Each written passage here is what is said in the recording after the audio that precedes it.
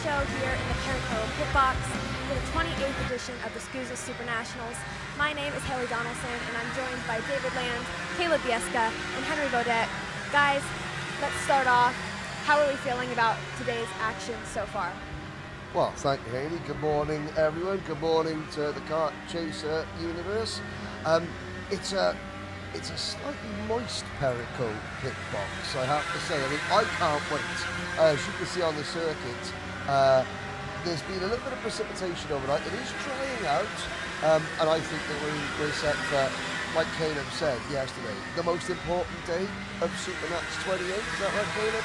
Yeah, that's one of the biggest points I think that I made yesterday, right? That this is, and we spoke about it this morning as well, that this is the heaviest weighted day, if you will, with 2 heat races that are coming our way today. But again, already, like you said, it's a tricky start to the morning with mixed conditions, and walking the paddock a little bit this morning. Some drivers opting to go on slicks, others as well going on wet tires, but that's a used wet, so already scrubbed in, quote unquote, an intermediate tire, which was not really an exact compound for that, but an intermediate is a used wet tire. So that's what I've kind of seen this morning of what drivers have kind of opted to go and use this morning. So for myself, I mean, I've also seen a lot of drivers opt to not go out this morning, which I think is almost even better, because it should be dry later on today. So you're not going to find anything too relative. I think if you are out there on the racetrack right now on a mixed compound, which is the used wet. So that's what I think. If I was racing here this weekend, I think I'd sleep in a little bit longer today. Yeah, I think if you look at tomorrow, we're really going to have to deal with rain. But this was kind of a teaser, if you will, waking up this morning and driving into the track and seeing a very wet paddock area. But I would say this, Caleb, to play off of your point, and the points that Henry was making last night, is that we might not have a really good idea who's going to win SuperNats today or at the end of today, but I think we'll have a pretty good idea who might be losing SuperNats. It's not going to make your day today, but I think today will absolutely be a breaking day for a lot of our competitors. So that's one of the storylines I think we're going to be following throughout this day, is who's going to be falling off, who's going to have mechanical difficulties, who's going to have accidents, and those things will really, really be key here on Friday. Looking forward into our heat racing later on today, what can we expect to see from these drivers? I mean, for the word go, if you qualified well, then you're looking to maintain. You don't want to undo the good work that you did yesterday. If you started, if you did qualify very well, then you've got to make progress, and you've got to make it in a hurry. I think we talk a lot about mulligans. This year, I don't think there's any driver in any class that can afford one DNF, one touch with a barrier, one, mechanical issue. There are no mulligans. I think it's Coach K, you're going to be one and done. Yeah, very well said there, Henry. I also think, Haley, you asked what we expect to see today. I think Heat 1 is going to be the most hectic and the most chaotic, if you will, of the day. It's the first time, we've been waiting, we've been off, haven't raced in quite some time leading up to this point, and I really think it's going to be one of the most chaotic sessions that we see throughout the weekend. That kind of sets the stage for the rest of the weekend. If you didn't qualify well, you're going to want to make moves, you're going to want to be antsy, and if you did, you're going to want to hold on to everything. So it's almost like a positive and a positive charge on a magnet. They're not going to attract. None of the drivers in K100 Junior, I'm just looking, they're all on slick tires. They all sort of, gambled and went out on slicks. And I think they'll considering there's no recovery vehicle going out, I think that that's probably, hopefully that is the end of the weather for today. The track is bone dry. We're back to normal Las Vegas. Bone dry. Moist. Are we still moist? Mildly moist. Mildly moist. Mildly moist. I love the qualifiers to mildly moist. I think I'm going to use that. I would say this, Caleb, too, is I think you've got a lot of frustrated drivers after yesterday. We're going to talk about some of that, right? So in classes where you've got 80, 90 karts and you've got all these splits, there's going to be some desperation, I think. Heat 1, Heat 2. Desperation. You're going to see guys that are going to go, I'm better than this, I know I'm better than this, and now I need to prove it. Yes, within the first 3 corners. Correct. Well, let's move it into a clip of our morning qualifying yesterday. What did we see out there? Well, I mean, obviously we've got 5 classes this morning, starting off under beautifully bright blue skies in KA Junior, and split into 4 different groups. The 885 kart, you can see there, making moves. It wasn't necessarily the cleanest start to qualifying. I think in the junior classes, we saw an awful lot of drivers, not like, here we go. This isn't helpful. You think drivers had about 4 flying laps in each session. This group ended up with 3 flying laps, and yet still nobody wants to be at the head of the train because the circuit is so fast, because the slipstream effect is so massive. You want to be 3rd, 4th car in line, and as you can see, it took time to sort of sort everyone out into an order that they were happy with. Now, when all was said and done, and there were still, issues going on, Ashton Woon in KA100 Junior came out on top. He went out in one of the later groups, so this is the 3rd group going out. And even now, this is a strange thing. Everyone tripping over each other to get off the pit lane, and then you get on the track, and then they start slowing down. Games. There was a couple of those yesterday where coming out of the pits, we had guys running over each other. I couldn't believe that.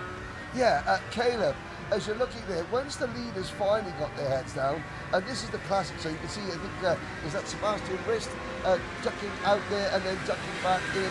This is the more classic qualifying action, yes? Yeah, this is a story of the Supernats, right? Putting yourself in a good position, trying to get in the lap. And this is, when you came down to the fast group, right? The likes of Noah Baglin, Dean Hugendorn were in that group. Travis Pettit, Ashton Woon, we talked about him not racing in the KA junior class throughout the year outside of select events. And then his first, or I would say one of his most recent starts on the year. He's able to capitalize and put himself on the pole position. But again, it's all about positioning, right? This entire session, positions change lap after lap, and it's a matter of, if you're like Baglin, Hugendorn right now, one of the premas that is, Travis Pettit and Isaac Malcolm, you're just a little bit too close to each other. You're tripping over each other at this moment. You don't have time to breathe. You don't have time to be aggressive into the braking zones. And for the likes of Woon, who's just a little bit kart lengths back, he's able to take advantage of the draft. He's able to, have clean air and push how he would like to. And then you move on later to the KA Masters here, Henry. Yeah, so I mean, in the KA Juniors, Woon, Antonino, Hugendorn, Medeiros, McCoy, the top 5, Noah Baglin, 10th. Okay, we went on to KA Masters. There is your reigning champion. Ben Cooper decides, right, I'm going to head out all on my own. And do you know what? He was the only driver yesterday who managed to get the jump at the start and was able to maintain a nice clear track, stay ahead of everybody. Behind him, look for the Comp Kart chassis, John Bonanno from Franklinville, New Jersey. He was the driver ahead of Ariel Castro, P2. Chris Vierheim has been, in and around Supernats for 20 years. He'll start 4th. Martin Stone down in 9th. Then he went on to the Masters. This was all about Billy Musgrave and Davide Fore. But you know what, Caleb? They concentrated too much on themselves and they forgot about Alan Shuto. Yeah, it was a great lap out of Shuto. And again, towards the end of this session, you'll see Musgrave, Fore, just that little bit too close to each other. And the same point that I made with KA100 Junior, right? You don't have the time, you don't have the space to really be able to extend the corner, to send it in a little bit deeper. And that right there is a prime example. The Praga just way too close to the factory kart in the closing stages of that qualifying session, where I think, Musgrave was okay, but I really think Fore got tripped up. Davide Fore chirping. I can't believe it. He never does that. And there's Alan Shuto, 23 years after his solo Supernats victory. Then we went on to the smallest class, and this was really interesting because we've got the number 1, the number 2, number 3 in the SKUSA Pro Tour, Micro Swift, Broden Stoffel, Lennox Lockhart, and Zev Gottschalk. It was chaos. But of course, in this category, this is the category where the slipstream is more important than anything else. Stoffel and Gottschalk working together. Lennox Lockhart was a little bit further back in the qualifying order, but this is where you've got your main rival. Let's stick to them and let's work together. Frenemies now, enemies later. Yeah, the SKUSA Pro Tour champ was looking for a pole position here at his second running at the SuperNationals. Wasn't able to get it, and Gottschalk was really able to use the draft to his favor, right? And that's going to be critical as well with Micro Swift and Mini Swift in the afternoon classes. Those are the really, really big draft-dependent classes, and a segment that we have coming y'all's way later on in the weekend, speaking to Natalia Balbo with Kart CRG USA and Factory CRG overseas. She said that in those micro to mini swift classes, it's almost flat out the entire racetrack. And again, last year we had a little bit of technicality with the chicane, but this year with turn number 8, it's huge drafting game, which I think is going to make the heat racing even more interesting. So just to quickly recap, it Seb Gottschalk pole. Then it was Patali second, Jack Katowski third, Aidan Go fourth, Lennox Lockhart, Brody Stowe for the top 6. So in micro swift, pretty much apart from Dutch Westbrook, who was a little bit further back, most of the main players are right up there in the front. In Junior K, Junior, yeah, Noah Bagley starting 10. Teo Salamao, massive surprise, down in 28th. In the KA Masters, Laurentiu Mardan, here's one, a dark horse. Laurentiu's been in the top 3 every single year. The KA Masters has been a thing. In 2023, he got DQ'd from 3rd place for not having enough bolts attaching his lead on. But he's only 28th. And then in Masters, yeah, all the talk, Billy Musgrave going for SuperNationals top number 6. The Jets are out early, ladies and gentlemen. If you weren't awake back home wherever you're watching, you're certainly awake now. Yeah, Billy Musgrave and Dan. That's Billy Musgrave right now. As soon as this plane is gone, I want to give you guys a second to talk about any other big moments or surprises that happened in yesterday's qualifying that we didn't get to see in that clip. It was a great overview, but obviously there was a whole lot more that we didn't get to see. Was there anything that you guys noticed that wasn't known? I mean, well, the amount of drivers that managed to go off during qualifying, we had a lot of spins, a lot of drivers heading out first lap, cold tyres, in the barriers. Yeah, throughout all the classes, right? We even saw it yesterday in the afternoon with, Pro X30 9-time champion Ryan Norberg, right, where he put himself in the wall as well at the start of his qualifying session, if you will. So that to me are some of the biggest keys. I think KA Senior, seeing that class specifically, which I know we're going to dive deeper into, there's a lot of drivers that are misplaced all over that field. So, to me, there was a lot of games being played in KA Senior. Of the 2 sessions, the morning session and the afternoon session, I think the classes that went out in the morning session, and I don't know why this was, maybe it was because, it was slightly cooler. Obviously, the drivers that are doing double duty, and there are drivers doing double duty apart from micro, all the classes that we see in the morning, there are some drivers in each class doing 2 classes. I think, and I don't know why it was, but the morning classes generally went a little bit more closer to the form guide than the afternoon sessions. Maybe it's because as the day went on, it got a lot hotter, the drivers got a lot more antsy. Maybe they got a little bit more confident, thinking, oh, okay, well, I know my way around this circuit now. And they took a few more risks in the afternoon, and it all, not for everybody, it didn't quite pay off for everyone. Caleb, David, I'd really like to hear your guys' opinions on this. You guys spent some time down on pit lane yesterday. Did you get anything specifically on that, on why you think that might have been? Well, I think, to Henry's point, when you go out in the morning, you have less time to think about it, right? And if you have all afternoon and all, if you're going out late in the afternoon, you've been sitting there thinking about it, especially if you're coaching, right? You're just sitting in the paddock watching everything going, I can do that better. And, once you get hyped up, amped up, you get out there, and then the mistakes come, right? So I think maybe that was part of it, just as simple as, well, if you got a little bit of sleep in your eye and you've just gotten up, you're thinking a little more clearly. I think the conditions in the temperature was maybe the biggest thing for me that I saw, especially yesterday. We're going to get to about the same. I think today is the hottest day that we have on the schedule. We're getting up to 80 degrees almost today. So I think when I hope. Come on, 80 I hope degrees. it's soon. So I think that's the biggest factor for me, right? It's usually that little bit more toasty here in the morning before that lunch break, peak sun hours here in Nevada. So that to me is why we saw more of that yesterday in the morning. And I just want to quickly tap into David's IndyCar knowledge. Okay, we talk about the the qualifying sessions from the morning to the afternoon. You take bump day or even pole day at Indianapolis for the Indy 500. Is it still true that drivers going out later in the afternoon, they've got more time to think about it, they make more mistakes later on? Well, for sure, and specifically in the case of the Indy 500, you don't want to be later in the day because it is hotter. So I think it's both sides of it, right? It's less time to think and better conditions if you go out earlier. Well, we've shown some love to our support classes and covered them. Let's look ahead into our KA senior qualifying. Yeah. The deepest field, 24 potential winners easily. The first group going out, there were big names out there. And again, you don't want to be doing that. You know, nose cone penalties early on. That was one of the national motorsport carts.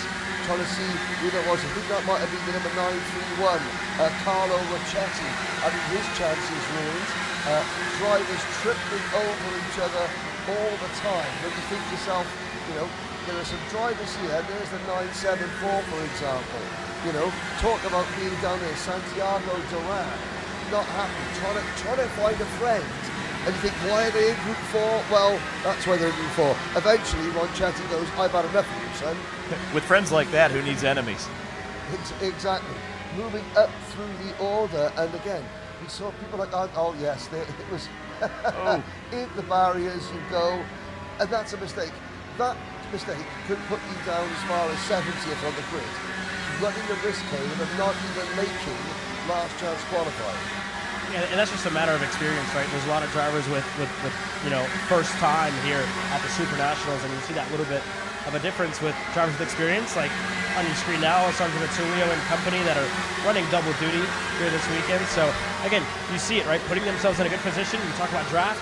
That's exactly what they're doing. Brandon Lemke, winner of the SuperNationals back in 2021, putting himself in a great position. And that was Jensen Burnett.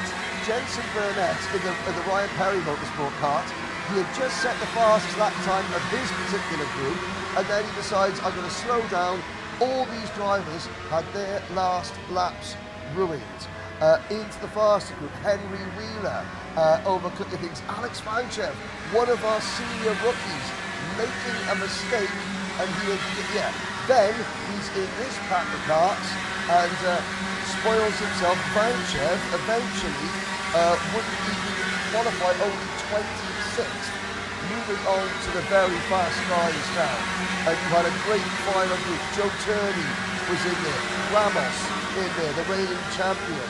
But of course, the gamesmanship really picked up.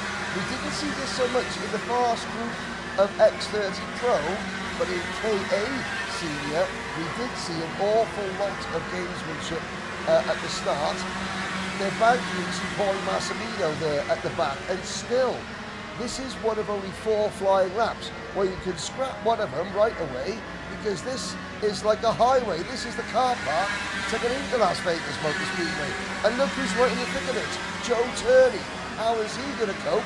But check out his teammate, Jacopo Martinezzi, behind him. Yeah, Jacopo with a great lap, but again, it took them a while, right, to find that position, to get themselves into a comfortable zone, to really try to put in a lap. As they worked their way through, right, the likes of Chase Gasly, Joe Turney, Caleb Gaffera, and others, they were still making moves. Eli Warren, you see it there on Ty Fisher, right, Joe Turney on Chase Gasly, Caleb Gaffera on Gasly as well. Nash was in that mix. So everybody was just trying to reposition themselves as the session went on. And we saw it, right? Some drivers pushing the limit maybe a little bit too much towards the end. We saw that with Joe Turney, those last couple of laps, those last couple of corners on the last lap. You know, we were looking at Joe Turney. At this point, Joe Turney, we thought, had pole position. But even the very best can make slight errors, just like that. That cost Joe Turney pole position, because that was the final lap. And about 10 kart lengths behind Joe Turney was his teammate, Jacopo Martinezzi, who wasn't slowed down, because that didn't just slow Turney down. It slowed Jake Drew down. It slowed Caleb Gaffara down, and it allowed that man there, Jacopo Martinezzi, on debut to snatch pole position. Turney will be P2, but Drew and Gaffara, they'll go from row 3. Enzo Montiel, Blake Nash, the top 6. But check this out, Paulie Massimino, P16. Alex Vanchev, after that mistake, P26. Marion Kramer's P30. But that's still better than Caden McQueen, 35th. Caden McQueen 2 weeks ago was winning, now 35th. Don't forget, it's only the top 34 drivers that automatically go through to the main. So, for example, Caden McQueen 35th, Frankie Mossman in 40th. If they plateau today and stay where they are, we'll see those two drivers in the LCQ tomorrow. That's unbelievable, isn't it? I mean, that was kind of one of the drivers I was looking at today, is can Caden McQueen move up through this field? And, you know, you talk about it. He won in Vegas last week, 2 weeks ago, right? This is not a driver he's one of those drivers I mentioned who's probably going to be a little bit more aggressive. He's going to be telling himself all night and all morning, I can do this. I am fast. Why am I back here? Well, I'm going to prove everybody wrong very soon. Well, we've covered yesterday's qualifying. Let's bring it back to today. Let's talk about our heat racing that's coming up. Do you guys have any early predictions on what we might see today? Chaos. Yes, we do. I predict, first things first, getting through turn 1 and turn 2. There will be some races where, I won't say the vast majority, but we will have 10, 12 karts, not in the barriers necessarily, but drivers spinning and other drivers going off in avoidance. And so we're going to see several races where, the hornet's nest is going to someone's going to get stung. But we are going to see lots of clean first laps as well of that, I'm sure. That's prediction number 1. Yeah, like I mentioned earlier, right? It's going to be hectic, and everybody's just kind of been sitting around all day for the last month and a half. If you haven't raced since the Pro Tour, you've been sitting around for a little bit longer than that, since almost the summer when we were at the Summer Nationals. So it's been quite a while, right? And then you get to this event, and you talk about it all, right? Just the level of this event, and whenever you get into those tram lines today, everybody's heart rates are going to be through the roof. You're just nervous of getting going here. And again, this event, more than anything, means the world to a lot of these drivers, right? So it all starts today, and I really think Heat 1, it will be chaotic. Heat 2, I think it's going to slow down a little bit more. David, I'll let you give your 2 cents on that real quick, and then I've got something else for you guys. I'm sorry. It's great to have an air show, isn't it? I mean, we get an incredible show on the racetrack, an incredible show in the air. I mean, I can say it is impossible to hear each other talk when the jets go over. Am I right in saying, and I know David, you're going to pick it up, Nellis Air Force Base, is it the largest US Air Force base in the country? Some people were telling me yesterday they think it is, if not the largest, one of the largest. They certainly have an awful lot of hardware there. They have the largest budget. I don't know if it's the largest physically, but jet fuel ain't cheap. I don't know if you know this. I think it's the only thing more expensive than auto racing. Yeah. These guys fly over 20 times a day almost, it feels like, Isn't that insane? I mean, it's pretty awesome. There's no doubt about it. Caleb, you brought up the tram lines earlier. I want to talk about who are some of our typical heavy hitters that we've seen this season that have some work to do. Yeah, I'll wait for X32.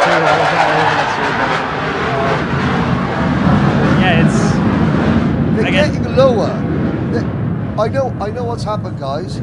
They've seen the Pericos on the top of the Perico pit box, and one of the pilots they want to try and get them to try and scoop a Perico to take it up. I'll answer Haley's question here real quick. I think another thing that we're going to see as well today, especially, a lot of drivers are going to try and take advantage of those tram lines, right? We're going to try to beat the flaggers to the green flag. You're going to see a lot of them try and move out of the tram lines early, and that's where penalties come your way, right? If you try and take advantage, kind of bend the rules, if you will, they're going to move out of line, try and, get a monster start here, which I think is going to ultimately, more than anything, kind of force the issue here a little bit. You're going to see a lot of 3, 4 wide almost in a turn number 1, and that's never going to work. You know, Caleb, we talked about mechanical failures. We talked about crashes. How devastating can a penalty be today? That's a lot. And again, I really look back to last year with Paulie Massimino, right? I'm not sure if it was either on the Saturday or the Friday. One of the days a penalty went his way after an incident on the racetrack. And again, Paulie, if you remember last year, he was the guy to beat in KA Senior. He was going to return to Super Nationals victory after winning in 2019. It's been a while since Paulie's been on that top step. And again, you got to remember, right, the history of this class. It started back in 2018. The first winner was Steve Barros at Super Nats 22.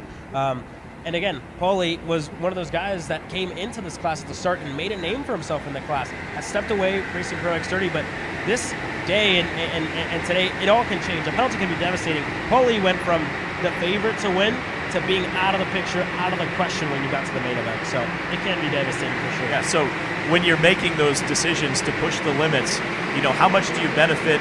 How much are you willing to risk? I mean, that's the thing, right? We're talking about chaos, we're talking about risk, but today it almost seems like being conservative would give you an opportunity. Wow. It's what I think is we're going to see for certain is going to be you've got masters, the two masters classes. You know, the winners are the heat winners today are the ones that are starting in and around the top 10. Okay, same in Microsoft. I think you've got in senior and junior KA, we're going to get heat winners or contenders that aren't in the top 10 on the grid. They're the two classes that we're really going to see where you have, as long as it stays dry, you know, as long as it stays dry on track, you can make moves. Okay, you could be a Marin Clemens, and you could be, like starting row 15, row 12, and use the track experience.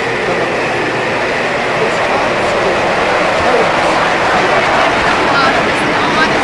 No idea what you said. But you know what our sponsors. Oh yeah.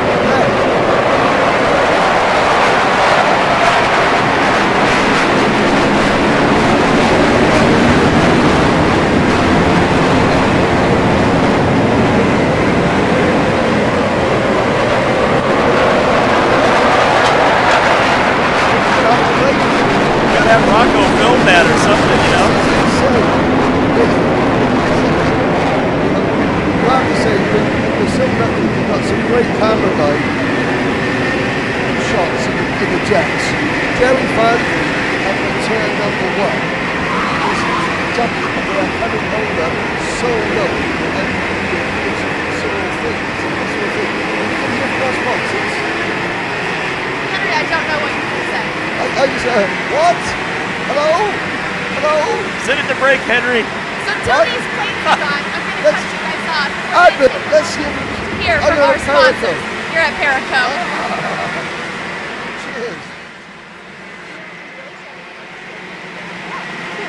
Oh my god. Can I show you this cute dress I just got? Yes, of course. Oh my goodness, it's so cute. I just love shopping. I love shopping too. Oh my god. Wait, did you guys say you like shopping? Of Yeah. course. Well, dude, I have the perfect place to do that at. ShopPayCara.com. At ShopPayCara.com, you can get free shipping on orders $200 or more. You can get anything you want, like MXC rims, gloves, rib vests, shoes, anything that you need, all at ShopPayCara.com.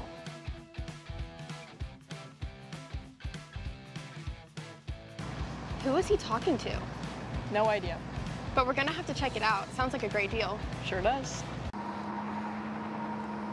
Cat food marketing. $9.99 a month. Dude, Caleb, wake up. Dude, we're live in 5 minutes. Let's go. Come on. What are you doing? Dude, I'm so sorry. Xander had me in a cat food marketing meeting till like 2 a.m. last night. Come on, man. Do you have anything I can drink? Dude, I got the perfect thing for you. Perico. It's a healthy energy drink alternative. Perico, non-GMO, gluten-free, kosher, magnesium, B12, B6, Yeah, it's good. B5, biotin, and 0 sugar? Pericazo! Try Perico, made with natural ingredients, organic caffeine, and supports your metabolism. Try the new official energy drink of Kart Chaser.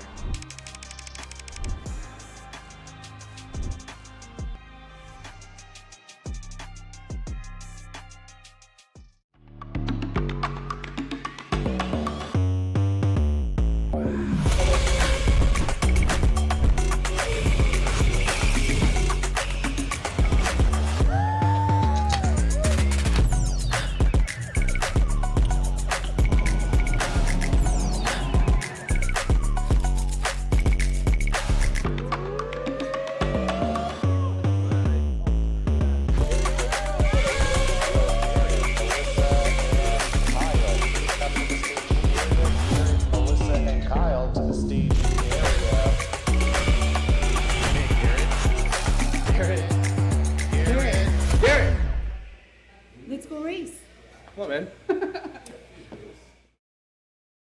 This is Henry. Henry feels sad. Henry feels sad because it's time for his next big race and his go-kart is in bits. Henry doesn't know that Acceleration Kart Racing is the United States' #1 shop for all of your karting equipment needs. Henry also doesn't know that Acceleration Kart Racing can deliver anything from tires to race suits and even wheels directly to your front door or to the racetrack itself, quickly and efficiently, with tech support available 6 days a week. Poor Henry doesn't even know that Acceleration Kart Racing offers free shipping to mainland USA on selected product if you spend $200 or more. Do yourself a favor. Go to accelerationkarting.com and make sure that you are never left stuck on the pre-grid with Henry. Be smart and don't be like Henry.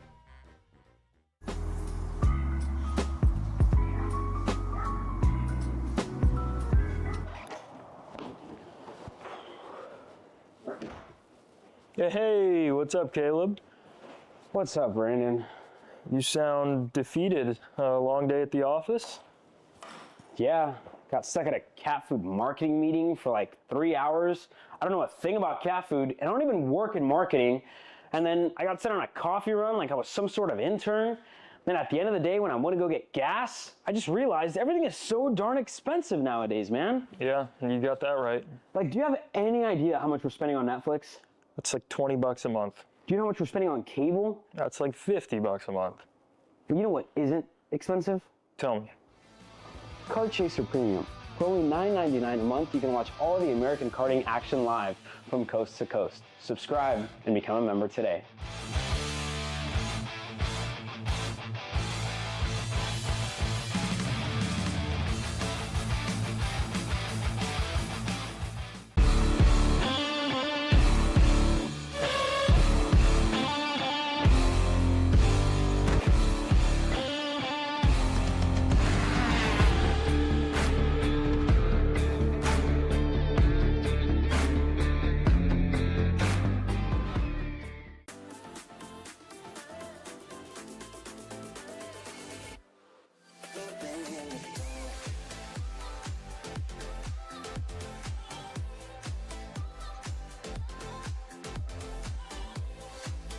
Are you looking to take the next step in your racing journey? Well, look no further than PitFit. With 2 locations in Charlotte, North Carolina and Indianapolis, Indiana, PitFit trains drivers all the way from grassroots level karting to IndyCar and NASCAR with top-of-the-line personalized coaching to improve physical and cognitive fitness. For more information on programs, check out PitFit on Instagram or Facebook today. Are you ready to get behind the wheel? From Formula One to NASCAR and IndyCar, all the pros start here.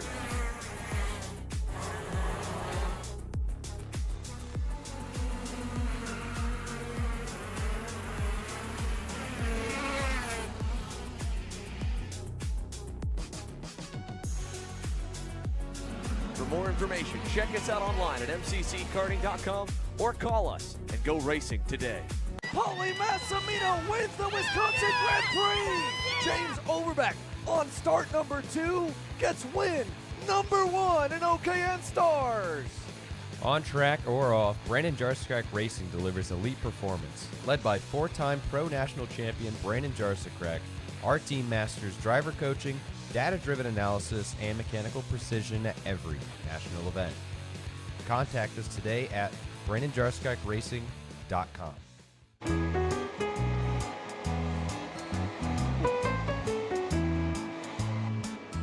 Gee, looks like we're missing the engine. What the hell am I supposed to tag? What do you mean? It's my Greyhound. It's all I need. Where's the rest of it? It doesn't matter. It's a Greyhound. You gotta make way. Okay, you're good. Sitting by here with Kyle, our race winner. Tell me how you did it. You were blazing fast out there, and I mean, you don't even have a go-kart, man. Tell me about it. Yeah, you know, Norberg, Schmorberg, the Greyhound-powered Greyhound was great today. You know, it makes the difference. And the team's been working really hard back at the shop, and, you know, just shout out Greyhound. Thank you, Kyle.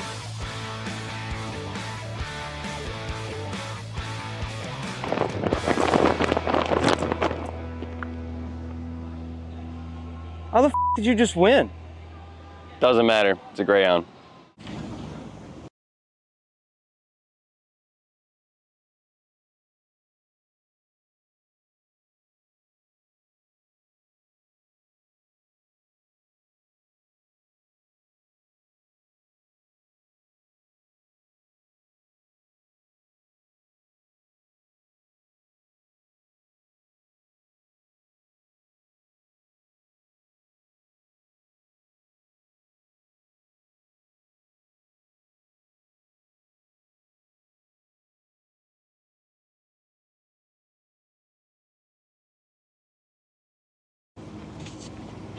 Whoa, what are you doing? It's got my new Greyhound seat. You don't even have a cart. Doesn't matter. I have a Greyhound.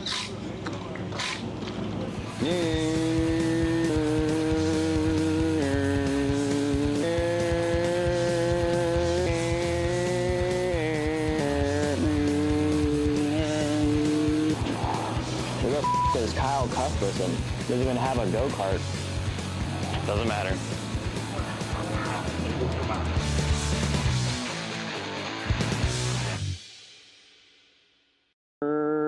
Cuthbertson threw on Turney. Turney in the dirt. You know, I'm really starting to like this go-karting thing. Yeah, me too. Oh my gosh, can I show you this cute dress I just got? Yes, of course. Oh my goodness, it's so cute. I just love shopping. I love shopping too. Oh my god. Wait, did you guys say you like shopping? Of course. Well, dude, I have the perfect place to do that at. ShopPayCarrot.com. At ShopPayCarrot.com, you can get free shipping on orders $200 or more. You can get anything you want, like MXC rims, gloves, rib vests, shoes, anything that you need, all at ShopPayCarrot.com.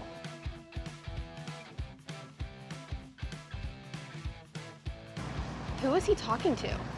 No idea. But we're gonna have to check it out. Sounds like a great deal. Sure does.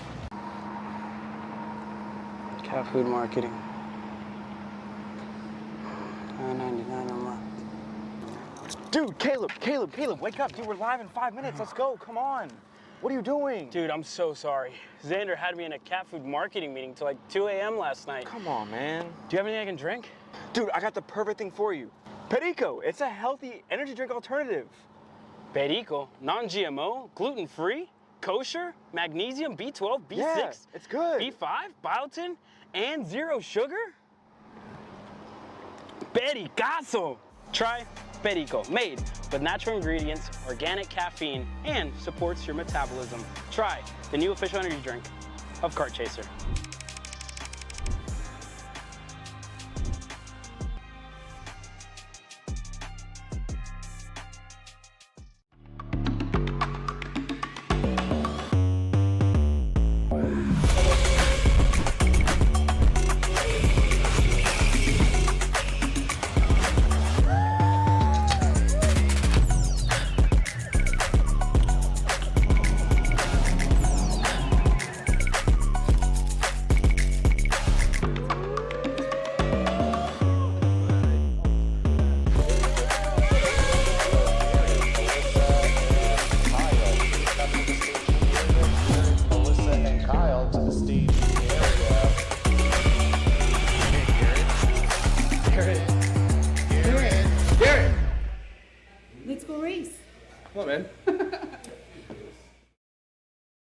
This is Henry.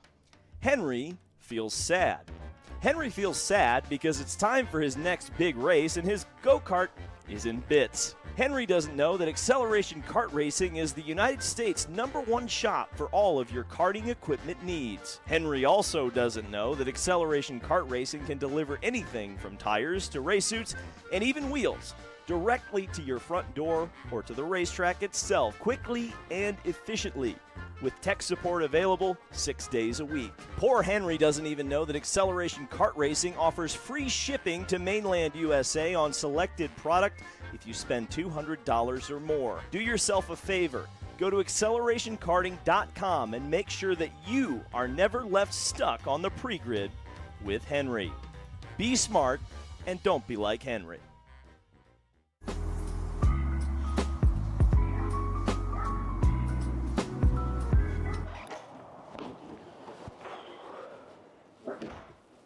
Hey, what's up, Caleb? What's up, Brandon? You sound defeated. A long day at the office? Yeah, got stuck at a cat food marketing meeting for like 3 hours. I don't know a thing about cat food, and I don't even work in marketing. And then I got sent on a coffee run like I was some sort of intern. Then at the end of the day, when I want to go get gas, I just realized everything is so darn expensive nowadays, man. Yeah, you got that right. Like, do you have any idea how much we're spending on Netflix? That's like $20 a month. Do you know how much we're spending on cable? That's like $50 a month. But you know what isn't expensive? Tell me. Kart Chaser Premium. For only $9.99 a month, you can watch all the American karting action live from coast to coast. Subscribe and become a member today.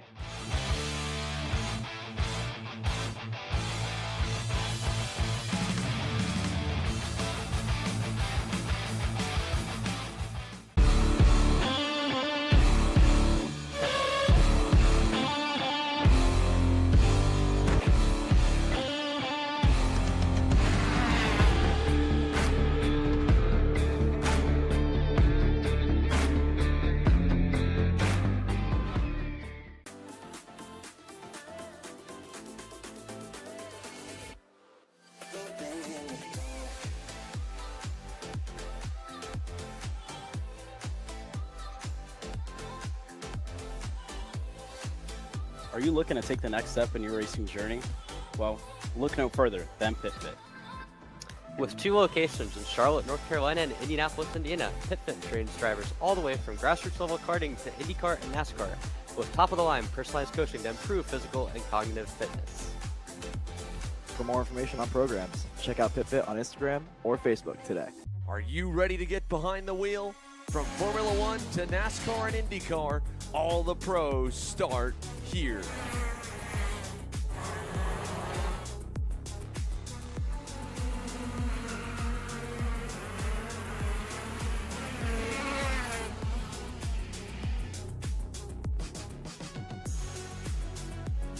For more information, check us out online at mcckarting.com or call us and go racing today.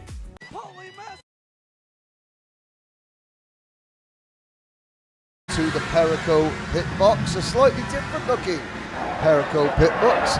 Mike Smith joins us from the commentary box, but our first pro shifter driver of the morning, Gavin Bailiff, joins us. Gavin, first of all, congratulations, P14 in qualifying yesterday.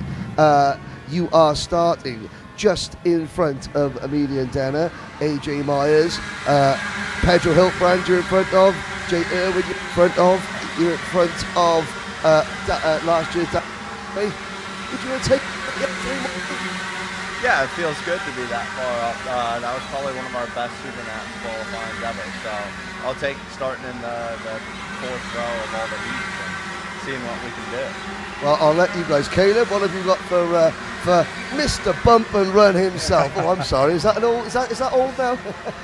No, I don't think so. I heard they wrote a rule on it for this. Yeah, exactly. Call it the Gavin Bailiff rule, right? Yeah. No, nonetheless, Gavin, you've been busy last couple months of you. Last month and a half, you just went over to Europe. I know you took part of the KZ2 World Championship. Tell me about your experience over there. I know it didn't go as planned, but just tell me how it went for you.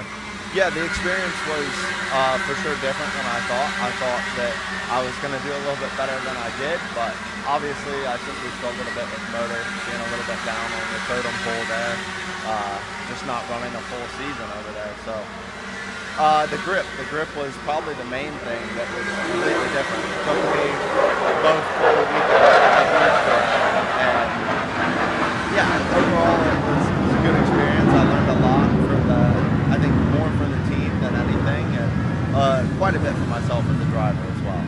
Yeah, and to second that, here's a flyover going on. So to second that here, Gavin, again, you talk about the grip levels that were different there. I know there are a lot of drivers that are out there, but this is the first time that you've been on track since, if I'm not mistaken. How has that, helped you, benefited you this weekend, or hindered you, if anything? I think that it benefits me in some ways. I learned a couple different technique laws over there, driving in their high grip. And I think some of that can apply to the way that you can maneuver the go-kart around these tracks in America as well. So learning that was definitely beneficial. Mike, what did you notice from Gavin, from your position in the commentary box during qualifying, the difference between how the kart was going and, What was your perspective? Well, I mean, it seemed to me like it was all about trying to find some clean air and try to make sure you're able to hit the mark the way you want to. I mean, one of the things I talked about in the show was trying to make sure you didn't get balked in the center of the corner. Like, you get down in the gears, but you want to be able to hit it when you want to. I mean, from your perspective, how tough was it trying to find that clean air and try to hit the marks you wanted to hit and not be dictated to by the other drivers? It was difficult. Rolling out last on the grid, or not last on the grid, but farther back on the grid, but being in the fastest group, there was, I couldn't give a big enough gap. Every time I tried to give a little bit bigger of a gap, I would end up catching people that were racing. So I don't feel as though I got the optimal qualifying, but I think it was made the best of what I could do. Yeah, as you say, you're starting off on the 4th row, right? As you cut things in half from the 14th, starting P7. Inside on the start, we talk about hole shots being a big deal. What's your goals there? You try to get that clutch down and get off. Are you going left? Are you going middle? Do you have a preference? I don't know. All last year, I was dealing with someone in front of me that couldn't slip the clutch very well. So I'm just hoping, being up farther in the front of the field, everyone can get off the hole better than I could imagine last year was. And again, it's been a big change for you, right? Last year, I feel like more than anything, you always found yourself trying to dig yourself out of a hole. This year, you come to Speed Sports, round number 1, and you win a race. I know that definitely wasn't on your bingo card coming into the year, but the progression has been great from the team, and as well, your all's first year on the Burrell Art material. Yeah, this was the deciding race last year on whether or not we were making the switch, and yeah, the whole Burrell Art family has been great to us since the start. I mean, And we're just looking at it on the there we screen are. here. What are your memories of that day? Now you've had a season, you know, a full season to sort of think about it. Yeah, take us through the memories, the emotions then, the emotions now. Yeah, it's still a little surreal to me. Like, I still don't quite know how to grasp it. I wasn't on the bingo card at all, like you said. Coming off the Winter Series, we had some podiums, but we were definitely not expecting to win the first round in Houston, and obviously with the bump and run, I had to go for it, try and get that first win. Do you know something? But you joke about, you know, Mr. Bump and Run.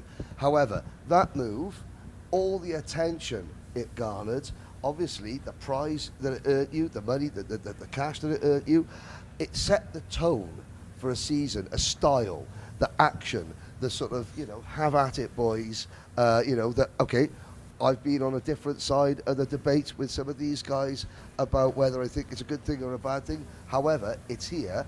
It certainly created, you know, a huge amount of anticipation and excitement. Obviously, you're a beneficiary of it.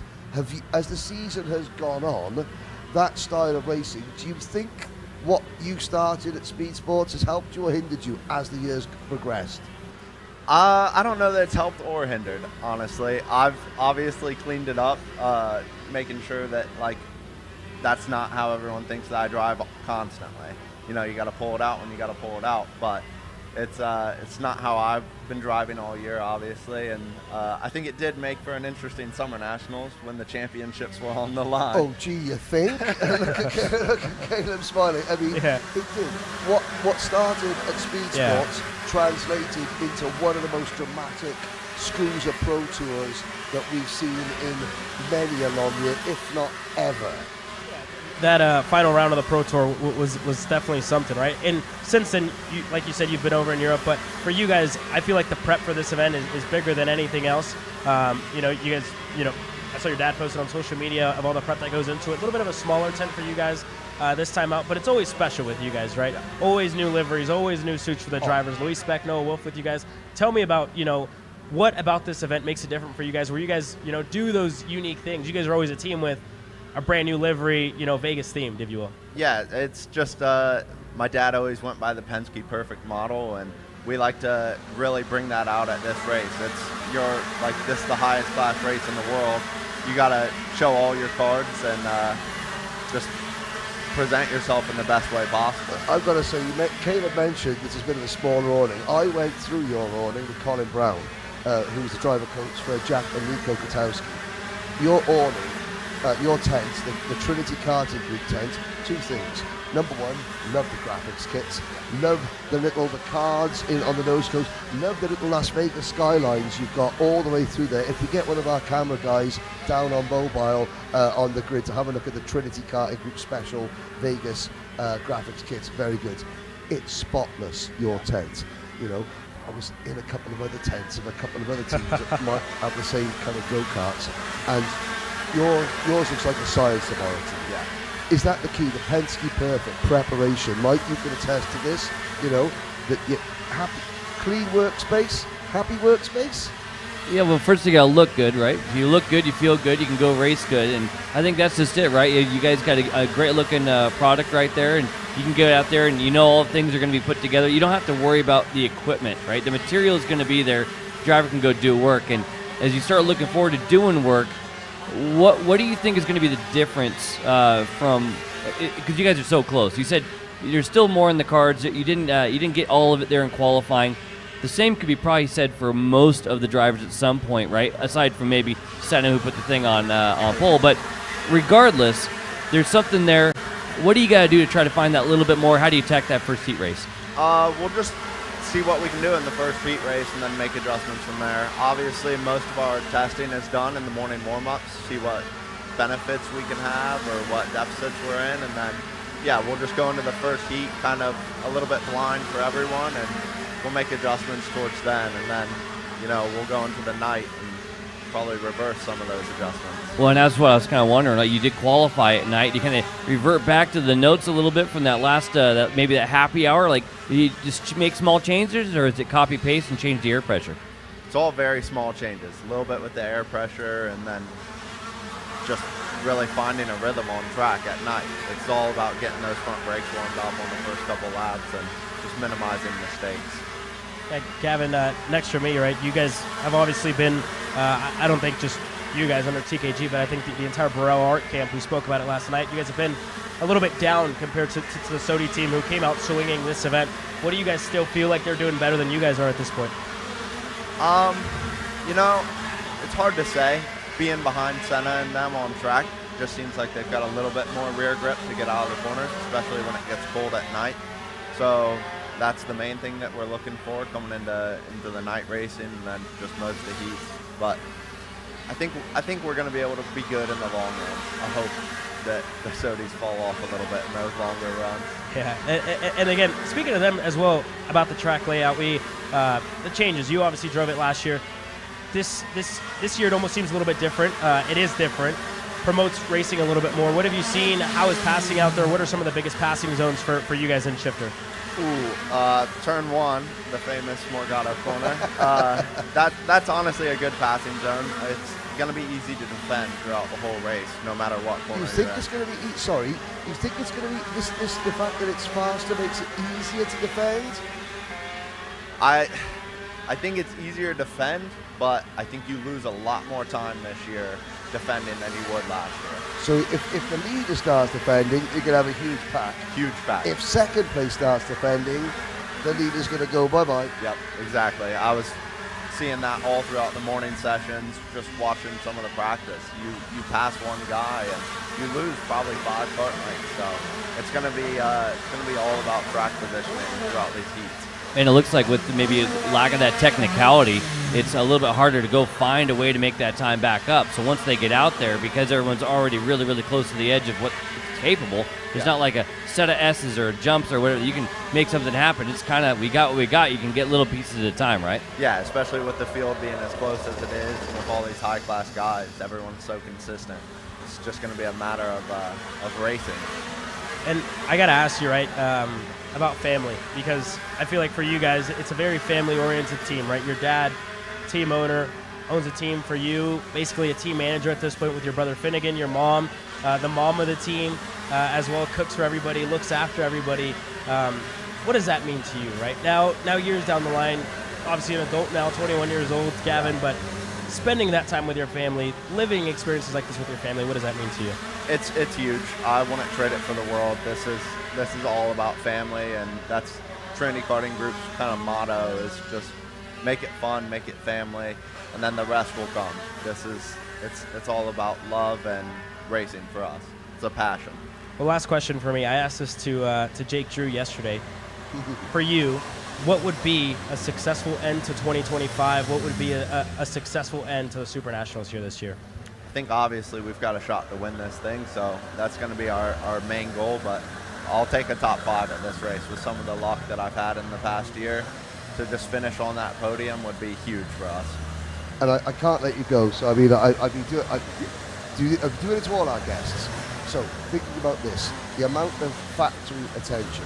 Okay, you've got Ron Sala, you've got the main guys here, Daniel Sleever from IPK, you've got Mr. Chiesa here from Kart Republic. On the track, you've got, how much is it going into your mind? Okay, I know that there's PSL, there's yourselves. Look, we'll let that barrel go. Don't let the Sony kart win. How much are you looking out for the Maranellos, the Formula Ks? Is that coming into the factoring, the fact that what chassis manufacturers the teams using more than they would in a Pro Tour, a little bit more like at a World Championship level? Right, yeah, I'm a huge team player, so if we can get a Burrell to win this thing or be on the podium, whatever it takes to put our product on the top step, that's more big for me. Than it would, say, a domestic level event, because of the amount of attention, because the amount of different people that are here. Is it becoming more like a mini World Championship where, hey, I want to win, but the chassis manufacturer, the colours that I represent, that's a secondary thing, or sometimes even a primary thing?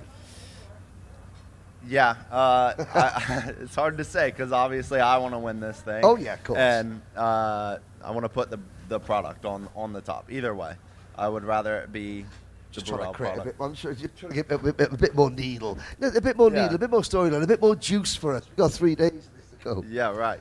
Yeah, no, I'd rather see our product on top than any other product. So I'll do whatever it takes to. That's what we want to see. That's what we want to hear. That's why this is the biggest stage for karting. Other events, have got different platforms, but Vegas is the biggest stage for our champions. Gavin Bailiff, thank you very much for taking so much time out of your morning. Good luck. Mike will be watching you from the commentary box. We'll be watching you from the Perico pit box indeed. Perfect. But as Gavin Bailiff will go and set himself up for a morning's watching and an afternoon and stroke evening's racing. Of course, it was a couple of years ago that we were talking about someone like Gavin as being a rookie in the pro classes. This year's rookie crop in the 2 pro classes is exceptional, Caleb. Thank you. Yeah, the rookie classes have definitely been interesting, to say the least, throughout the year. Alexander Vanchev, a great showing for him throughout the SKUSA Pro Tour, was able to double up. You talk about James Overbeck as well, rookie in 125cc this year in 2025. And again, a couple of wins to his name when we were over at Newcastle Motorsports Park for the Stars Championship Series, was able to get a win there. And then again, here at the SuperNats last year, you got to think about X30 Junior here as well, Henry. I believe this maybe a little bit, this was 2 years ago, sorry, 2 years ago. Turn Apologies. What a 2023 did Checo Brown have? But of course, you've got other drivers moving up. And of course, Daniel Vasile last year. Massimo Valiente there as That's well. Massimo Valiente moving up to senior. I mean, we've got Lewis Goff. We have got Chico Brown, Alex Vanchev, Diego Ardiles, senior in rookie in Pro Shifter. We've got Gage Korn, rookie in Pro Shifter. This is going to sound strange, and I'm always hesitant to put one of the announcers on the spot because announcers don't make predictions; they just call the action, and that's the thing. Announcers, they've got to be completely unbiased. We're here to make predictions. Mike, how much of a shock would it be if you have a rookie in either Pro X30 or Pro Shifter on the podium, if not winning? I think that calling them rookies is sometimes a stretch, too, if you think about it. I mean, they may be rookies or, say, new to the class, and for that reason they're a rookie. But a lot of these drivers, you can't call Brown a rookie in the true sense of doesn't know what he's doing or new to the package. He knows this stuff already. And that's kind of the way I look at a lot of the rookies in that regard. So do I think there's a shot at a rookie being there? Sure. I mean, at the end of the day, you got to put yourself in the right position. And, hey, it's Vegas. Anything can happen. Yeah, and I get to add a little bit to that point, right? There's a lot of drivers who have done a lot. We saw there with Cash Perkins. He's the big one. News there that David Cole and Rob Howden over at eKarting News posted about, right? The move for Cash Perkins to Speed Concepts Racing. That's a new addition for him, right? Under the tutelage of Austin Garrison, a driver who's coming off a Pro Tour championship. And again, for Cash, it's going to be a learning experience this weekend. His first time in an X30 package. His first time racing against those guys that he's been watching from KE Senior. And again, that win finally came his way over at Route 66 when we were over at Dowsman, Wisconsin. And again, just like him, Chico Brown's here for his first. Vanchev, a great word with him yesterday that's up in our social media now on our Instagram and Facebook. Speaking of him, it's almost nerve-wracking, if you will, driving with those older drivers, but you have to remind yourself, I'm here for a reason. I'm here to compete. I'm here to fight. I'm here to win races. So that's one of the things that Vanchev said. He said, I'm not going to let myself forget that I'm here to win. So you mentioned, so in X30 Pro, you've got Cash Perkins, not a rookie in terms of rookie driver, but a rookie in terms of that class. I would throw, obviously, Chico Brown, so successful in the FIA championships, didn't have the results that his talent certainly warrants this year in the final. Alex Vanchev, ride the crest of a wave in juniors, moving up to seniors. I'm going to throw, being European, being British, I'm going to throw a Lewis Goff up there. Third in the Rotax Grand Finals, Junior Rotax last year. Second. Won the Rotax Winter Trophy in Orlando at the start of this year. He's looking to round out possibly his karting career before he moves to sports car racing here in senior. So there are some of the pro rookies, and of course in shifter, Gage Corn, 14 years old, all the rage. I know qualifying didn't go well, and you were watching it in qualifying yesterday, Mike, but so talented. Yeah, the one thing I'll say real quick about that thing, I think being a rookie at the event makes more of a difference than a rookie in the class. It's your first time Supernats.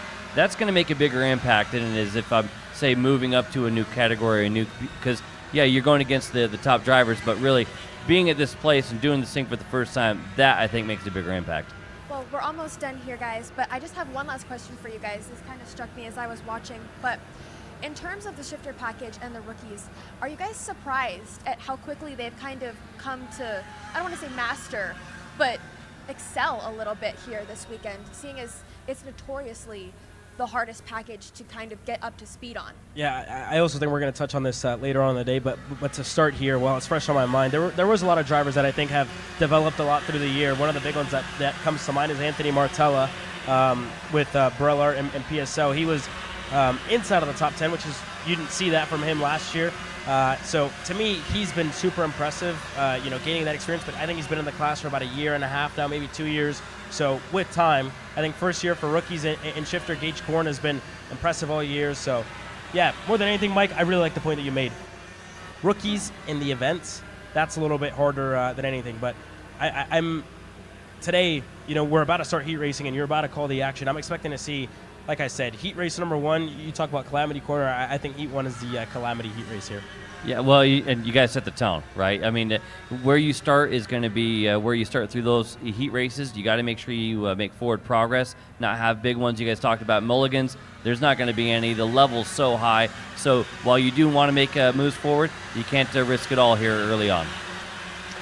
Yeah, I think you're right. I think one brush with the barrier, one finish outside the top 20 in any of the classes, you are toast.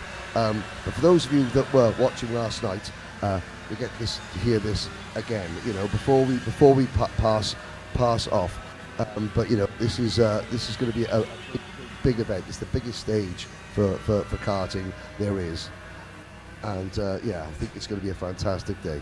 Well, that's all from us here on today's morning panel show in the Perigo Pit Box. We will all be here later on today for our lunchtime show and our evening show. We will see you then, and thank you for watching.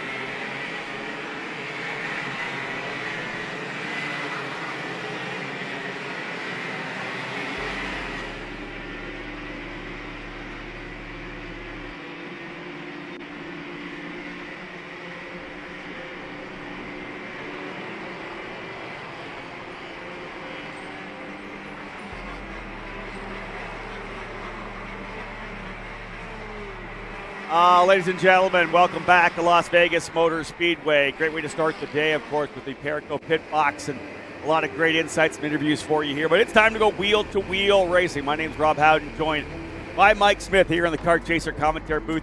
Excellent start to the morning. And again, it's time to go wheel-to-wheel. Let's put it that way. It is time to go racing. You see the starting grid popping up for you there. Say hello to those of you who are watching on the Kart Chaser YouTube channel. It is time to get things underway. Just getting live timing fired up here for us as well. We'll get ready to roll. Green flag gonna fly. We're underway for the first time. Green, green, green. Wheel-to-wheel racing. Big slider. Ashton Wood throws it into the bales. Besides, he got into the braking zone and just the back end swapped angles, and he wasn't able to hold on to it in the fence right away and the barriers. Another driver actually going into the pit lane and coming around and into the fence. Yeah, I believe that might have been Cole Medeiros off the racetrack. He cannot believe what just happened. Your front row done right away. That's it. The front row came in. You saw that as they lost the rear end of the car as Woon on cold tires threw to the inside and just lost it on the track that is, as we know, a little less grippy than it was yesterday. Overnight rains, Mike. We had actually some rain earlier. Drivers were on rain tires at the start of the session this morning, the warm-up section. What a wild start to the day. You can see it on the ground there on the actual racetrack where the light bits, it's pretty much dry right there, but these little bit of like weepers, if you will, like the dark bits, there's a little bit of water inside those cracks, and if you run over there, we know there's a spot, a little bit of a hole, if you will, going into the turn 13 corner where you hit that's going to splash that water off. And hey, one other thing too, Rob, water on top of the barriers. If the barriers get clipped, if the barriers get hit, it brings that water on the track. Yeah, look at these guys all sliding around on the racetrack right now for the first time. Let's press the reset button here now. What a wild start to the first round of heat races. An issue for Ashton Woon down into turn number 1, loses the rear, gets into Cole Medeiros. Medeiros, the only way he could go was off the racetrack, ended up going all the way into the pit lane, tried to get it rolled back around, but got into the wall, or the fencing rather, as he tries to get going there. But again, more contact further back, drivers getting together here. That's the number 832 of Dramlev. We do have a breakaway right now, though, with Michael McGoy leading Braden Wagner, Rousseau, Cox, and Shad, your early top 5. A couple of drivers breaking away. Mike, the chaos in the opening corner. Guys are checking up further back. It's an opportunity for a couple of guys to lock up and pull away. Well, like you said, kind of a reset button, right? We got through the chaos of the first lap or so. Things are kind of all over the place, but now it's like kind of woo-saw a little bit. All right, cool. This is where we're going to be at. If you're McGoy and Wagner, this thing couldn't have started any better. Now let's just go ahead and cut laps, work together. Again, this is A versus D. We've got a whole nother run group to go. It'll be B versus C. So there's lots of racing going on with these juniors. Again, 2 different heat races. And right now, it's about keeping things rolling, only lap 3 of 10. Yeah, let's have a look at the schedule here today as we get rolling on track. As we know, first round of heat races, second round, and then we'll head into that lunch break here trackside. A versus D, we mentioned KA 100 Junior onto the racetrack here. B versus C on the grid right now, getting set to go. It'll be the KA 100 Masters after that. We'll roll then into KA 100 Senior for the A versus D and B versus C heat race. Wrap it all up with Master Shifter and Mike Swift. That is the rotation for the morning sections here. And for the first time at SuperNationals 28, we are wheel to wheel. A wild start with the impact at turn number 1. We took out the front row. Pole sitter Ashton Woon falling deeper in the field. We'll see where he's able to get himself back up to. And McGoy and Wagner, 2 drivers able to pull away early. Contact right there. We saw a little argy-bargy. This is the fight for P2, the second place scenario we're talking about. That was the 815 of Cox, Easton Cox. He had it and actually saw him defensive before. Look, there's a little bit of a defensive move, reactionary move down the straightaway. Really trying to cover the spot. I think that's the Rousseau. Yeah, Rousseau's going to carry it through here, going a little over under 838 of Shad right there. He's going to move to the inside, more defense. And hey, they know they can't catch the leader, so now it's like, how can I hold on and try to get the best of the rest, which would be third rather, not second. Yeah, that's that big battle in the back after the front-running drivers have pulled away. So again, let's have a look as they're settling in. This is the battle for third, fourth on back right now. The leaders have gone. But we're going to get a chance to have a look at the replay right now. What happened, folks, at the start of this one here. Here they are coming down into turn number 1. Watch Woon on the inside. He starts to lose the rear, and not only does he lose the rear, and Mike, we'll come to you as our driver analyst, he loses the front as well. Yeah, actually, he might have had a little bit of love. Typically, you're going to get shoved into the corner at the start, and it's just your job to try to slow it down as much as possible. But with cold tires, maybe a little bit of a slick track, because look at this action down in the first corner. Again, that is Cox trying to hold on to the 8:15.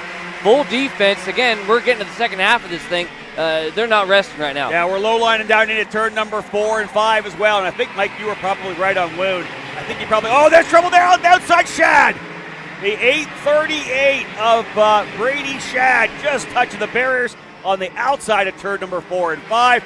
Chaos reigns here in the opening heat race for the drivers in KA100 Junior. Brady Shad from 3rd or 4th on the track off. But you see a lot of action here coming down into turn number 10. Crazy chaos to start the day here with some wheel-to-wheel racing, driver errors.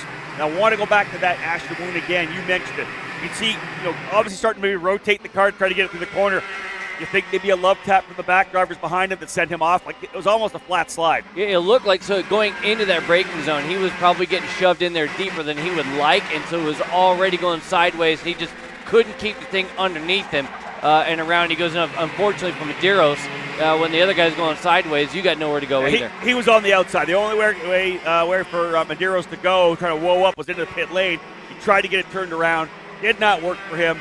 And that's why he is out of this race. Again, looking online here, the leaders are McGoy and Wagner. Those two drivers trying to capitalize. Big move to the inside for Rousseau. He'll take that spot away from Cox again. That's 3rd, 4th, and 5th. They pull a little bit away here.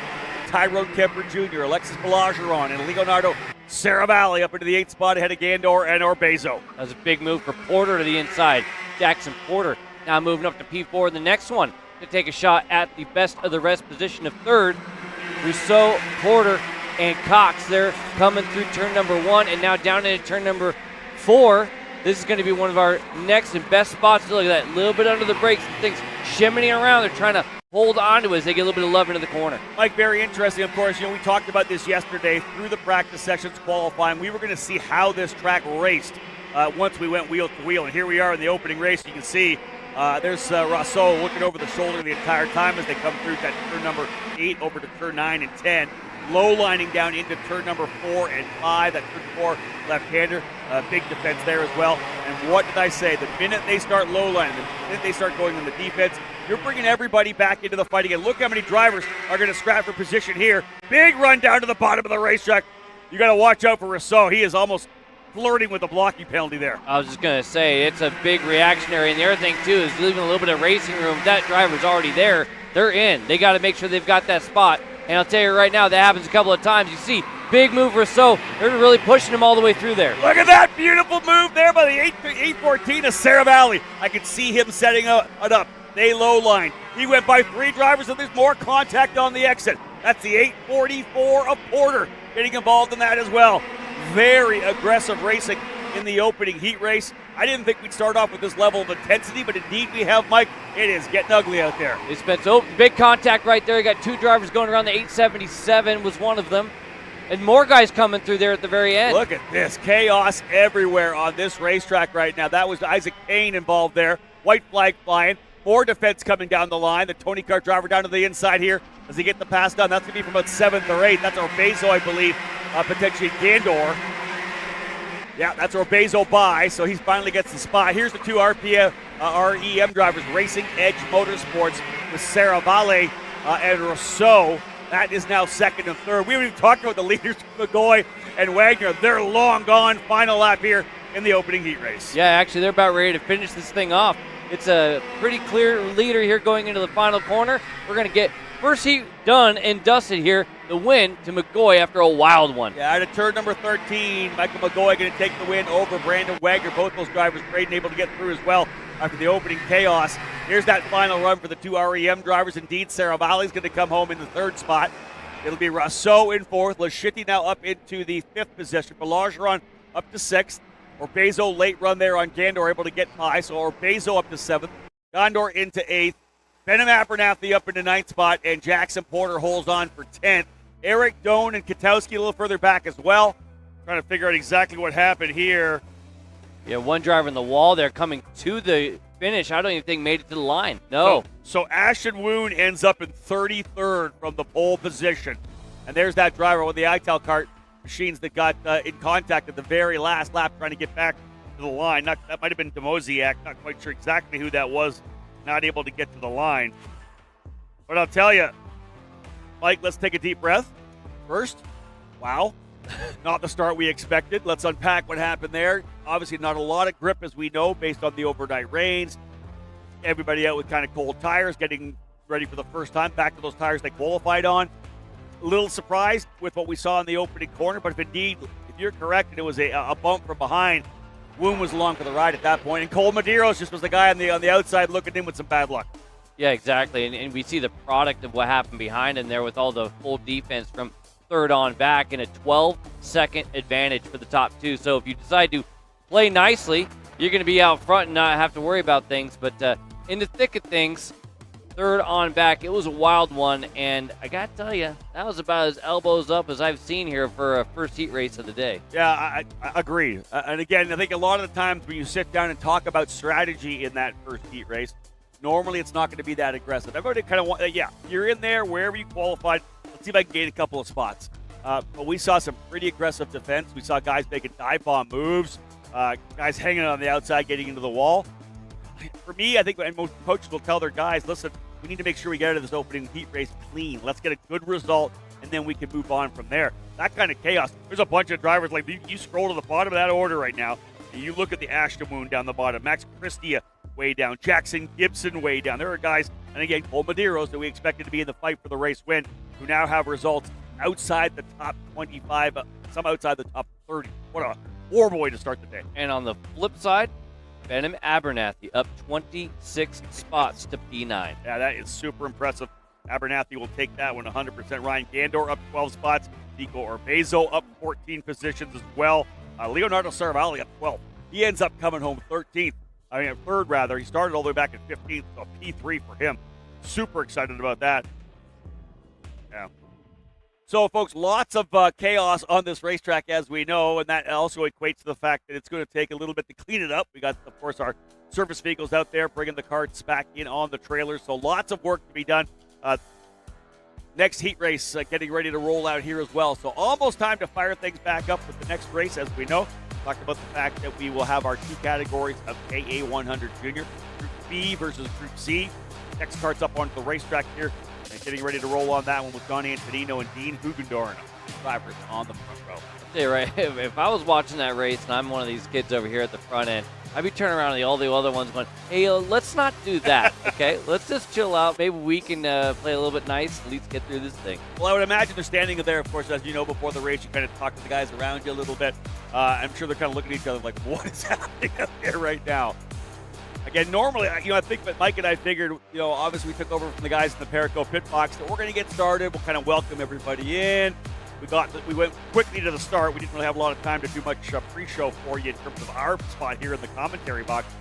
I wasn't expecting that kind of chaos in turn number one. I wasn't ready for it at all. Tough one, as we know, for Woon and Medeiros, and see whether or not the front row starters this next heat race can calm down a little bit. Well, and you nailed it when you talked about what the coaches are going to be saying, like what the goal is, right?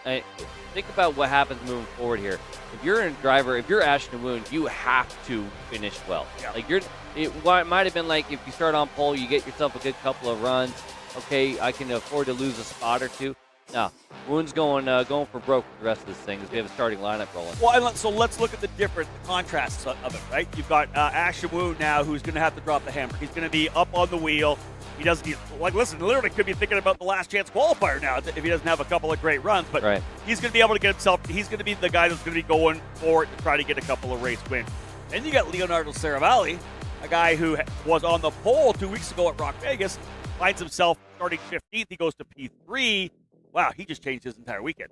Listen, now I can maybe take a little deep breath. I don't have to make big moves knowing that I've got myself up to a P3 spot to line things up for Super Sunday. So, again, good stuff, no doubt, for those drivers able to work their way forward. But we're going to do this again right now, getting things going here, folks, for the next run. John Antonino starting on pole alongside Dean Hugendorn. Isaac Malkin will start third with Travis Pettit alongside him. World champion Noah Baglin starting fifth with Valentino Santillan alongside him. It'll be Nathan Goldseth and Jay Kostecki on row 4.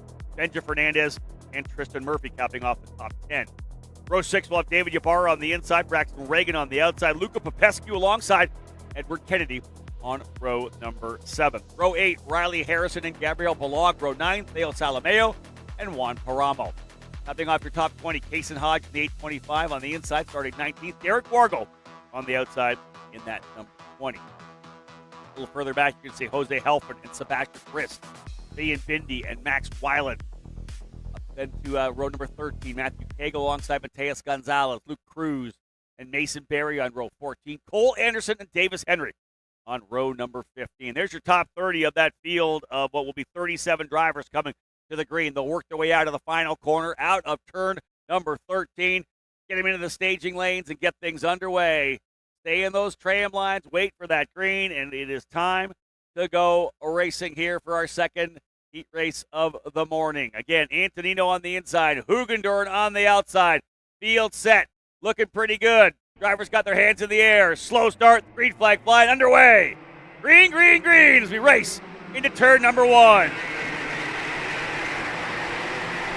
Oh, one driver off the outside, 2, 3 wide. Good start there for Antonino. The 803 has lost the right rear. That Magic Kart driver is out of this one. A little chaos to get things underway.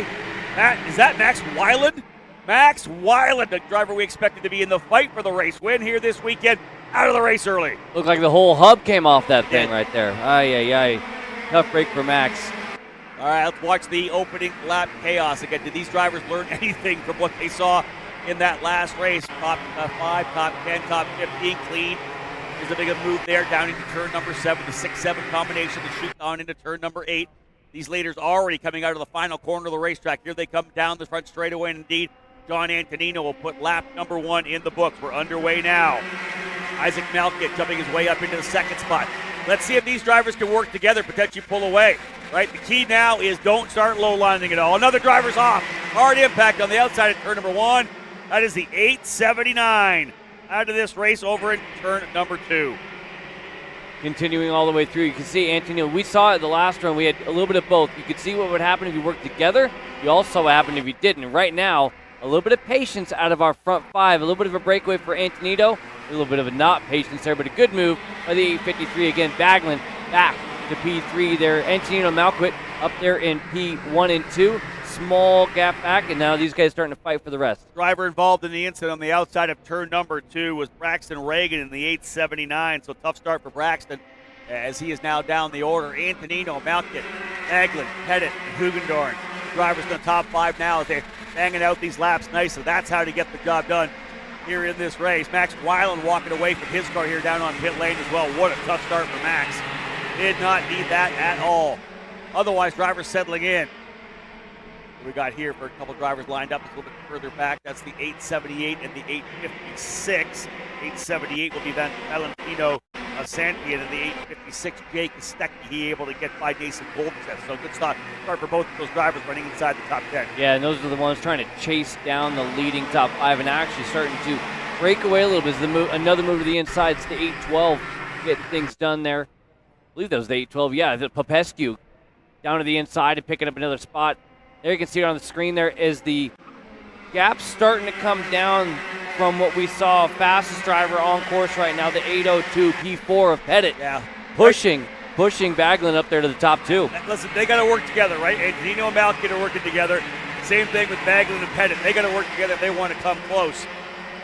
Here comes the move for Pettit to the inside. Book it. He'll take the spot, but again, Baglin tucks back on the inside. Nice over-under for the world champion. He's able to hold on to that spot. All these guys on the MPG camp, a number of them, Antonino and Baglin, both with MPG, and happy the way things are starting off so far. Yeah, and didn't lose much time in that pass-repass maneuver, so it was well done by both drivers. Wasn't what Pettit wanted. He wanted to be out front, but at least didn't lose a lot of time in the process. And again, another quick lap out of the group. The fastest laps for our top 2, 50.5s. But this last time by, actually losing a little bit to those dudes. Antonino, Malkit up front, as we know, that little bit of a gap. Got I want to say about 6/10 from Malkit back to Baglin. With Noah, Baglin, and Travis Pettit seem content to push it or to chip away at it. Only halfway through this 10-lapper. Indeed, all of our races here today, the heat races, 10 laps of distance. If indeed we do get some precipitation over the weekend, we'll go to 6 minutes plus a lap for the heat races. SKUSA still locking in I believe, the distances for the mains. I'm sure they'll have that out for us here today. We talked about, sorry, it was brain fart there. In the pre-show about not being able to gain a lot of time. Like, so these drivers that get out front, it's really hard to go eke some of that back because you're only going to be getting 50 thousandths at a time, maybe a tenth at a time, unless you can work together. But with patience out of the leaders here, you can see the inroads are minimal, and they're not able to get close the gap. But 100% Baglin is just chipping away. Like you said, chipping away. Remember, it was 8/10 a couple laps ago. Now it's just under 6/10 of a second. And now it's a half a kart length, maybe a kart length. Here comes Malkin. He says time to go. He'll put that kart to the inside. Malkin this weekend working with Mike Doty and Greg Bell, the Mike Doty Racing Leading Edge Motorsports collaboration here. Malkin coming off a win at Rock Vegas to try to do it again here. Here comes Antonino back to the inside, and I think he's going to bring Baglin with him. Indeed he does. Two MPG drivers sliding through. In fact, that's Baglin to the lead. Oh, Baglin's guy to the lead in the 832. Talk about patience early on out of the world champion. Nicely done. He goes to the lead. Baglin P1. Antonino coming with him. Malkin in third. Pettit fourth. Here's Pettit to the inside. This is going to help out Hugendorn, the other MPG Tremor Racing driver who's back there P5. Yeah, he was kind of sliding off the back of the group, kind of losing him a little bit. So Hugendorn back in the game. Now inside for Hugendorn. Up to P4. He's going to try to move up. So to your point, he got back in the game by that fighting, and now Hugendorn's going to move up and get back in the game. Like, we got some late race action here. Still a couple laps to go. They come out of the corner here. I think they'll put lap number 8 in the books here. So there is room to go still here. But, man, these guys are on the move, working their way forward. Good stuff right now. The drivers continue to push here. You talked about Pettit making that move early and Baglin immediately firing back. You could tell Baglin wanted to get to the front, and he felt best out front as he's able to prove the point. Now out front with only 2.5 laps to go. Antonino P2. Look at Antonino. Go. Just go. And here comes Pettit to the inside. New P2 driver. Crossover maneuver. Antonino wants it right back. Oh, no. He's going to say, let's go. Let's be nice. He lost a spot there. Pettit's getting ganged up a little bit here, right? That's MPG Motorsport Kart Republic 1, 2, 3 right now. Antonino not thrilled as well. Hugendorn now in there working on him. They've let Baglin get away. So Baglin able to take advantage of this and stretch out right now. He's the driver out front here and doing a tremendous job. So Baglin looks to try to come away with the opening race win. Let's see what happens with the drivers in second, third, and fourth, and fifth. They're lined back up again. Look at these guys. Baglin's like, okay, thanks, I'll take this. We're going to run away with it. Here comes Antonino on the outside, back at the bottom of the racetrack. Pettit's trying to be in the middle of these two team members. Hugendorn now goes to second. Malkin takes advantage of it. Who's coming from the back? Kostecki and Santillan. Yeah, it was going to be Antonino. He was pleading not to be passed right again there, but down to the inside goes Hugendorn. He wants to have a shot back to the front. Defense now from Hugendorn. Hugendorn from Antonino. And then, as you say, Malquit in that conversation to that black ride. And then after that, you got Popescu's moved up in the RPG ride. Here we go. White flag fly. This final lap could be a wild one. A good one for Noah Baglin. He's been able to, remember, come from third, methodically reeled in the leaders, and has pulled away with all the action behind him. Santillan and Kostecki looking to capitalize here as well. Travis Pettit, been the driver, trying to be the disruptor, but every time getting thwarted with the over-under. Malkin's going to low line down into turn number 4. Stack them back up. Look at Kostecki and Santillan trying to go to the inside, not quite enough. So that low line for Malkin, he's going to try to hold on to P4. That's allowing the MPG drivers 1, 2, 3. Baglin, Hugendorn, and Antonino. Antonino started on the pole. Watch for him to try to see if he can't capitalize here on his teammate there at MPG. Baglin out front with the stamp on the category here. This is, I believe, his second SuperNationals.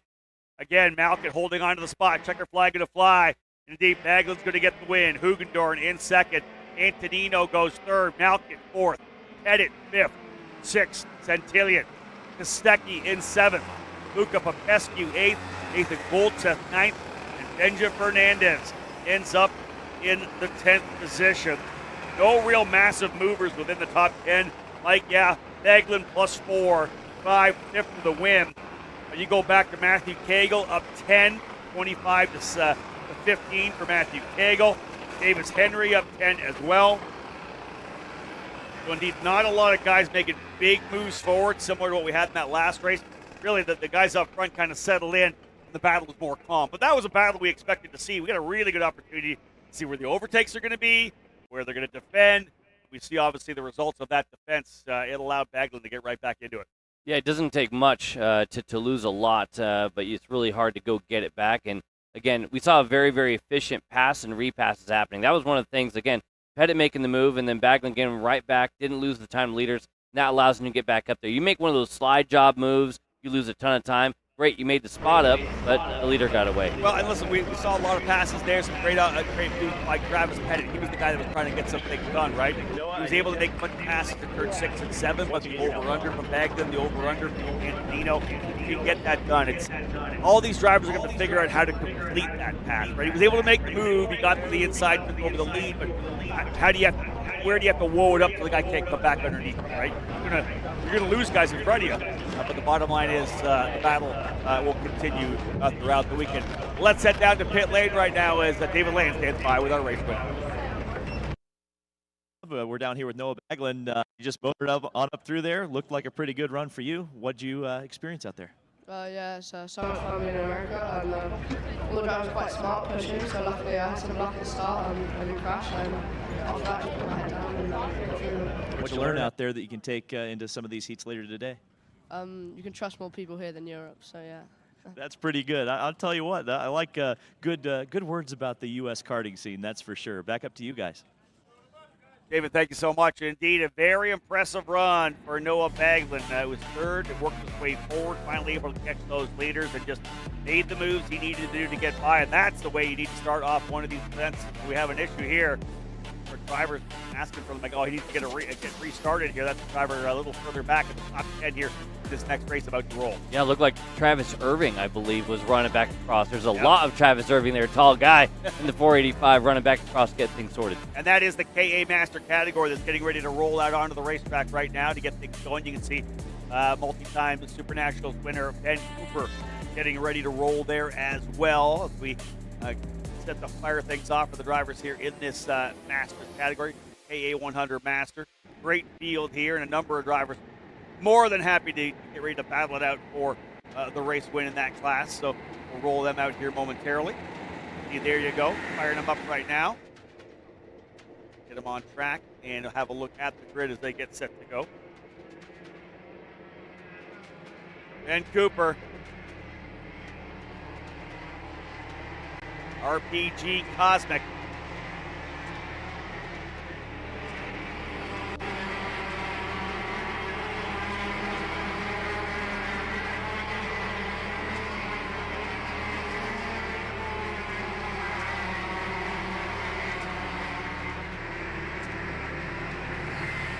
A little live timing update for you here. We'll get things rolling. Drivers will get that single lap in to try to build some heat into these Vinco tires. Remember, coming off the warm-up, Mike, they're on other different set of tires. Now they bolt the tires back on, their official race tires that they used to qualify. Here's your grid right now. Ben Cooper starting on the pole alongside Ariel Castro, and then Chris Wareheim and David Goldman on row number 2.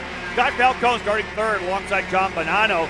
Bonanno qualified second, but got a pushback that moved drivers up a little bit. He'll start in 6th. Good speed out of the Kart driver. Row 4, Travis Irving and Martin Stone, former winner here in 2022. Miguel Mir and Piers Baldwin will cap off the top 10.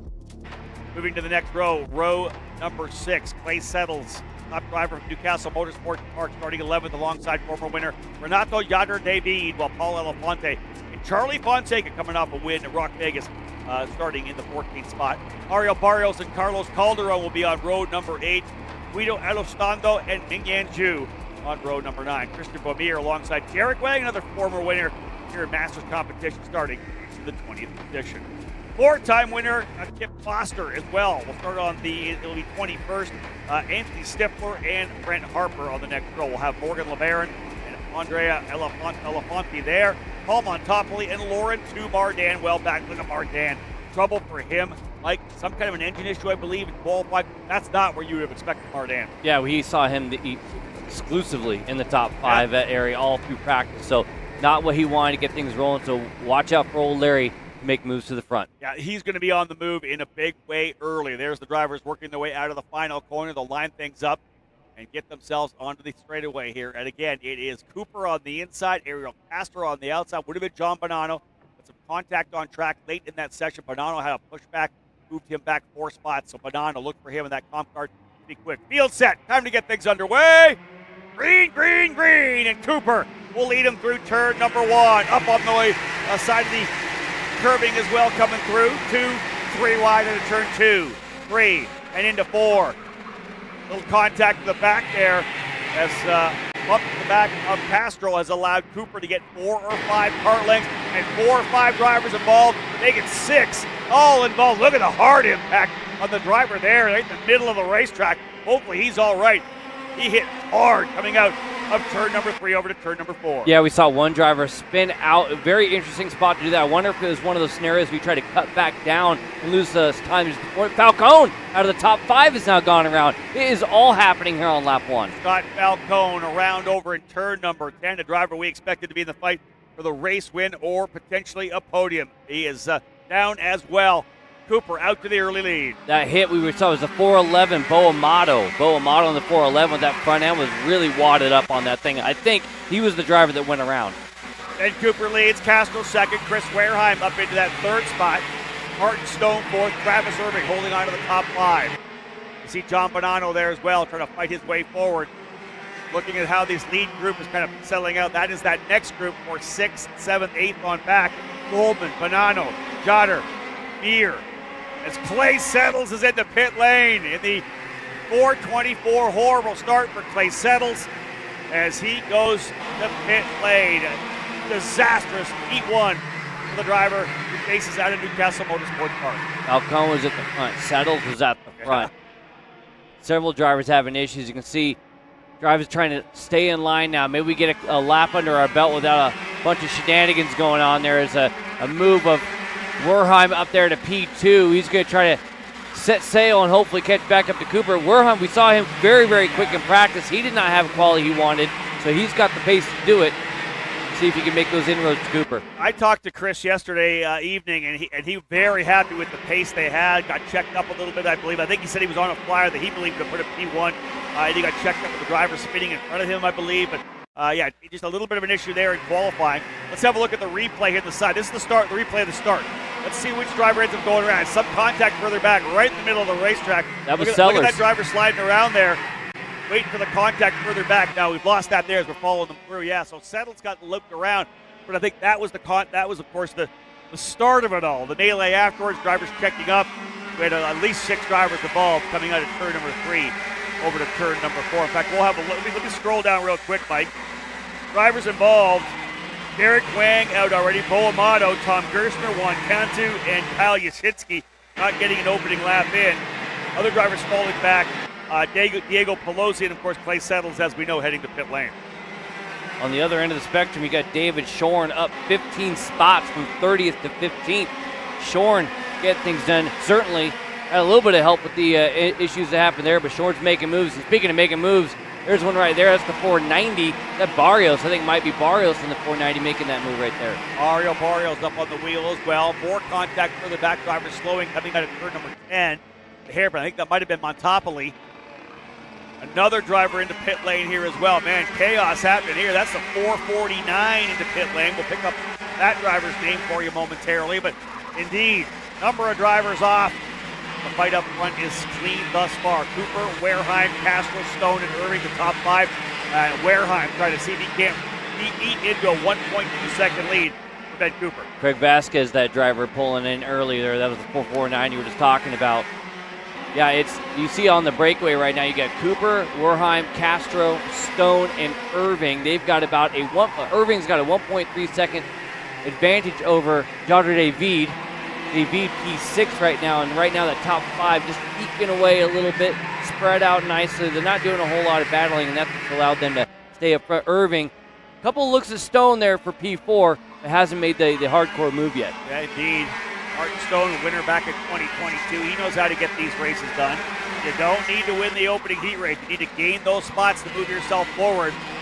You need a couple drivers to have done that. And you mentioned David Shorn up 15 spots. Lucas Urbani up 12 positions as well, capitalizing on some of the early chaos. Scott Falcone now back into the 25th position, so able to continue on. Laurent Mardan up into 28th. I don't know what's going on with Mardan. as he has not been able to gain unless we expect. I think both of you and I figured he'd be on the move, getting forward. 28th right now for Mardan. Yeah, he's not making any inroads. No. So that means there's got to be some kind of either power plant issue or something, because he was absolutely in the conversation. And as soon as qualifying kicked off, we haven't had the same Mardan since then. But on screen right now, you can see there's Bonanno actually, I think, in that comp car trying to hold back the field, and even further back, a very, very upset, I think it's the 401 there. I think it's Calderon. Carlos Calderon, hand in the air all the way down the straightaway, probably about a defensive or blocking maneuvers he feels in front of him. Yeah, no doubt about that. There's a move to the inside. John Bonanno getting a spot. But yeah, Carlos Calderon not happy at all. Like, listen, we're coming down the straightaway. You know there's a camera right on us. And he's literally getting driven into the barriers. Look at this stuff further back. Man, that is behind the 490 of Mario. So that's Fonseca, Calderon, Shorn, Goldman, all in that fight there.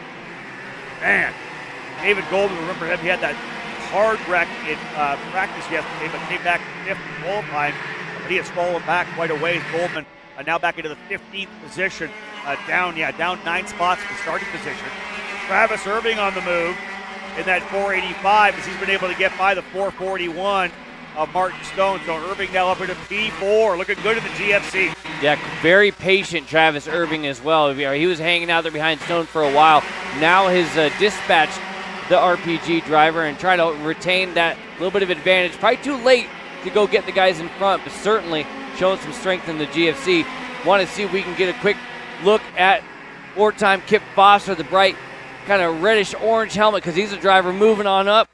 Already up 11 spots into the top 10. Foster trying to get that rebound after a tough quality. There's a move for P2. Castro taking a look. Warham's like, what are we doing?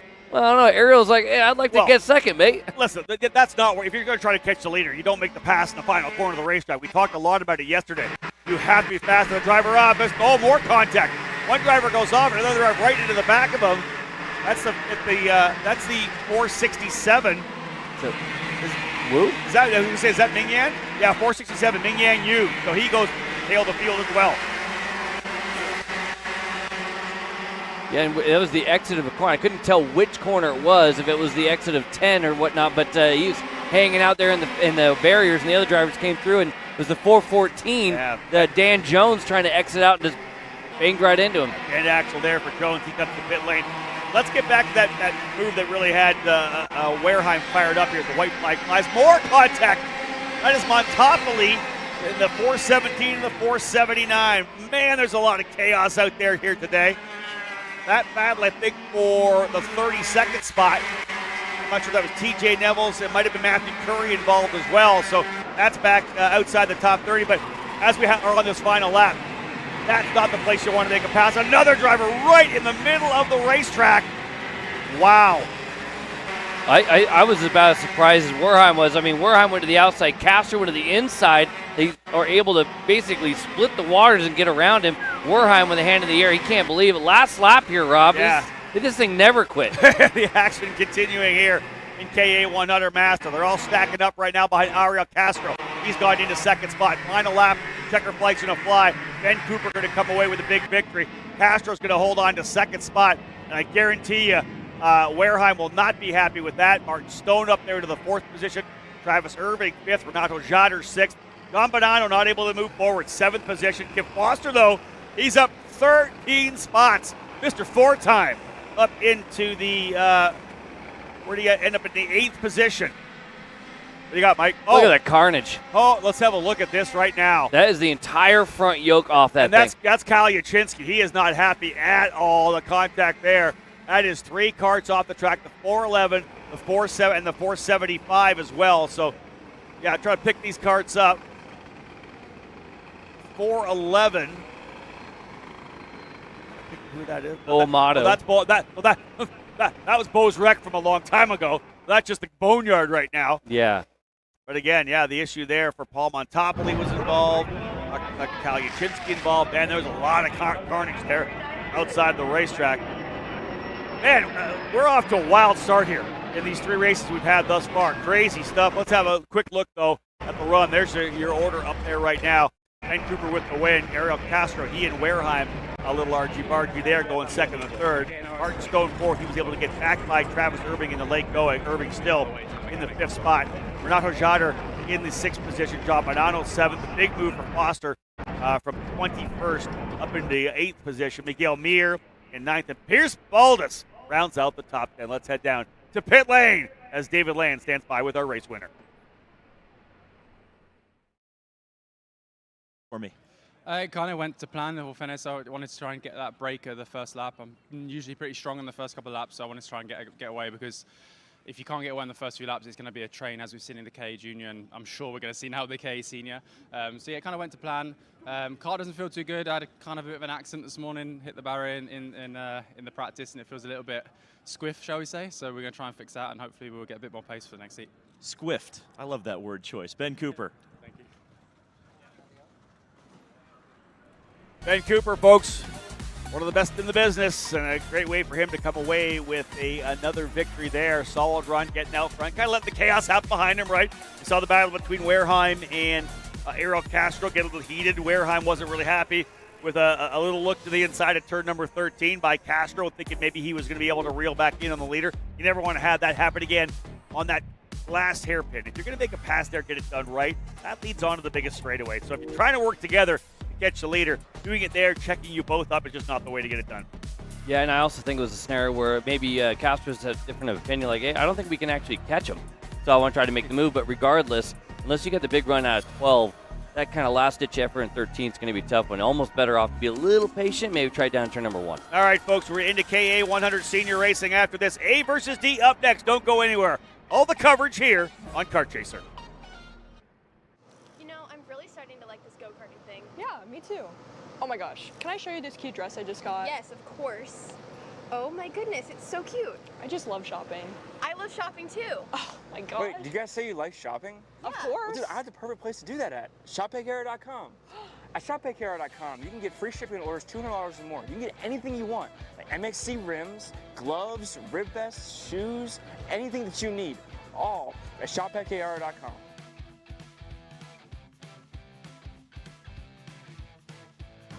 Who is he talking to? No idea. But we're gonna have to check it out. Sounds like a great deal. Sure does. Cat food marketing. $9.99 a month. Dude, Caleb, wake up. Dude, we're live in 5 minutes. Let's go, come on. What are you doing? Dude, I'm so sorry.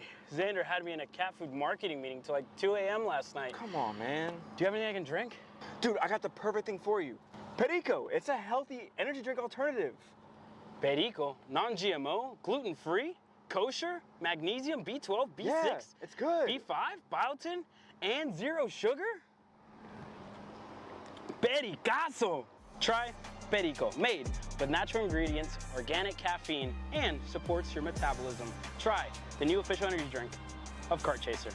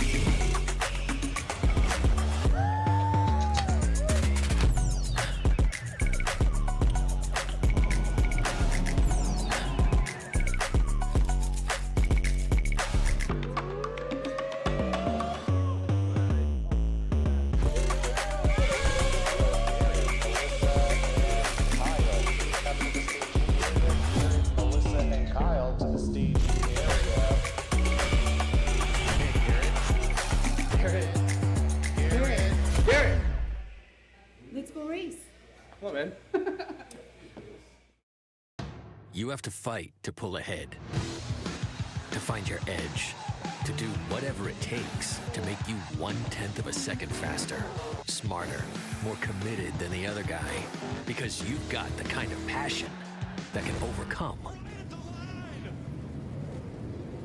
the impossible.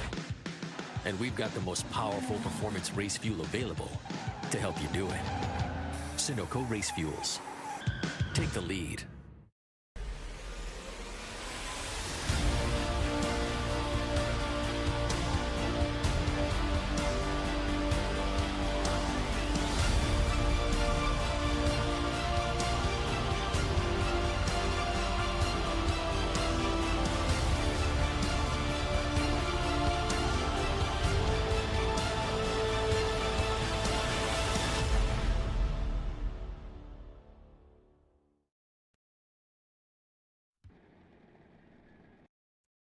And there you have it. Drivers getting set to go here as it's going to be Heat Race A versus D.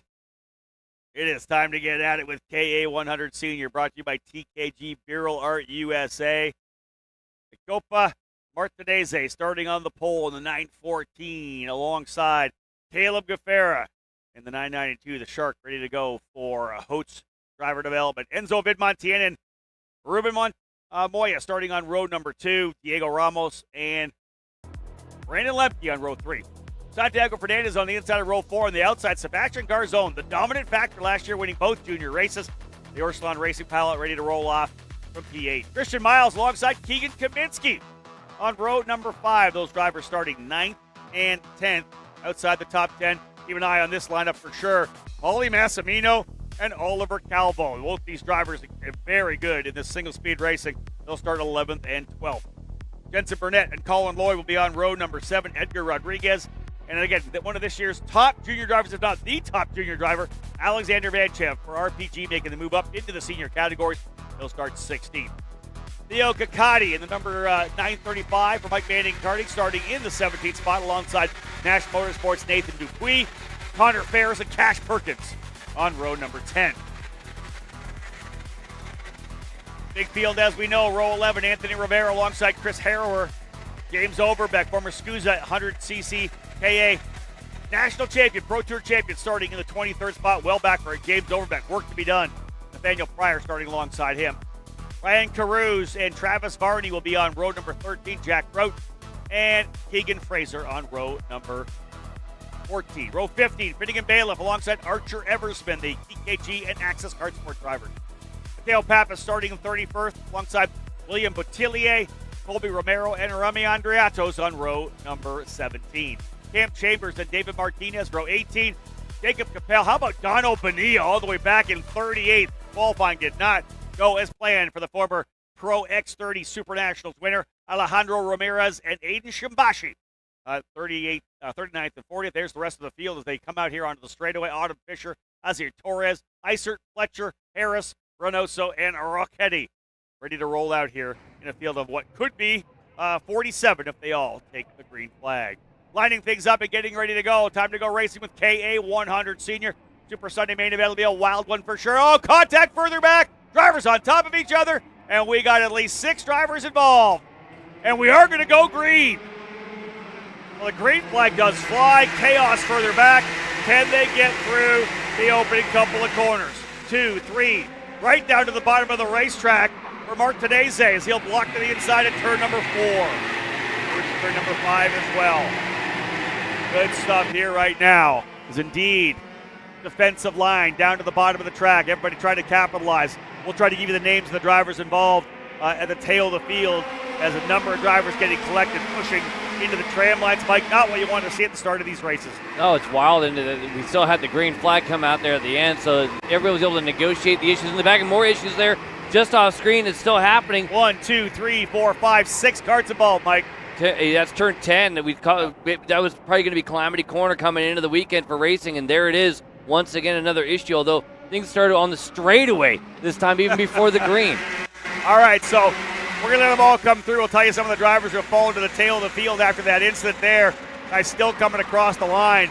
Drivers who have dropped big time as we watch the leaders kind of settle things in, but let's give you an update on some of the chaos here. Guys who have fallen down, Camp Chambers, Reynoso, Shimbashi, Andriatos down. A lot of action. Guys further back, Nate Pryor, Alejandro Ramirez. Jeremy Fletcher able to capitalize on that chaos, though. He's plus 12, Mike. He's already up into the 32nd position. Fletcher, though, starting deep in the field. Here's your replay. Just look at the back of the pack. One driver, actually two drivers, end up getting hammered from behind and looped around in the staging lane. To me, that's unacceptable. 100%. If you're pushing a guy like that and you get him turned around, that is 100% unacceptable. Yeah, and what are we at there? 30th at that point? Like we're way back there, row 15 plus. Exactly. That cannot happen. So, okay, now we're into this game. People are settling in. Let's get to work now. Caleb Gaffera took the lead for a moment. Ruben Moya now goes to the front. So Ruben Moya up front, Gaffera into second. Right behind them is Enzo Vidmontien. Martinez fell all the way back into the 6th position. Well, not the start that Martinez wanted. Yeah, he immediately came under fire, and as you can see, he's actually the one firing back this time. So he's been attacked, and now he's like, you know what, enough of this. I need to get rolling now. And that's Christian Miles in that LN kart that he had some contact with there. Christian won't be pleased with that. Didn't see Christian on the national circuit this year, doing a lot of dirt late mile racing, so awesome to have the Miles family back in the paddock here this weekend. And Christian back on the racetrack. Not surprising, right up in the middle of the fight. But again, let's see how things settle in here. We'll give you the top 10 here momentarily. There's Paulie Massimino trying to dig his way forward. Last time by, Moya, Gaffera, Vidmontien, Ramos, Martinez, your top 5. Lemke, Miles, Massimino, Calvo, and Jensen Burnett, top 10. Yeah, Lemke just putting a move on, I want to say that might have been Martinez. No, Miles. I think it was actually Miles he made the move on. But actually, you know what? In the warm-up, I actually saw him go around 360 heading towards turn number 4. So he got away with one over there. It looks like the kart's still okay. Making inroads here is Lemke. Caleb Gaffera right on the bumper of Ruben Moya. And right there with him is Enzo Vidmontien. They got about a half a second gap now. They got to hold on to that. Whatever they can do to try to stretch away from a hard-driving Diego Ramos. Love what we're seeing here now as the drivers scrapping their way forward. The leaders settling in as you should in a heat race like this. Don't make mistakes. You can see that Ramos trying to stay close enough. Hey, when they start the battle, I want to be there to be able to go at them. Yeah, very, very patient running here from Gaffera. I'll be interested to see how long Vidmontien's going to hang out in third. There it is, boom. Right, I was going to say, he's not usually a hang-out kind of driver. Vidmontien loves the front. Once he gets a whiff of it, wants to stay there. So Vidmontien up to P2 as we enter the second half of this heat race. Yeah, that was perfectly timed for you. You're like, there's no way he's going to hang on. Oh, there he goes, right to the inside. And Gaffera's going to want to come right back at him. Remember, the driver that's chasing them is the Pro Tour champion, Diego Ramos. And they didn't lose much time doing it, right? Ramos didn't get a lot of inroads. It's very, very efficiently done between those two drivers. Vidmontien, remember when he was first kind of rolling up there, kind of elbows up, get things done a little bit with a little slide job, whatnot. That was very efficient for Vidmontien. Yeah. Speed's there. He's going to try to go get Moya. And in that corner, that 6-7, right? You're in there. You're both in there. And listen, shout out to Caleb Gaffera. He didn't try to pitch down on him. He's like, hey, you got me. I got to make sure I slide back in. And here comes Vidmontien. Exactly the same corner. No, that's a different corner. Pardon me. That's going into turn number 11 and 12. And here goes Moya back on the inside. Who's Gaffera going to pick? No, Moya decides to tuck back in. But hello, Diego Ramos. He is right there now. And Moya's going to get pushed back to 4th. You called it in the previous race with the Masters. Maybe don't make that move. Inside move by Moya. Moya's to the inside to go down turn number 4. That's Gaffera. And then back to the inside comes Vidmontien. Gaffera's going to get shoveled to the outside. Oh, he's going to lose at least 4 spots because here comes Martinez and Paulie Massimino back in the fight. Didn't even get a chance to finish the point. That turn, that move in 13. Yeah, the point of the helmet there for Moya. Moya made the move in 13. That's what kind of kicked that whole thing off because it blocked him up. And here comes Ramos to P2. So Caleb Gaffera's got to push the reset button right now as that driver who led for a time has gone back. Here is Diego Ramos. He will take the lead. Coming out of turn number 12 to 13, Ramos, I believe, down to the lead. They'll work their way coming up the straightaway. Diego Ramos leads Moya, Vidmontien, Martinez. Look at this, Gaffera all the way back to 7th. Press that reset button to see if you can't get back up in the fight again. And listen, right there, a little microcosm. That's how easy it's going to happen here this weekend. If you start battling inside, outside, you get hung out to dry. You can go from the lead to 8th or 9th in one corner, 1 lap. And it's going to take you a while to get back up there. Look at, there's another move. That's going to be Massimino to the inside. Crossover maneuver from Martinez. Martinez is like, hey, let's go. Well, hey, everyone's trying to go over the spot. Side by side in turn number 8. Come on, Massimino. Holds the outside, buddy. Come on. Oh, my goodness. He's the fastest driver on the racetrack. Went purple last time by. And the Brandon Jarsakrack driver said, hey, hold on, man. I'm going to hang on the outside here. And look at Moya's going to get hung out. Martinez is going to get hung out to dry as going to the inside of turn number 12 and 13. Wow, okay, here, listen, this next group, 4th, 5th, and 6th is ready here. Walk to the inside into turn number 1. Moya's going to get that spot, over under. Right there as well as Vidmontien. Massimino looking at his chops, ready to come back into it. You guys keep fighting, we're going to be there. I believe we got 1 to go this next time by. Yeah, 1 to go, and they come back to the stripe. Oh my, there's Gaffera there trying to fight his way back forward as well. But it's Massimino, Mike, leading that next group. Gaffera just did the exact same thing. Massimino tried to hold on to a little bit of love contact there. It's Martinez to the inside of Gaffera. Yeah, he's going to lose 2 spots. Gaffera there again. Whoever was right behind him, I think it might have been Jensen Burnett coming in. White flag flying this time by. They're side by side coming out of turn 13. Oh, contact further back, and the driver's gone over. Climbed up on the barriers. Backed into the barriers. Back into the battle. Oliver Calvo, the driver, involved over in turn 13. Tough one for Oliver as he was right there. Here's the final lap, though. Check this out. Big block to the inside. Coming down into turn number 4. Moya trying to get to the inside. Oh, my goodness. They're all coming back into it. This is going to be a precursor of the main events, folks. Massimino to the inside on Moya. Massimino, can he get enough of a run to get to the inside of Vidmontien as well? No. He can't even hold off Moya. Oh, up over the curb. Tough one there. He'll have to low line down into turn 10. Indeed, he does. Look at this lead group. All right, Vidmontien, what do you got here? You throw it up the inside? No. Low line down the bottom of the racetrack. Checker flag and a fly at start finish. There's the car, the stricken machine of Calvo to the inside. And Ramos comes away with the race win. This is too early for this, Mike, my voice. We can't be doing this all weekend long. What are we getting here? Ramos, Vidmontien, Moya, Massimino, and Lemke, the top 5. Burnett 6th, Miles 7th, Vanchev 8th, Martinez 9th, Gaffera 13th.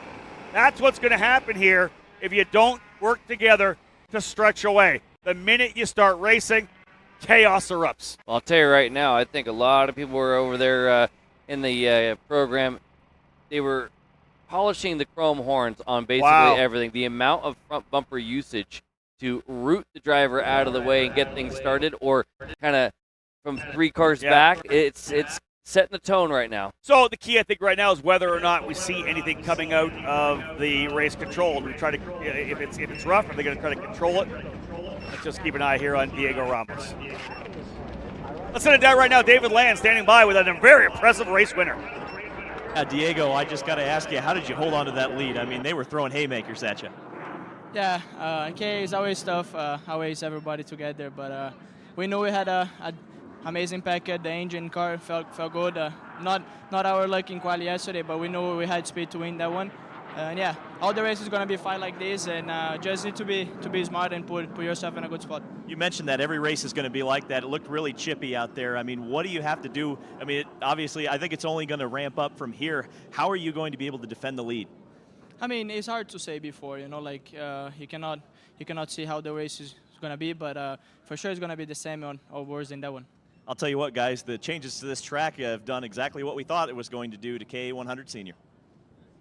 Yeah, David, you are not wrong at all. It is very aggressive, some wild racing for sure. And, folks, just so you know, red flag on the racetrack right now. We saw that Oliver Calvo had backed it into the barriers over at turn number 13 and rolled over. I think he's okay, but we had another red flag. It's another incident down in turn number 13 on the final lap coming to the checker. So we're not quite sure who that may have been at this point. We'll get an opportunity to get you the driver and hopefully an update. But again, there's your unofficial results for Heat Race A versus D at KA100 Senior. Diego Ramos coming away with the win. Enzo Vidmontien able to hold on to second. Ruben Moya third. Paulie Massimino fourth. And Brandon Lemke rounding out the top 5. Some chaos there. Gaffera was the leader. He went back to 13th. We had guys get themselves like Vanches up into the top 10. Crazy stuff for sure. Red flag on the racetrack. Don't go anywhere, folks. We got lots more racing to come. as we continue through SuperNats 28 here on Kart Chaser. This is Henry. Henry feels sad. Henry feels sad because it's time for his next big race and his go-kart is in bits. Henry doesn't know that Acceleration Kart Racing is the United States' #1 shop for all of your karting equipment needs. Henry also doesn't know that Acceleration Kart Racing can deliver anything from tires to race suits and even wheels directly to your front door or to the racetrack itself, quickly and efficiently, with tech support available 6 days a week. Poor Henry doesn't even know that Acceleration Kart Racing offers free shipping to mainland USA on selected product if you spend $200 or more. Do yourself a favor. Go to accelerationkarting.com and make sure that you are never left stuck on the pre-grid with Henry. Be smart and don't be like Henry.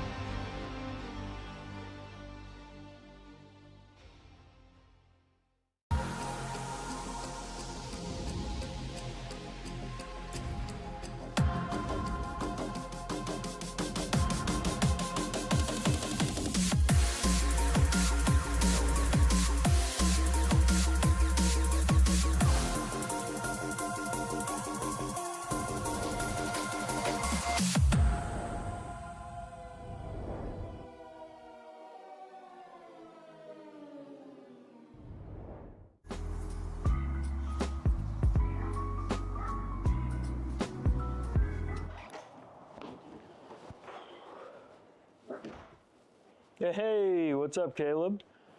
What's up, Brandon? You sound defeated. A long day at the office? Yeah, got stuck at a cat food marketing meeting for like 3 hours. I don't know a thing about cat food, and I don't even work in marketing. And then I got sent on a coffee run like I was some sort of intern.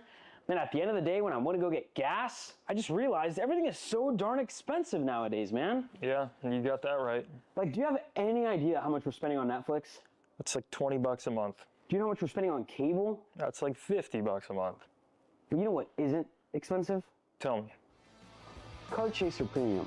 For only $9.99 a month, you can watch all of the American karting action live from coast to coast. Subscribe and become a member today.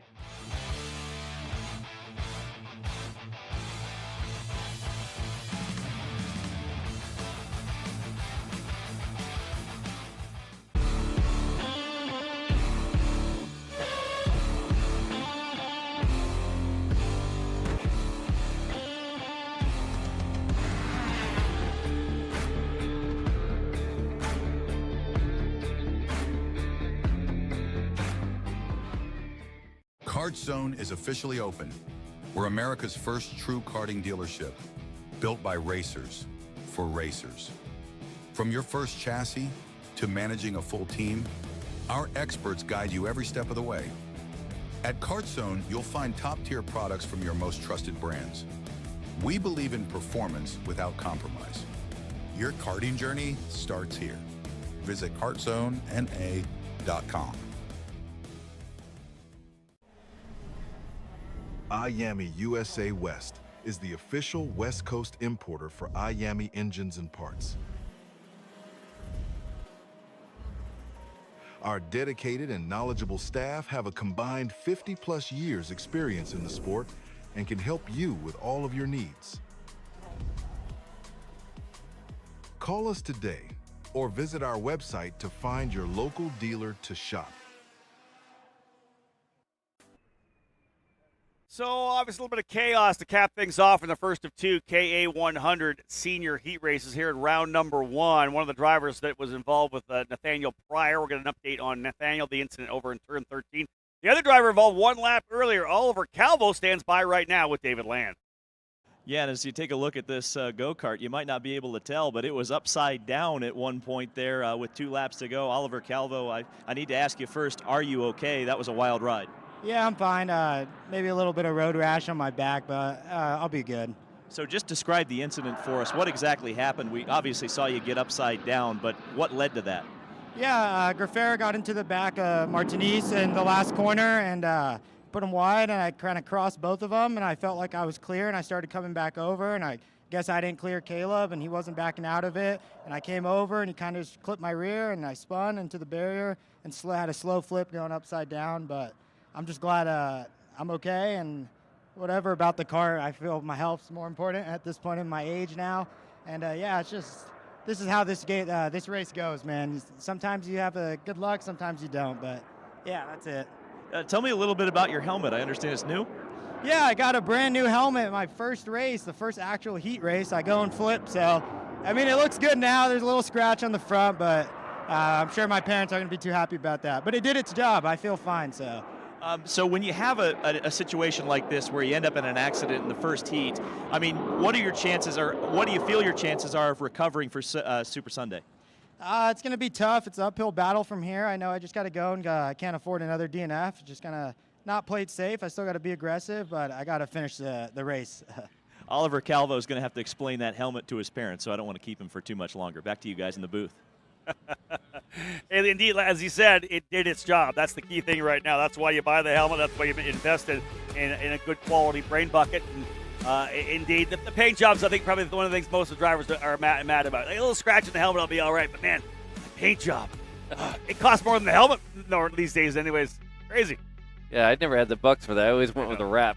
I'm happy, obviously, that Oliver's okay. And listen, this is a guy that's won a lot of big races in his career, so he'll be one for us to watch. And again, listen, that's a good opportunity, again, to bring up the mindset change, right? The way things change in terms of any weekend here. The storyline of a SuperNationals. Here's a guy that at one point you would have thought was able to work his way forward. He was running in the top 10 there. Instead, changes everything. Now he's going to be on the back foot for the rest of the weekend, kind of in recovery mode. Well, of the 4 races we've had so far, only one of them has had any kind of like calmness, if you will. Everything else has been elbows up and contact going through. You see the 1-minute board up here for our next run of KA seniors, and I think that's just it, that mindset change. It's going to be a scenario where if you had one of those rough runs, you got to rebound, make sure you get the right kind of finish. And everybody's paying attention to this stuff right now. The racing right now it's a lot of front end help, and you gotta have your head on a swivel to make sure you stay out of trouble. Yeah, indeed. That got a little update on Nate Pryor as well. Being told a little laceration on his chin, maybe. He's okay. Everything's fine. They want him to go get stitches. He wants to stay at the racetrack. He doesn't want to go anywhere. So if you're cheering for Nathaniel Pryor back home, he's okay, and not surprising, does not want to leave the racetrack now. So hopefully they'll be able to get a ride together for him, and he'll be back on track. So essentially out of the frying pan into the fire again, like we've said before. KA 100 Senior back to do it again. It'll be Joe Turney on the pole position alongside Jake Drew. Drew with great speed. Turney, as we know, defending a race winner in both of the single speed categories for senior. Turney on the inside, Drew on the outside. Blake Nash will be alongside Nico Sarfati on row number 2. Dean Peterson and Chase Hand on row 3. Oliver Hodgson, one of the veteran drivers in the sport, starting 7th with Alessandro DiTullio on the outside. ADT, a race winner this past year in the USF Pro 2000 Championship, and has announced that he will run in Indy next in 2026 with AJ Foyt Racing. Fernando Luque and Olivier Marac will be on row number 5. Those drivers starting 9th and 10th. Ty Fisher in the hunt last year in junior, a race winner this year in USF Juniors, will start 11th alongside Race Liberanti, who was most definitely in the fight for the win last year. Jesus Vasquez Jr. and Henry Wheeler occupy row number 7. Peyton Phillips, former SKUSA Winter Series 100cc KA champion, starting 15th alongside Austin Olds, while Abraham Dean and Chase Gassiet-Lee will be on row number 9. Capping off your top 10, a driver no stranger to winning races, Marion Kremer starting in 19th, Cooper O'Clair on the outside in the number 916. Morgan Porter and Lorenzo Kaufman will be on row 11. Caden McQueen all the way back in 23rd. Hopefully they've dialed some speed into that Sodi kart, but he can work his way forward. He'll be alongside Spencer Smith when they see the green flag. Jameson Gwinnett and Shane Reddy will be on row 13. Ben Gaunt alongside Brian Boley on row number 14. Cap off your top 30.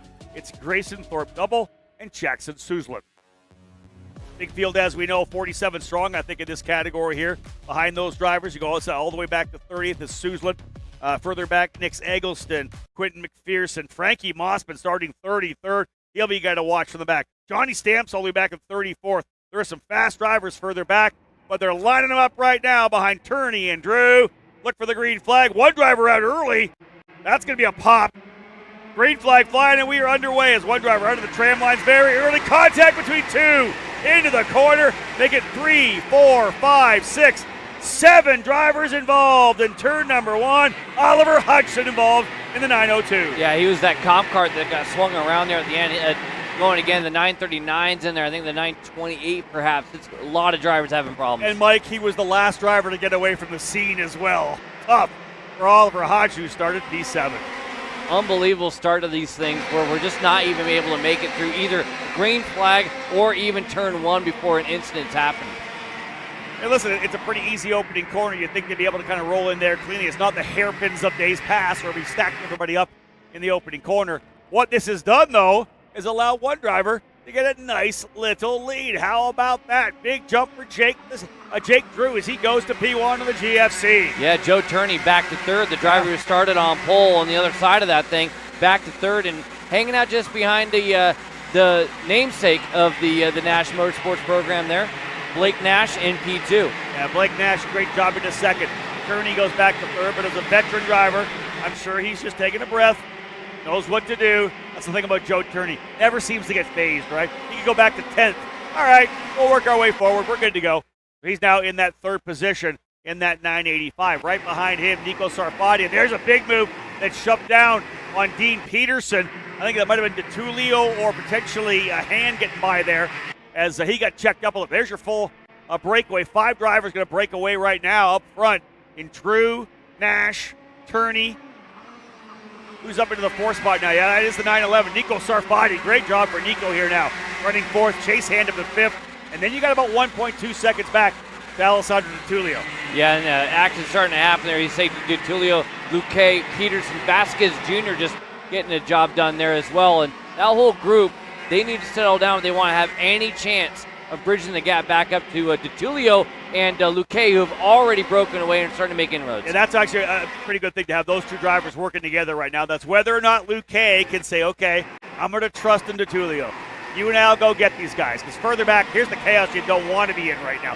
Those guys are going to put their head down, and they're already racing up front. And then Sarfati going at it. That's what you don't want to do. Oh, no, actually, I think they might have dispersed Turney back into 5th position. Yeah, Turney's back to P5. Chase Hand to the inside. Not for long. Hand goes to the inside of Sarfati, and Turney back to P3. Hey, if you're in the GFC camper, you're going, what are we doing? Yep. Just push, baby, push. That's it. Sarfati goes back to 3rd. He's asking for help. Let's see if we can't go get him here. Hand's going to go by as well. Well, this is going to allow DeTulio to come back in. Crazy thing. I was just about to say, if these front 5 drivers just work together for like 6 or 7 laps, they're going to be fine. They immediately go to work. It's allowed Drew and Nash to pull away. Turney's now got Alessandro DeTulio and Fernando Luque on his bumper. And there's an inside move. That's 13. We talked about how that can be a tough one. Let's see how it ends up for Turney. Turn to the inside gets the job done, but behind him, here they all lined up. They're going to try to go make inroads on Chase Hand. He's able to break away, and Sarfati's not going to have anything to do it. Look at this shove there at the very end. Yep. The 968 of Luque is like, I'm coming through. You can see Chase Hand put his hand in the air because he made the move to the inside and Turney came across in defense. I'm not sure if SKUSA Race Control is going to love that a lot because he came right across the bow from right to left. And what we just saw as well there on screen, Luque, all kinds of front bumper moving other drivers out of the way. We saw that in turn 10 as well, where the 3rd guy back is shoving the 2 drivers in front out of the way. I'll tell you what, Race Control is going to have a lot of work to do. There's a lot going on for sure inside Race Control to see how they're going to approach some of the action we're seeing on the racetrack right now. No doubt about it. There's a lot of drivers getting in the back of each other here. Drew and Nash, though, hey, thank you very much.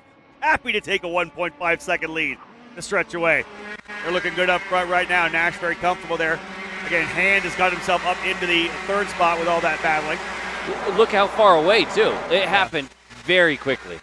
Turney back into 4th. Sarfati 5th, Luke K 6th, Vitulio 7th. That's going to bring Vasquez Jr. and Case Cassian Lee in as well. Here's a move to the inside of Joe Turney. Not enough. Yeah, Sarfati had to bring a little bit more there as Turney goes back into the position. You're going to try to pass Joe Turney in that spot, you better send it. Well, you see how Turney opened it up a little bit. He didn't even go for the apex. Look at that hard move by DeTulio. DeTulio to the inside of Sarfati.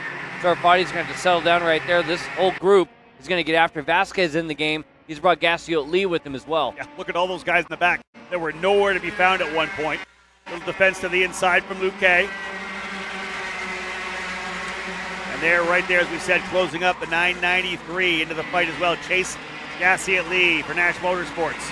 DeTulio covers the bottom. This is going to allow Turney to pull away. More than happy to stretch on that one. There's DeTulio now on defense mode. Still a long way to go. 6 laps down, 4 to go. There's Vasquez in the 977. Man, lots of racing here. On the outside, I think, is that Ty Fisher up into the fight as well? It might be. Ty Fisher, I think, in that TB Kart getting himself back up in here. And look who's just behind him. Frankie Mossman up to 13th. What? Man, up 20 positions for Fast Frankie. And he's loving this. You guys battle as much as you want. I'll just pick my way forward. A little cover there for Vasquez. Leaked it to the left. There goes Dean Peterson trying to get by him. Yeah, these guys are going to be running pretty hard. One driver I'm keeping an eye on, though, we talked about him earlier, is the move to the inside. There goes Ty Fisher. That's Ty Fisher, yeah. Move him up one more spot. And just in front of him, I think it was McQueen. I think that's another driver making in. Whoa, plus 15. Yeah, so McQueen and Mossman doing work. But hey, we got to talk about the driver in third, I think. The guy made inroads all the way. He bridged the gap. How about Chase Hand? We're going to have a 3-kart drive for the win, I think. We'll have a look at this in a second, but this is that battle with McQueen in the middle of the fight there. Right around him is Gassiot Lee, Luke K, Fisher, Porter. Yeah, indeed. Look at this. Chase Hand is flat, reeled in the leaders. And he told me he had a really good hot rod, and it is working now. He's been able to catch up what was a 1.5-second lead at one point, Mike. And here goes the move to the inside. Nash is going to take the lead. The 2 GFC drivers trying to go after the lone Nash driver up front. And you look at the smart move there. Hand did not try to follow through, and instead kept the momentum up, kept things rolling. If he's going to make the move, he wants to be a guaranteed move to try to go for the win. There's Jake Drew. He's going to make a move to the inside here in turn number 10. He's going to bring Hand with him, so GFC goes 1-2. Good stuff there, as it's now Drew and Hand. Let's see if Chase can, and he's the fastest driver on the racetrack. White flag flying. How much does he push here? How much does he battle it out? Obviously, the opening out. There's your answer to that question. To the inside of turn 1. Book it. He's through. And nicely done. Didn't go overcooked to allow Drew to get back in. We got a little side-by-side action for you here. Good stuff. Watching the battle as well. Further back with Turney. Scrapping it out there with Alessandro DeTulio. Up top is your battle for the lead. Cover down to the bottom of the racetrack. Look at this over-under coming as well. Hand is your leader. We may go side-by-side through turn number 6. Hand's going to give it up. So Nash goes back to the lead. Here comes the over-under as well. Oh, some contact there. Hand's going to go to the inside of Drew in turn number 12. Chase Hand going to go back to second. Blake Nash, are they going to come away with the race win? Good stuff. But look at those drivers. Look how much they ate up at the very end there. Turney was close. DeTulio right there. Bouquet, Sarfati. Telling you, this track, it's so attractive to pass in a lot of places. 1, 4, 6. You can even do it in 8, 10, 12. But when you do it, it just brings everybody back on top of each other. Joe Turney finished 4th. He had a 50.2 second lap the last lap. Blake Nash won with a 51.4. Chase Hand at a 51.8, and Jake Drew at a 52.2. 2 seconds he lost on that lap by that battle. Look at Blake Nash's fast lap was a 50 flat. He did a 41.4. That last lap and all that action was 1.5 seconds difference. That's what we're talking about. Blake Nash coming home with the win. Chase Hand in second. Jake Drew third. Joe Turney 4th spot. Alessandro DeTulio in 5th. Fernando Luque 6th. Nico Sarfati ended up in the 7th position. Ty Fisher in 8th. Frankie Mossman 9th. And Caden McQueen up 13 spots to 10th. Frankie Mossman plus 24. Let's check in and listen to some of the chatter down here on pit lane. I'm not pissed. I'm just saying, like. Oh, you are. Otherwise, you wouldn't say. I tell you to go on straight, but once we get to telling me to go on drive, yeah, mate. No one's gonna. We're in the second sector now. Like, expect me to make a move. You ended up sometimes behind us.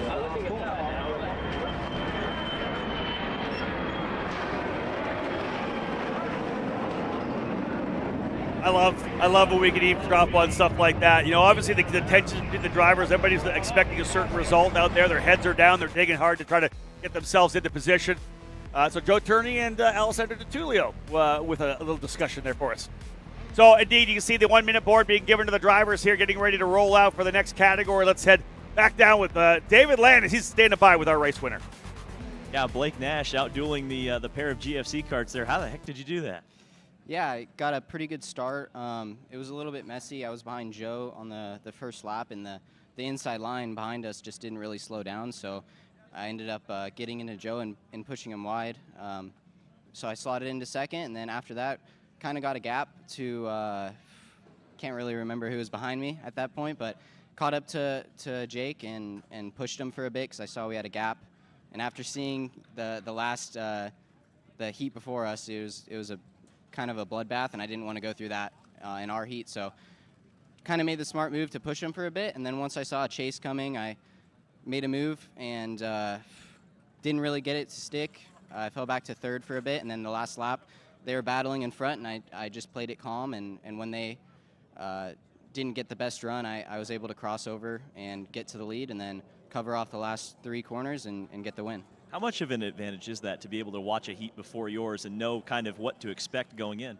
For sure, it's an advantage. You know, no one's really raced on this track, so being the second group out, you kind of see how the racing's going to play out and what you should do versus what you shouldn't do. So I kind of used that to my advantage and played the cards right this time. It's a great start to SuperNats for Blake Nash. We'll see him later today. Thank you. Yeah, I really like that question out of David Land. You know, we and I talked about it before. If you're on the sidelines, you're watching that race happen, you're going to get a feel for what's the atmosphere like out there. What are people thinking out there? You know, and again, obviously Blake was able to get away early there with Jake Drew. They were able to stretch out, Chase hand reeling him in. Bottom line was to be able to see that happen. I think really good insight there from Blake Nash. All right, let's go bang some gears here. Master Shifter getting ready to roll. Alan Schuto starting on the pole position in that GFC. Great qualifying run for Alan. Billy Musgrave on the outside of the factory cart.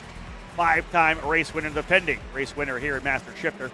Sam Clays will start alongside the Davide Fore on row number 2. Jonathan Patolo, very impressive. Hasn't raced since last year's SuperNationals, I believe. Goes P5 alongside Jordan Musser, the driver out of Texas. Luca Croce will start in 7th alongside Scott Hargrove, while Anders Elkjar and Mirko Marzoni will be on row number 5. Back to row 6, 11th and 12th. Jose Montalto on the inside. SKUSA Pro Tour frontrunner Scott Presti on the outside in the Croc promotion. Luca Bortone alongside 1998 80cc junior race winner Matt Jaskell.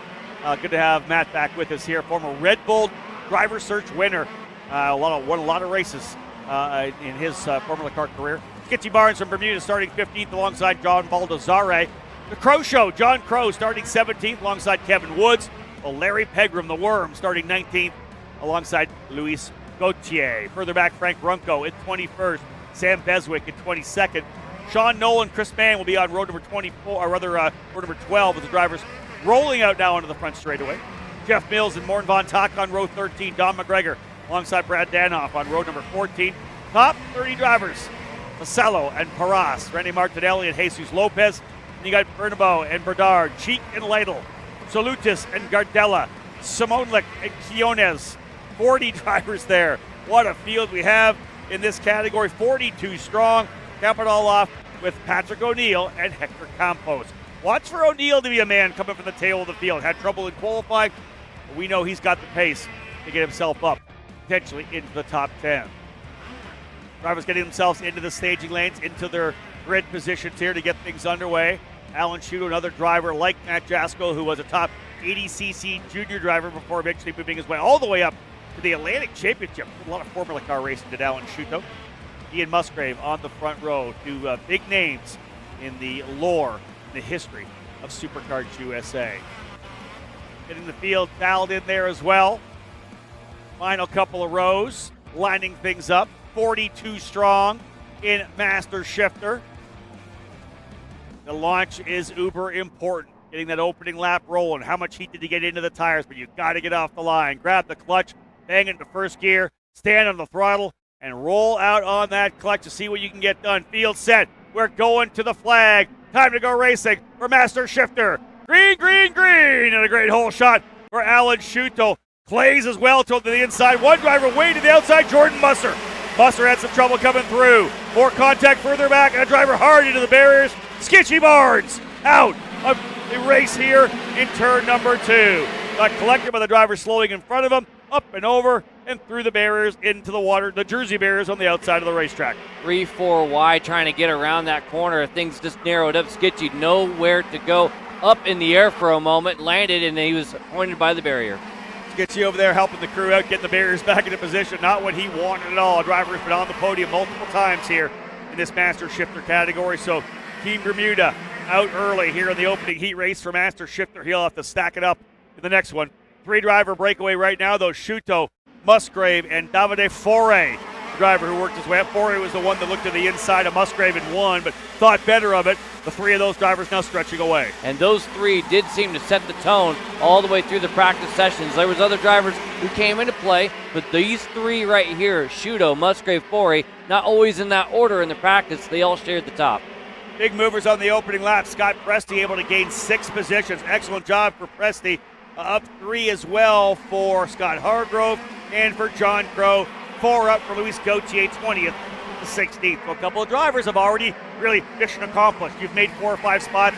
Really, that's all you need to do. Keep pushing. And if you've done that at the opening circuit, you got to be happy already. Yeah, and in the shifter game, right, we already know these guys are going to be taking different lines and different kind of angles through some of this stuff, but the thought process is the same. You still got to be settled down and get things done. Musgrave's taking a look already. Turn number 4, new leader. Yeah, Musgrave to the inside of turn 4. Tucked it in there on Shuto. Allen wisely let it go. Foray closes up a little bit. Musgrave going to try to stretch away here in that factory kart, trying to go back-to-back race wins here in Master Shifter. Waited a couple of years, 33 years of age, I think, for Billy Musgrave right now. So, indeed, we're running in both Pro and Master, trying to get what would be a historic 6th win potentially, maybe even 7th if he wins both this year. But a 5-time champion, the only driver with 5 race wins. 677 into the wall there. You're taking a look to find out who that is. I was actually just going to point out that the top 3 I said that kind of had a handle on things in practice, well, they were joined by other people here and there. Well, one of those guys, how about Jonathan Vitolo and Scott Hargrove? Those 2 making inroads here. I was wondering how much defense we were going to see out of Musgrave once he got there, and he's still opening up. The nice thing with the shifter, you can eke it in a little bit, drop a gear and be okay, but you still got to carry the speed off the corner, and it's Vitolo and Hargrove starting to come on. Driver out there was Daniel Paras at the number 677 out of the race. He'll fall to the tail of the field. So Skitchy Barnes out already. Daniel Paras down out of the race. Ornvod Koch falling a bunch of spots early on there as well. So indeed, another driver on there I mentioned early, Patrick O'Neill. He's up 8, as is Luis Quinones. A couple of drivers up a bunch of positions here from the tail of the field. But as Mike said, early breakaway right now for Billy Musgrave. You can see 4 drivers there. As again, let's put that spotlight back on Jonathan Vitolo, running P4. Hasn't raced since last year's SuperNats. Doing a great job right now here on the GFC. Yeah, Vitolo's got a lot of experience, but I got to tell you, this is probably the strongest I've seen him drive, even with not putting a lot of time. But you know what he told me? He's like, I rode my bike like 45 miles last weekend. Like, he's been really getting after the fitness, trying to make sure he's in the right frame of mind and body to get things done. P4 right now getting it done. Like, that's a really good point. Like, again, fitness for the younger kids and people in senior categories, you know they're already essentially physically fit, they're young. We're talking guys here over 30, over 40, over 50, over 60, right? This is that Masters class, which has that, oftentimes 30-year window of drivers who are racing in it. Myself is 57, right? Tom Gerstner's in his 60s. If you push hard and you really lay into that fitness, it can improve your game so much, even more so than just your innate driving ability, right? To be able to have that extra fitness allows you to be sharper on your game even more, especially throughout an entire run. If he's on the bike 45-plus miles banging it out, the fitness is there, that's just going to lend itself for him being quicker on race day. Yeah, I guarantee he's not going to be the one getting tired at the end of this thing. And right now, you started making inroads, but now the smoothness is starting to come out of our top three. Fast laps coming, fastest, in fact. Billy Musgrave last time by at a 45.1, but how about Shudo snipping one there, 45.0 as I say that. Mirko Mazzoni there on the ITEL course, sending it to the inside of Scott Presti. Scott just did the over-under coming back out of the corner. Speaking of fitness and getting back into race shape, Scott Hargrove showed up at the SKUSA Winter Series at Speed Sport this past March and said straight up, because I'm so out of shape right now, but I want to run pro shifter at the SuperNats. So I'm going to do Masters. I'm a Masters age driver, 30. So the whole idea for the run of the Pro Tour and him winning that championship was to get himself ready for pro shifter. He's going to want, of course, to go for a race win or a podium here in the Masters category as well. But the idea was, let me get myself back into race shape. Scott's a guy, if you've followed his career at all, got himself all the way up into the USF Pro 2000 category, was a race winner, was right there potentially to go to Indy Next Racing. Done a lot of sports car racing in his career, but often to see him back. Of course, he and Rainbow Rashidi, the proponents behind Catalyst driver development. On screen right now, and kind of running out of time here. We're going to have about 2 laps to go. Musgrave and Shudo stretching away from Foray, and Foray has that little bit of an advantage over Vitolo and Scott that you were just talking about, Hargrove. You know who looks good, though, is Shudo. If you watch this thing go into the apex and into the center of the corner, that GFC is working here with 2 to go. A really good run there to 13, did he not? Look at this. Does he have a move to the inside? Does he pop out? No. Alan Shuto, a KG veteran. A little further back, a couple of awesome battles. That is the fight right there for Mirko Mazzoni and Jordan Musser. Musser trying to recover from an almost disastrous incident on the outside of turn 1. Here's a dive bomb move to the bottom of the inside as well. That's one of the Orsolon drivers. That is, I believe, going to be Joe Jose Montalto, likely getting to the inside of Scott Presti there. So that's the fight for the 9th and 10th position.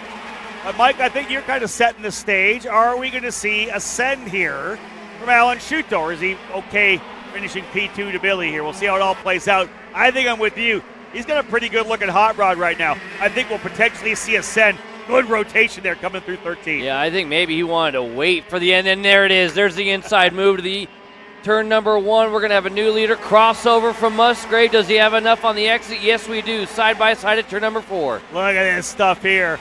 And I'll tell you, Davide Foray is looking for, oh, there's a big move to the inside for Hargrove trying to get by Vitolo.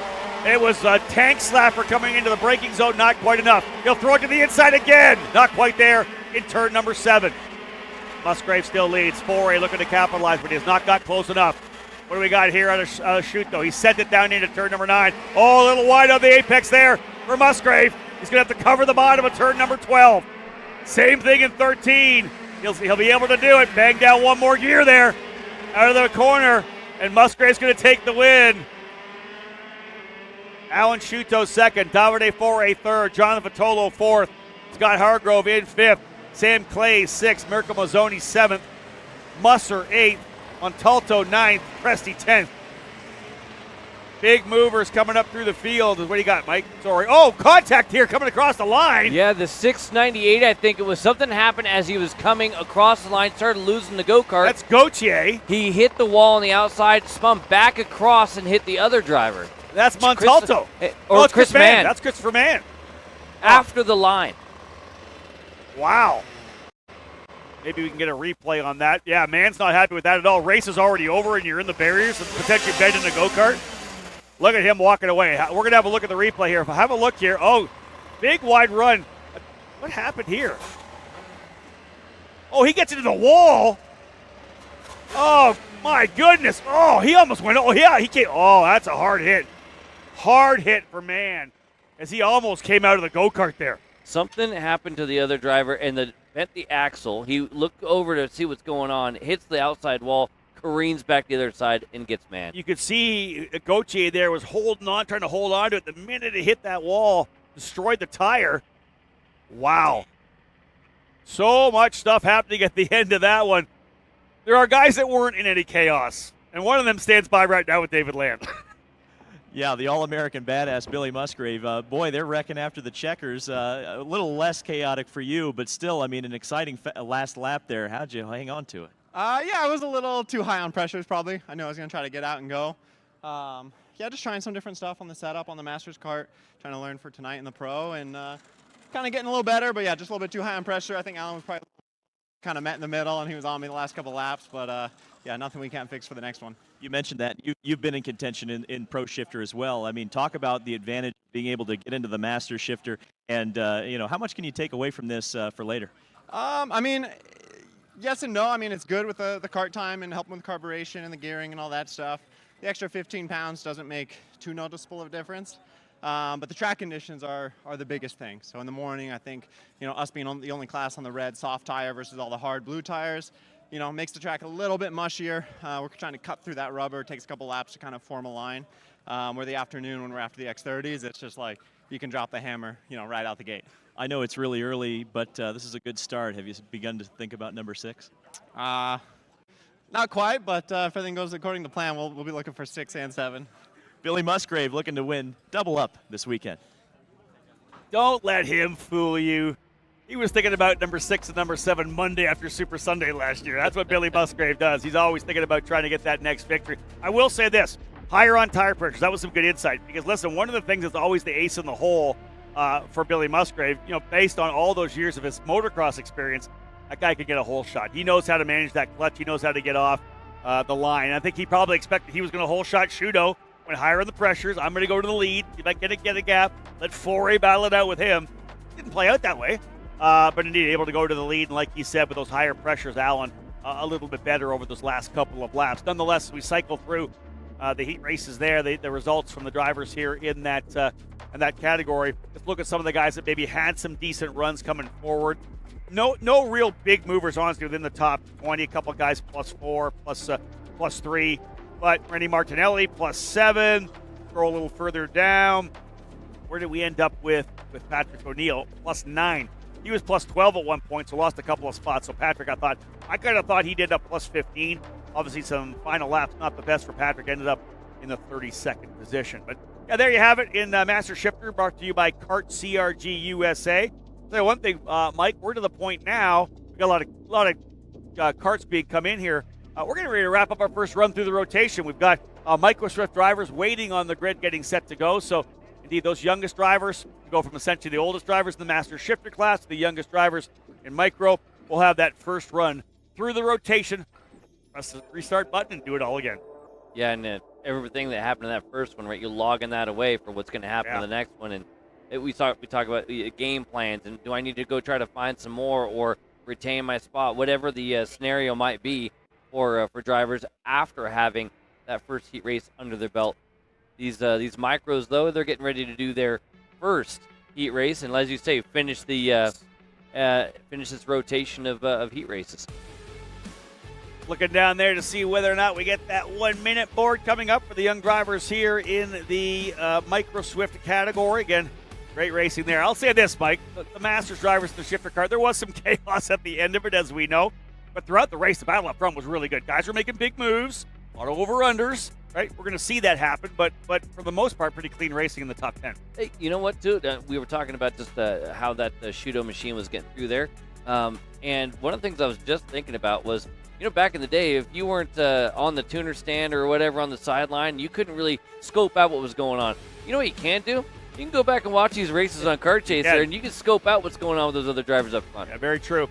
All right, Micro Swift brought to you by Velocity Racing, Sodi Racing Team getting ready to roll while they're on the grid. Let's have a look at them. At the lineup, Zeb Gottschalk going to start on the pole position in that number 3 machine. Again, 3rd overall in the Pro Tour. He'll start alongside Amin Pantoli. That'll be your front row here as we have 45 drivers set to go.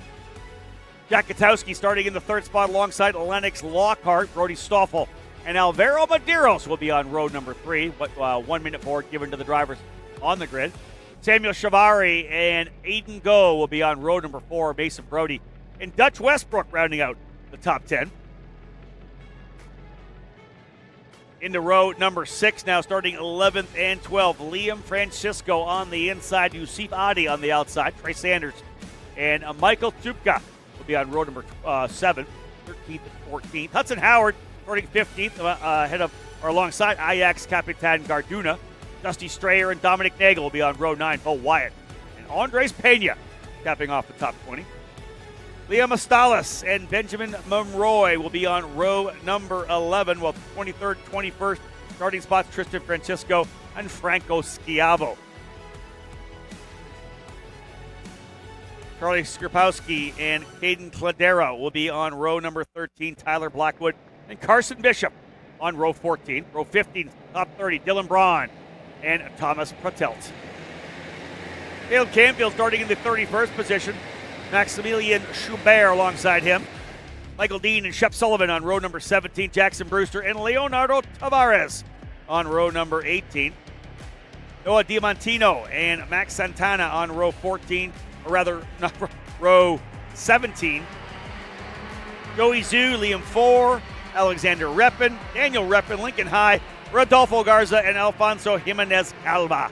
Rounding out the 45 drivers in Micro Swift. We look to take the green flag when they roll back through and get things underway. There is not a class that isn't full. I know. I mean, every single one is just jam-packed from front to back, and the amount of talent in each one. I mean, all these drivers are going to be earning every single position, and the top five at the end, the five-person podium for each category is going to be pretty proud for their accomplishment. You know, I think, Mike, that's the thing about the SuperNationals, right? This is that race that everybody comes to. You know, we get a lot of conversations of, hey, why can't we draw 25 or 30 guys in Master Shifter? Why can't we get a big national field at SKUSA Racing for K100 Master, whatever it may be? People come to the SuperNats. So the best of the best are here from the U.S., many drivers coming in from Australia, New Zealand, South America, Europe, Canada, whatever it may be. So we have the big fields. We have the 40-something, 40 plus, 45 plus in Master Shifter. We have 45 plus in KA. Micro and Mini are locked down, right, at 40, 44. They end up being 45 or 46 as they oversell to be expecting cancellations. If you get on the podium here, it's huge. It really is massive.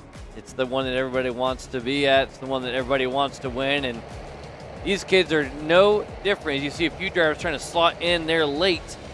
You're not in your spot. By the time you come around the commit cone, you're going to be stuck on the outside. Here they come, folks, out of turn number 13 into the staging lanes. Now those tram lines, you have to keep all four wheels within the tram line before that green flag flies. The drivers are having some issues with it already. No green flag. One driver pulled it inside of the racetrack. That'll be a penalty for sure. Green flag flying, and away we go. Oh, a number of drivers contact coming through here. At least 5 or 6 drivers involved further back, and the driver spun right in the middle of the racing line. Oh, hold your breath, folks. Get through turns 4 and 5. Give yourself some room. Over to 6 and 7. Godchuk the leader right now. Zev Godchuk takes the early lead as they'll come through 6 and 7. Now the short shoot down to turn number 8. Godchuk into the lead. We'll give you some of the drivers who are involved further back in a second. First cover down to the bottom of the racetrack over in turn number 10. Mike, a pretty solid opening lap thus far. No, exactly. If you think about the drivers up front, even with all that kind of argy-bargy going on, the front runner's able to make it through the first couple of corners and then continue on from there. Crossing the line for the first time, you're seeing just exactly who's there. You see a big defense down the straightaway right away. This stuff's going to be kind of crazy as we continue on with this thing. All right, so here's what you got here, folks. Leaders, Francisco down to the lead, Godchuk, Pantoli, Gutowski, Lockhart, and Go. Drivers involved in the early incident, Liam Francisco, Caden Cladera, Carson Bishop, Michael Dean, Shep Sullivan, and Noah DiMantino. So tough to see those drivers involved there early. Some of them went to the inside of the racetrack. There's the 234. Trey Sanders. Off the racetrack as well. Yeah. Trey Sanders spun around over there at turn number 4. I'll say this, all but one driver able to get back to get the opening lap done, and that was Liam Francisco. Otherwise, everybody able to continue on and get that first lap of the books. And the amount of customization I see on the noses here, quite a few of them dented in from contact. There's 2 more drivers in the wall, 220, and we'll have to try to snag the other one. Dusty Strayer, the 220. Was running 11th. Yeah, was up the 11th spot. Not sure which driver was involved with him there. We'll see as they fall down. Coming down the order. Who was involved with that incident there? This is going to change things up front. You can see Zev Godchuk took a look over his shoulder. You can see clear air behind it. Opened it up immediately to carry a big, fast line, and the fighting going on behind it. See Kotowski get past right there. Things are rolling. Got Aiden Go in that conversation. Dutch Westbrook, Lennox Lockhart. That was Stoffel right there making the move. Max Schubert in the number 239 has just pulled off the racetrack as well, so he is done early for this one here. Heated action early on. Lots of drivers battling hard for position. Not surprising in the opening laps. Finally, things starting to settle in. You kind of figure out who your teammates are, who your players are. Big defensive move there, pitching over. Yeah, that was Katowski on the outside, trying to make that happen with the 278 of Aiden Go.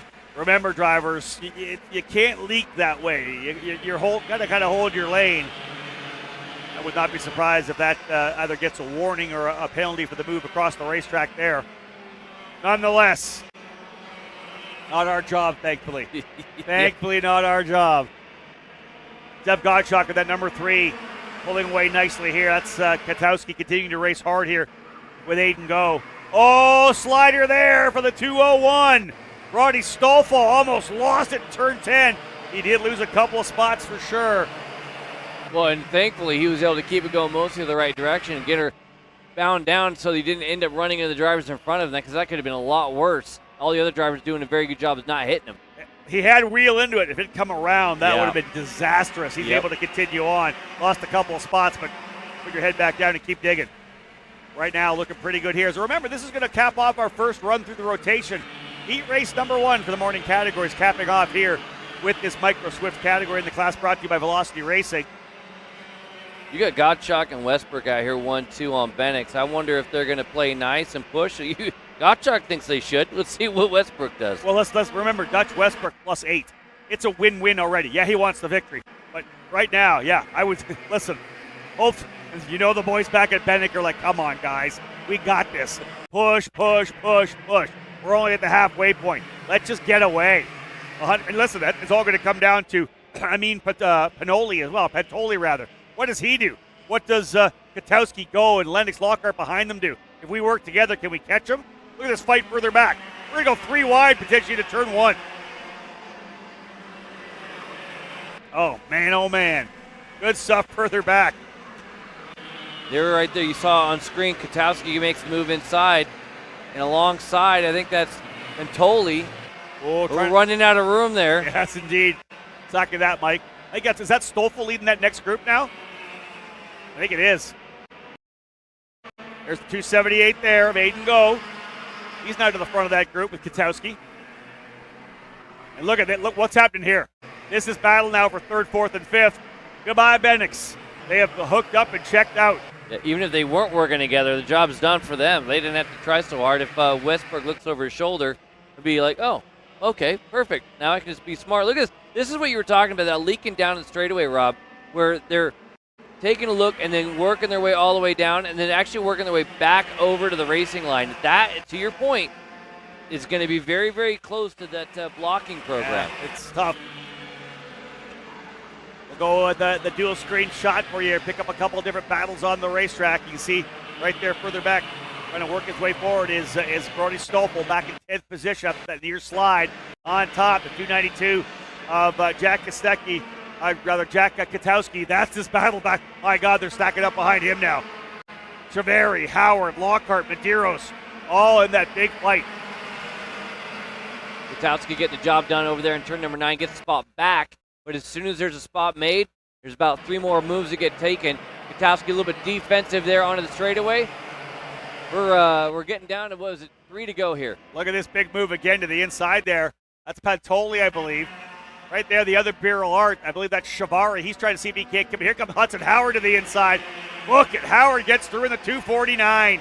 He's going to go to, I think, P4. Well, it doesn't hurt when you're straight purple on that lap time. Hudson Howard, fastest driver on the course, made it all the way up here to this fight for 3rd, making things happen. Look at how close these drivers are running, and very, very little room on the outside. For me, it's whether Shavari gets up to Katowski. Could those 2 barrel art drivers potentially work together, having the same colors on those cars? Now they're finally lined up. We'll see whether or not Shavari is able to close up to Jack Katowski. That is 3rd, 4th, and 5th. There's 6th, 7th, 8th, 9th, and 10th right there. Stoffel in the 201. Gonna put the head down to see if he can't get his way through. Remember, Brody Stoffel, the Pro Tour champion, 201 on the car. Here's the move to the inside. That's actually Katowski, a little bit of a defensive maneuver. Oh, We almost mistimed that. Yes, he did. He tried slotting back in with Cheveri and actually got into the back bumper, and then Howard actually got into him because of that little accordion. Here we go, covering off the bottom again, coming in to turn number 4 and 5. It'll be Cheveri back to the inside. Seems to be like Jack Katowski's kind of been on the defense the entire time. He'll throw it back to the inside there. Howard's going to try to get a better run. Look who's coming from the back. The 246 of Pantoli back in it again. Further back. Big defense to the bottom of the racetrack for Medeiros and go. See how much speed that the 246 had coming off that corner.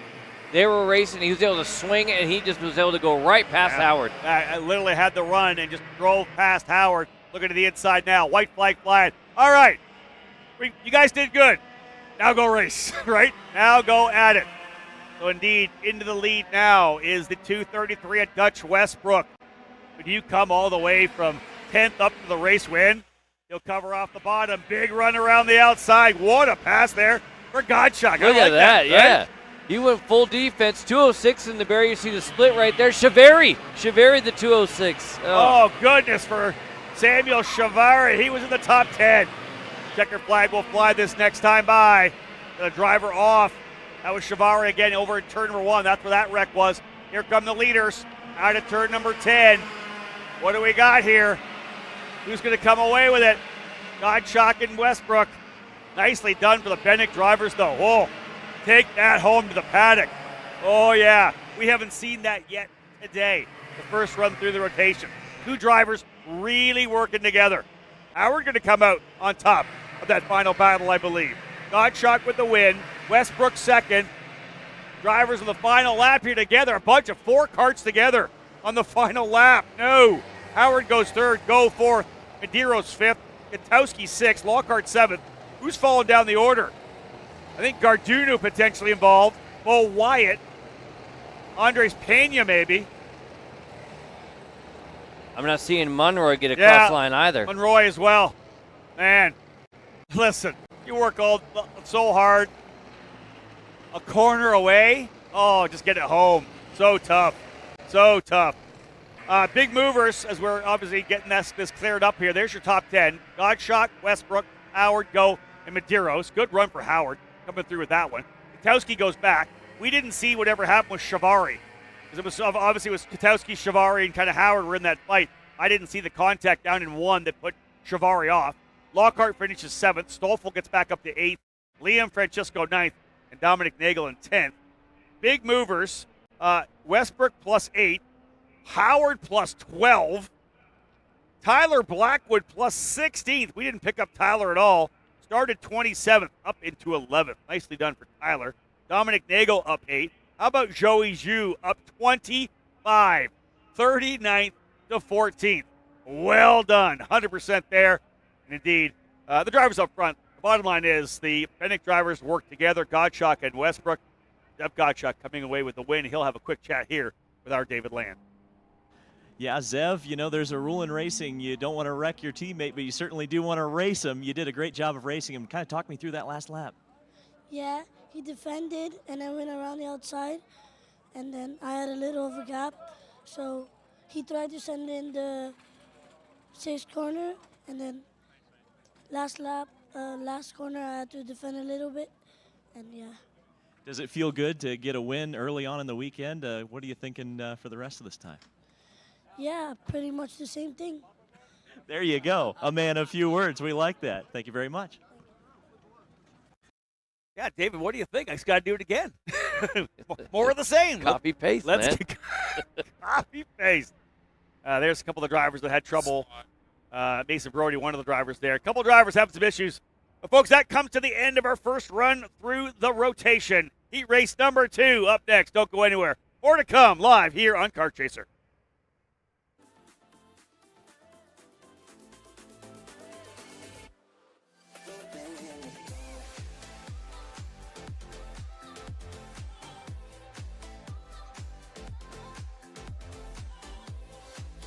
Are you looking to take the next step in your racing journey?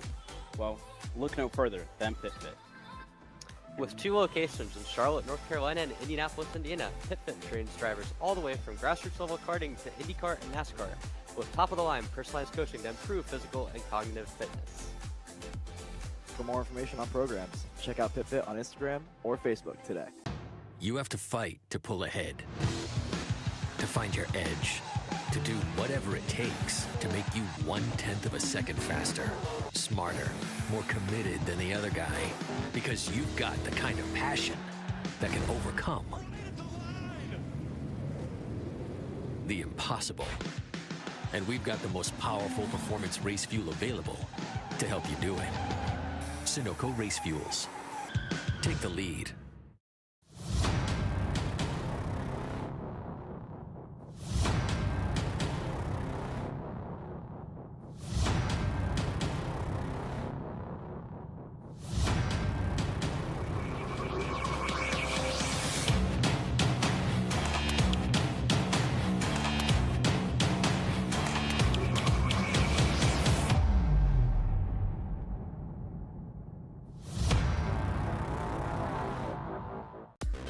Motorsport is reinventing itself, and our mission is to accelerate this transformation so that it becomes even more efficient, cleaner, more spectacular, and more sustainable.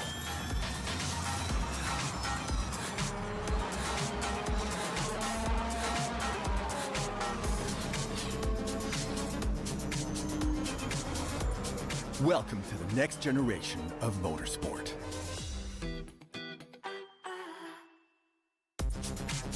TotalEnergies and Peugeot co-developed the 9X8, an eco-responsible hybrid electric hypercar capable of outstanding performances. Are you ready to get behind the wheel?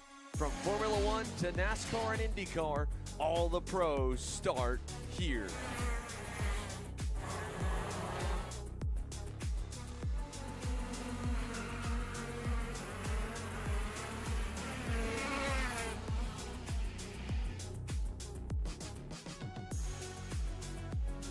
For more information, check us out online at mcckarting.com or call us and go racing today. Join the Norberg Karting Academy at all Winter National Karting events. Excellence, precision, legacy, the foundation of the Norberg Karting Academy. Founded by 10-time U.S. Pro Karting Champion Ryan Norberg, an innovator who transformed driver development and redefined the sport through education, technology, and mentorship.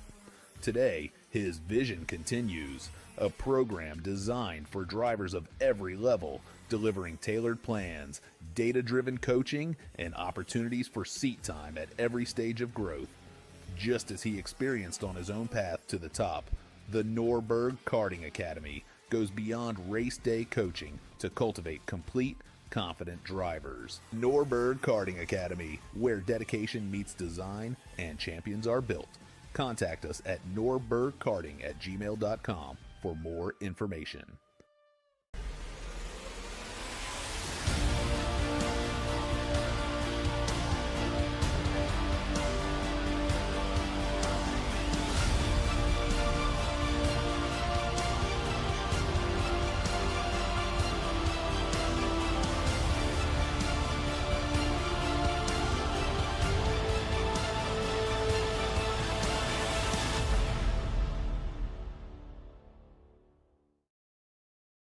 Paulie Massimino wins the Wisconsin Grand Prix. James Overbeck on start number 2 gets win number 1 in OKN Stars. On track or off, Brandon Jarsekrak Racing delivers elite performance. Led by 4-time Pro National Champion Brandon Jarsekrak, our team masters driver coaching, data-driven analysis, and mechanical precision at every national event. Contact us today at BrandonJarsekrakRacing.com. Oh, welcome back, folks. Time to get things underway with heat race number 2 for the morning categories. My name is Rob Howden, joined by Mike Smith here in the Kart Chaser commentary booth just outside turn number 1. I'll say this. My 28th SuperNationals announcing the broadcast. I've announced them all. Over the years, you learn that you need to kind of calm down with your voice early on, because I've lost my voice by Super Sunday. You and I are trying to get things done here. We're trying to be good. These drivers are not helping us at all. What we've now dubbed Frenetic Friday. These guys it's crazy out there right now. It's just, let's see if things calm down for the second run through the heat races. Ashton Woon, who had the issue at the very start in the opening corner, he's going to start in the pole position again alongside Dean Hugendorn. Again, where you start in qualifying is where you start all three heat races, not progressive. So he's going to get a chance to see if he can't rebound again. Michael McGoy starting on the inside of row number 2 alongside Travis Pettit. Braden Wagner had a great run in the opening heat race. He'll look to capitalize on that. He'll be 5th alongside Valentino Santillan in the number 878. Tyrone Kemper Jr. and Jake Kostecki will be on row number 4. Alexis Belargeron and Tristan Murphy on row 5. Eli Steinbrook and Braxton Reagan will be on row number 6. Reagan going to have to come back after an issue, a DNF in the first heat race. Mason Luchidi and Edward Kennedy on row number 7. Leonardo Saravalli, fantastic run in the opening heat race to get himself up in the fight. Gabriel Balog there as well. Field set, coming to the line. We'll get to the rest of the drivers later. One driver way to the middle. That's a penalty for sure. You got to hold your lane before. Oh, big stand to the outside. Another driver. Is that Woon again? Yes, it is. That was Ashton Woon again. Sent into turn number 1. Oh my goodness, back-to-back drives off the racetrack in one. The number of drivers involved in this as well. Coming into turn number 1. Mike Smith, what is happening in KA100? For the second straight race, Ashton Woon straight off the racetrack in turn 1. I can't, I would be so surprised if someone was able to tell me that that was actually just him, because I don't think there's no way that he's just driving it off into the first corner. I think what's happening there is what I was talking about earlier in these passes, is the drivers behind just keeping the right foot down and shoving the rest of the field through. Yeah, we're going to have a look at the replay here when we get a chance to. I think we're likely to see contact in the back there on Woon, because he just got totally sent off the racetrack. Hate to see that, and I guarantee Race Control's having a good look at it. Simcraft, the sponsor of our KA100 Junior category. As things shake down now, wild start. Here's the replay. Let's jump into it. Look at Woon there. Into the corner. Starting to lean on it, and he hammered from behind. There's no way he can stop. The entire field is shoving him out of the way. Pushing him all the way through the corner, and then there's to get 4 or 5 more karts involved. It ends up being Woon in 34th. Also involved Ruiz, Wargo, Eric Doan all the way back, Gage Bailey, Arthur Barbe, and Gabriel Balog all involved in that incident in turn number 1. Alexis Belargeron taking the lead from the get-go. I believe Michael McGoy now in the lead, but McGoy was right there. You hate to see that for Woon. Flat sent for the drivers behind him. And to clarify, I'm not really pointing the finger at the driver right behind him. The entire line is doing it. So I don't know that you can point the finger at one driver. There was a lot of pushing all the way down there, and unfortunately, that's going to make things a little bit tough on Race Control, but I do think they're going to have to get a handle on this thing. Yeah, you got to feel for Ashton Woon. Goes out, puts the kart in the pole position, then gets sent both times. Like, it's just, again, listen, is there a pushback bumper activation? When it's kind of that controlled push, you know what I mean? Maybe you don't get that pushback. Bottom line is Michael McGoy's gone to the lead in the number 860. Belargeron up into second plus 7. Hugendurn in third. Kemper fourth. Wagner fifth. Christia sixth. Steinbrook seventh. Max Christia up 13 spots into sixth position.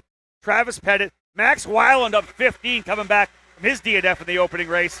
And then Pettit in 10th.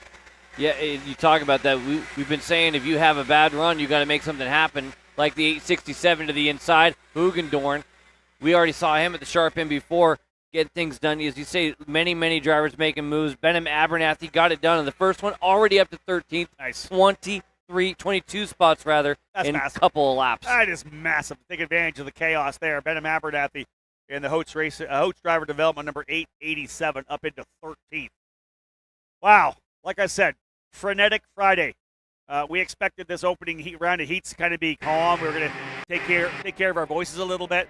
They didn't give us an opportunity to do that at all. Wild stuff at the start of both of these initial KA100 Junior races. Here's a move further back. That's Braden Wagner, number 2nd in the opening heat race, working his way back up. He gets a spot going to the inside, I believe, of Tyrone Kemper Jr.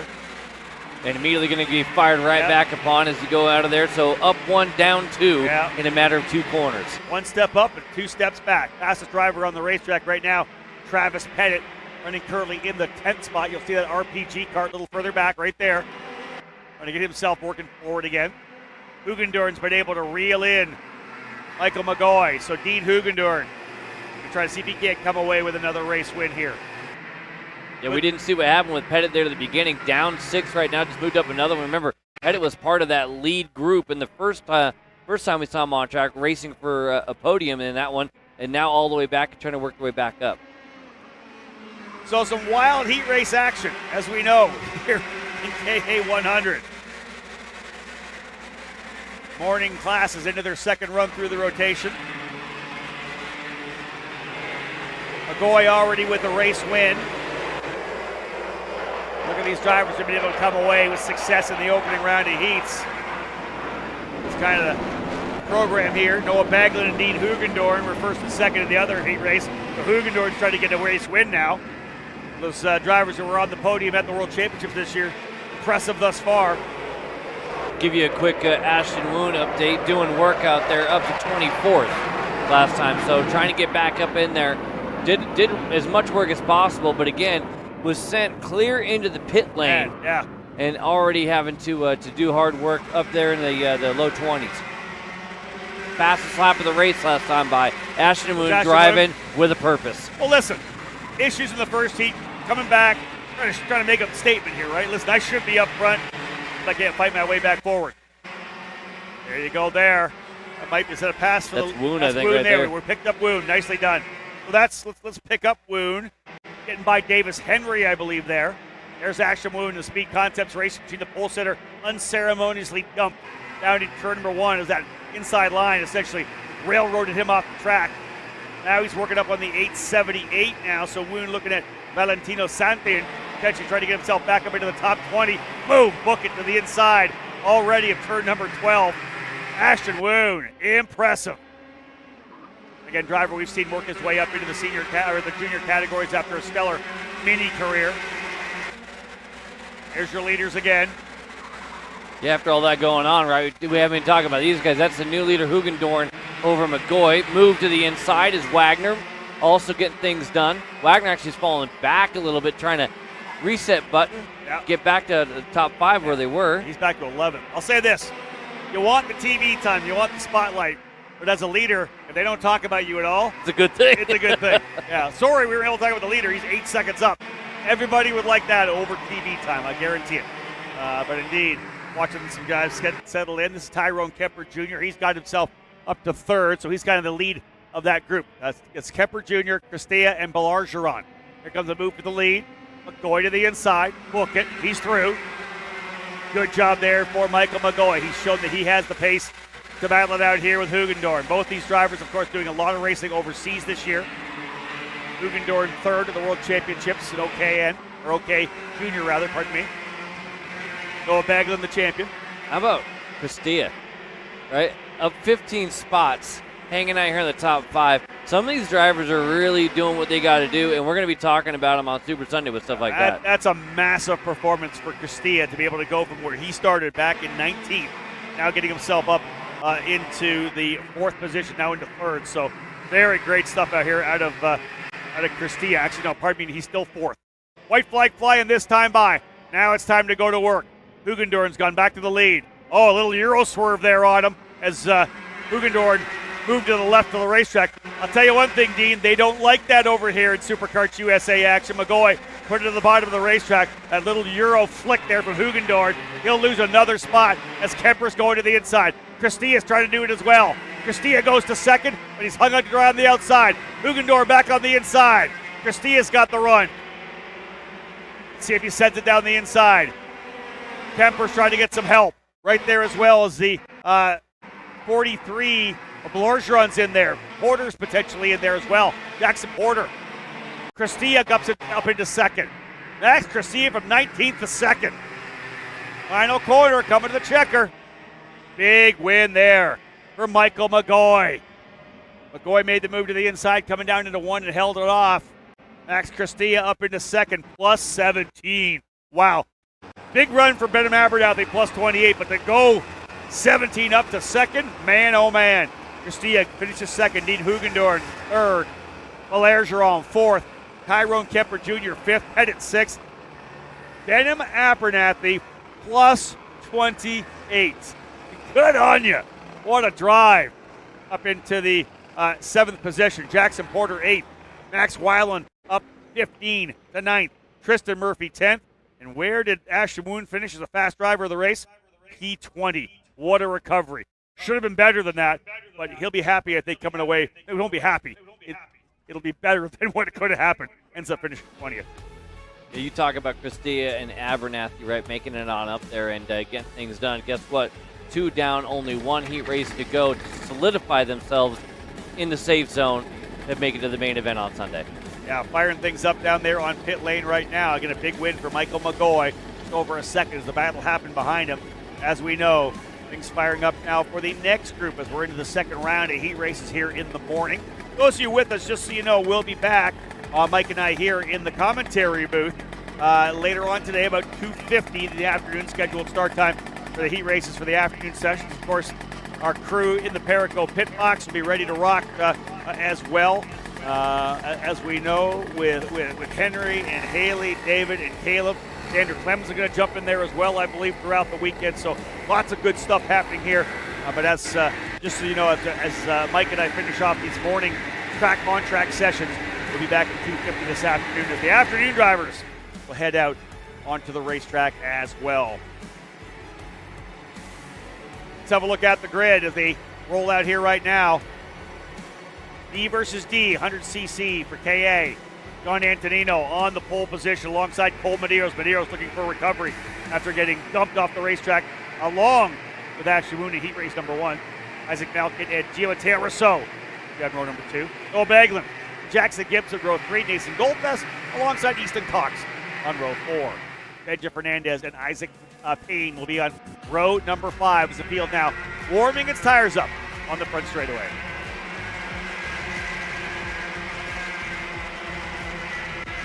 Further back, outside the top 10, David Ybarra starting in the 11th spot, the Texan inside that row alongside Nico Orbezo, the Texas driver.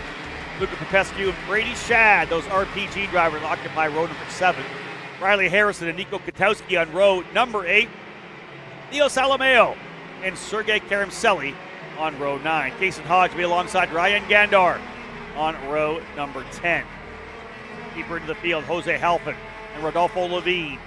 Ryan Bindi and Ignacio Diaz. Matthew Cagle, already 25th, had a good run forward in the opening heat race. Sebastian Demoisiak alongside him on row 13. Luke Cruz and Colt Schlotthauer on row 14, top 15 rows. 30 drivers separated with Cole Anderson and Diesel Bazalski. Alexander Savage, Benjamin Highland. We've got Teddy Rex Bloom, Lucas Dreby, Maddie Grace, Roy Chang, and Achilles Sapirko capping off the field of 37 drivers. Simcraft, the sponsor of KA100 Junior.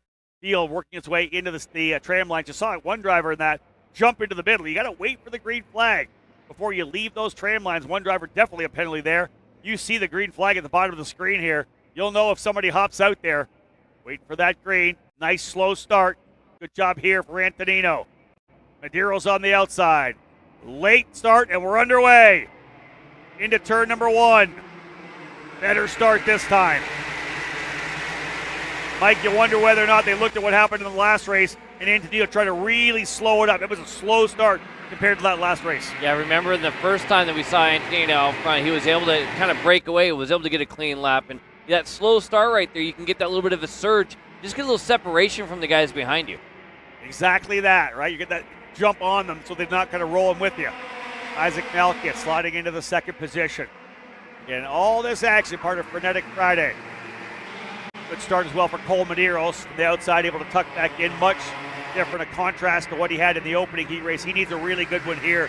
Again, when you have a DNF like that in one of your heat races, it's going to put you down in the order. His best bet is to do whatever he can with a couple of good races to make sure he's not in the LCQ and transfer straight through.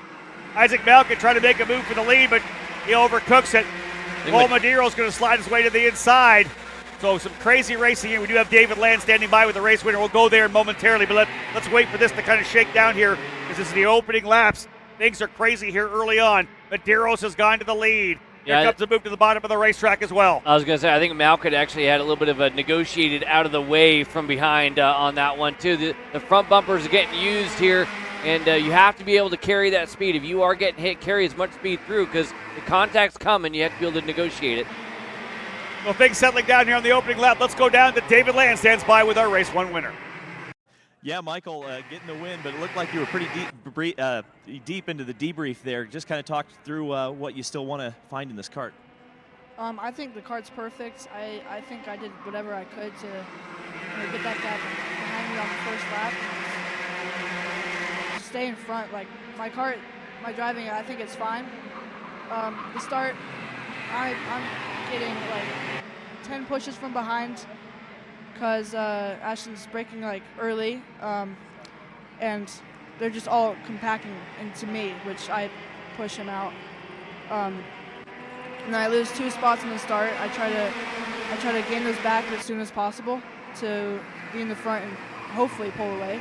But Ubendoren just kept with me the entire time until we on the last lap. I passed him 2 to go. He passed me back. I passed him on the straight. He got caught up with the people behind, and I had a gap, and I just didn't have to defend in the last 3 corners. There you go, Michael McGoy. He's quick, and we'll be seeing a lot of him this weekend, I suspect. Yeah, David, no doubt. Michael McGoy with good speed there. Kind of a little thought process of what happened down there in turn number 1. He said that Woon broke early. Listen, when you're on the inside line, there's no rubber down there. Remember, that's not the racing line. You do have to always break a little bit early from the inside. So, again, obviously everybody pushing from behind, like Michael said. He was getting hammered from behind. So, crazy stuff. But let's jump back into this one here right now as Noah Baglin right into the fight here as the lead group. Baglin in the 853 has gone to the lead. Leaders in there, Rousseau, Antonino, Malcolm, Medeiros, all part of this front group. But not far back are Cox, Gibson, Golseth, and Orbezo. While the conversation was happening there on the pit lane, Antonino making several moves, run high, wide, and handsome on the outside to try to retain the top spot. It's still hitting P2 right now, but really doing some power moves around the outside to stay in the game. And I think that's stuff you're going to have to try to figure out, because if you're going to stay down inside and try to be defensive or try to just hold on to the spot, we've already seen the result of that many times. Yeah, you're right, Mike. No doubt about that. It's a tough thing to balance, right? I want to run full race lines. I'm hoping the guy behind me kind of works with me and we potentially pull away. But if you look at the initial kind of theme of the opening heat races, that was not the case. Only in that micro category where the 2 Bennett drivers worked together. Otherwise, it reminds me of one of the things that Ryan Norberg told me a number of years ago. It was, at this level of competition, it's pass or be passed. You're essentially attacking all the time. Otherwise, somebody's going to be attacking you. And that's what you're seeing right here. Oh, that's going to be a bent axle. Oh, wheels off. That is Isaac Malkit, I believe. Contact there. Malkit is done. He's going to be able to try to control it and bring it home here. But what a gut punch for Isaac Malkit as he loses the left rear leader and a driver I think was going to be able to fight for a race win here this weekend. Just like so many drivers who are falling down. Woon, Medeiros, he's out as well. I think we might end up having a scenario where maybe you can see that before. Look like he got squeezed into the wall a little bit out of turn 13. And that little contact on the right, I'm a little surprised the wheel came off on the left. Exactly. Because he hit the wall with the right. I'll tell you this, folks. Action continuing here. David Ybarra making a move up to the inside. But listen, we talked about a great run for the back of the pack after that crazy action at the start. David Land stands by with the fastest driver on the racetrack in that last race for KA100, Ashton Woon. Yeah, Ashton Woon, super fast, but obviously your day has not gone all that well. Kind of talk me through what happened down at turn 1. So the first heat, I didn't know how fast we were going, and I didn't know where the start box was, but we were going too fast, and then I just locked up the whole time, just full throttle into me, and I just go straight into the wall. And then the second heat, the same thing happened. I tried to slow it down, but I'm locked up from the middle of the straight all the way to the end, and just full throttle. Everybody behind me, the whole row, just pushing me all the way through. Almost came into the pits, but I got it turned around, so I just went as fast as I could and tried to get as many carts as I could. You sure did go fast. I mean, did you at least learn that you've still got a piece that can win the thing? Hopefully. I know I'm pretty fast, and I know I could definitely go through as many carts as I need to, and hopefully I could start a little bit higher than super far back, but hopefully I can get up to the front in the final, and hopefully I can do better tomorrow heat. One of the major stories of today, that's Ashton Woon. David, thank you so much. Great pickup there to be able to talk to Ashton. That's the guy we wanted to hear from, right? literally on the brake all the way down into the front, like the corner. That is not the way this is supposed to happen. You'd hope the penalties would come from that, because you can't be the leader on the brake trying not to get driven off the racetrack at every corner. And did a heck of a job to keep it out of the fence, too. I mean, he somehow did not hit the wall twice in a big way. He barely got into the barrier, was able to continue in the first one, goes down pit lane in the second one. So Woon, I mean, you got to feel for the kid, because he has done nothing wrong there. He did the best he could, the best you possibly could in qualifying, and he's paid the price. Yeah, he's like a finish outside the top 30. As we are watching this battle up front here right now, Mike just had a conniption fit down here. The big dive bomb move there as Antonino going to the lead. 5 drivers in this lead group. Okay, let's focus back on this a little bit. Obviously, a lot of great stuff with Wood. But your top 5 right now are Antonino, Baglin, Rousseau, Medeiros, and Jackson Gibson, who is the fastest driver on the racetrack. Gibson, there's a little jump there. I think that was Medeiros? No, that was Rousseau. Rousseau and Medeiros, the 2 REM drivers. Medeiros now up into the 3rd spot. Yeah, lined up. Cover the bottom into turn number 10 a little bit there. Trying to see if he can't lock that position down, having been able to get by from Rousseau. Yeah, lined up 3rd and 4th there, the REM drivers. And so far, we haven't seen a whole lot of teammate working together stuff. His last lap all the way down to the inside. Antonino is going to squeeze, I believe that was Baglin to the inside. And they're both MPG drivers. So it's the 2 MPG drivers. You know, there is the Prema branding on there for Baglin and Hugendorn, but they're running with MPG and that squad on the Kart Republics. Look at this big move around the outside here. Jackson Gibson trying to capitalize as a big low line into turn number 4 on the final circuit here for Baglin, who's up there in the 3rd spot. I think that's Cole Medeiros trying to recover from that DNF dead last in the opening heat race. He needs 2 good ones to make sure he transfers straight through. Medeiros trying to see if he can't capitalize. Can he get a win here potentially? Does Antonino make a move on Baglin? We'll see. Baglin's already got a race win to his credit. This could be his 2nd. Indeed, the world champion showing what he's got in terms of talent as he'll win another one. Noah Baglin, another victory here. John Antonino, another 2nd place finish. So strong for these 2 drivers across the line. Baglin, Antonino, Medeiros a good recovery. Rousseau 4th, Gibson 5th, Easton Cox 6th, Golsas hold station in 7th, Brady Shad up 6 spots into 8th, Orbezo up 3 into 9th, and Theo Salameo plus 7 to work his way into the top 10. Big movers, Matthew Cagle, another great one out of Cagle, plus 11, 25th to 14th. 2 really good runs from deep in the pack for Matthew Cagle. Keep that up. He's going straight into the main event for his final heat race tomorrow morning. Other moves, there's nobody else doing double digits. Otherwise, pretty good run for those drivers up front. Okay, go ahead, driver. Go ahead, scale.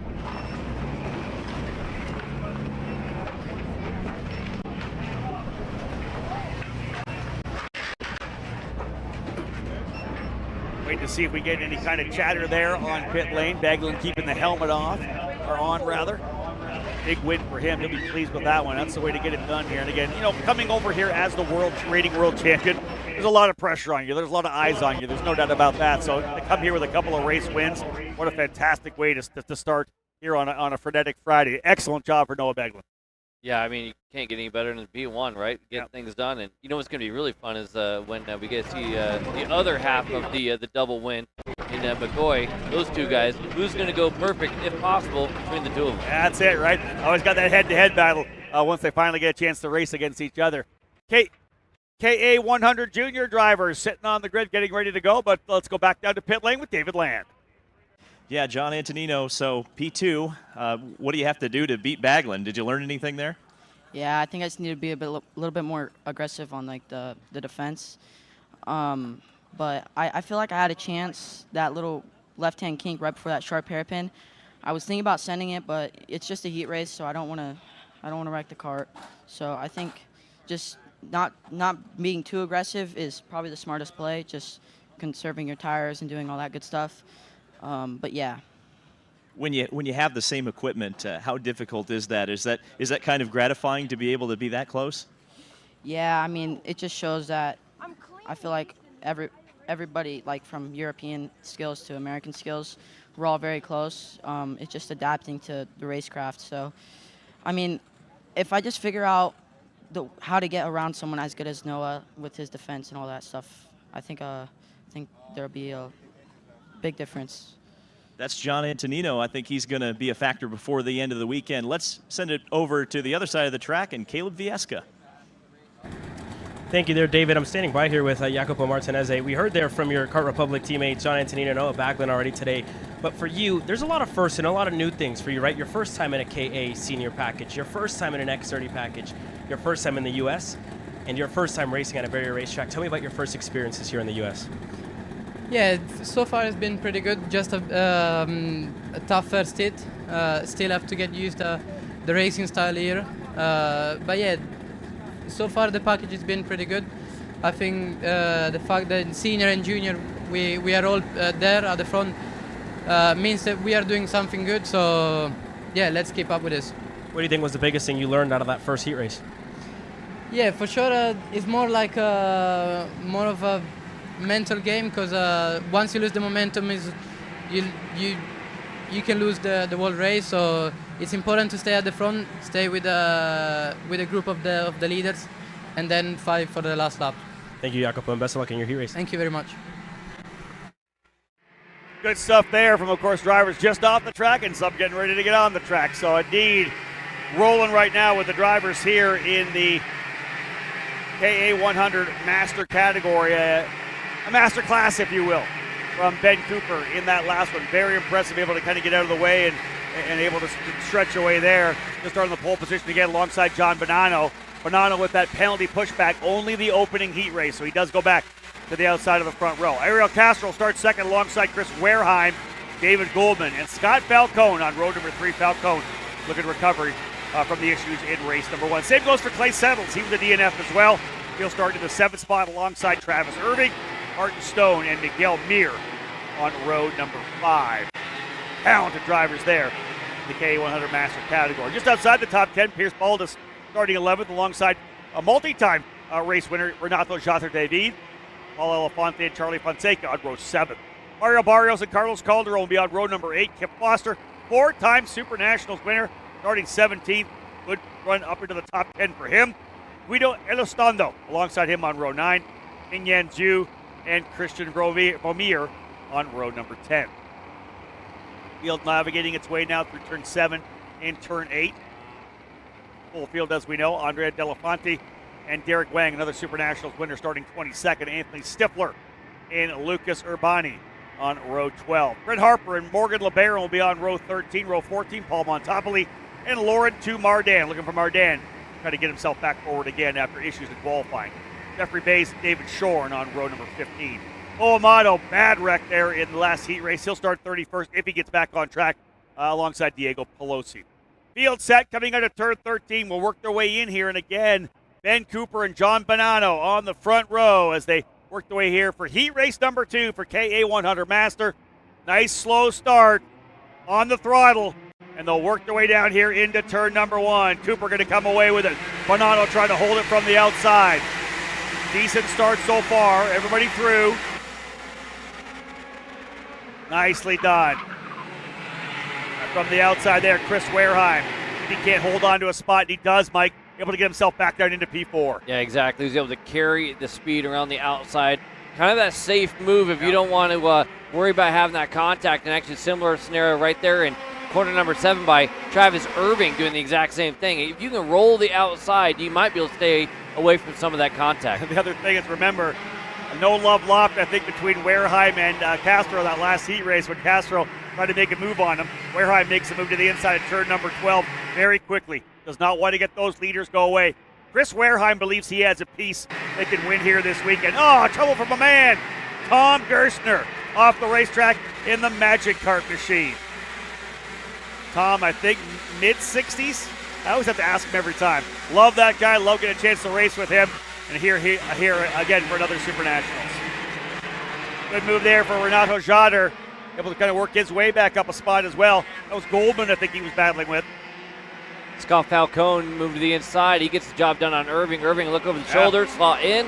Falcone needs another one, as you said, in the lineup, having a rough heat 1. There's Wareheim right there, third, just in front of Castro. And then we pick up Navid. He's rolling right now. Jotter made that move. We saw it last lap, and now he's already caught up to Irving, and the next one in his line is going to be Falcone if he get that job done on his Orsilon teammate.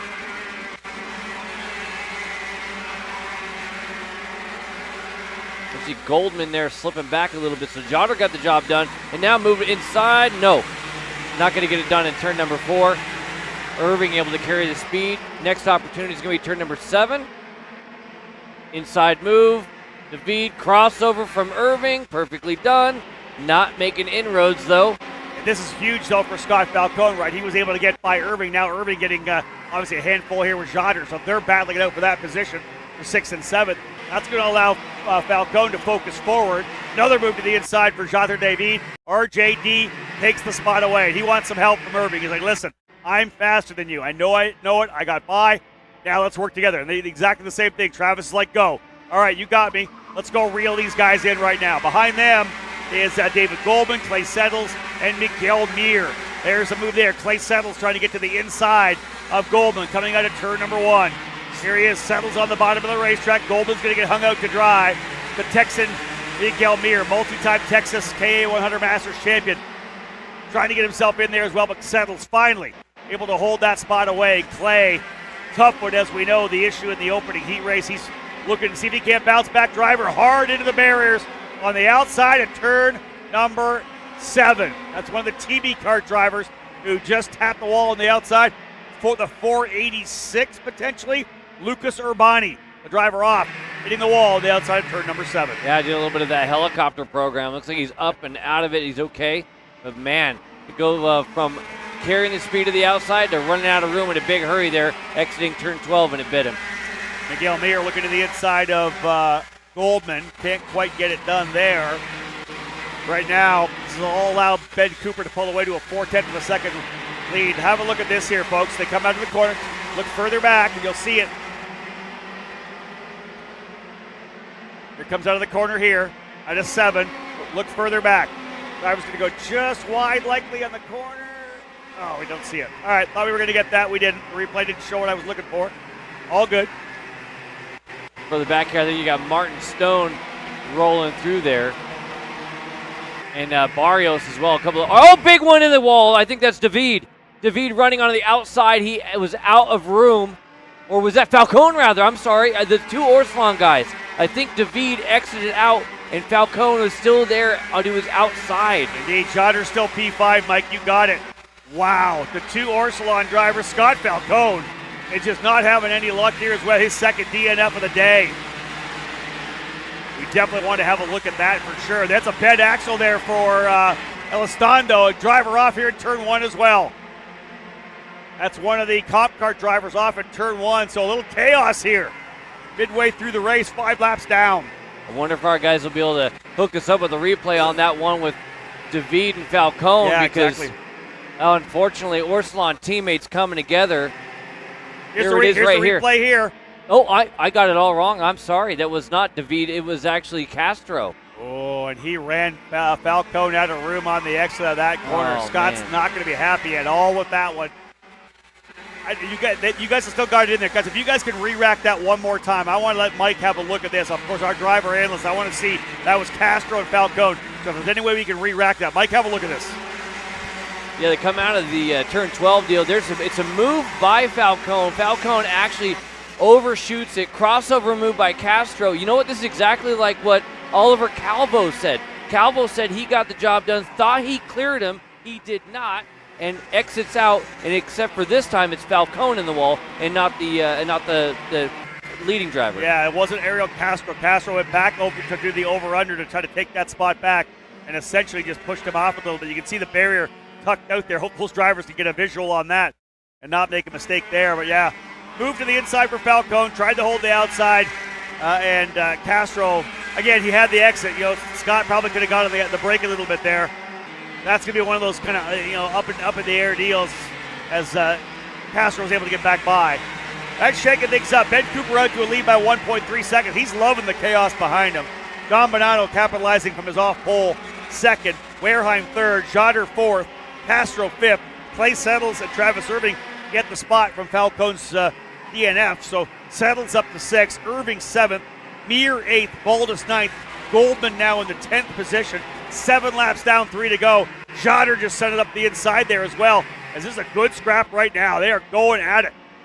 Yeah, that's David. He got the job done on Werheim. Werheim now is also going to have Castro right in the conversation as they go down at turn number 1 right now. David, Werheim, Castro is going to be 3rd, 4th, 5th we're watching. Bonanno, as you said, capitalizing. Yeah. And hat tip because he was in the mess a little bit. This is a strong, solid P2 by him.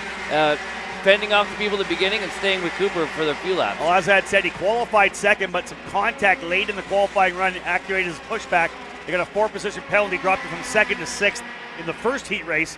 He gets the off-pole position back for race 2 and 3. He is capitalizing, so he can do it again in race number 3, and he's potentially going to lock down a front row starting spot again to try to battle with Ben Cooper. Bonanno thinks he's got the pace to get it done, so indeed fast laps, 50.82 for Cooper. I'm making it 50.7. He just went purple, by the way. There's another driver into pit lane. Laura Mardan. Are you kidding me? Laura Mardan, one of the fastest drivers throughout Wednesday and Thursday. Oh, trouble in qualifying. There's Mardan. Oh, my, he's disgusted with the situation right now. Yeah. That's a gut punch. I'm hoping David Lang can maybe get a word with him and find out what the deal is because that's not where he belongs. It is the end of heat number 2, though. Here's the last lap, Rob. We're almost done with this thing. Another class act move to the inside, though. That's going to be Werheim getting job done on David. Yeah, good move there for Werheim. Down to the inside of turn number 10. Here's that run up front as Ben Cooper going to come across the line as your race there past one of the lapped carts. Then it's Bonanno coming home in second. And a good move there, as we said, for Werheim to take 3rd away. In fact, Jotter lost another spot as Ariel Castro got through there as well. So Werheim 3rd, Castro 4th, Jotter 5th, Clay Settle 6th, Irving 7th, Mir 8th, Foster again. Foster up 8 spots. He's just methodically working his way forward to try to make sure he gets a top 10 starting spot for the main event on Super Sunday. Foster goes to 9th, and Pierce Baldus rounds out the top 10. A couple of movers a little deeper in the field, Mike. Plus 10 for Kyle Yachinski, plus 15 for TJ Nevels. He's up to 29th. Plus 18 for William Isaias. He goes up into the 28th spot. Scott Carapaletti up 11 as well. So some of the guys further back taking care of some of the chaos and the carnage, able to come away with big finishes. But nonetheless, it was a 2.3 second lead for Ben Cooper. Kid's making it happen right now. I'll call him a kid because I think I'm 20 years older than him, so I can do that. He was my coach when I ran the SuperNats as well. So Ben Cooper with the win. Bonanno second. Werheim, Castro, and Yoder. Don't go anywhere. More to come here on Kart Chaser. Are you stuck with your kart racing? Not sure the ideal kart setup? Or going to a track for the first time? Well, Kart Class has the answers for you. Our online portal has a wealth of experience and knowledge to help your kart racing. From kart setup advice to track guides that are targeted specifically to your circuit, or the driver coaching aspects with mindset, racecraft and driving techniques. If you want to take your karting to the next level, visit us at kartclass.com.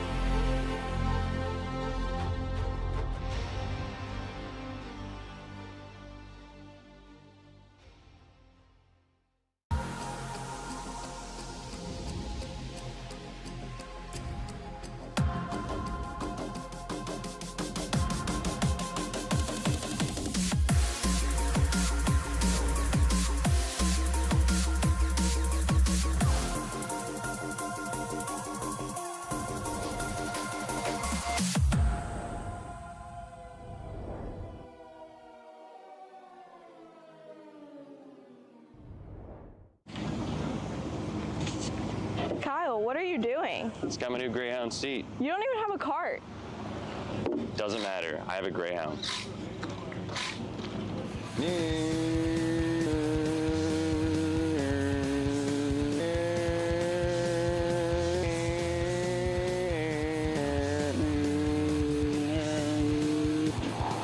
Look at this Kyle Cuthbertson. Doesn't even have a go-kart. Doesn't matter.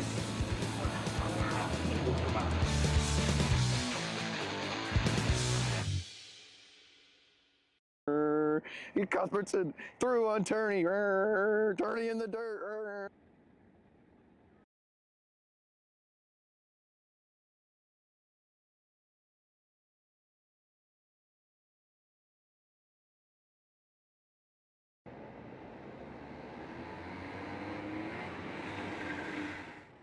Getting ready to roll once again, back at it here at SuperNationals 28. It is Frenetic Friday, folks, getting things underway. Heat Race 1, Heat Race 2, opening heat races are done and dusted. The second round of heat races for the morning sessions, we're working our way through those right now. Time to get into KA100 Senior. Jacopa Martinez starting on the pole position after a top running qualifying. Jake Drew on the outside. Enzo Vidmontiana on row 2 alongside Nico Sarfati. Diego Ramos and Chase Ham will be on row 3. Santiago Fernandez and Alessandro D'Atulio on row number 4. Christian Miles alongside Olivier Marac on row number 5. Row 6, Paulie Massimino looking to attack as he did in heat race number 1. This is A versus C. Race Liberanti on the Pantano for Forward Direction Motorsports starting in 12. Jensen Burnett and Henry Wheeler, row 7. Edgar Rodriguez and Austin Olds on row number 8. Theo Kakati and Chase Gassie-Lee on row 9. Connor Ferris alongside Cooper Auclair to cap off the top 20. Here's the rest of the field there. Rivera and Kaufman, row 11. Overbeck, Smith, row 12. Peruse and Reddy, row 13. Grote and Boley on row 14. Bailiff and Suzlin, row 15. Again, big field as we know in this category. Pappas and McPherson on row number 16. Romero and Duran. Row 17, Chambers alongside Stamps on row 18. Capel and Romanes. Row 19, Ramirez and Roussel.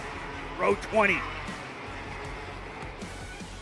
course, as we know, ready for a packed house here. Autumn Fisher and Flavio Queenie will be on row 21. Harris, Barron, Rochetti, Hewitt, Isert, and Barrios. Don't know that we're going to see Mario Barrios here, but there are some fast drivers further back, no doubt about that. Martin Daisy and Drew on the front row as they come into the tram lines to get things underway for this one. A versus C, KA100 Senior, brought to you by TKG Barrel Art USA. Drivers lining up. Martinez and Drew ready to fire things off here. There's the green flag and we're underway. Martinez going to throw it to the inside and hold that spot. How are they coming to the opening couple of corners here? Martinez down to the bottom of the track. Couple of drivers trying that lock-up slide, the reverse pivot braking approach. Doesn't always work. See how hard Nico Sarfati tried to not take out Drew into the braking zone there? That was close. It wasn't on purpose. He was just trying to get that thing woed up. One driver off early. That's the 954. One of the RPG drivers having an issue out of the gate here on the opening lap. Alejandro Ramirez. I gotta hate when that happens, coming out of the gate in the opening circuit, right?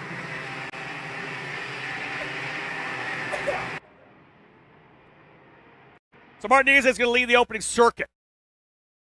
Everybody's settling in here now. Ramos up into second. Drew third. Opening laps. Good stuff. Strong start for Ramos down to the inside there. He's going to get job done. Turn number 4. Remember, it took him all race to get up there. In the first heat race we saw to him, now already leading early on. I'm going to say this right now. A confident Diego Ramos is a dangerous Diego Ramos. He is feeling really good. The Pro Tour champion here in this KA100 Senior category has looked very good, very strong in that opening heat race, as Mike had alluded to.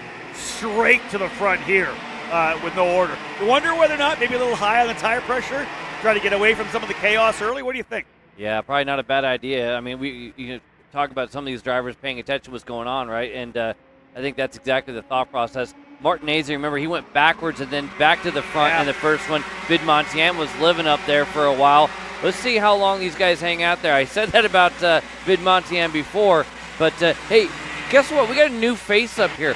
Look who's in 5th place. Oh, Race Liberante. You want to talk about somebody who can get some passes done? That's the best we've seen out of Liberante here early on. Yeah, I remember last year he was right in the middle of the hunt, wasn't he? He had a really good run last year. And Race, again, a kind of a late program coming together to put him behind the wheel of that Pantano. Look at this stuff going on here right now. Everybody fighting it out. Look at this. This is, this is the kind of frenetic action we've had throughout the day so far. Everybody's had elbows up, pass or beat pass, aggressive racing, back across the line again. Drew's going to go to the lead. Martinez into second. Ramos third. DeTulio up in there now. DeTulio leads that next group.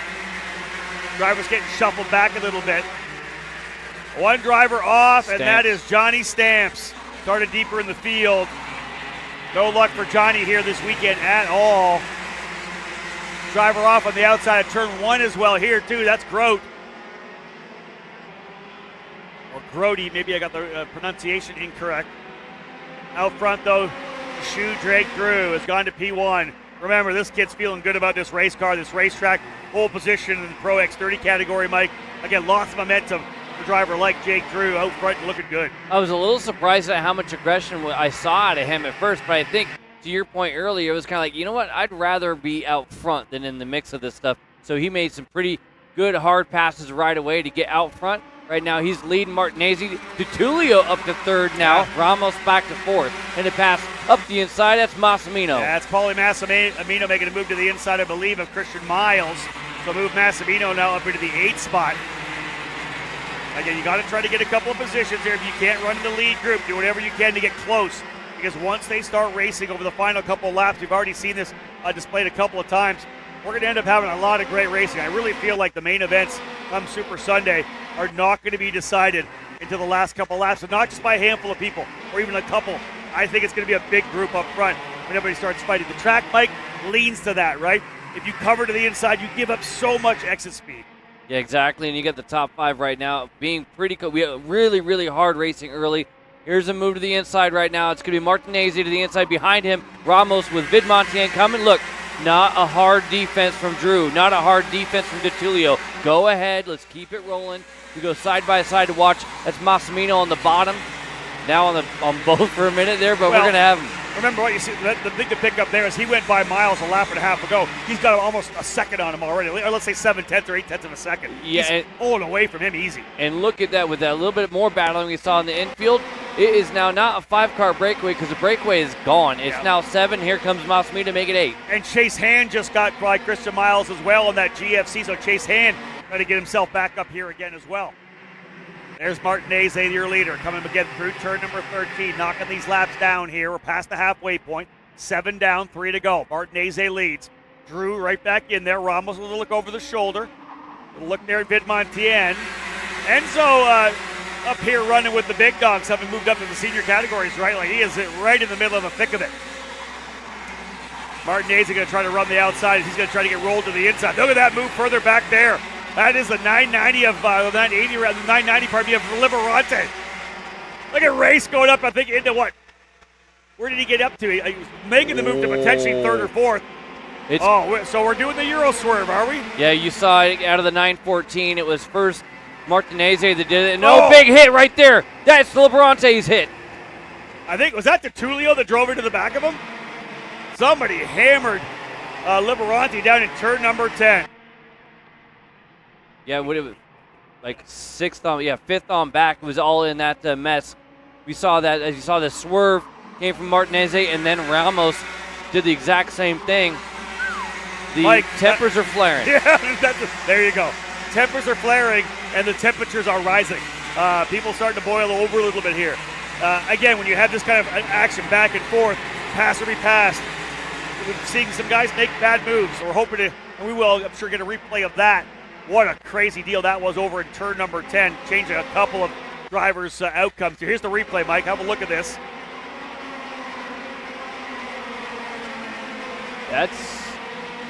the 9.0. Whoever's right behind. That was Liberanti, and then the 937 was the driver involved in that. Yes, Liberanti, and the two drivers behind him, I think, that's where the gap was. Again, I said it in one of the earlier heat races. The third person in line shoving the front two out of the way. That's literally what happened. So yeah, indeed. So Liberanti's out there. He's coming across, leading into the corner, and literally everybody's pushing Tulio right into the back of Liberanti. So that, I don't think that was Alessandro's issue there. I think he was just essentially getting helped all the way through.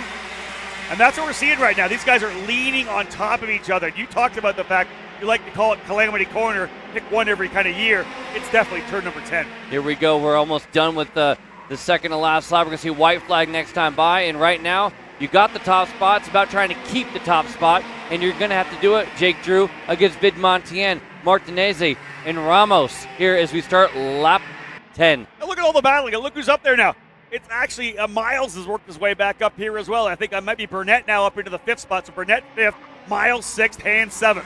Here's the final lap. Big run around the outside for Vidmontien, but he does not have the inside line. He'll be down to the bottom of the racetrack for Jake Drew. In comes Ramos. Over-under coming from Martinez. Who's he going to get? How many is he going to get? Maybe none, because he's going to get hung out to dry again, coming over to 7. Big run down the inside there for Drew. Vidmontien able to go the over-under on Ramos, and Martinez comes with him as well. Final lap here. Another one down to the bottom of the racetrack. Watch for a bump and run. Indeed, contact there. You're going to go 3 wide coming through the corner. Martinez on the outside. Watch for Drew to go the inside again. Wow, crazy action over the last couple of circuits. Jake Drew going to get a race win. Wow, that's I wasn't expecting this level of chaos and excitement through these heat races. My God, it's wild stuff right now. You know what I haven't done yet is I haven't gone to the Discord and see how many penalties they were for the first set of heat races, but it's probably about 3 pages long. I haven't even looked at the at any of the comments on the chat either. I'm going to jump into that on the YouTube channel. Drew with the win. Martinez 2nd. Vidmontien 3rd. Ramos 4th. Burnett up to 5th spot. Good stuff for Burnett to get himself up to P5, because there are some guys we're going to jump on here momentarily. Massimino, Hand 6th. Massimino 7th, Kakati 8th, Christian Miles 9th, and Nico Sarfati 10th. James Overbeck up 10 to 13th. Spencer Smith up 10 to 14th. As well, Mateo Pappas up 10 to 14th. Steven Eisert up 22. Unbelievable stuff. We work our way through the scales. There's Jake Drew.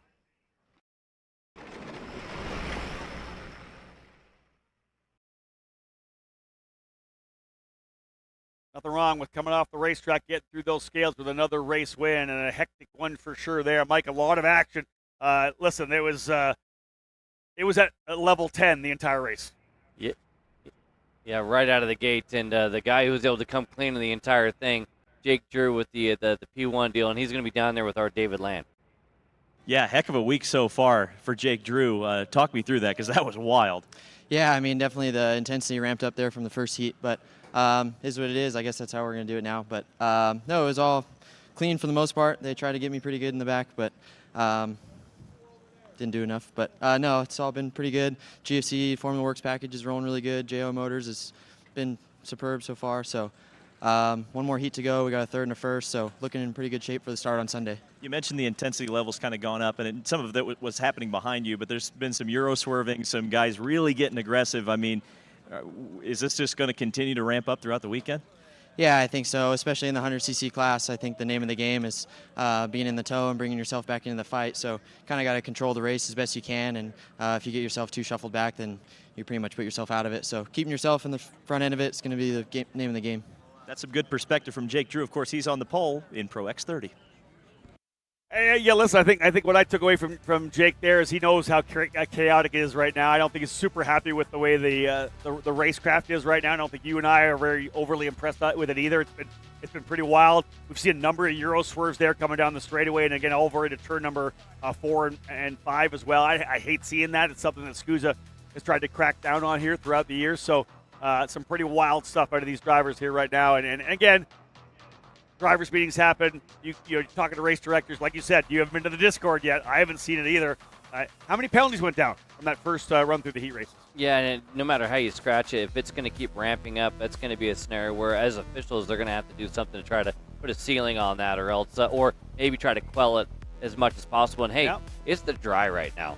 Are we going to still? I mean, once we start doing anything different than dry stuff, this could get out of hand. But I question what the moves were at the beginning. As far as, I wonder why Drew was being that aggressive, and he just called it out. I was like, hey, I feel like I need to get out front so I can control this thing. If I end up in the back, I'm in the mess. That's when the bad stuff happens. So it's all part of the strategy and smart drive by Jake Drew. Yeah, that's exactly it, Mike. And again, when you're a driver, you're trying to control your own destiny, right? And you're out front. If you're the guy leading, you've got that handled to a certain extent. Yeah, you're going to get pressure from behind, but you can place the car where you need to place it. So, indeed, great stuff here right now. We are working our way through the second run through the rotation, as we all know, here into the KA 100 Senior category.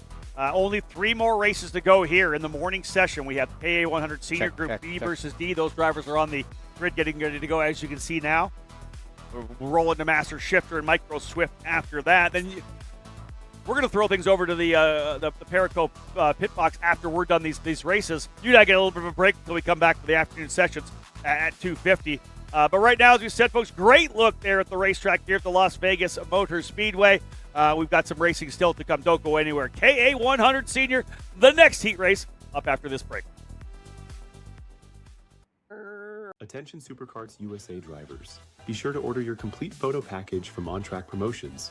All drivers receive a minimum of 40 photos from throughout Friday, Saturday, and Sunday with instant access from our automated delivery system. Visit otp.ca right now to get instant access to your photos.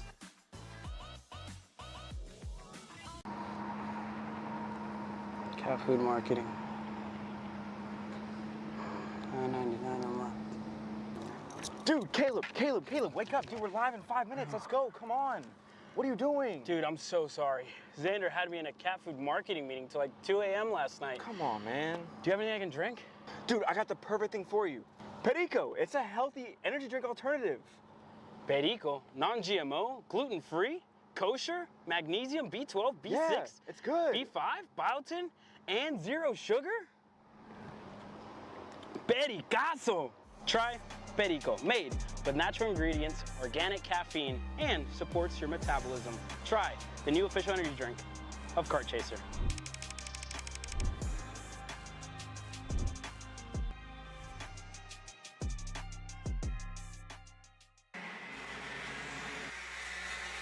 So back at it again here as we'll cap off the back end of a doubleheader for the KA 100 Senior drivers. This is Group B versus Group D as we close in on the morning sessions, getting those heat races done.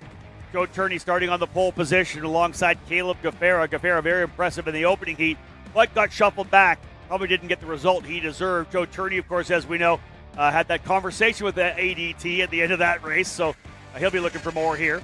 Blake Nash, very impressive, getting that opening heat race win. He'll try to keep that up here and have that Nash Motorsports car up front again.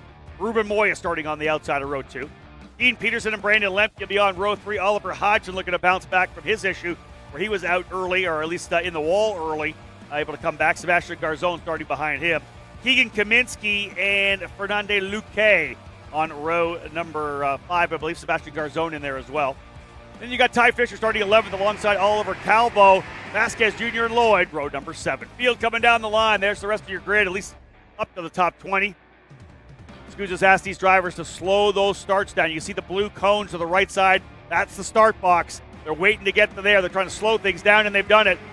Turney's going to lead him into 1, but look at the move to the inside there from P3. Good stuff as well. Moya trying to see if he can't get up to the inside. Gaffera on the Holtz driver development machine way around the outside, going to run the rim here. Good job for Gaffera to go to second. That was a nicely done run around the outside for Caleb. Can he hold it coming into turn 6? Big move to the bottom of the racetrack. One driver slowing further back. That's Dean Peterson. He tried to make that move through 4. He got too much curb on the left side in 5, and he was done right away. Gaffera will cover off the bottom of turn number 10. Again, we'll see if we can't get ourselves kind of into single file here for a bit. Hodgson gets a better start. He's right there into the top 10. In fact, I think he's running probably P5 or P6, Mike. As you say, better start because the last one was in the fence, right? Exactly yeah, that. so anything that doesn't end up spun around in turn 1 is going to be a good one. So watch for Hodgson do something. But how about Moya? Yeah. Look at it. Look at the rotation. He gets into the corner, and he's so tall, gets that thing to rotate there, sticks it, and still has the extra speed. Moya's going for another one. Move Moya to P1. Yeah, talk about that. There's the car control coming into the corner, gets it rotated, and then still has enough exit power and exit speed, the forward bite, to get the pass done on Turney coming into turn number 5. Look at the 981 there. Lemke trying to make something happen here in this lead group. And a look to the inside there, as we know, of Oliver Hodgson in the. Hodgson gets some contact there as well. Who did Hodgson get into the back of? Turney. He gets in the back of Turney and cleans out on the outside. I believe that was Nash. They're there. Yep. So let's see as they come across the line. Let's reset it here. Moya and Gaffera are going to try to pull away. There's a push to the inside further back. Turney, Lemke, Garzon, Hodgson, and indeed, Hodgson deep to the inside of turn number 10, Mike, into the back of Joe Turney. Luckily for Turney, that could have been a race ender. Yeah, and actually, Nash got the sour end of that whole thing because he gets in the back of Turney. He was trying to pass Nash. He goes in too hot, climbs the back of Turney, and Nash has nowhere to go. Quite a bit of cloud cover here trackside, but we're getting some sun peeking through to warm things up a bit. 68 degrees here trackside, and as we all know, we're all keeping an eye on that forecast for the weekend. It's not ideal, but it'll be interesting. Let's put it that way. It'll maybe add another wrinkle into this year's SuperNationals. See it, Mike? Listen, I saw you shaking your head under my peripheral here. We want to see racecraft. The amount of bump and runs we're getting, like just actual. This again, we talk about bump and runs for a race win. This is literally all the way through the field in the heat race. They're just moving each other out of the way. They're just shoving each other out of the way. It's not even an attempt. It's one thing, like, there's some defense or whatever you want. It's because some guys, he was white lining. Bro, we're not even attempting to pass. We get to them, we're moving them. It's not right. Yeah, I agree with you on that. We're always hoping for a high level of racecraft in an event like the SuperNats. There's more contact further back. Couple drivers together. Benchev in the pink. Benchev was part of that, I believe. Oh, no. That's also Ibrahim Din, I believe. There's a cover down to the bottom of the racetrack. Oh, that's a hard wreck. Big wreck coming down to turn number 6. Trying to hold on the outside of 8, rather. Hard wreck on the outside. That may have been Ty Fisher. Yeah, I think that was Ty Fisher. He's already up and out of the go-kart. That was Fisher. And he's holding his wrist. He came hard on the outside, trying to hold the outside, and got into the barriers. More wrecking further back as well. The 972 and the 994.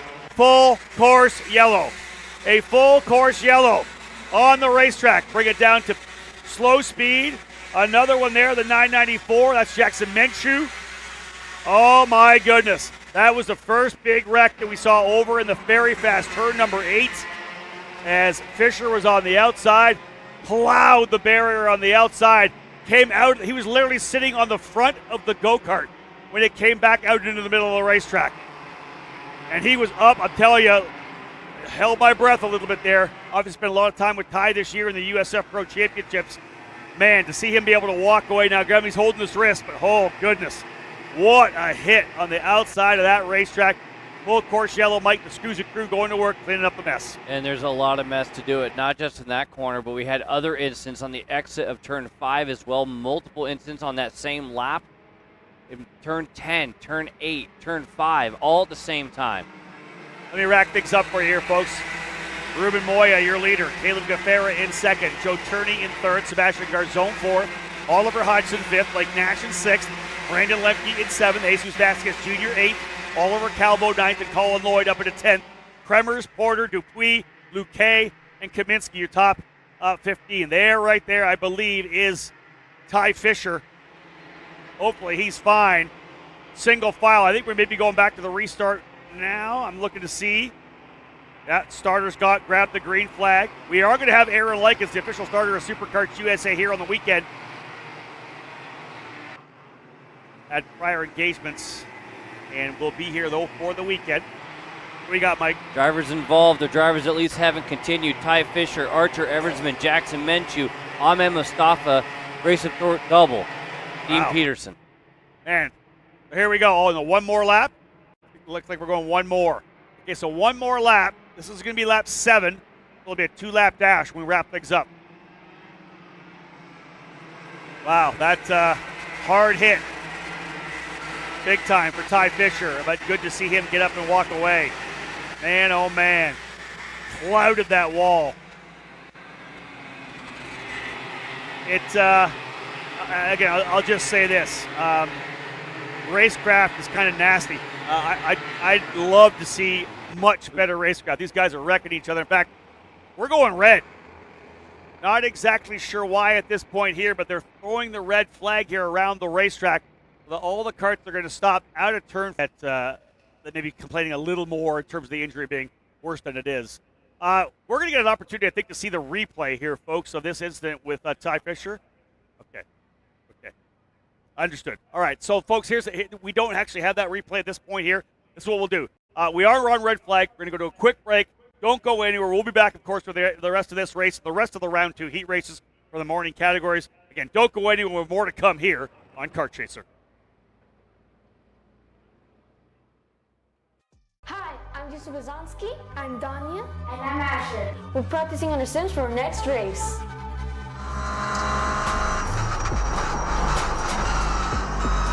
10.55. Still there. Car on your left. All in all, we just love the RS. Helps us stay in the game in the correct mindset.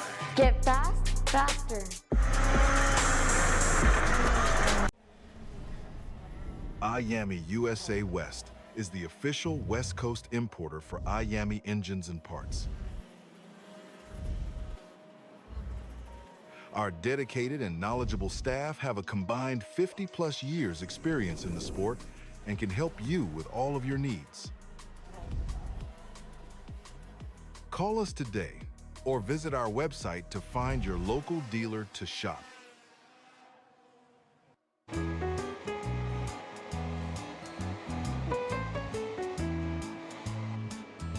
Gee, looks like we're missing the engine. What the hell am I supposed to tag? What do you mean? It's my Greyhound. It's all I need. Where's the rest of it? It doesn't matter. It's a Greyhound. You gotta make weight. Okay, you're good.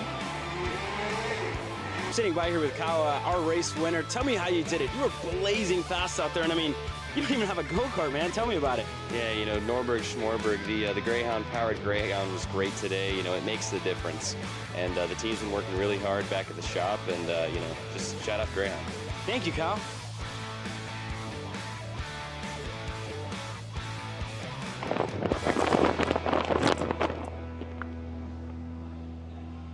How the f did you just win? Doesn't matter. It's a Greyhound. You know, I'm really starting to like this go-karting thing. Yeah, me too. Oh my gosh, can I show you this cute dress I just got? Yes, of course. Oh my goodness, it's so cute. I just love shopping. I love shopping too. Oh my god. Wait, did you guys say you like shopping? Of course. Well, dude, I have the perfect place to do that at. ShopPayCara.com. At ShopPayCara.com, you can get free shipping on orders $200 or more. You can get anything you want, like MXC rims, gloves, rib vests, shoes, anything that you need, all at ShopPayCara.com.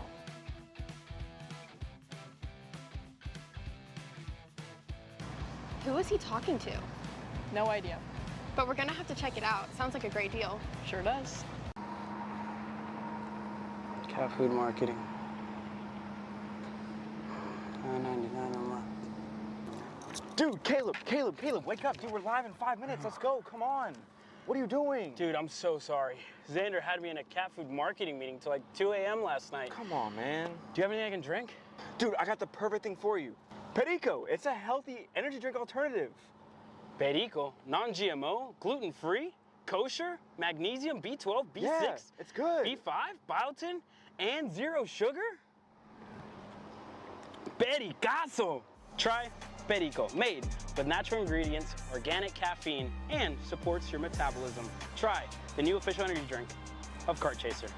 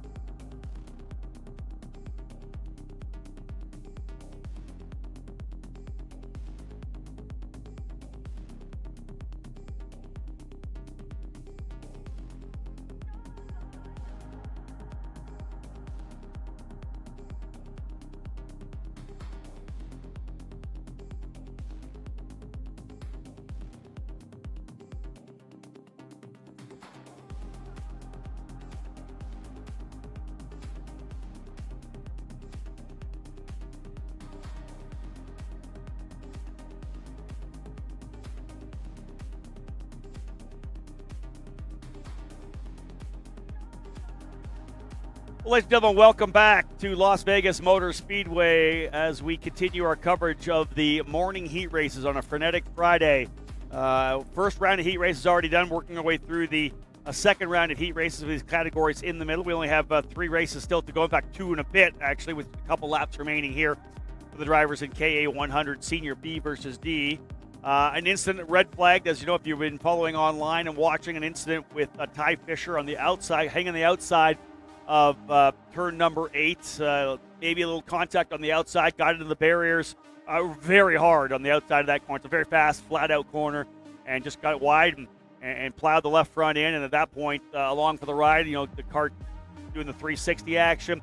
He came out of the kart, got up. That's one thing. Was able to stand up, walk away on his own to sit down, holding his right wrist. So, obviously we're expecting some level of wrist damage. Eventually called for the officials said he needed the medics. So that's when the red flag came out from the feedback from the driver himself. They were able to get him into the medic and into the ambulance. Now back into the pit lane now. So ideally we'll be able to get that EMT truck back out where it needs to be to get things back underway. But again, right now still on a hold. See whether or not SuperKarts USA elects to call this particular race, because we're already, I believe, 8 laps in when they came back around. So at least 7 laps. 6. I think we were rolling 7. We came back around, so maybe 6. So still an opportunity, but we'll see how they elect to play it out. But the bottom line is, tough hit there for Ty Fisher, the race lap driver on the TB Kart machine, and I don't know that we'll see him for the rest of the weekend. Yeah, we've seen multiple drivers carry the outside. We talked about it earlier. We saw Guevara do it. We saw, actually, I think Ty was one of the drivers. Massimino did it for sure. Massimino around the outside. And the thing is it's a flat-out corner, and you can run out of room in a hurry. Well, he ended up in the barrier. It's also, you can hold the outside if you're side by side with a guy and you both know what you have to do. The inside guy's got to give you room. You're going to have to use all of the racetrack. As that kind of happened, and you and I have had a chance to look at the replay, when Ty was coming through the corner, there was a couple of course corrections even on the entry to the car, because he was on the outside. He had to kind of correct a little bit, got it where he needed to be, and then literally on the outside, it was more kind of a right or left rear to right front, kind of just a bit of a nudge on the nose cone. And again, you're talking about absolute 100% edge of adhesion, right? You lose a little bit of that because somebody pushes you out. There's not much more you're going to get out of that one. And he was also choked up a little bit from the edge of the corner, too. Yeah. He didn't have maximum width to be able to carry. There's no grip out there either. Never mind, once you do get out there, the marbles and stuff like that. So, yeah, it's a rough deal there. We obviously centered on that incident. There was an incident outside turn 5. There was an incident in turn 10 as well. I think right after that happened. Trying to figure out maybe what happened in those different scenarios. Multiple drivers not having the heat race here that they were looking for. And obviously, hope that Ty's able to get that thing fixed up, feel a little bit better, and we hear exactly how he is after medics get that kart's actually rolling by us right now. It doesn't look, again, that overly aggressively bent, but again, the bottom line was he got into the barriers, and it was more the fact that the way he hit, he came out of the go-kart as it was rolling around. He was kind of doing the 360 himself. He ended up landing on the front of the go-kart, so came out of the kart and ended up landing on the fairing on the front. So. On his feet. Yeah, on his feet, yeah. Drivers are there, obviously waiting to see if we are going to go back to green flag. Let me fill you in. It is Ruben Moya as your leader right now. Caleb Guevara in second. Joe Turney in third. Sebastian Garzon runs fourth. Oliver Hodgson has the fast lap of the race. He's in fifth spot. Blake Nash, sixth. Brandon Lemke, Jesus Vasquez Jr., Oliver Calvo, and Colin Lloyd rounding out the top 10. That's a solid run back for Calvo, too, because he was on his head at one point earlier today. Yeah, remember, and he was up front in the last before the very last lap, and he said, and luckily for him, not too many scratches on the old new paint job. Yeah, it's wild. We've been seeing every single corner has had some kind of action on it, and the action has been from before the green to after the checkered. Doesn't matter where you were on the course. Let's have a quick little look for those of you who are listening on the trackside here or watching on the Kart Chaser YouTube channel. We have a couple more heat races to go to cap off the morning action. We have the last couple laps, if indeed we do go back to green, for the drivers here in KA 100 Senior. The Master Shifter drivers are waiting on the grid to get things underway. Micro Swift as well. That'll cap off heat race number 2 for the morning categories.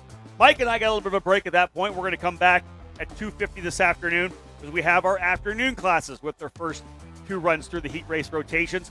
X30 Junior, Mini Swift, Pro X30, and Pro Shifter.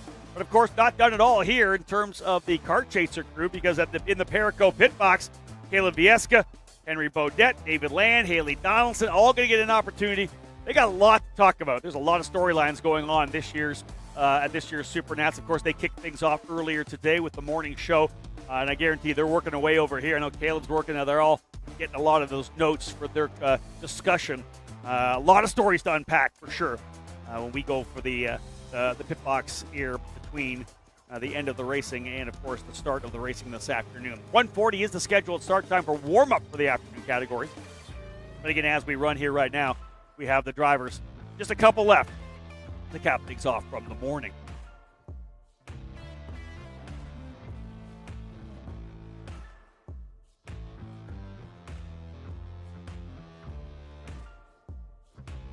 So, folks, again, on a red flag here right now. We'll go quiet here momentarily. We'll be back at it once these drivers get the call to get back behind the wheel. But otherwise, coverage all day long here on Kart Chaser.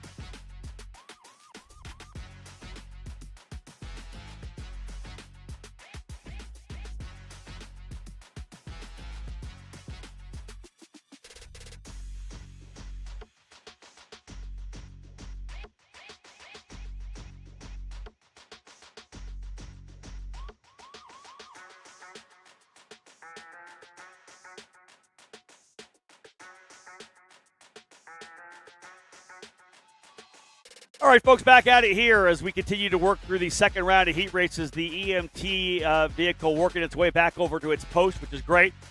Being told, again, so the call will be to finish the laps of this KA 100 heat race. And the idea, the concept behind it is the fact that you want to make sure that everybody has the same amount of laps on their tires. And I understand that completely, right? These guys would have, if you called it now, because it's race groups, they would have 3 less laps on their tires or 4 less laps on their tires than the drivers in the other group. So it makes total sense to me. Let's go back. Let's finish those last couple of laps. Let's get going. And we'll wrap things up with Master Shifter and Microscript. Yeah, and it sounds like there'll be lap 7, so there should be about 4 laps to go when we get this thing back underway. I think you've got Moya leading the way, too, for all this. And again, all that hardcore racing, argy-bargy back and forth, etc. And Moya, Gaffera, Turney, Garzone, fastest driver in the course, you said earlier, Hodgson, P5 as we get ready to go. Yeah, we'll do our best to get you an update on Ty Fisher as well. I know a number of people have been texting me to ask if he's okay. We're not showing the replay of that right now, but of course it doesn't take much to rewind your YouTube and have a look at it if you wanted to see it. It's, again, for me, immediately see him being able to get up on the other side of the barriers on his own. Yeah, he was clutching the wrist. There's no doubt there's some kind of an injury likely to the right wrist, but the bottom line is we're going to be able to get up after what was a pretty gnarly wreck coming out of turn number 8. I'm happy to see him walk away from there. Also happy to see the drivers walk their way back into the seats of their karts as we're about ready to get things back underway here for what is the second of the 2 KA 100 Senior Heat races, the second round of heats, B versus D. Ruben Moya will lead him in a single-file restart with Caleb Gaffera behind him, Joe Turney in 3rd, Sebastian Garzone 4th, Oliver Hodgson 5th, Blake Nash 6th, Brandon Lemke in 7th, Jesus Vasquez Jr. 8th, Oliver Calvo 9th, and Colin Lloyd in 10th. Plus 29, folks, for Jeremy Fletcher, started the tail of the field. He is up into the 17th spot right now. Drivers firing things up.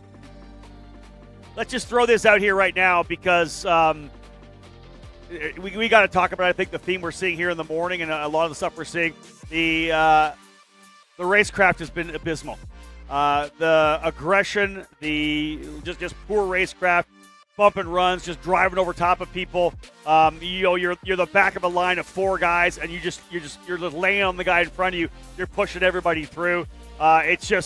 It's pretty embarrassing, to be honest. This is not the way this is supposed to be run at this level of competition. We expect so much more from these drivers. You and I had a quick look at some of the penalties from one of the junior races, I believe, or the micro race earlier, and there were a number of penalties for drivers driving down. We see it happen in the front straightaway. Guys looking over their shoulder and literally just driving down to the inside of the racetrack. SKUSA officials are on top of it. It'd be nice. Do they need to be even more aggressive on penalties, Mike? It's been crazy. Yeah, I mean, at the end of the day, it's in the driver's hands. You can't. It's not the official's job to police that stuff. It's the driver's that got to do it. And if you, well, I disagree with you. Well, what I was going to say is, the drivers. It starts with them. Yeah, right? Of course. They've got to get the job done, and they're seeing what's going on. And so, police was the wrong word choice, but it's the officials that have to catch them and try to rein that stuff in. But at the end of the day, drivers, guys, let's just do a better job because we know what to do. We're just not doing it. Yeah, the driving right now is crap. It's just there's our drivers that are showing well, that are giving room, but for the most part, we are seeing guys drive over top of each other. The standards are horrible right now, and you're right. It always comes down to the drivers. Like, well, I didn't know. It's you. You're the one with the steering input. You're the one making the car do what it does. Race how you want to be raced. Yeah, nobody wants to be raced into the fence, so let's stop doing it, guys. Nobody wants to be moved out of the way, so stop doing it. Here we go, folks. We're going to roll them out onto the front straightaway. Time to get things back underway. Single file restart. We will go racing once again. They've got 6 laps in. Single file start right down the middle of the racetrack. Our flagman right in the middle of the track as well. When he gets to the point where he's happy, he'll throw that green flag. There he is. Great shot here. As we have that single file restart. Nice and slow for Ruben Moya coming up here, waiting for that green flag to fly. Single file restart as we're back at it here with KA 100 Senior B versus D. Green, green, green. Great start for some of the drivers up front. Others loading up in the back a little bit. You got to get on it. We'll see some action coming down here into turn number 1. Drivers doing a good job coming through. Caleb Gaffera trying to go to the inside of the racetrack. Not quite enough there. That's a potential 3-driver breakaway if they work together. Gaffera's going to go back down to the bottom of Turney. Turney on the outside, Gaffera on the inside. Watch for him to try to do the over-under. JT couldn't quite make it happen. Mike Moya, good start. He'll pull away as the leader. Yeah, you saw him right on the get-go. He was playing with the needles. He had him way slow. He wanted to make sure he had the advantage. Multiple drivers in the back jumping out of line early, so we'll see what happens with that, but the flag had not been flown. Moya is the leader, as you say. Gaffera in the conversation. Turney as well. Small advantage over fourth. Yeah, that's Sebastian Garzon running P4 right now. You see them further back. Here comes a move to the inside. Gaffera to the lead. Book it. He's through. And now whether or not Turney goes after Moya, or does Moya try back to the bottom? Gaffera's going to white line it down to the bottom of the racetrack. That's going to bring everybody back in. Garzon, Hodgson, Nash, all for it. Gaffera on the inside still. Moya on the outside. Watch Turney come through with them, indeed. We're on the outside of the racetrack. 7 laps in, 2 to go this next time by. Gaffera having a look to the inside. Moya all over him through number 8. That was the location of the incident there. Gaffera's going to start running defensive. He's going to bring everybody back in. This is going to be what we're going to see in the main event. It could be a little different if we get some wet weather. But there's Moya to the bottom of Gaffera, rooting him out of the corner. There was exactly a width of a go-kart there, and he somehow was able to get it done. And hat tip to Gaffera to give the room, and back and forth as they exit. Turney, new leader inside. Gaffera's going to try to go with him. That's a good move. Caleb Gaffera trying to come through. That's Blake Nash. But hard hit into the barriers here in turn number 1. Hard impact into 1. And look at the chaos that has developed here now. Hodgson's in there. Moya's in there. Turney, your leader. This is big stuff here coming out of 6 and 7. White flag will fly the next time by. Gaffera, how far back did he go? Third across the line, but where is he now? He's second. Gaffera into second spot. Turney with the lead. Hard impact down into turn number 1. Turney still the leader. Cash Perkins, we believe, the driver off at turn number 1 here. White flag flying. Turney's going to go way down to the bottom. They'll snake him down. Look at how many people are in the lead group. This is what we're talking about with this layout. Gaffera trying to hold on to the outside. Right behind Gaffera is Moya. And then Hodgson. And then behind Hodgson, Vasquez. Oh, Moya moves Gaffera out of the way. Little bump and run there in the middle of the corner. Gaffera trying to hold back on. I think he does go back to third position. Moya trying to find his way through. Contact from the back. We've seen a lot of that here today. All the way to the inside for Turney. Everybody trying to capitalize in the final circuit. Down to the bottom of the racetrack. Gaffera's holding on. That's third. This is crazy stuff over the last couple of laps. Through the final corners. White flag. Oh, more contact. Somebody to the wall on the outside. Gaffera, I believe, made the move to the inside. He gets second, potentially away again. Gaffera says, hey, you do it to me, I'll do it to you. Back and forth. That was exactly the same move to the inside. Rooted him out of the line. Turney with the win. Gaffera in second. Moya in third. Hodgson fourth. Vasquez fifth. Mike, your thoughts? I'm just wondering how the scales are going to be over here. That's what I was going to say. Well, we'll have that camera down in the scales, and we will back away for the chatter. Issue there as well for Brandon Lemke on the final circuit. Tough one for Brandon. So indeed, down on pit lane right now. Hopefully we'll get the camera there to see what kind of chatter we get between the drivers up front.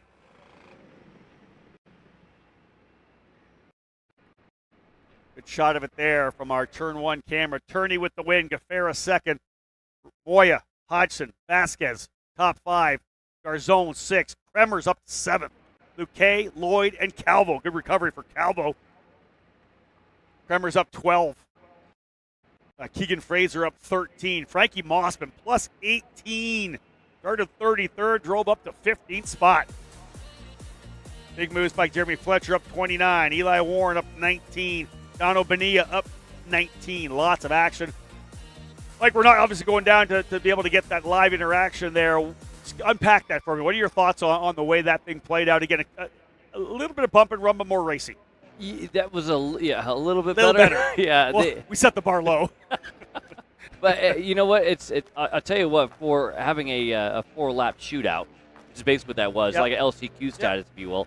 It wasn't too damn bad, right? That was actually pretty good. A little bit of you rub me, I'll rub you. Okay, now we're even. Let's move on with our lives. But the room on the exit was there.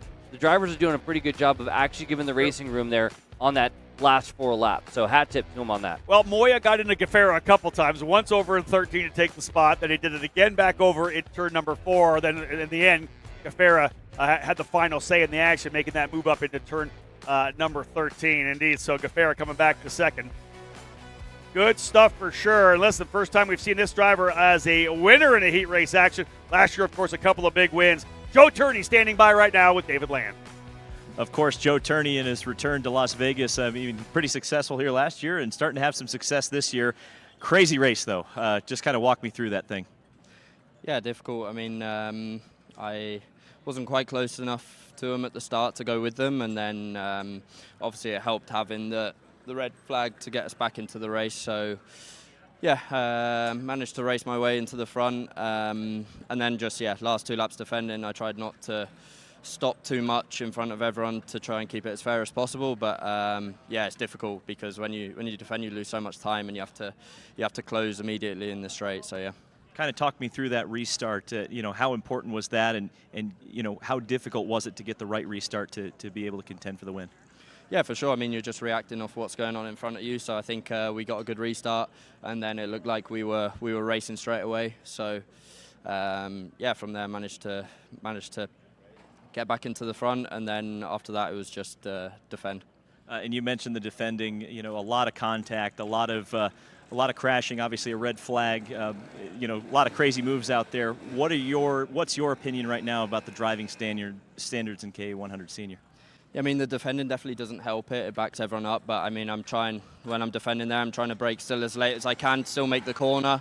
Because if you brake super early and stop everyone, then it just causes big problems. So I was trying to brake as late as possible without going off the track, and hopefully there wasn't too much destruction behind. There we go, Joe Turney. Thank you, David. Again, there's the insight from a world champion, right? So if you're going to do that defensive running, you got to be the guy that is able to go as deep as you possibly can, still get it to rotate. We've seen, I think, a couple of guys in the junior categories, they're defending, but they're on the brake early because they know they're on the inside, where that's what some of the issue is. Guys are behind them, they're getting into the back of them. So maybe a little insight from Joe that if you're not approaching defense correctly, some of it's your fault if you're getting hit, if you're getting that contact from behind. No, and I think that's the big takeaway there, is that it's actually good for yourself to do it deeper. If you break in early, you might actually induce more contact to yourself. So if you can break later, you can actually keep that little bit of separation a little bit longer. Let's have a look at the grid setting on to roll into the track now. 2 more races to go to cap off the day. Master Shifter and Micro Swift. Alan Shudo starting on the pole position alongside Billy Musgrave. You got the whole shot, but Musgrave coming away with the win in the opening heat race.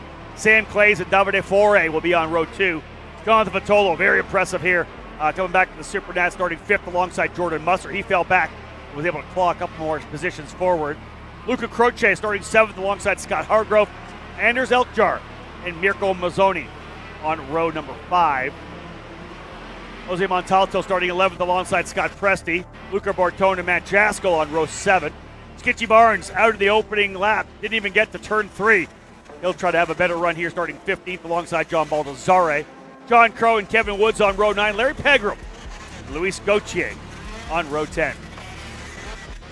Full field of Masters drivers, of course. Frank Runco starting 21st alongside Sam Beswick. We'll see Sean Knoll and Chris Mann from row 12. Mann involved in that incident after the checkered flag yesterday. He got ragdolled into the barriers on the inside. Hopefully he's feeling better and ready to go here for heat race number 2. Jeff Mills and Morn Von Tockley at row 13. Don McGregor, Brad Danoff on row 14. Francesco Vassallo and Hector Campos starting 29th and 30th respectively. Nicolas Bedard outside the top 30 alongside Daniel Ferraz. Rene Martinelli and Jesus Lopez on row 17. Luca Bernabu and Owsley Cheek, row 18. Walker Lytle and Chris Salutis on row 19. David Gardella and Kevin Simonilek on row number 20. Final drivers in the field of this, again, 42 kart field, Luis Quinones and Patrick O'Neill. I don't know whether we saw O'Neill or Quinones out there, so issues. I know that Patrick did run up a couple of spots, but I don't know that we saw him on the racetrack. He's not come around here. We'll see. Anyways, Heat race 2, Master Shifter. Mike, let's get back at it with the old guys. Yeah, you know what I was thinking at the first one, but we just got to it, didn't get a chance to talk about it. You know, when you watch an F1 start, and they get in there again, their boxes and stuff like that, they talk about how long they're sitting there before the next one. Yeah. We got 40-some-odd shifter drivers here.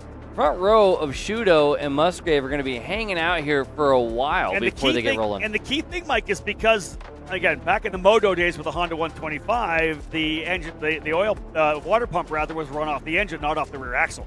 So it's the fluid was still circulating when the motor was running. Of course, as we know, it's an axle-driven water pump, so these things get warmer and warmer and warmer and warmer. And if there's issues, that's why they oftentimes ask for another warm-up lap to get some, or another lap to get some more air rolling through the radiator. It's like one driver may have stalled there. Instead of hand waving, yeah, got a stalled driver further back. They're all pointing to the guy. Let's get to him. Rest of the field coming in. Not sure which driver that is. 1, 2, 3, 4, 5, 6, 7, 8, 9.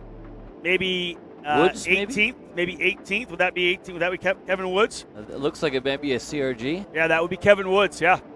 18th, outside of row 9. They got him fired. Nicely done by the SKUSA official there.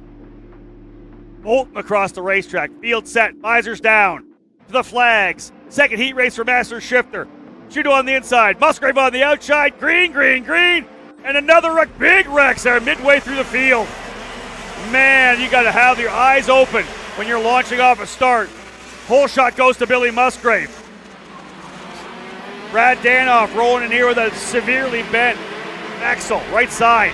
Like, crazy start there. First driver I saw going in 360s was John Crow. John Crow first one up in the air and then doing 360s. I think if people trying to dodge him, there was nowhere to go. And we'll get a replay on that and have a look at it for you later. A crazy start. Full shot from the outside of the front row for Billy Musgrave. 4-driver breakaway already, and they're continuing to try to get the rest of these karts up and over top of the barriers now. That's a tough play to get the karts over there in the back straightaway. But great job for the SKUSA crew as they're all coming through right now. They got that thing cleaned up in time. Wow. And again, Shudo into the second spot. Foray in third. Hargrove up to fourth. We'll try to get some of the drivers involved, folks. They come through here. Get the rest of the guys coming across the line. There are a lot of guys involved in this one. Waiting for it to update. But here's the replay, Mike. Let's have a look here. Watch for some issues. Yeah, one driver stalled right in the middle of the track, right? Whoever was in front. And look at that driver there out of the go-kart. Wow. Trying to come across the bow. Whoever started in front of John Crow. Right. Because John tried to go around the outside of him and got caught, got hit, and got caught, and got looped around. The other driver further back was obviously coming across the racetrack trying to go for open track and just drove over top of whoever was beside him. Yeah, it looked like when, and here we go, move for the lead while we're talking about that. Shudo to the top spot. But yeah, as you say, he was trying to go for the whole shot onto the inside and there was nowhere to go. But now back to the racing here. Shudo with the lead. Musgrave crossover. Going to run out of room there. That was close for Musgrave. Here's what I got for the drivers involved in that incident. John Crow, Patrick O'Neill, Hector Campos, Morton Von Tuck, Brad Danoff, Rene Martinelli, Jesus Lopez, Owsley Cheek, and Luis Quinones. All involved in that one, Mike. And then on top of Crow, who was doing a 360 at the start. Isn't that crazy? I'll have to talk to him about that later. Here they come, again, working their way over to the last hairpin on the racetrack. The leader right now is Alan Shuto, the point leader. The pole sitter, able to pull himself away. A little bit of a gap now on Musgrave. Here's a move further back as Clay's battling it out. More drivers coming. There's John Crow coming in as well. So Crow able to get the car refired and into pit lane. Tough one for him. But Clays, Musser, Jaskell in the middle of the fight there as well.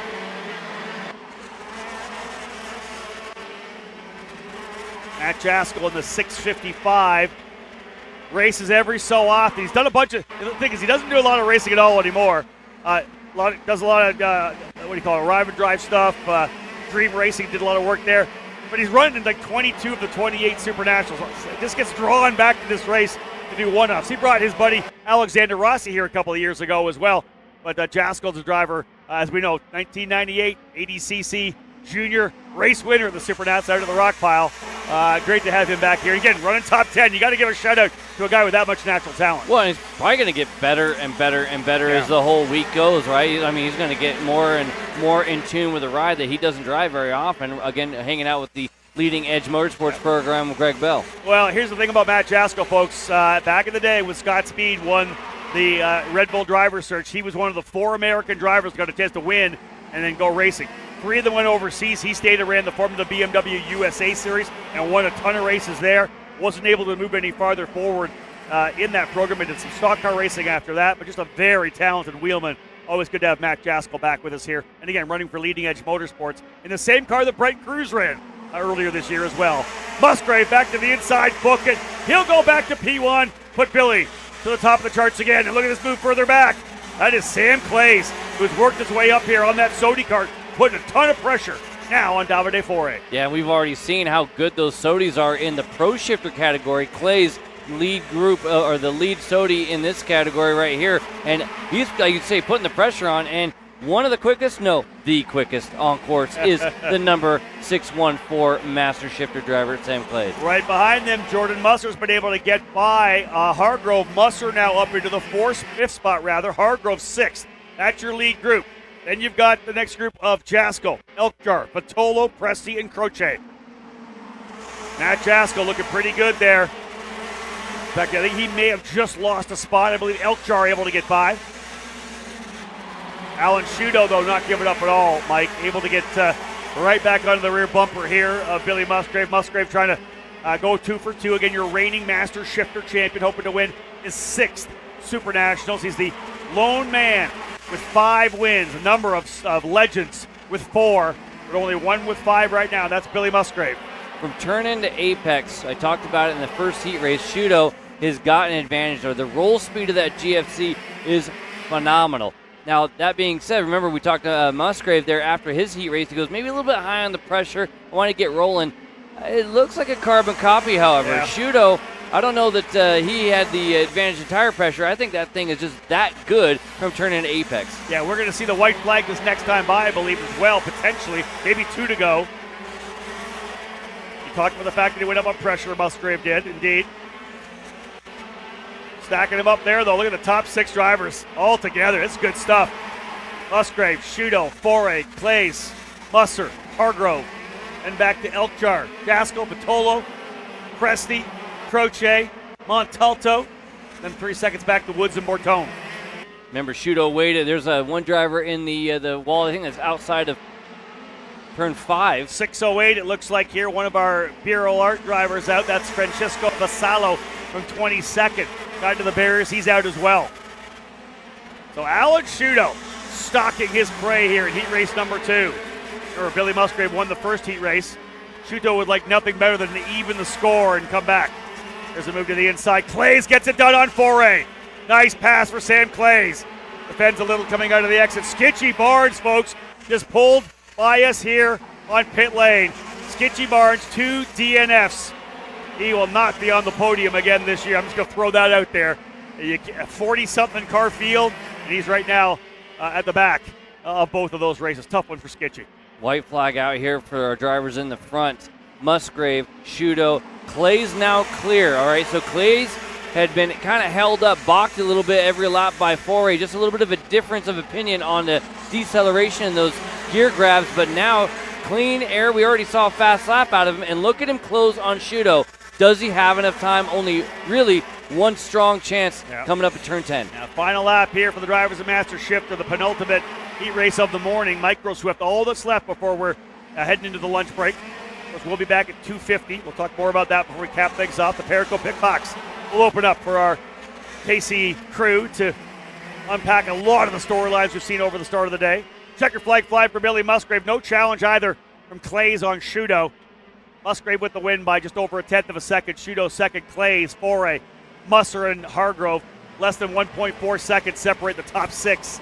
Those are the names that are in the fight right now. Patolo ended up getting by a bunch of drivers. He got by Jaskell, Presti, and Elkjar back up to 7th.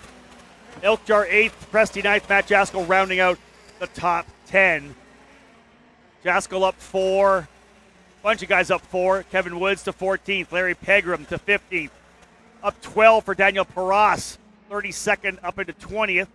Up 10 for Nicholas Bedard, 31st to 21st. Number of drivers getting some moves further back, but otherwise, there's your top 10. If anybody's going to come away from the podium, it's very likely those top 10 drivers, folks. So one left, one more race remaining here as the drivers in the Micro Swift category sitting on the grid to get back out here. Red flag action, as we know, has put us quite a ways behind in terms of schedule. This race was supposed to go at 12:25. We're about 40 minutes off the schedule right now. Get into the lunch break. We'll see how it plays out, whether or not they decide to cut the lunch break a little bit. But 2:50 is our scheduled start time with the heat races. I'm going to say very likely more around the 3:30 point for you and I to be on track, maybe 3:15, depending on how much time SKUSA can claw back. I will say this from our spot here in the KC commentary booth outside Turn 1. There's some guys out there here that are not happy, but there's also a bunch of master shifter guys in the back kind of high-fiving each other and smiling because, listen, the bottom line is there ain't nothing like driving a shifter kart. It's you maybe not running up front for a race win, but you're still getting a chance to run at the SuperNat, so there's a lot of smiles down here on pit lane. Yeah, and if we can get through, going around this circuit and being able to hit the gears and hit the marks and, put down some laps without any kind of funny business out there, that's a good time. One more race to go, as I said. The drivers in the Micro Swift category get to set out for their final 10-lap race of the day. Race number 2 getting set to go. They're waiting to see that 1-minute sign to be able to get themselves out onto the racetrack as well. See whether or not Zev Godchuk can make it happen again. Very impressive in that opening heat race for Zev. Category brought to you by Velocity Racing, Sodi race team. So, listen, there's some great racing there in the Master Shifter category. We talked to Billy Musgrave after his race win. Let's talk to a driver who's right there as well. David Land stands by with Alan Shudo. Thus far, just that pesky Billy Musgrave standing in your way. What do you got to do to knock him off? Yeah, it's going to be tough, racing a guy of Billy's caliber. But, it's good, clean racing. It's a lot of fun. It's just going to be a battle every race, I think. What do you think about this track in a shifter? I mean, we've seen how interesting it's been in the single-speed stuff. What's it like banging gears? Honestly, it's a pretty good layout. I like it a little better than last year's. They opened up a few of the areas. Really good racing, clean, fun racing. Definitely a great track to drive. It's definitely appealed to you. You've been so fast. I mean, what's made the difference this weekend? Honestly, the GFC kart's just been on rails all weekend. The Sweet Tech Power's been really good. My mechanic Peter's been killing the wrenches, so just kind of easy to drive right now. They did all the hard work. That's kind of been a theme of the weekend, hasn't it? GFC, been fast. Back up to you guys in the booth. Well, David, if we're talking about American shifter kart racing, we've seen it happen over the last couple of years. Those are a couple of big names, right? GFC, Gary Carlton, Sweet Tech, Randy Pearson. Let's be real. They've been doing this thing for the last 20-something years and have done it very well. And Alan Shudo, again, just an unbelievably talented driver, right? Not in a professional role as he tried to get to at one point in his life, but he's a coach for a lot of people, right? And I love seeing the guys that are kind of away from the driving, able to come out here. They're doing all the coaching. They know how to do this, right? They know how to teach how to do this. When you put Shudo in a car that works, you know he's going to be up front 100%. Yeah, and what a stark contrast, right, from some of the stuff. Hey, you know what's a lot of fun, having a good time, clean racing. It's great up there. And you know what? He's not wrong. No, he's not. It's been really, really good at the sharp end here in Master Shifter. One more race to go, and here come those drivers there. We'll get them out here momentarily. Let's have a look at the grid. We got an opportunity to do that right now. Zev Godchuk to start on the pole position in that number 3 machine. Alongside him, Amin Pantoli in the 246. Jack Katowski inside of row number 2 for TKG. Godchuk for Bennick. Pantoli for Velocity on the Sodi kart. Katowski on the Burrell Art for TKG. Parolin for Aiden Go, starting in the 4th spot. Lennox Lockhart, one of the Sodi kart drivers for Velocity in the 202. He'll start 5th alongside Brody Stoffel in the Nitro kart for RPM. Orsalon Racing's Alvaro Madero starting in the 7th spot. Outside will be Samuel Chavari in the Viral Art machine. Coming off your top 10, Mason Brody, another one of the RPM drivers, and Dutch Westbrook for Bennick. Westbrook was able to get out front once he and his teammate, hooked together. Man, impressive. Liam Francisco starting on 11th alongside Yusuf Adi. And it'll be Trey Sanders and Michael Supka. Edson Howard had a good run too, worked his way from 15th up into the fight. Ajax Capitan Garduna starting in 16th. Dusty Strayer and Dominic Nagel will be on row number 9. Paul Wyatt alongside Andres Pena on row 10. Row 11, Liam Astalis and Benjamin Monroy. Tristan Francisco starting 23rd. Franco Schiavo in 24th. Row 13 will have Charlie Kropowski and Thomas Pretelt. Nathan Cadero starting in 27th alongside Leonardo Tavares, and capping off your top 30, Tyler Blackwood and Carson Bishop. There's that 1 minute board we were looking for. Dylan Brown and Caleb Canfield, row 16. Noah DiMantino and Maximilian Schubert on row 70. Michael Dean and Shep Sullivan, row 18. Jackson Brewster and Max Santana on row 19. And to cap off your top 40, Joey Zhu and Liam Four. 45 in total, folks, in micro. The youngest drivers in the field, Lincoln High, starting in the 41st spot, alongside Alexander Reppin, Rodolfo Garza, Daniel Reppin, and Alfonso Jimenez Calva. 45 drivers, their final time on the racetrack here today. They'll come back tomorrow for morning warm-up, and then, of course, the final heat race. Mike getting set to go with the drivers here in micro. See if we can't, of all the categories, Shifter had a good run. These micro drivers did a great job. We actually saw two drivers work together, finally, as the two Pennick drivers were able to pull away. Zeb Gottschalk, and then eventually when Dutch Westbrook worked his way up there, they tagged up and they pulled away. Yeah, and didn't do anything but pull away until the very end, and that was the smart move with Westbrook just kind of chilling and hanging out, and then saving that move for the very end. 10-lapper coming up for these drivers. They've got the 1 minute call. The engines are fired down on pit lane, and indeed this will wrap up our work here in this morning. Myself, Rob Howden, alongside Mike Smith in the commentary boxes. It's been an interesting morning. I don't think Mike and I have been overly impressed by the racecraft and the driving standards we've seen. Joe Turney kind of talked a little bit about it, but it's been pretty rough out there. Drivers not giving each other a lot of room. A lot of contact from behind, Mike. A lot of chop jobs. It's been a much more rough. I know there's super Nats intensity, but you also really hope that people kind of see where you are, where we're running, and realize there is some respect that needs to be demanded at this particular venue in this particular event. No, exactly. And I understand the point of it happens to you, and if that Jake Drew mentioned it, right? Well, I guess that's how we're going to do things. So let's go do things, and race how you want to be raced. But then sometimes the conversation is race how you're being raced. Yep, that's very true. Again, we talked about the Gaffera and the Moya, where they were kind of giving each other. Moya gave it to Gaffera. Gaffera gave it back to him in the final corner. Indeed, it's been interesting. We'll see how it all plays out again as the drivers going to work their way around for their warm-up lap. As we get ready to cap off, of course, our final run of the morning, we say a shout-out to those of you who are watching on the Kart Chaser YouTube channel. I know it's quite active in the chat right now. I try to take some time if I can't scroll down through. The chat feels a lot like we do, Mike, how rough the racing's been. The racecraft just isn't there. They maybe use a couple more spicy words that we're not able to use here on the broadcast, if you will. But indeed, I think common thought that it's been a pretty rough morning here. I talked about it during Thursday practice qualifying. What's the racing going to be like? What kind of wheel-to-wheel action are we going to get? The answer came pretty quickly when we saw Ashton Woon and Cole Medeiros get driven off the track in the very opening corner.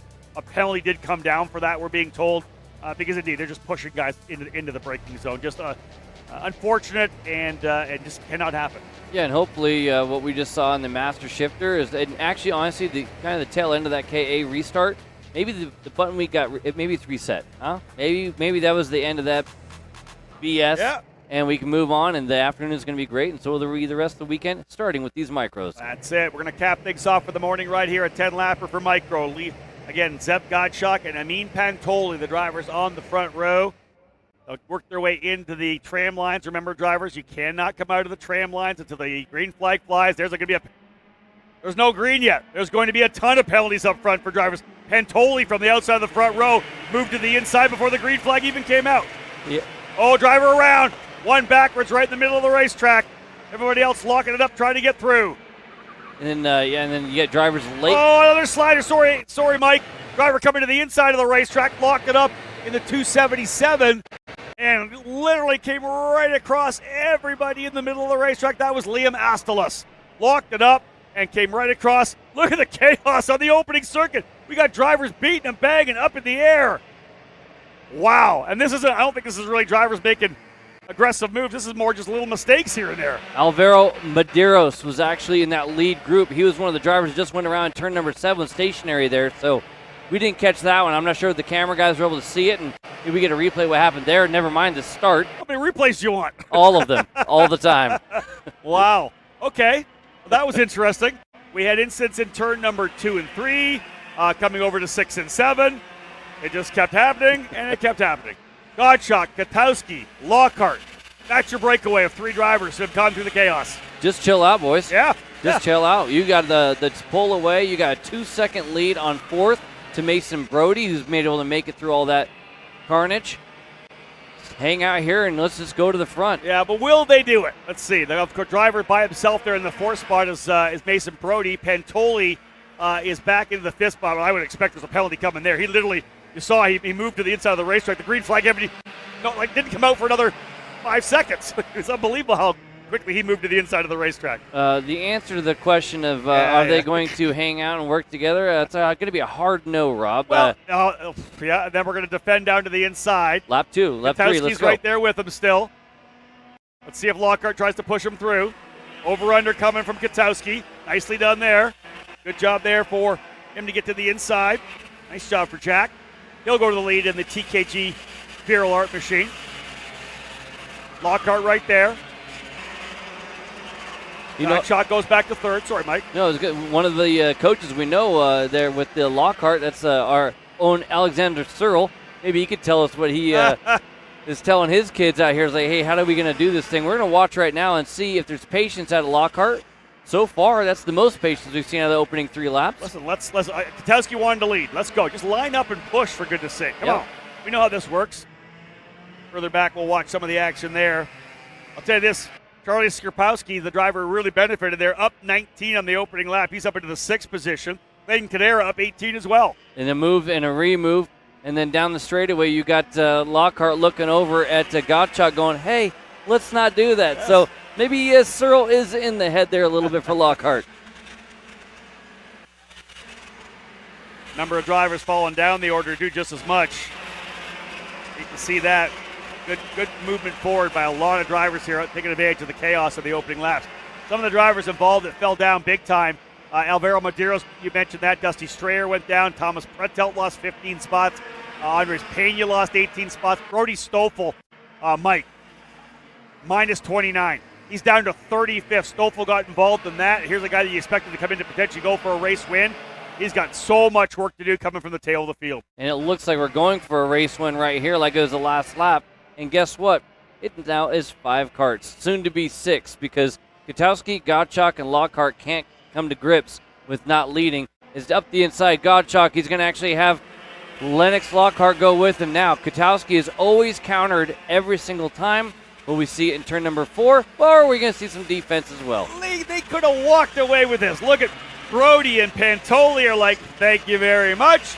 Make it 5 in the lead group. Oh, my goodness, I just want people to work together to try to pull away. Listen, let's be real. With Gottschalk, he was able to benefit because he had Dutch Westbrook get to him. Once Westbrook got to him, Dutch was super, super relaxed. He was able to be the wingman. They were able to pull away cleanly. That worked. Dutch Westbrook down in 19th position right now. Didn't get the run that he wanted. Obviously, Westbrook is the fastest driver on the racetrack. But like Brody Stoffel, he was caught up in that and got pushed backward. He's minus 9. So he's on the recovery right now. He's loving this. You guys fight as much as you want because you never know. There's still a lot of laps to go. Where are we? We're just at the lap 6. We put lap. Where are we here? Lap. Yes, looks like 6. Yeah, just rolling 6. And guess rolling what? Rolling 6. Yeah, that is the first time right there we didn't see him move. This right here, first time we've seen patience, and it's coming out of Lockhart. He did not make a move. He tried a couple times. He just started fighting. This lap right here, no move in 1, he could have done it. No move in 4, could have done it. Nothing in 7. Move by Katowski behind him, and the fight is on. This could be the turning point of this heat race. Dutch Westbrook, fastest driver on the racetrack, now up to 16th. Remember, 2nd in the opening race behind Gottschalk. There's that fight a little bit further back as Pantoli going at it right now with Brody and Katowski. Yeah, this could be your breakaway. Gottschalk looking. Last time it was Westbrook. This time it's Lockhart. Maybe they were able to pull away. This will be lap number 6 across the line when they come through. Indeed, lap 6, 4 to go. Nice little breakaway. Call it 0.8 of a second. See, we're keep an eye on Westbrook as well as he's trying to recover. I think he's a driver who could go for a race win here. Dutch Westbrook Coming off, of course, the win at Rock Vegas there 2 weeks ago as well. Does he get another spot here on lap 6? He doesn't, but he closes right up on Liam Francisco and Tyler Blackwood. If he can get himself up into the top 10, I think over these last 4 laps, he'll be pretty happy with that. Behind the top running 5, it's Skrapowski, that fantastic run from deeper in the field. Started 25th up to 6th. Aiden Go, Samuel Chavari, Ajax Garduna, and Supka, Cladera, Sanders, Nagel, and Blackwood, then Francisco in 15th. Gottschalk has shown he's got the speed there. He's actually able to pull away a little bit from Lockhart there. So you can't fault somebody for getting to the lead knowing that they've got the juice and he's making it happen. But right now, the one trying to bridge that gap is going to be Pantoli if Kotowski and co. Let that happen. Listen, 2 wins on Frenetic Friday. Get it done. That's perfect. He'd love to have another victory. You can see him try to close back up again, though. Pantoli is leading them back up. Again, very likely will have some kind of a penalty for that tram line violation as he came across to the middle of the racetrack well before the green flag ever flown. And I know what? A lot of guys behind him came with him, too. That's the problem. And again, you're young kids, right? Junior drivers, us Masters drivers, we're like focused on the green flag and focused on the tram line. But man, the young kids sometimes they don't think about it. They just make the move. I'll tell you right now, Pantoli does look like maybe the best handling go-kart. You watch that thing slip angle into the corner, just that back end following it through. He's able to carry a lot of speed into the corner. And now they just do the back bumper. I don't think he's going to hang out there very long. First opportunity, watch for Pantoli. Probably not in turn 1, but turn 4. Oh, it's going to be Lockhart to the inside. Close move there for turn 1. Oh, you wonder whether or not there was going to be some contact there. There was not. Look at this. 5 drivers now. Kotowski, we know how aggressive he's been. He's going to try to make the move to the inside. Not quite enough. Way around the outside comes Brody. Brody's going to get, I think, maybe 2 spots there. Was it Brody that got through there in the 272? No. Yeah, it was actually holding on to the outside. There was Lockhart. It was Pantoli moving up to P2. Big one there. Samuel Chavari just went fast lap from 7th, and Westbrook now up to 14th. Well, they're making things happen, and as they are here, a little bit of chaos up front. Guys are really getting in there. Big move there as well for the 278 of Aiden Go. He's arrived on the scene, and he's already got a spot. White flag flying, 1 to go. Good lead here for Gottschalk. Got maybe 3 or 4 car lengths over Pantoli coming down into 1. Battle's going to be for 3rd and then for 5th, 6th, and 7th potentially. As Chavari has arrived on the scene too. Good stuff. Yeah, 7 drivers in the lead group. Oh, that's still stay on the wall there. Thought about the inside, almost threw it away, did Mason Brody. It's a good rebound for Chavari. Remember, Chavari had the issue in that first heat race too. Yeah, and he's got himself up for a nice spot. He turned the fastest lap. Dutch Westbrook into 13th now. He's trying for more. Final lap, look at this. Pantoli is closed right up on Gottschalk. Right on him. Gottschalk, little look over the shoulder. All right, I'll cover off the bottom here. Oh, I'm surprised that, I think, you know what? I think had Pantoli held the inside, he may have been able to tuck to the inside because Gottschalk was looking to the right, not the left. Wow, checkered flag goes to Gottschalk. Over a 10th quicker than Pantoli. Lockhart, Kotowski, Go, Chavari, and Brody, the rest of that lead group. Garduna ends up in 8th. Skrapowski 9th, Supka 10th, Nagel, Westbrook up to 12th. Pretty good recovery for Dutch Westbrook still.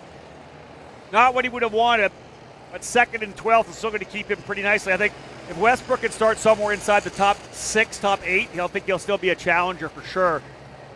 Gottschalk again with the win. Plus 16 for Charlie Skrapowski, plus 12 for Caden Cladera,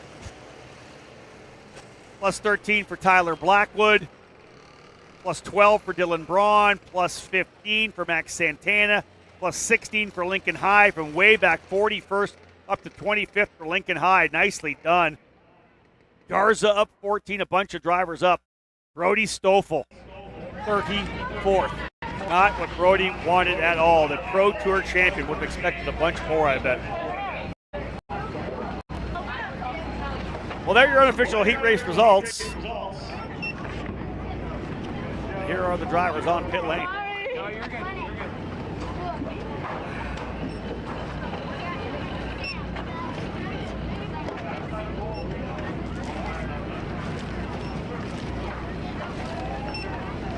Like for these drivers, their day is done.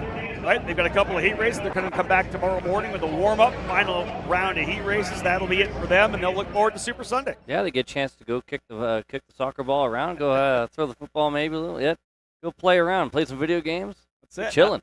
That's the thing I love about the micros, right? They race hardcore with each other on the track, and then they come out and they're playing around out in the back. Like I said, kicking the ball, whatever it may be.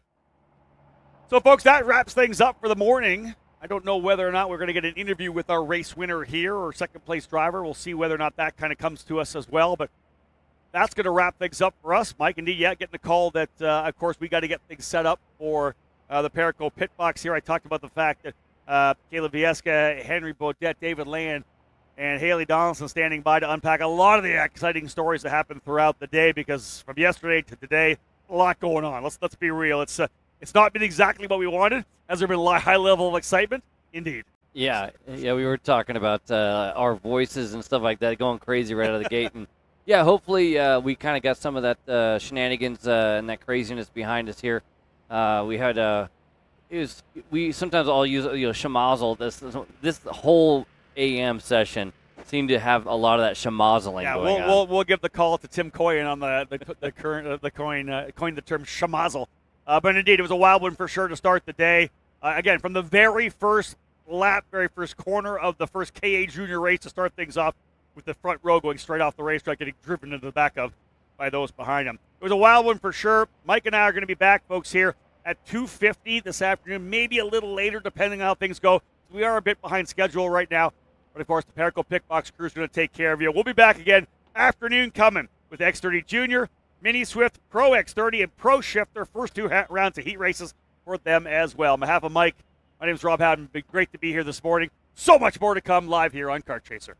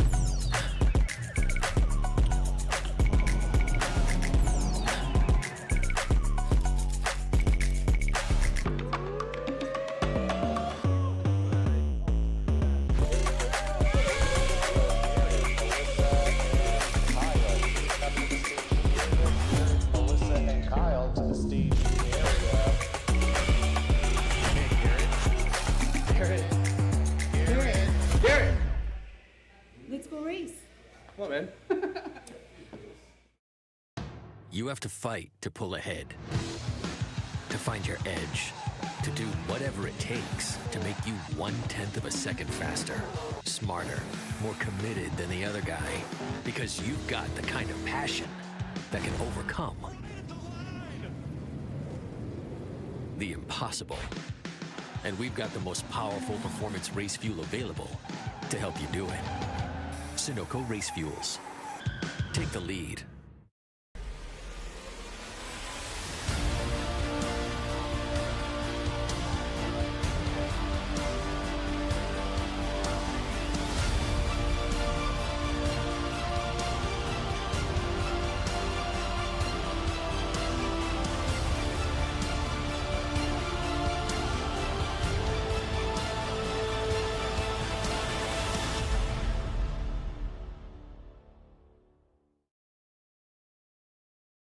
This is Henry.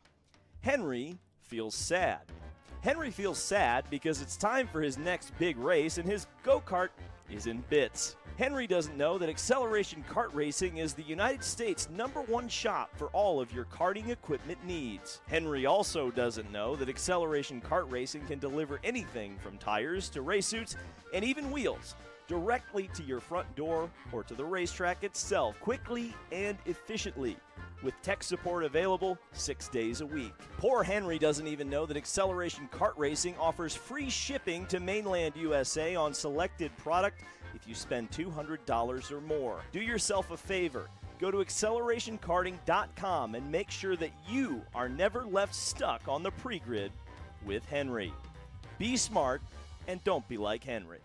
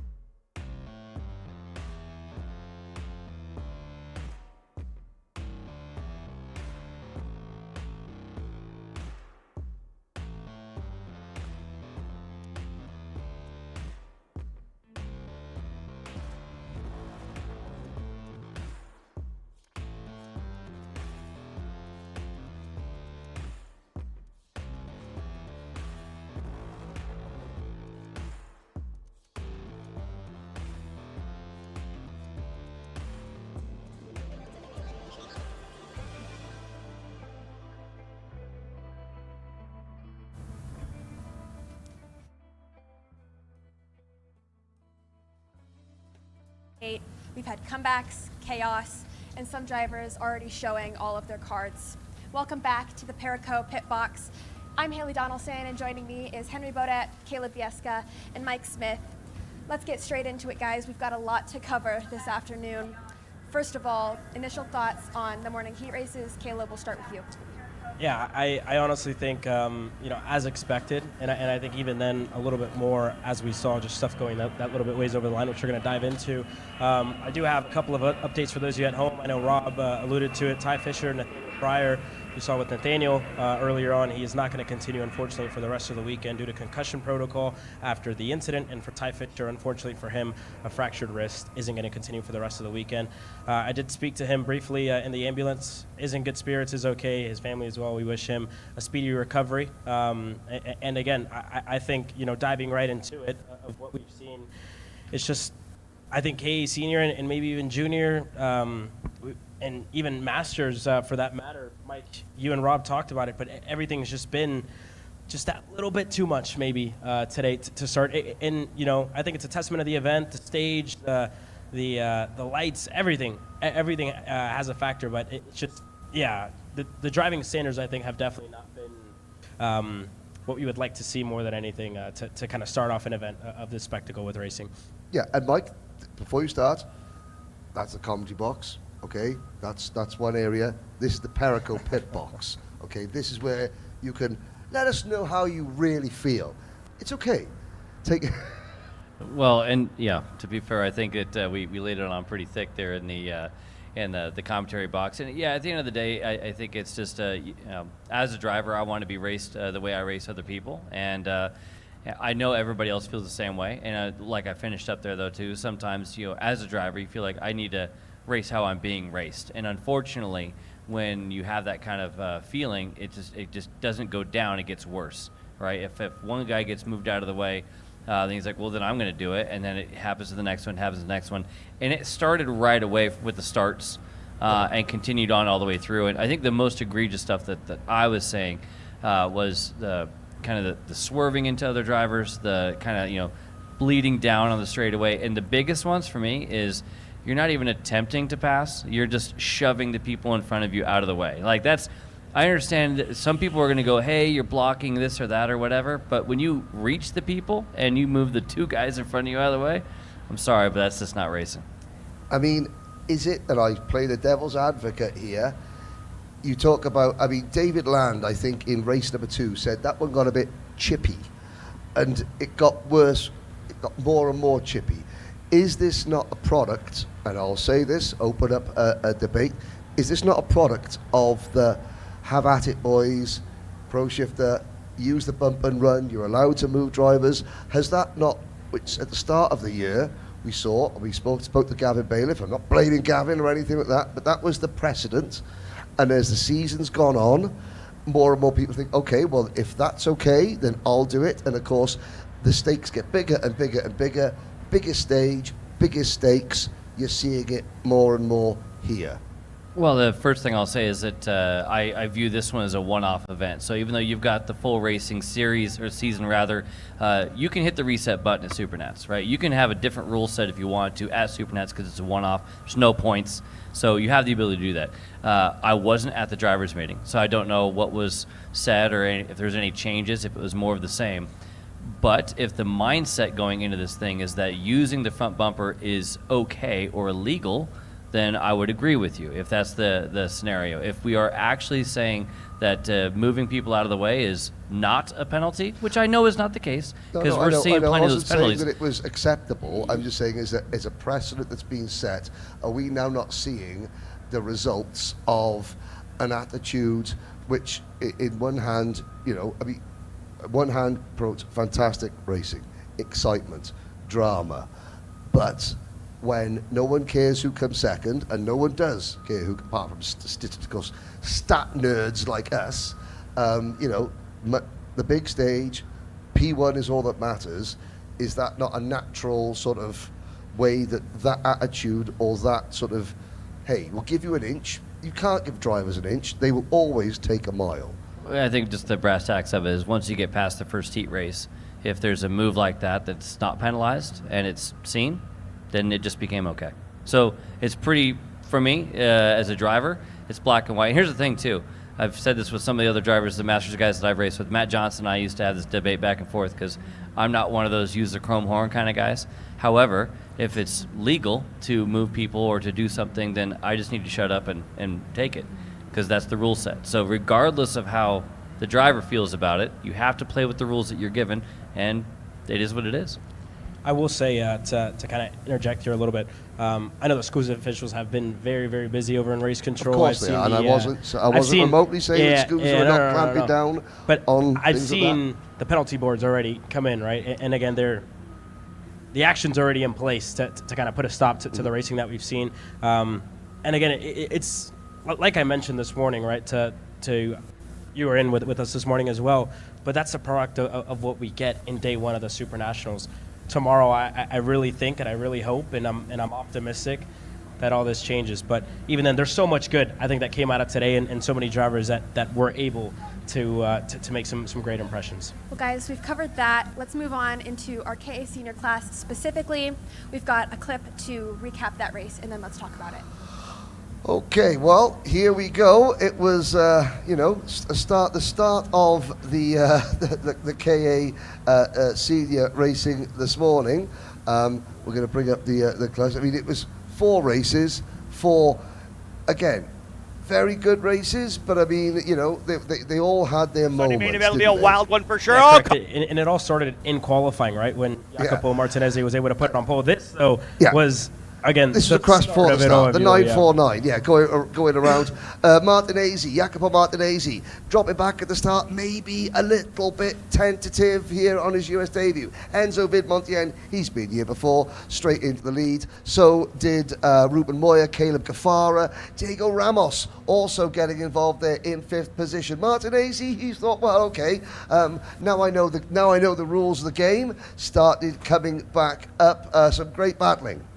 Yeah, correct. Ruben Moya, Caleb Cafara, they were going back and forth for the entirety of that race. And again, I was standing by from the fence line and watching, Ruben Moya was in 4th, I think, in this lap and got himself back to lead of the race almost a lap later. But even then, speaking of Jacopo Martinez, the biggest thing for him to get used to was the racecraft and the racing style that you have in KA Senior. But don't look now. Here comes Paulie. Bad qualifying session yesterday.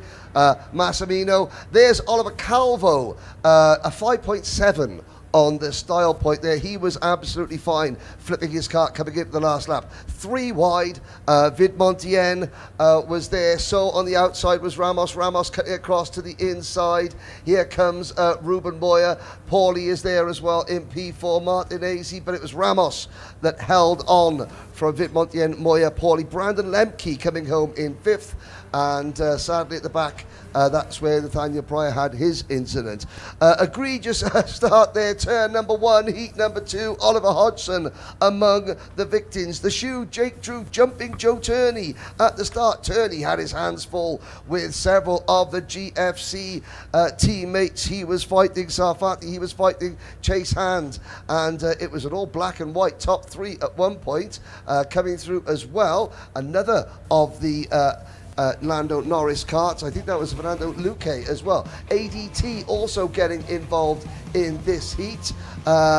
Blake Nash was involved. He managed to squeeze himself into the lead.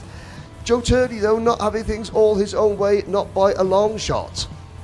Yeah, it was definitely not a smooth sailing heat race number 2 for Joe, to be said. Blake Nash, Jake Drew, Chase Hand, they fought till the very end, where Jake was able to catch Blake by surprise over in turn number 11. Yep, Blake Nash managing to hold on. Watch this cutback here. The 2 teammates, Hand and Drew, running to the wide. Blake Nash takes the win. Joe Turney afterwards, and ADT, not the best of friends afterwards there. Words exchanged. Then we moved on to, well, that was the first round of heats. We'll bring you the second round of heats there. But that was where David Land started saying the word chippy. We had that first race. So Jacopo Martinezzi learning quickly, a bit tentative at the start, then fought back. I think he got on the road. I'm trying to see where he was actually. Where did he drop back to? He wasn't in the top 5 or 6 there. He was just a little bit further back, kind of got shuffled. And again, speaking of him, in the interview that I did do with him, there was a lot of firsts for him coming into the weekend, right? Never driven a KA Senior racing package. They don't run it over there. He had never driven X30 Senior for that case overseas, and then never been in the States, never driven around barriers. So there was a lot of firsts to kind of get used to. And we were talking about rookies, funny enough, this morning, right? For the rookies in the event, like Jacopo, those were some of the new things to kind of get used to, especially whenever racing started, like you said, Mike. Speaking of rookies, before we go on to you, Mike, let's talk about some of our breakout stars. Who has kind of shown up today after qualifying with a little bit more confidence now that they've had a couple heat races under their belt? Who's broken out? I think David Montien has been very impressive. And again, he's been hard at work throughout the beginning of the year. We saw him in X30 Pro. Here at the end of the year, KA Senior, he's honestly really, really impressed me here this weekend at the SuperNationals. Been running up at the front, made smart moves, and again has kind of adopted the senior mentality of racing. Confidence is there, and the way he was able to control that second heat race and get out of that whole scenario. Joe Turney looks pretty dang good in that deal too, but you would expect that out of the defending champ. Losers, I mean, anybody who ended up in the... An appearance up near the front as well. Liberante, though, would eventually get caught up. A little bit of a chain reaction issue about by there. And that was him jumping up over the back of Enzo Vidmontien. Jacopo Martinezzi saying, okay, I'm getting used to this old American style of racing things. I'm going to send a few dive bombs up the inside. Diego Ramos, the recipient there. This is allowing Jake Drew to escape, but Caleb, he didn't have it all his own way. He still had to survive a few moments. Yeah, no, he definitely had a fight for that heat race win to end the day, right? Jacopo was able to get himself back into the mix. You talk about 2 wide, Jacopo on the outside with Diego Ramos, and then Race Liberante, right? We talked about himself getting into the mix. Paulie right there as well. And the list goes on and on drivers. ADT, where unfortunately it didn't go his way towards the end of it. For Race Liberante, it didn't go his way either. I think we're looking back, there's Jake Drew coming back there. The checkered flag coming out. We had to withstand an awful lot of challenges. Now, clean start. Joe Turney holds on at the start of the last heat race. Unfortunately, it was an early bath for Dean Pedersen, who had shown very, very well in one of the earlier races. Ruben Boyer, Caleb Gaffara, they weren't going to let JT have things all their way. Thank you very much. Get out the way, you silly Englishmen, they say. Yeah, there you go for Ruben Moya and Caleb Gaffara. Able to get moves done. Blake Nash, Brandon Lemke, unfortunately, DNF'd in this race, and that's the winner. And this was close. This could have been curtains. That was Hodgson getting up over the back of somebody else and into the back of Turney. Look at that. Bent rear bumper for Joe Turney. Almost a disaster, but not quite. Then the middle part of the race, we had a red flag here. It all started to break down. Vanchev going for a spin. Chain reaction. Half a dozen others off. And then a lap later, Ty Fisher goes off. There's Ty, he's up and out of his kart. That's not a great day for Jordan Minshew there with the bent rear axle. He was one of a number of drivers that got caught up there. Full course yellow. Then we went to a red flag. At this point, Ruben Moya was leading Caleb Gafara, Joe Turney, Sebastian Garzon, Oliver Hodgson, Blake Nash, Brandon Lemke, Jesus Vasquez Gira Jr. That was your top 8. Red flag, a 4-lap shootout. And after the way the rest of the race has gone, what can possibly go wrong with a 4-lap shootout, guys? Yeah, it was very close, right? 4 laps. That was just very, very quick for these drivers to do. And again, they talked about the tire. They didn't want them to have any sort of advantage, Mike. No, exactly. I think good call there. And as you see things continue on, and honestly, these scenarios, you can have a bit of a LCQ style shootout, Gafara leading, and there's a crossover maneuver right there. And again, Moya making things happen. The way he's able to rotate the car there, we talked about in the broadcast, carrying a lot of speed. But of course, if you want to know how to defend, look no further. Defensive masterclass incoming, courtesy of Mr. Joseph Turney. Gets the lead, starting the last lap.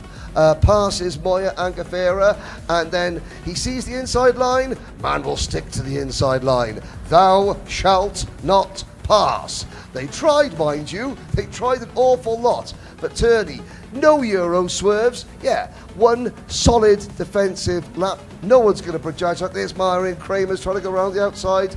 But Turney holds off most of Las Vegas on that one. That's how you defend. You don't need to be weaving back across the track on the last lap, do you? Yeah, very well said. I think Joe put on a clinic of how to defend, how to do it properly, and he said it himself, right? I don't like driving that way, but sadly that's what you have to do in a class that's so close, so evenly matched as well here at the SuperNationals. And you're given a 4-lap shootout on a grid of there was probably about 35 drivers left at that point. You know, you're not going to break away. You're going to have to, sort of make the rear end of your kart quite wide. That was really a reminder to me, that clip, that in Vegas, anything can happen. And looking forward into the rest of today's action, I want to talk about the racecraft just a little bit more. Do we think that could carry on into the rest of today? Or do you think that maybe our pro classes will clean it up a little bit and realize that that's not how we need to be racing out here? Well, we will have another drivers meeting too. There's a drivers meeting that happens right before, and I mean, for sure, the SKUSA officials have been getting on it. And when we talk about all the different kinds of elements of what's going out on course, at the end of the day, it's the drivers that are going to have to carry that into the next half of the day. The drivers meeting is going to be addressed. They got to do their thing, but the officials are making things happen, as you say, Caleb. There's penalties being handed down. They are trying to get after it. At the end of the day, though, us drivers, we got to make sure that we hold up our end of the bargain. I also think you have 2 completely different classes, right? In the morning and in the afternoon, you have, for the lack of better words, you have the younger drivers, the kids, if you will, driving in that KA senior class. And when you get to X30 Pro to Pro Shifter, these are professionals in the sport. And they race how they'd like to be raced. And I really think in the afternoon, we're going to see a complete change of what we saw from the morning. I hope. Well, we all preface that. We hope. I really do agree with that. I think that the pro drivers will clean it up. They'll live up to their name. They'll be the professionals here. And before we move on to our chassis tuning segment, where Caleb, you were able to catch up with Natalie Balbo, any last final thoughts on the senior action today or overall the morning heat races? I mean, I do have a couple of names written down here, and I think it's a testament as well to the level of that class, the competitiveness, and how even it's been, throughout the class. And Emery Lida actually sent us a little bit of a stat earlier on today, right? There's only one driver, and that was, I believe, Thomas Stolzer-Manis in 2022. He's the only driver to win heat race number 1 and then go on to win the main event later on in the weekend. So I think that shows you, right? Anything can happen. The entire event, the entire class can be flipped on its head that quickly. And with the names that I have written down, right? Jake Drew, Martinez, Vidmontien, Ramos, Blake Nash, Chase Hand, and this list goes on and on of drivers that we've kind of seen throughout the weekend. It shows you the competitiveness and how early it is to even call a shot or to predict who's going to be in that position. Mike? Yeah, and actually I want to focus on a couple of things I was thinking about as you were talking about that. I think this year Martinez is the Moya of this time, right? So last year Moya came on the scene and figured it out fast right away, and everybody had to learn how to run with him, and he had to learn how to run with everybody else. Martinez is doing that now, and it's picture perfect scenario because you see the kind of argy-barginess and then it immediately settles down after that. And now Moya is one of those top guys as well, already learned how to do it. So I see that recognition there. And then also there's some under-the-radar names out there too, like Massimino, who's been making his way through the front. Ramos actually, while up there, quietly good, I think, better than the results show. And Frankie Massimo is making some big headway throughout the races. If they can keep that up for the third heat race, it's going to be all to play for in the final. And as well, you got to look at the end of the Pro Tour, right, of how Diego Ramos won the KA Senior Championship this year, and it was a sweep of the weekend. And again, the entire Burrell Art Team PSL was ecstatic about that. They, swept the weekend in KA Senior, and then you turn around and he's able to get that win in X30 Pro. So there's been a lot of development, I think, to that single-speed chassis that Ramos has been a testament to throughout the year. So I know he's happy, and looking at the Pro Tour champion in KA Senior, how can you count him out, Mike? And I think very well said. Just because a driver isn't going out there winning races, quietly getting himself in the conversation for Super Sunday. Now I know we've got a couple of minutes left before we go and play your piece of the chassis tuning. At the start of the weekend, I looked at KA Senior and I came up with, I thought, who could I make a case for being a potential winner? And I came up with 23 names, believe it or not. Okay, now some of these I think are gone. So we'll get a general consensus of who's raced their way out, because we talked about how this was the most important day. So I've got down still Ramos, potential winner. Yes, agreed? Agreed. Hodgson? Again, rough day for him, right? You look at heat race number 1 in the wall, heat race number 2, again, troubles going up and over. Can't really count him out, but even then, you got to think of those average finishes for him. They're continuously, I think, just not going his way. James Overbeck. It's been rough. Haven't mentioned him at all. Yeah, race winner this year, haven't mentioned him. SKUSA Pro Tour champion in 2024. Exactly. For James Overbeck. Alex Vanchev.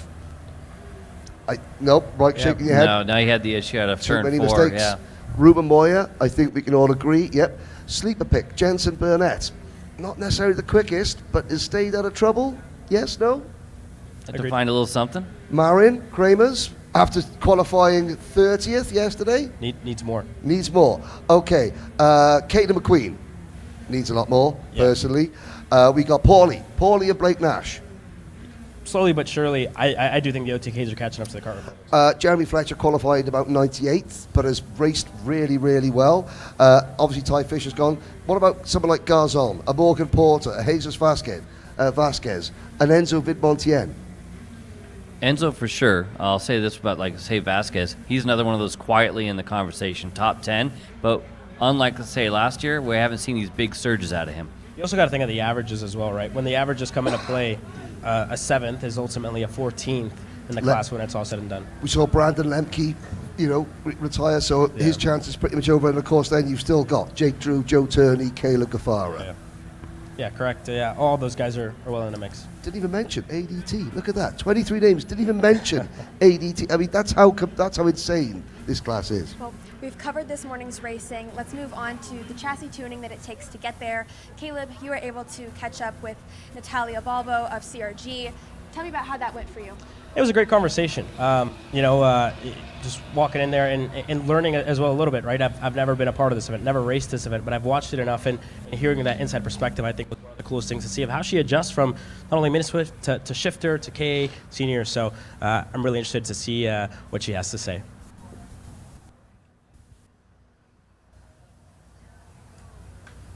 Leah Balbo, team manager over for CRG factory team overseas in Europe. So with us here this weekend, you guys, it's a little bit of a different adjustment, right? You guys aren't so used to street races like this overseas, but when you do come here, what do you guys look to adjust? What's different about a weekend like this? Yeah, for sure it's more difficult for us because we have to find a good balance between the front and the rear, because you need a lot of grip here, of course, because it's a road track, so you don't have a lot of grip because of the tires or whatever. So we just need to find a good balance from the front and the rear, maybe change the axle or just give more grip on the front with the change of the stub axle, just some caster or something like this. And of course there are difference between who is driving pro shifter category or X30 or minis, of course. So we just try to figure out which is the best solution for everyone, that's for sure. So what are some of the biggest differences that you guys have seen? Yeah, for sure. okay, with shifter, it needs a lot of front because they want to brake, harder and late and turn the car as much as possible and the fast way as possible. Instead of the junior categories, maybe they can have same things, so have need front and rear, but they have just to bring speed inside the corner and just to have as much as possible speed on the in average of the truck. Minis are mostly full throttle, so they just have to drive usually. But yeah. What have you kind of seen in the data, right? What are you kind of telling your drivers? How do you adjust, and how do you make the kart adjustable to them as well, right? To go faster on here. I have to say here it's sometimes more easy because you use a lot of the cameras that usually in Europe we are not so used to do it. Also because they're not allowed from one point of the race till the end.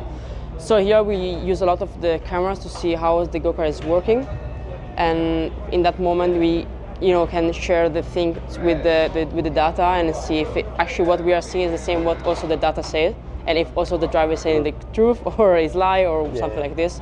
So basically it's just the braking point is very important here because it's really slippery and you don't have exactly information on the track because it's a road track. And then also how you drive and how you turn, these kind of things. Yeah. So you were a driver yourself back in the day, right? Yeah. But even then, this race is completely different than to anything there is in the world. Even here in the States, there's only one street race on the calendar for anybody. What about this event do you think makes it so special? I think the fact that you drive in the morning, in the afternoon, and in the night because it's 7 o'clock. So I think it's incredible. The track changed a lot. And maybe this is one of the hardest races for all of us to understand how it can change, mostly for the driver who make it two categories. So in the morning they have one situation, in the afternoon they have a completely another situation, and you have to adapt the go-kart also in this kind of things. But it's Vegas, come on, it's just Vegas. Yeah, there you go. Well, there you guys have it from Natalia. Thank you very much for spending this time with us. Well, welcome back, ladies and gentlemen, to the Perico pit box. And Haley stepped out for a moment. Xander Clements has joined in. Does this mean we've got to behave ourselves, guys? Is this now the boss and tell Xander? I don't know. You've been watching from behind the scenes, watching from various vantage points. Very quickly, thoughts on Freaky Friday, Fast Friday, Fraught Friday, Frenetic Friday, Frenetic Friday so far. Yeah, no, I agree. I think that's probably the best way to put it. I think Mike, you can attest to us. You and I have talked about your years at Cal Speed and thoughts on track layouts and what some corners will do and what some combinations will do. And with the removal of the chicane this year, I think the way that the infield right is racing is exactly what I love so much about turns 4 and 5, where it's really tough to defend or make a pass and not get crossed over on the way out. So I think that's kind of somewhat negated some of the white line continuous racing where you're able to defend for the entirety of the racetrack. But at the same point, there's always that equilibrium, especially in the lower horsepower classes, of too much passing zones, too many really big straightaways can lead to just kind of ego racing, if you want to call it that, because I think that's a lot of what you're seeing when you have the slipstream keeping everybody together, the draft keeping the pack together, and not a lot of sections at all where there's no passing, right? You can get by someone in almost every single corner. I think when you have something like that at a race like this, where there's so many drivers that are going to be on great motors, on great equipment, under great programs, having everything dialed in, and of course are at an elite level, they're going to be on top of each other with no way to separate. And they're going to keep getting kind of rubber banded together by the draft. And all that's left is, again, that ego factor of whether or not they're willing to sit behind somebody. And I used to kind of really harp on that, but to be honest, Jake Drew put it pretty good, I thought, in his KC Senior interview, and I think a lot of the other guys, as frustrated as they were, had to say the same thing. You can't be nice out there. You can't be the smart guy when everyone else is driving silly. And they all know that if there's one driver that's going to defend, if there's one driver that's going to pass no matter what, you have to play that way. If everybody holds the line, if you will, and stays in line and pushes away, for sure you could see some breakaways with some well done drafting on a track like this.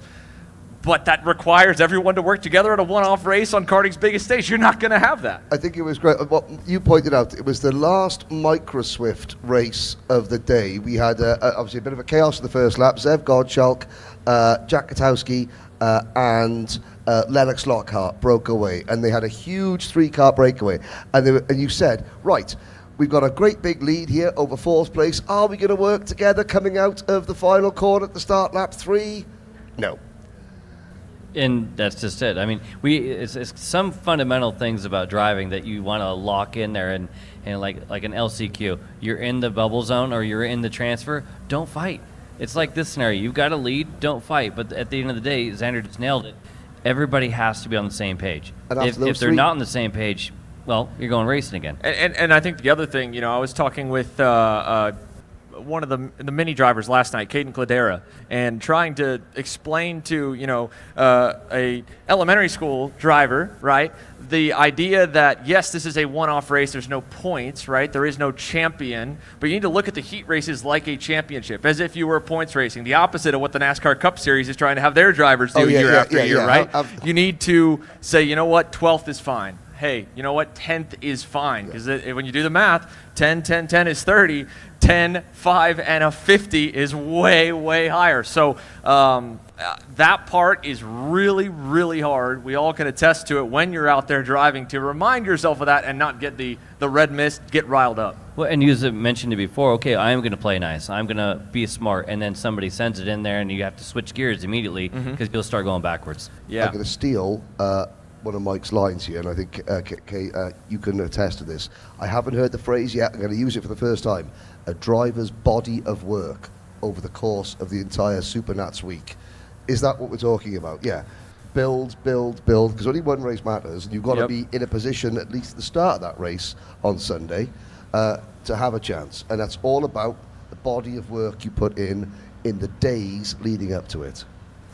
And I mean, to build on that too, right? The races themselves are long on Sunday. They're going to be basically twice the distance they're running for these heat races. Even Sunday, a single session. Senna Van Walsteen put it very good on the Perico Pit Box show last night. That he didn't come into it with the approach of this is an enduro. This is an endurance race. But 25 laps since SKUSA has added that extra 20% to the shifter main events back in 23 have changed the dynamic of those races entirely. Mike, last year, Marcus Kayak walks out of Las Vegas as the champion in a flag-to-flag win if we would have thrown the checkers on lap 20. But we had 5 more laps on top of that.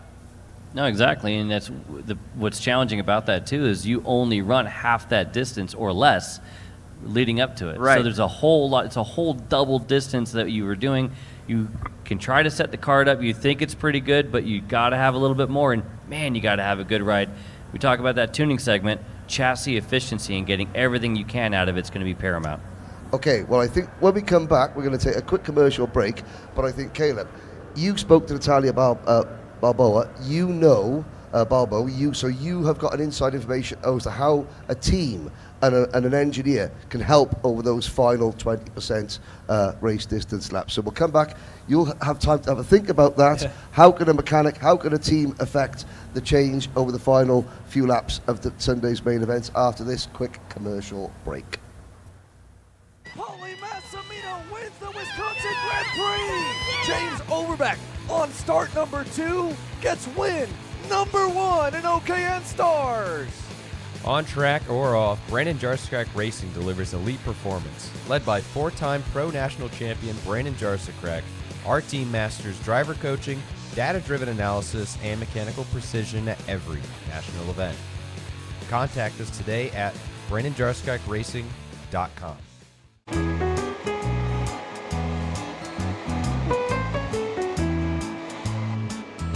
Gee, looks like we're missing the engine. What the hell am I supposed to tag? What do you mean? It's my Greyhound. It's all I need.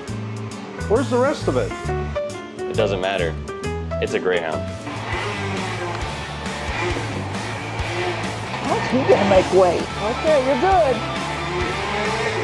I'm sitting by here with Kyle, our race winner. Tell me how you did it. You were blazing fast out there, and I mean, you don't even have a go-kart, man. Tell me about it. Yeah, Norberg, Schmorberg, the Greyhound-powered Greyhound was great today. It makes the difference. And the team's been working really hard back at the shop, and, just shout out Greyhound. Thank you, Kyle.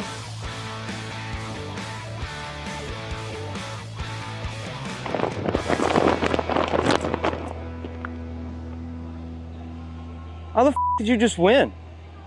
Doesn't matter. It's a Greyhound. Kyle, what are you doing? It's got my new Greyhound seat. You don't even have a cart. Doesn't matter. I have a Greyhound.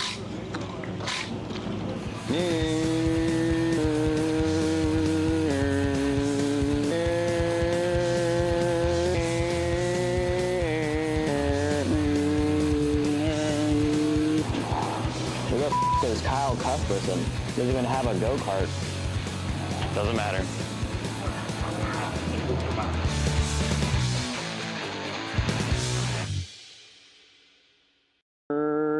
Cuthbertson through on Turney. Turney in the dirt. You know, I'm really starting to like this go-karting thing. Yeah, me too. Oh my gosh, can I show you this cute dress I just got? Yes, of course. Oh my goodness, it's so cute. I just love shopping. I love shopping too. Oh my god. Wait, did you guys say you like shopping? Of course. Well, dude, I have the perfect place to do that at. ShopPayCarrier.com.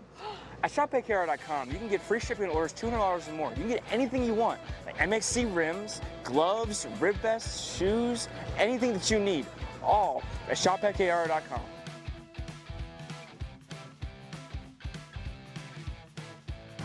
Who is he talking to? No idea. But we're gonna have to check it out. Sounds like a great deal. Sure does. Cat food marketing. $9.99 a month. Dude, Caleb, wake up. Dude, we're live in 5 minutes. Let's go, come on. What are you doing? Dude, I'm so sorry.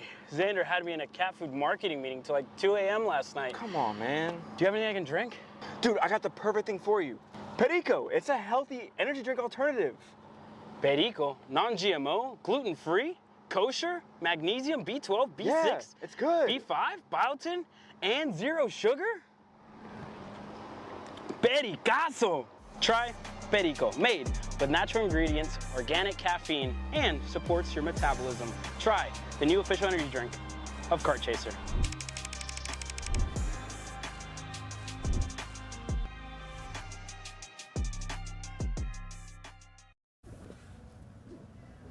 Welcome back to the Perico pit box for lunchtime, Perico. Caleb, you've been in the CRG awning. They are one of the contenders in Pro Shifter. What are your thoughts on not just CRG and what you discussed with Natalia, but the Pro Shifter class in general? Yeah, I spent most of my Wednesday and as well throughout the day yesterday whenever I did have time walking around, speaking to a lot of the teams, the mechanics, the chassis tuners, et cetera, team managers as well, from Sodi, from Formula K, IPK, Burrell, the list goes on and on of drivers. But again, speaking to Natalia yesterday, that was a big eye-opener for me nonetheless of helping Victor in the best way possible, helping Aiden Rudolph in the best way possible, as well as Noah Zars, the 3 drivers under the Kart CRG USA banner. And the biggest thing that I kind of took out of it, right, is the biggest thing for I think Natalia and Brandon Nilsson, who was here last year as well, was they learned a little bit, right, of what this race was going to do, what the track was going to do throughout the weekend, what to expect in the main event. So there's a lot of things I think that I took out of that conversation, and it was great of how they adjust from Mini Swift over the shifter class. I think nonetheless to kind of talk about the shifter class as a whole, the Sodis have been fast. Everybody's obviously chasing Senna Van Washington. How do you get there? How do you get closer? And that's like you kind of attest it to, right, Mike? It's just adjusting, giving yourself the right equipment, the right tire pressure. I've heard some crazy numbers. The Europeans have ran lower tire pressure than everybody else, almost by 2 PSI. And for the American drivers, just haven't been able to go that low and get them to fire up that quickly. And we saw with Pedro Hopbrand yesterday, 2 days ago, in the wall, unfortunately, just low tire pressure. And it shows you, right, the heat races, racing action. And I really think if there's any bit of preview to the numbers that I've heard kind of flowing around the paddock of PSI and tire pressure, there's going to be a lot of drivers on skates, I think, in those first couple of laps, especially around here. We feel it already, cooler temperatures already tonight. And again, cloudy, if you will. The night's coming our way here in a couple of moments. So I think there's a lot that's going to change and a lot of drivers on skates in those first laps in the heat races coming up.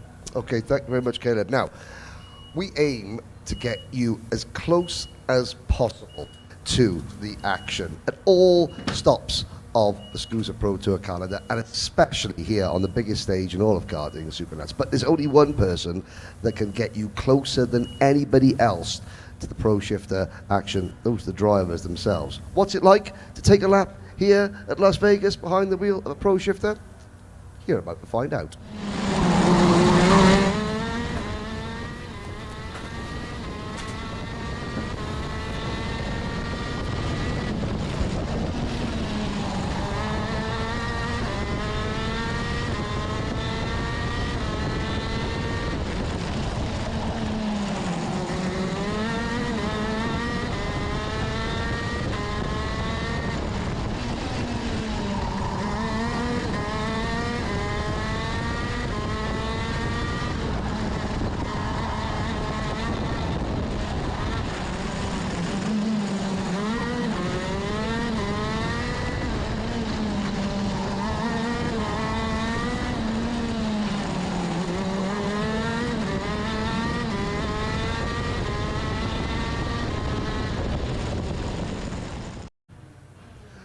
Well, there we go. A big thank you to Aidan Rudolph for allowing us to go on board with him for that lap. Gentlemen, that gives the viewers at home some idea of just how physical, how demanding, and how fast these karts are before you even think about the fact that was at night and that was at a temporary street circuit. Yeah, exactly that. Oh, did we lose one? Oh, Here. we lost. There we go. Caleb destroyed the place. Here.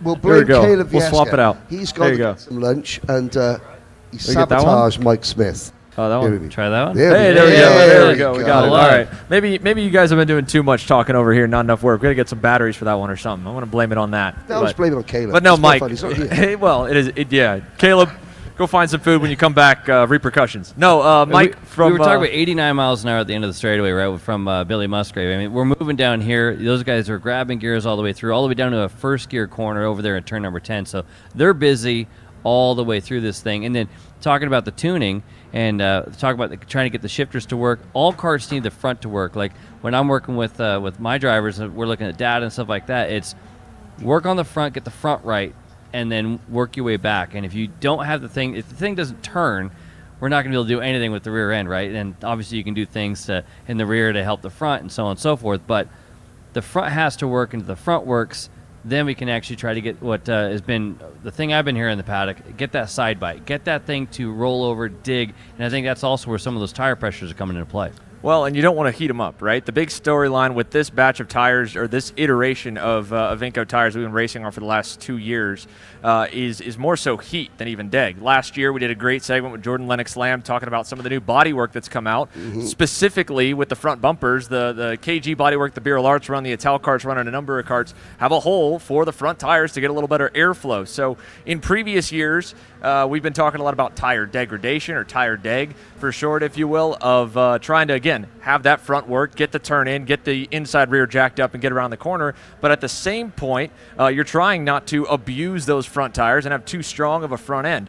In years past, that was about not trying to wear the tire out. In the current iteration and the era of tires that we're racing on, the talk of the town is about trying to keep them cool. And that's why a lot of times you see leader of a pack especially, he's having to go to the furthest distance of a brake zone, whereas everyone behind him can back off a little bit and then get towed along down the straights. They can keep their tires a little bit cooler and at the same point still be able to have a shot at the win because they're still within reach. And then we see those kind of late in the race marches through the pack, or at least just be able to get to the lead because you've kept your stuff together. And I think when we go back to talking about this racetrack and what's going to be the name of the game for the Pro X30s with the heavier weight, the Pro shifters, and what we've already probably seen with the Master shifters on the Avinco Reds, is trying not to heat those fronts up too much in the major sweeping corners that we have. The second to last turn this year to last year, much faster, a whole lot more speed you can carry. And this infield right here behind us, turn number 7, that is a major load corner with how much speed they're carrying compared to the year before.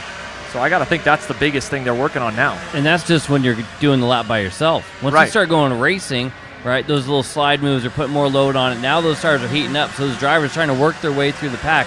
If you are starting further back, you got work to do, you might need to think about that with the air pressure game. Do you go a little bit higher so you get the grip sooner and not have it at the end? That's going to be when we come talk about Super Sunday. That's really when do you want that thing to come in, and where are you in the field? Now, you talk about evolution, and that's evolution over the course of, a race weekend. Of course, Pro Shifter is SuperNat's original class. It's undergone many names: Super Pro, Super 1, KZ. We've had lots of names for Pro Shifter. We've settled on Pro Shifter, which I think is there now. There was a time where there was the Americans, I think they went 6 years without a single top 5 finish in Pro Shifter. For about 28, Gary Carlton won in about 2008, and then there wasn't anyone from the USA in the top 5 until 2014. I think that was Gary Carlton again, or possibly AJ Myers. Yeah, no, you're right. It was Gary back then, and then AJ ended up on the podium in 2014 on his debut weekend as well, which was huge, and we'll get to him But you bring up a great point if we want to talk about the lineage of the class a little bit for the viewers at home, because when you mentioned KZ and Pro Shifter, that is what we know it today, but today is the merge of a lengthy lineage of two Pro Shifter classes. In the 90s, when SuperKarts USA was beginning, it was all shifter kart classes from the get-go with a full lineage of structure, and at one point there was a novice, a semi-pro, and a Pro Shifter class with semi-pro at 88. Novice didn't even get an opportunity to race at the SuperNationals, and top to bottom was a licensing system. That started with the stock Honda CR125s. There was an era as well in shifter kart racing because shifter karts in general in the 1990s were the outlaw karts, very similar, as Rob Howden puts it, to the world of outlaws, to sprint car racing, doing something different, gears on a go-kart, and it was for a long time kind of the second tier or fringe category in the factory's eyes over in Europe, and the focus was on the single speeds. And then in the 2000s, things started to shift, and right around that time was also as the Supernats became the Supernats we know today. When it went to the Rio, when more international drivers came over, and the year you're referencing with Gary Carlton, 2008, that spring-loaded and launched his career into superstardom on the international stage because he performed in the Super Pro category, which ran the ICCs. He became a CRT factory driver, and the only reason he did that was one of the first years that Mr. Giancarlo Tonini was there, saw him and said, okay, that guy can win in KZ here. They're an ICC at the time.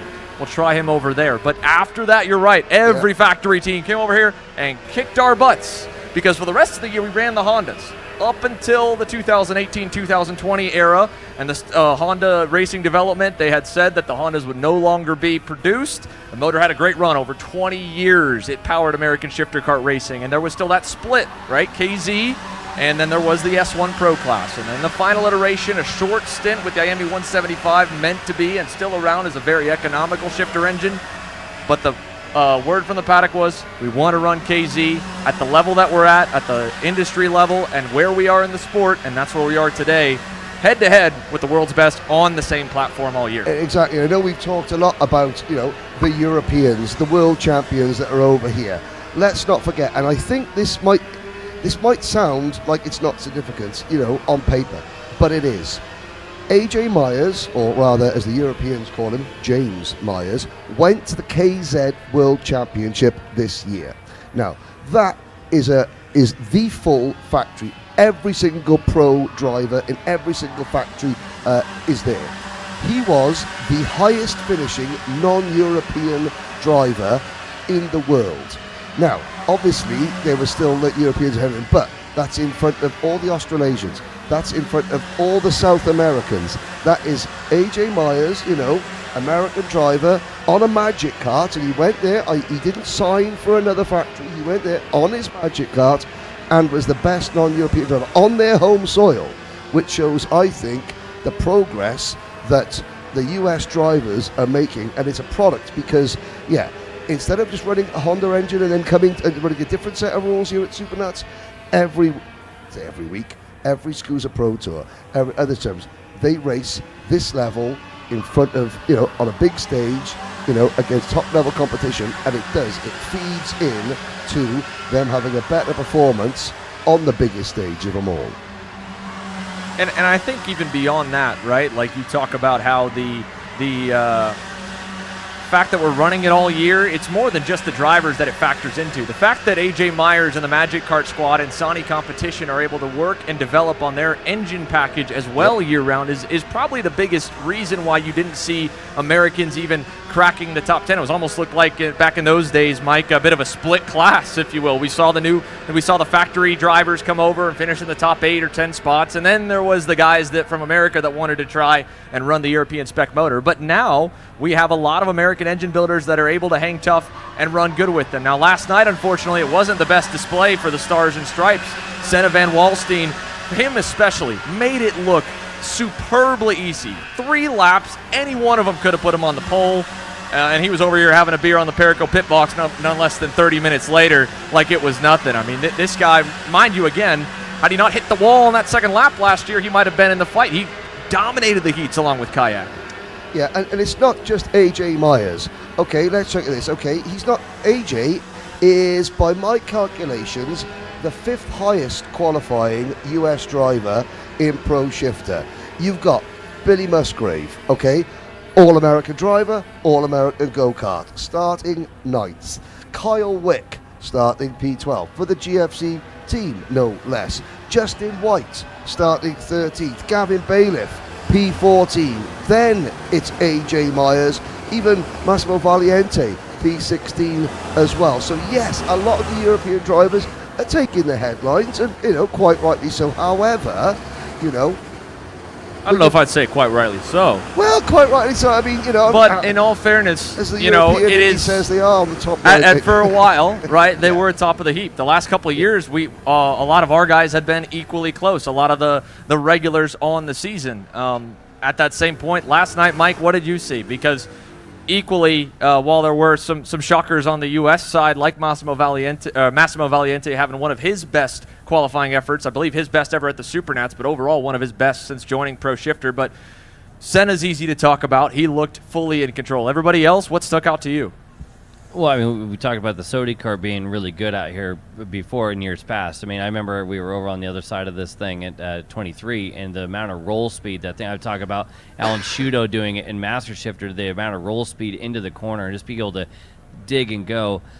I think actually there's a lot of missed time out there during the qualifying sessions because there's a lot of being in the wrong place at the wrong time. I mean, yeah, Senna was able to put multiple laps down, but I also think it was a fine-tuning deal. You could tell that it wasn't quite right for AJ. There was something off because he had lost a step from what we had seen in the previous practice. So, again, I don't think what we saw last night is purely indicative of what we're going to see today.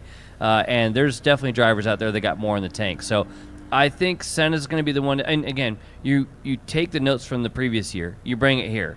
Obviously good last year. Good again this year. Not a big surprise. Everybody's got those notes, and I think the big point is, yes, using the full season to work on the equipment all year is just going to make your product that much better. And I think today we're going to see the fruition of that. I think maybe the question is, it's a simple question. It's an obvious question. Who's going to win Pro Shifter? Is it going to be a European or an American? I don't think that's really the fair question. Who's going to win Pro Shifter? Is it going to be somebody who races in the US all year, or one of the one-offs? And I got to say, I think the Senna is Senna at the moment. However, 25 laps, long weekends, yeah.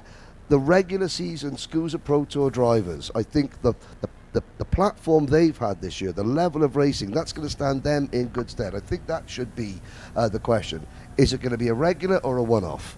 Well, and I think if you even go just generically on the heat racing compared to last year, Mike and Henry, that last year the track I thought was exceptional for the 100cc classes, and then up into the X30 class it was pretty good in terms of the balance of bottlenecked, really tight sections where you didn't have to defend after maybe a big passing zone or big straight before, and then you'd come up on another passing zone in maybe 3 turns. And obviously what we saw in the morning, especially in the 100cc classes, especially in the mini and the micro Swifts, or through even the practices for everybody on Wednesday, and qualifying on Thursday, was the fact that you could get a pass done anywhere. But that won't be the case, I feel like, at Pro Shifter for 2 reasons. I think, for one, the line obviously is a bit narrower. Some of the places where the single speeds have to arc it to keep speed up, or, again, have to defend or at least be able to make a pass, you'll see those lines tighten up. So I think for the track this year compared to last year, if I think back of what those heats looked like in Pro Shifter, they were pretty monotone at the front of the field because the field would get bottlenecked on the opening lap for about 2nd, 3rd, or 4th place.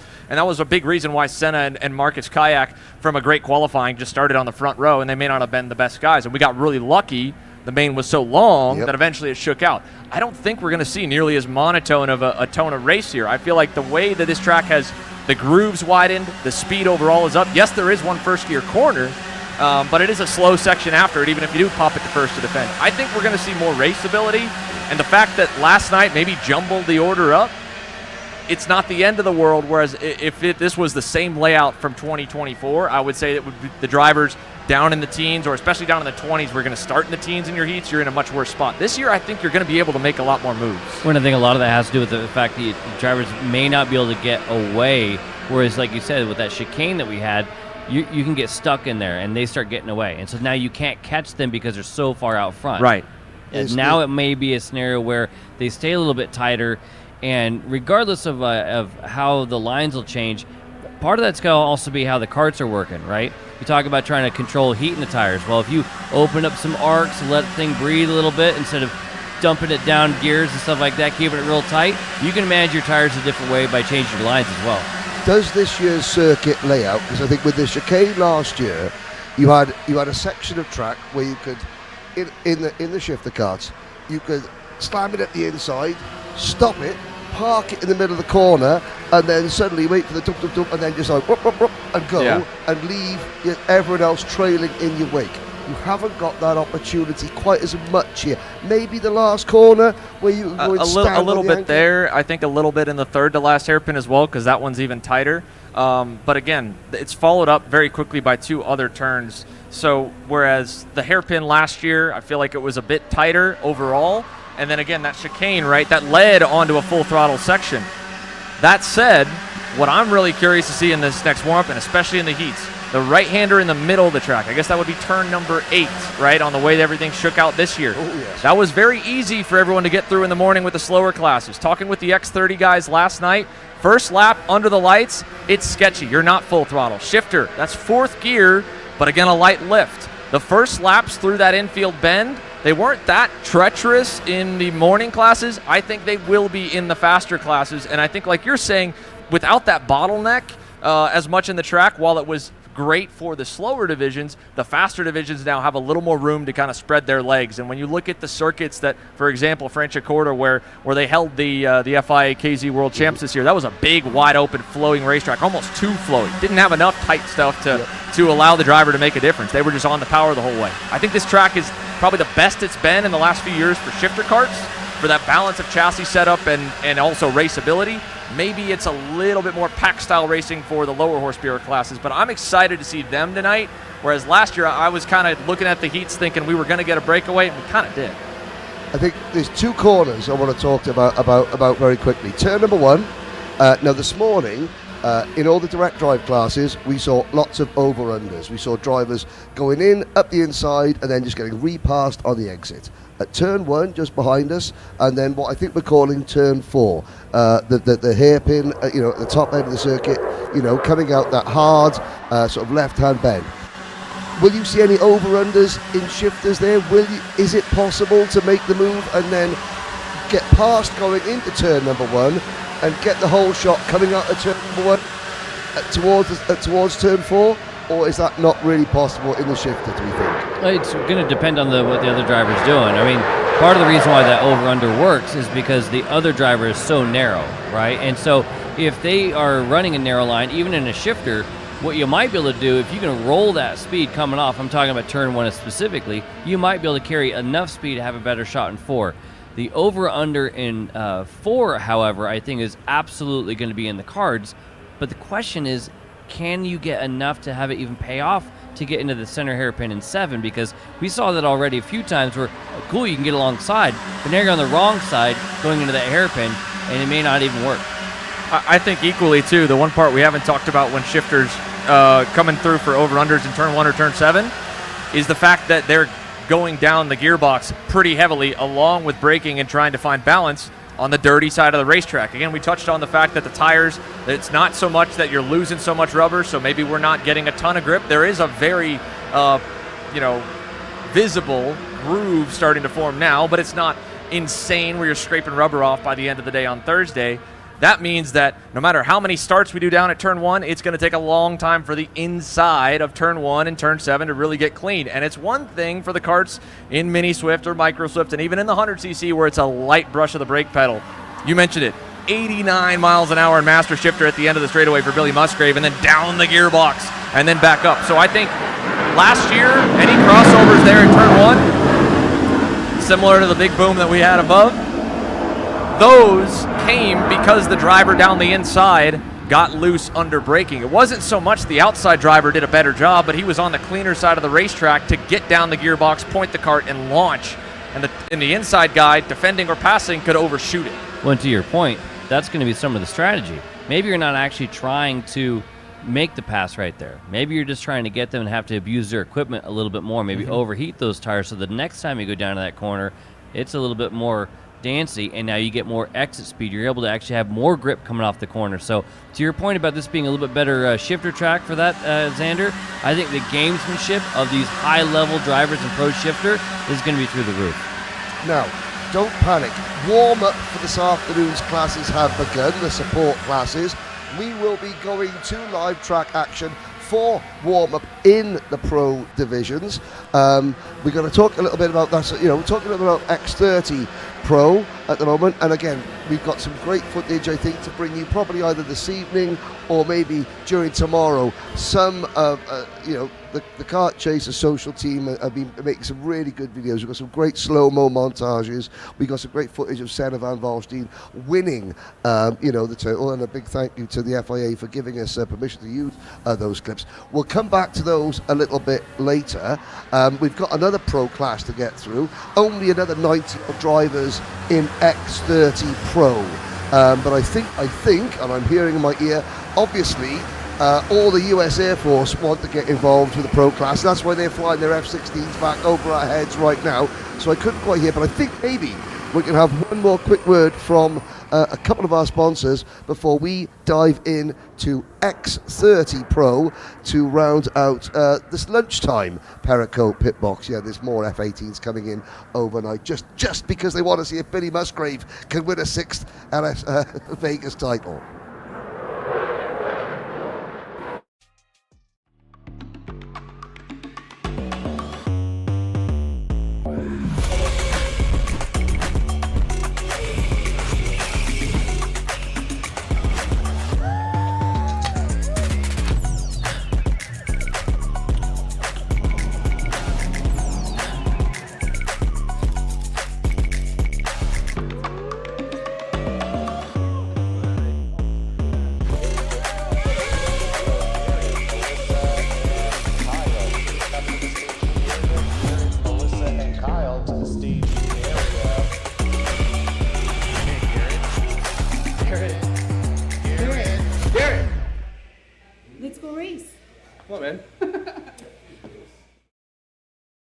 This is Henry. Henry feels sad. Henry feels sad because it's time for his next big race and his go-kart is in bits. Henry doesn't know that Acceleration Kart Racing is the United States' #1 shop for all of your karting equipment needs. Henry also doesn't know that Acceleration Kart Racing can deliver anything from tires to race suits and even wheels directly to your front door or to the racetrack itself, quickly and efficiently, with tech support available 6 days a week. Poor Henry doesn't even know that Acceleration Kart Racing offers free shipping to mainland USA on selected product if you spend $200 or more. Do yourself a favor. Go to accelerationkarting.com and make sure that you are never left stuck on the pre-grid with Henry. Be smart and don't be like Henry.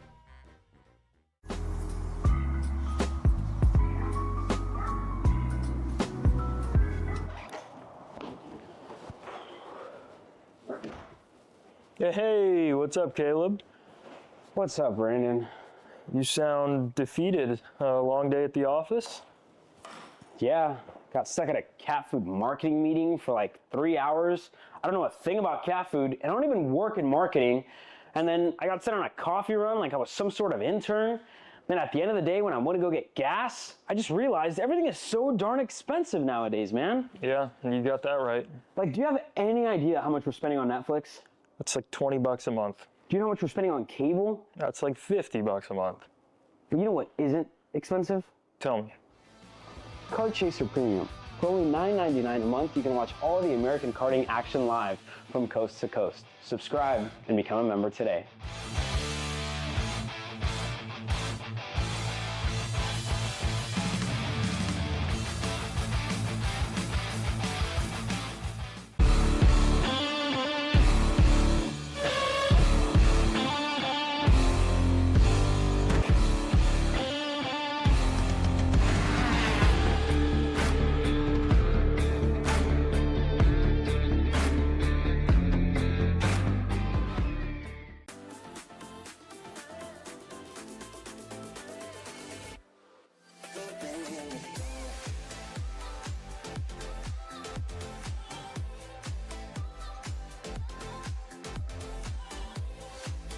Are you looking to take the next step in your racing journey?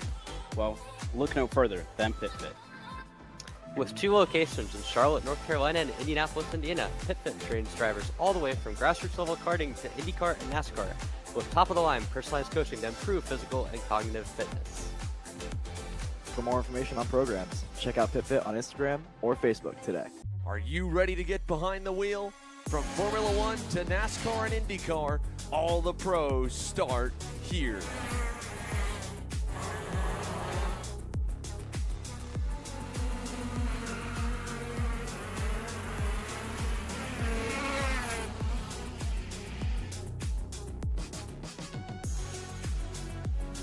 For more information, check us out online at mcckarting.com or call us and go racing today. Welcome back, ladies and gentlemen, to Kart Chasers Perico Pit Box as we look to close out the afternoon's pit box action. And of course, we'll be going to the second round of heat races for the Mini Swift Junior X30 and of course our pro classes. We touched on, we discussed at length Pro Shifter. There's a small matter of 91 drivers now, sadly, that Ty Fish has had to withdraw. 91 drivers in X30 Pro who have got to sort themselves out in some order. As you can tell, the Nellis Air Force Base has woken up. Everybody here now has just jumped for cover. So, yeah, please bear with us if we, because it is absolutely deafening here. X30 Pro, to start off with, where do we stand after qualifying? Because we're going to be talking about some drivers who, at normal domestic national championships, are top 10 drivers, even podium contenders. We're going to be talking about them in positions that we've never talked about them before. Positions in the 30s, the 40s, the 50s. Not because they're not good, because they have missed by a fraction, had one tiny bit of bad luck on a weekend where you have to be inch perfect. We already saw multiple drivers in qualifying not be able to get that clean lap. I mean, heck, even Jake Drew was like, you're kidding? Like, seriously? I thought I was like, top 5 or whatever. So he was pretty stoked with it. But again, it's getting the toe at the right time. It's having the gap at the right time. So like we talked about in the other categories, the X30 Pro is no different. Having the clean air, having the timing, and have everything line up, that was paramount. Even the greats could get it wrong.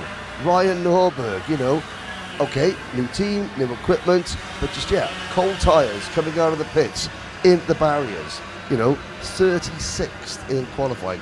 If he finishes 36th in points at the end of all the heat races, that puts Ryan Norberg in the LCQ. 34 go through automatically. Have you ever known anything like this before, Xander?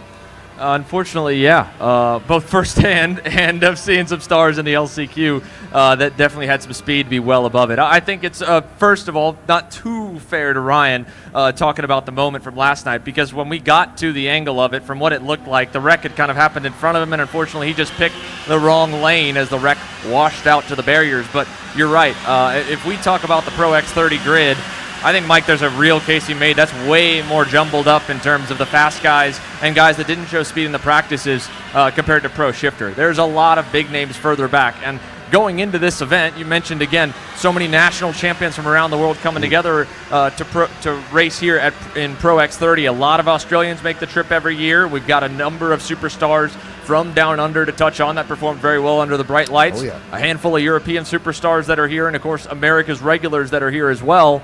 And when you looked at the list, at least when I did going into the weekend, there were not necessarily a lot of, by the numbers, in terms of quantity, big names that we hadn't seen last year or we hadn't seen through the regular season here that I had marked off that would be able to knock off the guys that have been running really good here all year or last year in X30. I think there was a similar case you made about Pro Shifter, but a lot of guys had stepped up. That class is a bigger evolution. But to look at the way qualifying shook out, Joe Turney outside the top 10. Paulie Massimino outside the top 10. Mind you, last year this race was probably one of his breakout weekends with PGR with Pro X30. He could have been in the fight for the win in that 5-pack up front, or 4-pack, had he not gotten that passing under yellow penalty battling with Ruben Moy in the heats, which will be the biggest key factor in that class. I think that one still has the placement on track, draft effect, and a lot of open passing opportunities that any penalties, any untimely contact or wrecks in those heat races will be hugely detrimental.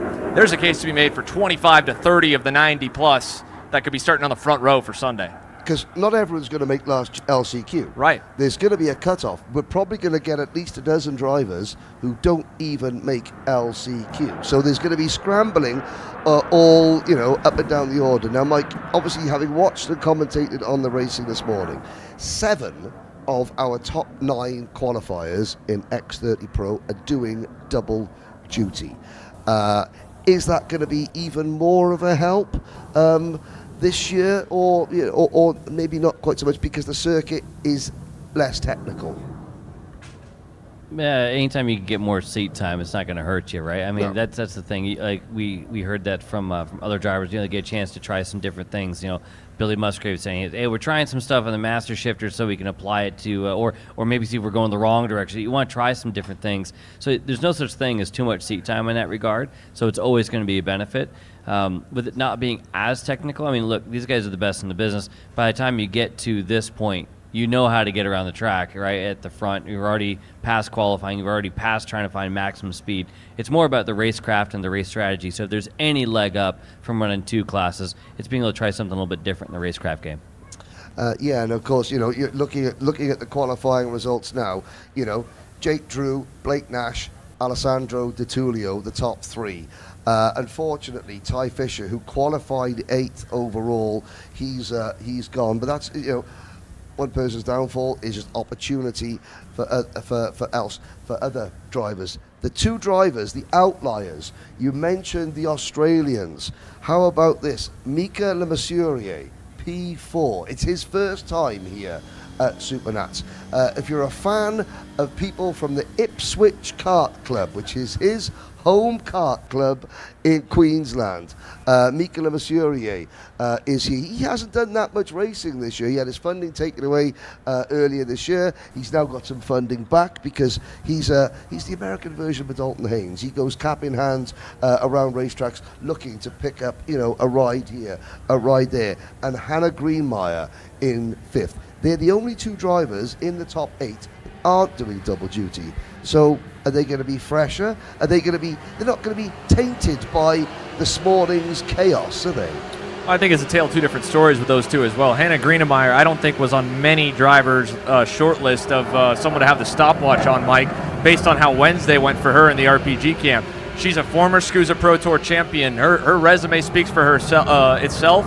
She's had a phenomenal career already in sports cars as well. It's great to have her back. But she didn't look to me outstanding by the time we wrapped on Wednesday night. Mika Lemasurier, though, he looked phenomenal. That kid has been dialed all day. So you get 2 different points with half the track time, right? In the case of Greenemeyer, half the sessions to learn the track and try setup changes, or in the case of today, try racing moves where anyone running double duty's already probably played a few hands, if you will, here in Vegas in those opening heats in the KA classes. They've got a leg up on that regard. But 2 different stories of a slower progression on paper because you have half the laps, and someone who's able to still perform with half the laps because they were just dialed on session 1. Yeah, and we take a look at it. When you're on the fence line or you're in the tuner stand, you're just working on your own program, right? We start figuring out who are going to be the people to watch for when we get to qualifying, right? And then even then, you start looking at the asterisk that is this racetrack and the traffic and things like that. So as a tuner stand guy, you're going to be up there watching going, all right, well, here's where we sit, but I know for a fact that these people further down are in there. So yeah, even though some people weren't in the game on Wednesday, at least timing wise, you can expand that list pretty quickly. Well, it was funny. I spoke to Hannah Greenemeyer, at the start of the week, and I said, "So how's it going?" And she was like, "Oh, well, I got back in a car, about 6-8 weeks ago, and I remembered how to do it, and I got really good again. And then I've been away doing other things, and like I said, I turned up here, and I was rubbish again. But she figured it out pretty quickly. Not her first rodeo, right? Yeah. Yes, this is not her first rodeo. Talking about drivers, rookies in the class. First time we've got, Jacopo Martinez, 9th. Alex Vanchev, 10th. Looking further down the order, Lewis Goff, 18th, is another senior rookie Lewis Goff starting just behind Austin Garrison, Gus Lawrence, Joe Turney.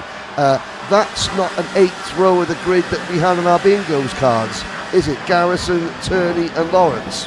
No, but again, with the heat split, right? Truthfully, Austin Garrison, he won't be starting in the 15th spot. He'll be starting 7th or 8th, depending on the heat merge. Same with Gus Lawrence, right? Unfortunately for him, he'll be outside row in the 8th spot, but outside row 4. So with the heat split in half, that's the one kind of saving grace, if you will, if you do end up feeling that you had a lot of pace you left on the table with the results when they came in from qualifying. The fact the field split in 2 for the heats and every position essentially is double. So yes, seeing them down the board. How good Adam Brickley has been this year on his very limited schedule, very akin to Hannah, and he had to do it out of the slow group as well. In fact, he's out in the warm-up session currently down in 19th. And how about Diego Ramos? That one to me was the biggest surprise out of qualifying, Mike. It felt like every practice session this weekend, that number 4 Beryl Art for PSL Karting Pro X30 was pretty good. And then he goes out and he's outside the top 20. We talked about that with Masters and Lorenzo Mardan, right? He was in the conversation, and then all of a sudden qualifying, poof, not there. Same story there. It's like things can end up happening. You go out there for qualifying, and for whatever reason, something's happened. You don't have the speed. Something happened with the go-kart. Maybe you didn't get the time, but you know the speed can be there. It's about figuring out what the cause was, getting it fixed, getting back in the game. There's a lot of drivers further down than they should be. Yeah, that really goes down to the wrecks in the qualifying sessions or a lot of traffic. Oliver Calvo is seated 83rd. He'll be starting outside the top 40 in all 3 of his heat race. Niels Troger is a huge name. The Troger brothers have been phenomenal over the course of their careers. He's down seated 80th, and there's still a decent amount of very fast drivers that hardly got any clean air. Ryan Norberg, you go to the dead middle, 48th. In the final seating following qualifying for the number 2 plate. That is incredible. Also, you got Finnegan Bailiff outside the top 50. Austin Olds outside the top 50. Oliver Hodgson outside the top 40. Former Supernats X30 Pro winner Donovan Bonilla outside the top 40. There are some performances here that on paper don't sound impressive, but are Lillian Garcia, she looks WWE. Lillian Scarborough and Nathan Dupree, both rookies, both inside the top 40, around some pretty, illustrious. I mean, they're both names. Surrounded, right, on either side by one of the 1 through 10 Pro Tour plates, right? So Supernats is in years past, and the same for every division beyond the pro categories, where you see the new 1, 2, and 3 plates of that year's regular season, 1st, 2nd, and 3rd in the championship. Since SKUSA has expanded the Circle of Champions Fund for Pro Shifter and Pro X30, this race is the debut of numbers 1 through 10 for the Pro Tour and Pro Shifter Pro X30. Caden McQueen's number 9, 36th, and then again, Ryan Norberg in the number 2, and his is probably a slightly even more less accurate read of where the speed's been for the GFC driver, being that far down with the contact, but McQueen was involved in an incident in qualifying as well. He should be able to track pretty high up the board, but starting 18th every single heat. Well, we've seen some big movers already, right? We've seen in the KA seniors something in the 20s. I think Fletcher was like 28 spots or 29 spots. So it can be done. You might need a little bit of help, and I'm not saying that it's going to get easier in Pro X30, but you can make moves. You can get to the front, especially if you get a wingman. And I mean, I'll preface this. I haven't seen the final results on Speed High with terms of penalties. Yes, we had Benham Abernathy in 28 places in one race. We had Jeremy Fletcher gaining 29 places in one race. I haven't seen whether at the after penalties, were there any nose cones involved in that. You'd like to think not, but you never know. It goes to show, you can make up this amount of play. You can gain 25, 30 positions. Some drivers will need to, but it's gaining those positions without incurring the wrath of the stewards, so to speak. Well, as the session behind us comes to a close, the last laps will come on in and end up with a flyover as well as they fly over the timing loop. At least it's a good start to the afternoon here for Caden McQueen. 47.612 for him in the final test run before we go racing out of the slow group. Again, these were the bottom half drivers from Wednesday practice. Timothy Pernod is the name we haven't mentioned yet. He doesn't run a ton in the U.S. The Canadian, however, does make the trip down here, usually chasing a Rotax Grand Finals ticket. So that's the handful of starts we see him, and a sporadic one-off start, if you will, in some of the Pro X30 categories. He's got experience here, and there's many times he's neck and neck with Diego under the PSL tent. He ends up second in this group. He was just below the cut line in terms of whether or not he would have made it into the fast group or not. McQueen obviously had some problems through the day, so the fact that he's now fastest out of this group is a big plus for him and some confidence to go in. And if I wanted to give any more names specifically for Pro X30 to keep eyes on, I think the easy layup here, fellas, is to go back on the drivers that headlined up front in the heat races and the main last year. Jesus Vasquez Jr. should have been also in that lead pack. Unlike Paulie, his trouble in turn 4 and 5 wasn't related to a penalty. He got crashed in an opening heat race. I believe he got together actually with Dalton Haynes, if I remember correctly, but an issue for him in one of his 3 heats where he had speed in the other 2 kept him out of the main frame of the top 4 battle last year. Along with that, Dalton himself is 27th, and Paulie Massimino down in 31st, who was extremely quick in the earlier practice sessions. And we need to mention the Miami Warrior final champ, Aaron Garcia Lopez.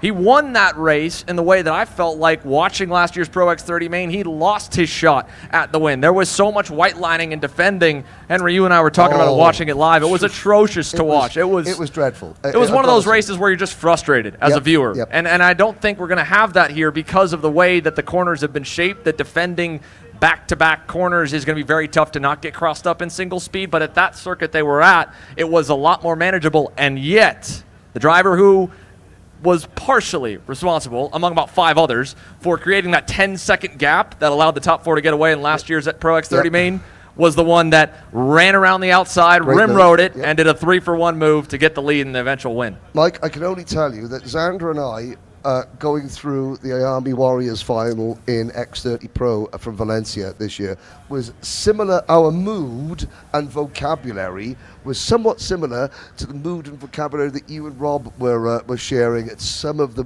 racecraft, this morning. There was, we talked about the Euro swerve, which is, is it's funny, a whole continent's got to move.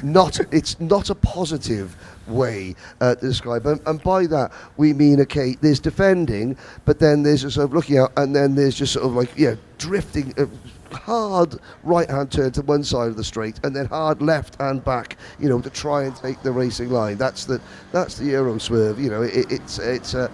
It's not great in any way, but it's, I suppose you're going to expect stuff like that. Hopefully, Aaron Garcia Lopez, he's come back, he's a year older, a year wiser. He is the European X30 champion. He's the IWF champion.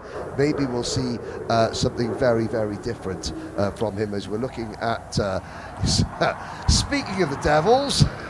There they are, fast group rolling out and taking their sweet time doing it as well. Yes, and a bit of discussion there. That was several of the Speed Concepts drivers just having a little chat about going out. I'm going to throw a random question in. This is the 21st year X30 Pro, or former Tag Senior, now X30 Pro. Never a repeat winner. Correct. Are we going to have a repeat winner this year?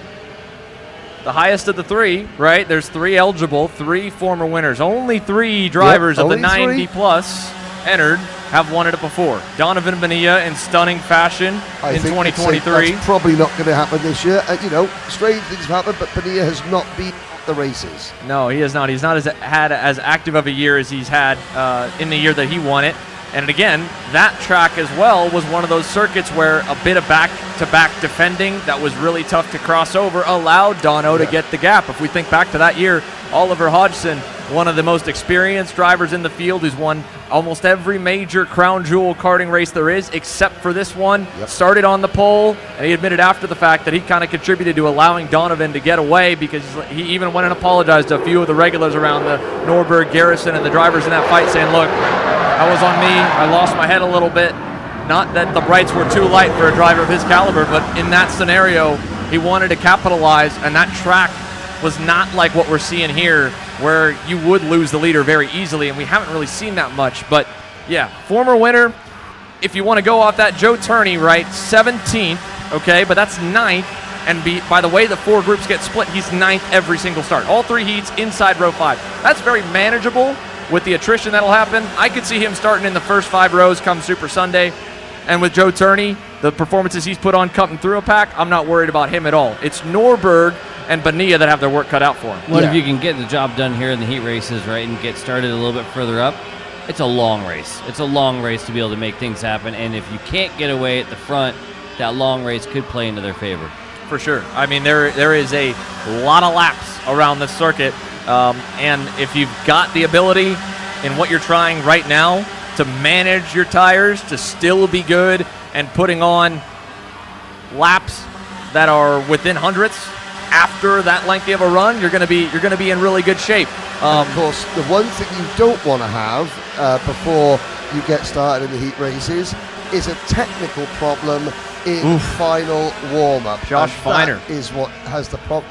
That the TV Kart team, the Race Lab team, with the Villeneuve chassis as well as the TV Kart chassis, they've had a rough start to Supernats. We talked about Nathaniel Pryor, talked about Ty Fisher, both out there. Autumn Fisher is also very much under the weather. She's not well.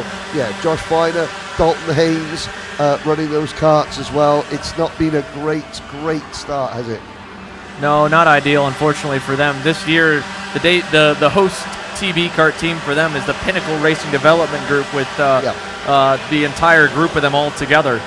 And yeah, for Josh Feiner to start off this way, for the qualifying effort with Dalton down outside the top 20, I mean, he's probably one of the lone shining stars and one of the last ones left standing, unfortunately, after Ty Fisher's very scary moment down the front straightaway. So when we look at the fast group already, we've got at least a couple laps in. Let's see who's top of the board right now. How about this from Blake Nash?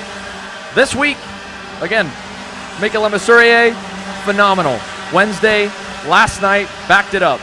Blake Nash, best career Supernats Pro X30 qualifying effort. He's been on a phenomenal run to end the regular American season at the Miami Grand Nationals. Chased down Austin Garrison in the closing lap, stood on the podium with him and Alessandro DiTullio. He looked good from the drop on Wednesday, and he took a hiatus, him and Nash Motorsports, from the Pro X30 class, had that excursion to run with the Tony Kart factory team over in Europe, has come back and has slowly padded the schedule with more events to get ready to perform at the highest level and where it's at now.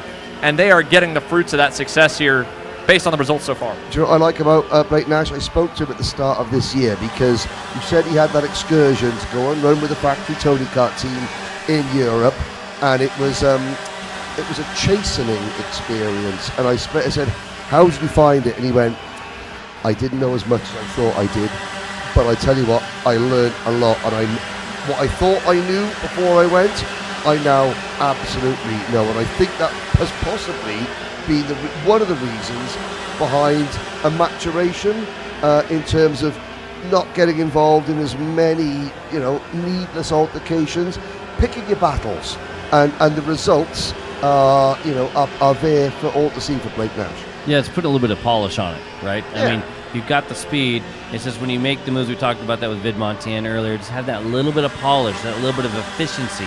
That's that little bit that's going to get you to that next level. And when we talk about putting the polish on for tonight, this test session, I would be surprised if no driver went out on a new set of tires thinking that maybe they got a bad set in qualifying or to try and reset it, because I think that's going to be equally slippery, and the added grip from the morning might balance out. So with that in mind, take these warm-up results with a grain of salt. Of Either course. that or depending when they put on new tires. Most of them probably put them on in that final practice, and that's what they're on. They're on their second scuff set, and the standard strategy is just to go new in a practice on Sunday warm-up. But with a track like this, with so much high load, and again, Mike, you talked about wanting to have that front dig in and get the side to kind of roll over but not fully get into a skid. Those are the corners that are going to make a difference in this class, just like they will in Pro Shifter, but it'll be even more finite because it's not as on the ragged edge as those guys are. And so when you look at the times here, definitely some familiarity at the top of the board with Mika now jumping up to second. Paulie Massimino back to where he was in the practice session. Spoke with him and Brandon a little bit last night. Him and Austin Garrison both mired in traffic, but they both still were really quick in the practices. He's third, Turney fourth, Vanchev fifth currently. You know, and I'm looking at, you mentioned about the Australians coming over as well. It's hard to believe Jaden Pope has been coming here since 2015. I was doing some thinking. Paulie Massimino made his SuperNats debut back in 2014 in the Tag Cadet class. Same year as Diego Ramos. Oliver Calvo, who is, he's 12th in this session. He's been coming to Las Vegas every year since 2013. But yeah, Paulie finishing third in that session. Well, you know what? He was 12th on his SuperNats debut, but he was ahead of a certain Franco Colapinto. He finished behind Jack Doohan and behind Sam Mayer, but he was ahead of one Formula One star at least. I wonder, if he's going to finish ahead of any future Formula One stars this year in Pro X30. We are going to take a quick commercial break before we wrap things up here on the Perico Pit Box in a moment. Paulie Massimino wins the Wisconsin Grand Prix. James Overbeck on start number 2 gets win number 1 in OKN Stars. On track or off, Brandon Jarsekrak Racing delivers elite performance. Led by 4-time Pro National Champion Brandon Jarsekrak, our team masters driver coaching, data-driven analysis, and mechanical precision at every national event. Contact us today at BrandonJarsekrakRacing.com.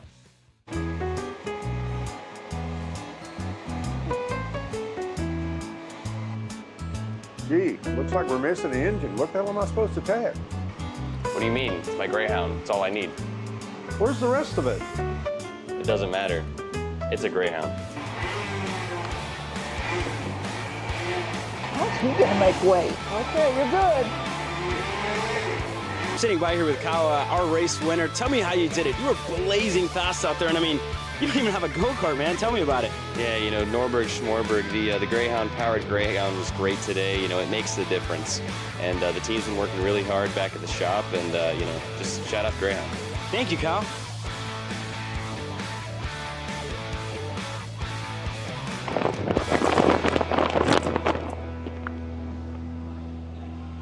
How the f did you just win? Doesn't matter. It's a Greyhound. Kyle, what are you doing? It's got my new Greyhound seat. You don't even have a cart. Doesn't matter. I have a Greyhound. Who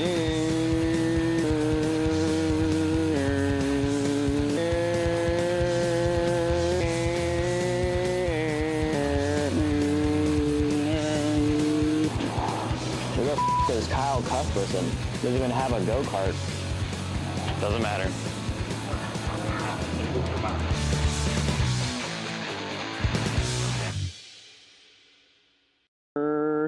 Cuthbertson through on Turney. Turney in the dirt. Back, ladies and gentlemen, to the Perico Pit Box. Now, we haven't got any, well, we've got champions, champion, chump up here. Let's go and speak to a champion.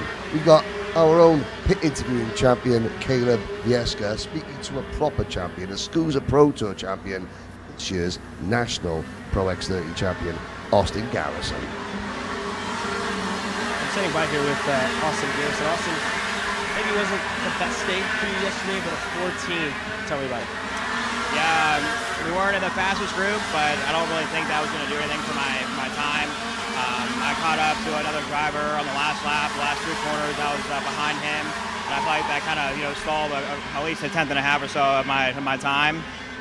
But can't do anything about that. I try to go and in 4 laps, you got to have as much of a gap as you think you're going to have on the last lap to go and actually have a draft and be okay. But I just caught up too fast with the guy in front of me, and it injured my lap. So qualified 14th. I think we started 7th twice and then 8th once.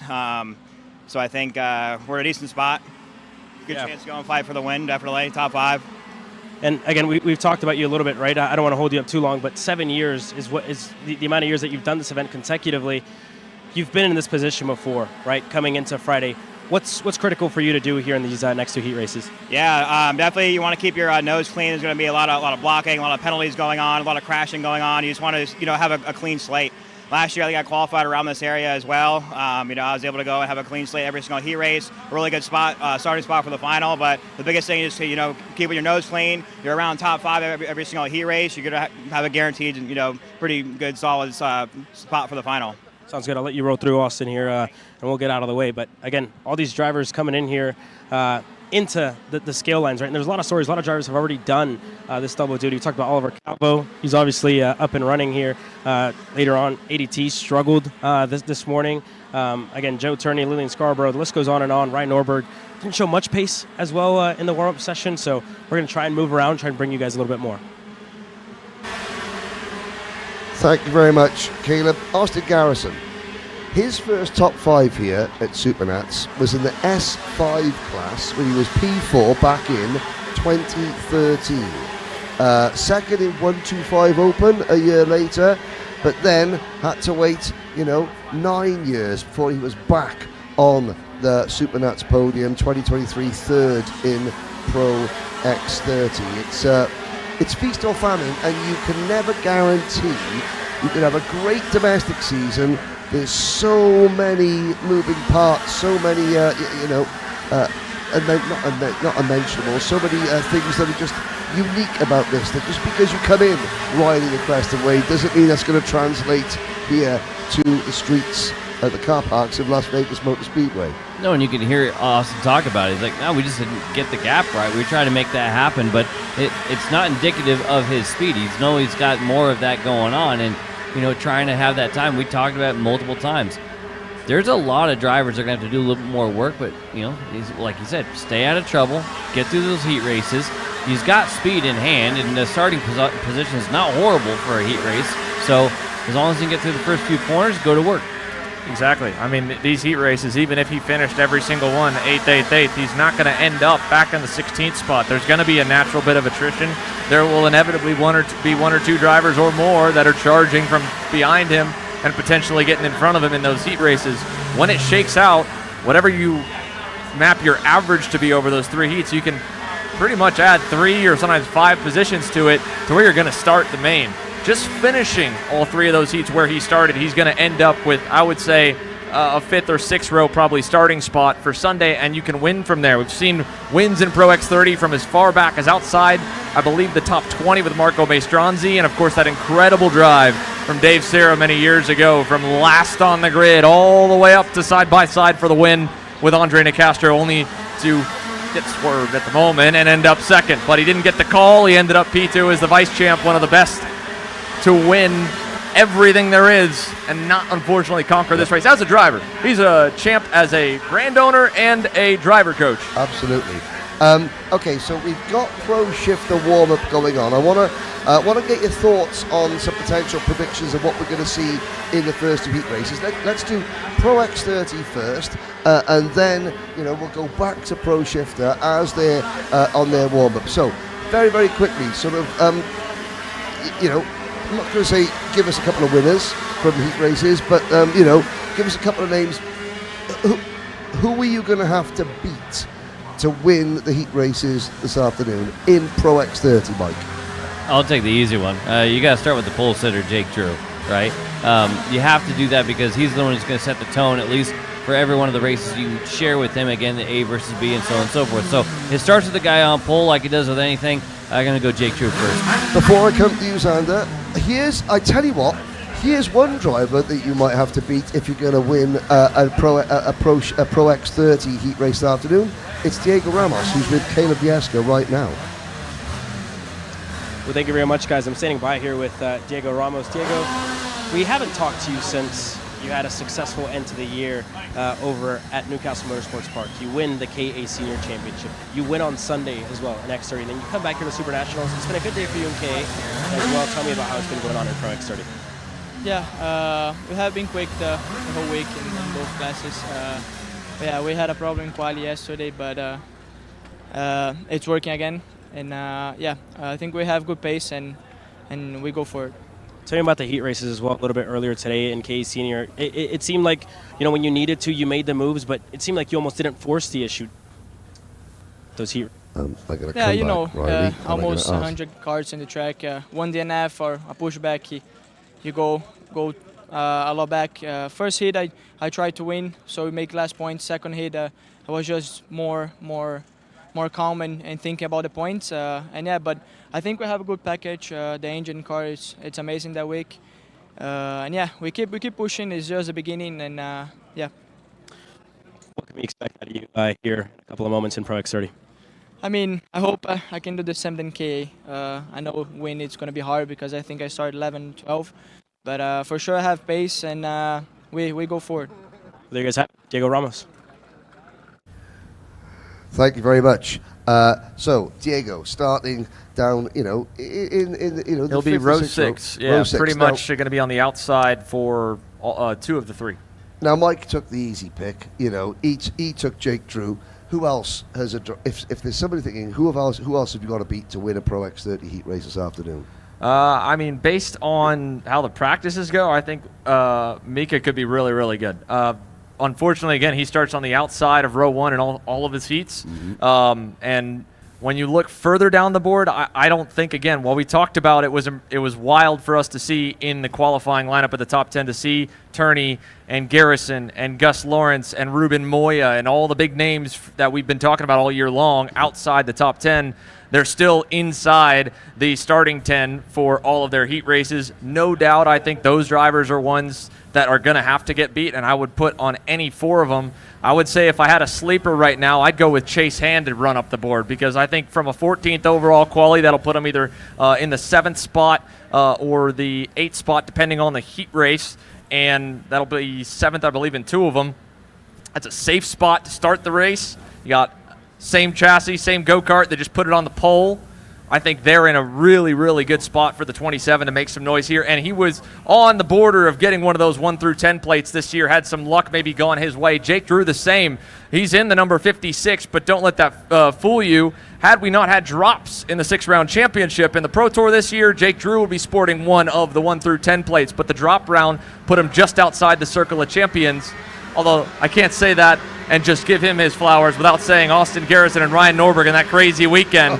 That would not have ended with the same 1-2 positions had the drops not gone. But those 2, I think, are ones to look at. I'm curious to see how Mika Lamassurier races. I would love to see another new name and a story, an underdog, potentially run towards the front of the field.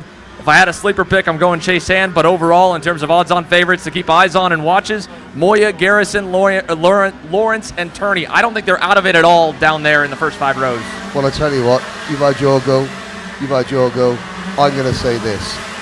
I think by the end of today, we're going to be looking at Hannah Greenmeyer having won an X30 Pro Heat race. And she's got a very pretty starting spot. Inside row 2, all 3 heats. Oh, you're not the only ones that do research on starting positions, but we have got 1 Pro Shifter class left there on the circuit, and that includes, of course, our world champion, Sarah Van Valstein. And we got a problem right now, actually, with one driver that is over in the wall, too. So there's attrition continuing in the Pro Shifter category with them on circuit. But again, Senna Van Wallstein topped the boards there. We talked to him last night. Yep. What an incredible performance he had in qualifying.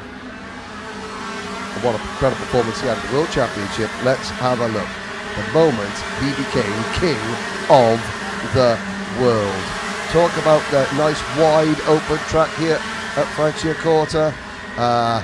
Yeah, well, do you know, goodness me, they can't, the Europeans can't even get their fireworks right. We had more fireworks here than they did at their final there in Italy.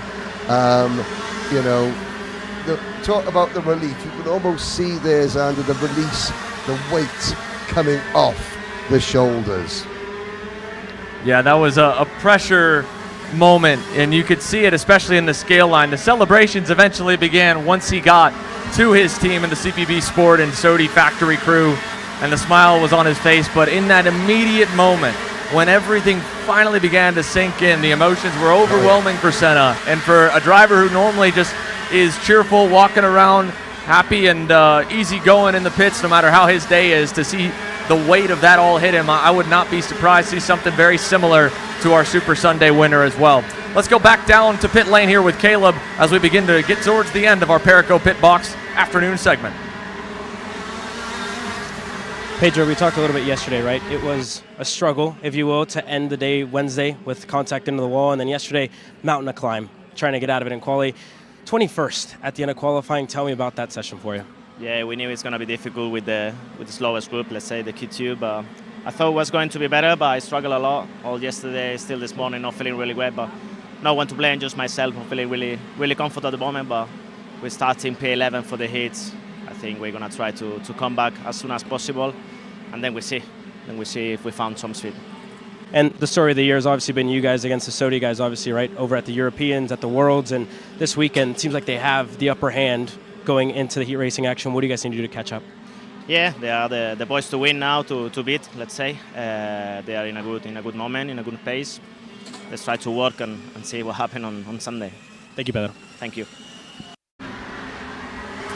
Well, I mean, considering, I think if that go-kart, if it was a horse, they would have shot it. They would have given it the old Yeller treatment after it, basically, not the driver, but, the wagon. Can never count him out. You could never count Pedro Hiltbrand. He just finds a way to be there. And again, last year we found out he didn't even know how far there he was. He thought he was fighting for second with Daniel Vasile in the closing stages. And that's why he didn't attack his alliance teammate here and official teammate abroad as much as he would have had he known the SuperNats glory was up for grabs. That was the craziest thing to me about last year, having the big truck screen in the position that it was. In 23, it was somewhat an eye shot of the drivers. Last year, we didn't really think so because they were driving essentially under down the main straight, but they all said they were watching out of the left corner of their eye. And so, in the case of Marcus Kayak, he knew Morgado was headed his way. In the case of everybody else, they knew those two were the leaders. But they didn't see that Morgado was buried behind the jersey barriers. They saw Kayak wrecked in turn one, said, oh, they got together, Morgado's way out in front and leading. Nobody knew that they were fighting for the win. Emilian Denner, he wasn't even supposed to head into the country on Monday, flew in last second, and for the second year in a row comes up just barely shy. And you talked as well as roll speed when we go to the Saudis. In 23, he was in the exact ride that Senna Van Wallstein's in now, and he was my pick to win with how good he looked in that third heat, only to get wiped out in turn one. Yeah, I mean, Caleb was just talking to Hiltbrand there about what do we got to do to try to find a little bit more. When we come to Vegas, when we talk about the parking lot courses, the Saudis have been routinely fast. And it hasn't just been this year or last year. It's been a thing with the Saudis for a long time. Their ability to have a very high apex speed and be able to cut in and not bleed the speed off and like run a tighter line to the apex, shorten the course, and carry that speed without losing on the exit, that's tough to beat. We're talking about how strong the pro shifter field is. It's only fair that at the moment we firstly bring up, we haven't mentioned Daniel Vasile, the defending winner, and we haven't really mentioned the two main protagonists, the two highlight reel drivers from the final last year, Marcus Kayak and Mateus Morgado. I mean, I know Kayak is qualified second, but are we running the risk of overlooking those three drivers? Should we be overlooking them? I know Morgado, new kart, Kayak, new team, Vasile hasn't been that strong, and certainly it didn't qualify inside the top 20. We can't count them out though, can we? I think with Vasile, it's going to be very tough. Very tough for Daniel Vasile to cut through the field like this. I think it's going to be racier than last year in the heats. Long way to go. The reason, though, you're right, of us not really touching on Marcus Kayak, who's going to be on the front row or on the pole for two of his three heat races, is how close second, third, fourth, fifth, really the rest of the field was. Senna Van Wallstein's essentially 2/10 clear of him, and he had 3 laps that would have beat everybody in total. The best putting him 2/10 over it. Kayak only got the better of Senna's teammate Matteo Spurgel by a matter of thousandths. Another 15 thousandths to Corentin Russo, who came very close to a Pro Tour win this year and absolutely has some notes of a 25-lap final, considering he led 22 and a half laps in Cincinnati, essentially, before losing the lead to Josh Conker in the end. And down the board, when you get to the 44.4s, you have another 5 stars. So, yes, Marcus Kayak, he's got a great spot. He qualified second out of 90 plus. Why are we not talking about him? It's because there's so many drivers right neck and neck with him. A toss-up for any of them, and I think it's a good place to be under the radar like that. In his case, in Morgado's case as well. Morgado He's not way out there. Nope, That's nope, 10th nope. overall That's for 10th the 2024 champ. Well, under the radar, we haven't gone racing yet, right? Right. So we're previewing the racing. Once we go racing, we're going to really see what everybody's got. Because again, talk about the differences in qualifying and who got a lap and who didn't get a lap. We're going to find out here real quick. And if we could show one angle as well right before the racing starts, or maybe not here as we go over the last bit of the warm-up results.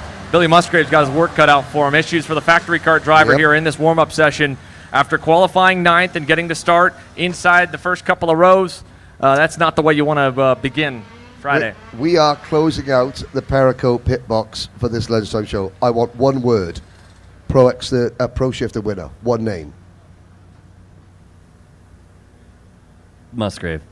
Pro Shifter winner. I think Senna's got him covered today. I don't think we've got that easy of a divide on Sunday, though.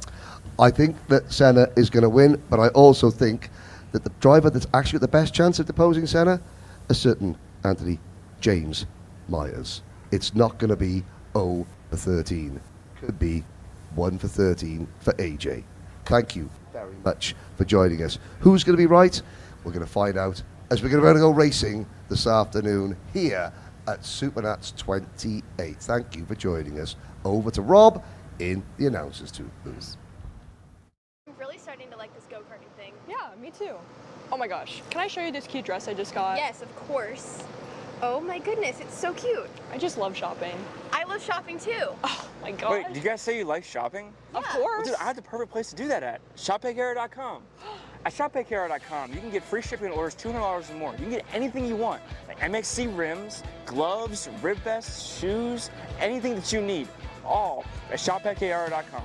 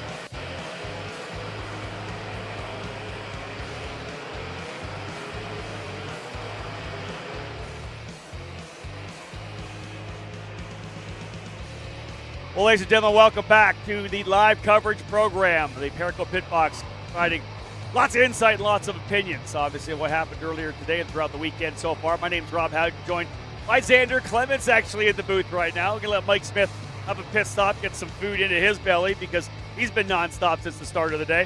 Let's have a look at we get set to go. X30 Junior, brought to you by Speed Concepts Racing. Group A versus Group D. Dean Hugendorn beyond the pole position, alongside Royce Vega on the front row. There they are, rolling their way now up through turn number 12 to 13. Travis Pettit and Luca Popescu on row 2. Eli Steinbrook and Enzo Di Gennaro, row 3. Theo Salomeo alongside Jackson Gibson, row 4. Yograna and Benham Abernathy, the top 10. Field set. Again, getting ready to roll here with 29 drivers into the staging lanes.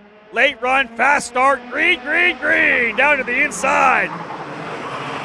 I was going to say, that's not going to be clean. Stacking them up on the exit. They tried to go 4 wide. Di Gennaro in there. Xander, a bunch of drivers involved in that one. Indeed, Hugendorn able to get away. Yeah, right off the rip into turn number 1, Rob, already stacking them up with how quickly they were on the gas. We mentioned, and you guys did quite a bit in the early heat races today, about the start zone and how some of them were very quick to get on the power long before the green flag came out. that's unfortunately why the SKUSA officials are so stringent on those jump starts, because you get corners like that to start a race. Yeah, everybody stacked up, as we know, carrying a lot of speed into the corners. Guys pushing each other in the back.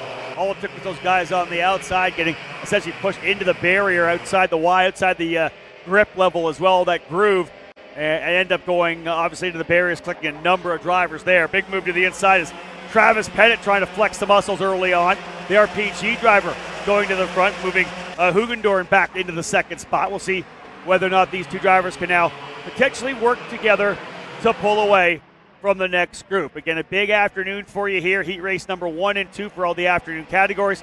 X30 Junior, Mini Swift, Pro X30, and Pro Shifter. We got a ton of races for you here before we wrap up Friday's action. Quite a bit of racing still to go, even in this one. Already 2 by 2 back again for the lead. The 734 Hugendorn down the inside. Actually, that's the second group a little further back. My mistake. This is allowing those leaders to get away. And we were touching on it quite a bit, Rob, and obviously you weren't with us on the pit box here during the break today, but from the morning, I don't think either of us could have expected to see this scenario, this picture of a 2-car breakaway up front and another 2 cars here, and not necessarily because they're working together, but just because the way the first lap shook out, the contact in turn 1 and everything. This battle we're locked in on. This is 5th. This is Noah Baglin, Anderson, Doan, Brokerin, and then still a good bit more right behind as well. Eric Doan trying to put behind him what happened earlier today in a rough run in that KA100 heat race, the second one. Indeed, a couple of drivers pulling away here. The action a little crazy early in the morning. As we know, the racecraft wasn't up to the standard I think that we all would hope for. But here in the X30 Junior category, driving a little bit harder there. That's a big move to the inside. That was Max Ewell, Xander. An aggressive move to the bottom of the apex of turn 10. And as the grip continues to go up in that left-hander before and in turn number 10, you're going to see the moves get more aggressive as the braking zone shortens. It's still a pretty long one at the end of the main straight. And as the drag race rolls down to us here at turn number 1, and we start to situate ourselves a little bit, big credit here to Dean Hugendorn, pushing along with Travis Pettit. We talk about the international flair. How about the kids in X30 Junior having never raced against one another and working together as good as they are? They're out in front by 8/10. I like that concept, right? They've never really raced together. They have to kind of learn each other through a couple of races. One thing about the afternoon, I'm not sure if you guys talked about it in the Perico Pick Box, but obviously now we move to the softer tires, right? The harder blue tires in the morning. Right. We have the red tires, the softer tires, more rubber likely going down here in the afternoon, more grip level as well. We're not going to see the sliding that we did earlier today. No, and I think you're going to see probably times in the first X30 Junior group be faster than the second because of that, because they're going right on the racetrack after 4 back-to-back Avinco red sessions. And in the same vein, that first Pro X30 class is going to be clearing off the blue rubber and laying down some more red. That's it. And, we talked to Billy Musgrave about that, of course, running in the morning with the blue rubber down in the master shifter, back to the softer rubber here in the afternoon. Big move to the bottom. Oh, my goodness. That was an aggressive dive to the bottom. That was a 720 trying to go to the inside there. That was Tegan Sakano, and that's kind of something we saw earlier today. That was just not – you got to show patience there. Yeah, I mean, it's tough, right? They're already 4+ seconds away. Noah Baglin and Eric Doan, they've gotten a little bit of breathing room because of that, but now you see, again, another big aggressive move by Sakano right there in turn 10. Didn't stick either, and again, going to the fact that corner – you need to have a run probably already in X30 Junior, it looks like. You can't just send it on the brake zone. It's not long enough. Xander, put yourself in the seat of Sakano, though, already up by 14 spots. Why are you ready? Hold your position. You've already it's because you're feeling the ride. Yeah, I guess you're so yeah. amped up. Yeah. You're that far up the grid. You just think to keep going. It's going to keep happening. I mean, I've made that mistake in my career before, too. I started 20th in the year that we split the Pro X30s. One of the first times we did it at the Summer Nationals was 70+. Ended up into 8th, I think, by lap 4. Kept rolling, made a dumb move, went up and over top of another driver, and ended up in the LCQ. There you go. Starting P last. So it's hard to, again, when you have that much forward momentum, then go back to neutral, not let it amp you up, I guess. My God, I could get to the top 5 maybe, right? Your mindset starts changing. Sakano gets shoveled down a little bit because of the incident, drops down to 18th, was all the way up into 12th. So there you go, a little mistake, a little impatience, and you find yourself going backwards. Here's a driver making a move potentially for P2. That was, I believe, what we got? Still Pettit and Hugendorn still. This is that next group further back. We're slowly tracking. That's wrist, Yeah, we're tracking almost like the battle pack as it shifts down the leaderboard, right? Every time they make a pass for second or third in the group, the first 1 or 2 drivers get away. Here we go. We're about to see it again. This is going to benefit Isaac Payne. He's in 9th, and the Holtz driver development Gillard he'll get a little bit of breathing room there as Sebastian Rist made that move stick on Cole Anderson for 10th. And if there's another move by maybe the pair of RPGs behind him, like rookie Royce Vega or Jose Halfin, he'll get some breathing room too. And with only a couple laps remaining, this is where they're going to finish essentially. There's 4 seconds up the road from Isaac Payne to Matthias Brokren. So there's a long way to go there. Hold your spot. That's the fight you're going to have right now. Rist is going to look to the inside, book it into turn number 1. They'll move that CS55 past the host driver development machine of Payne. So indeed, these drivers battling it out here for what is essentially 9th, 10th, 11th, and 12th on back. And they're getting dangerously close to that, mathematical cut line spot of 17th, right? When you do the math on who's going to the main. X30 Junior, for the first time in a couple of years, has an LCQ once again at basically 60-plus on their entry list. So be careful here when you find yourself in a 6 or 7 car gaggle like this in the closing stages of your opening heat race. Just give the spot up if someone's going to send it like this. There with Jack Katowski down the inside.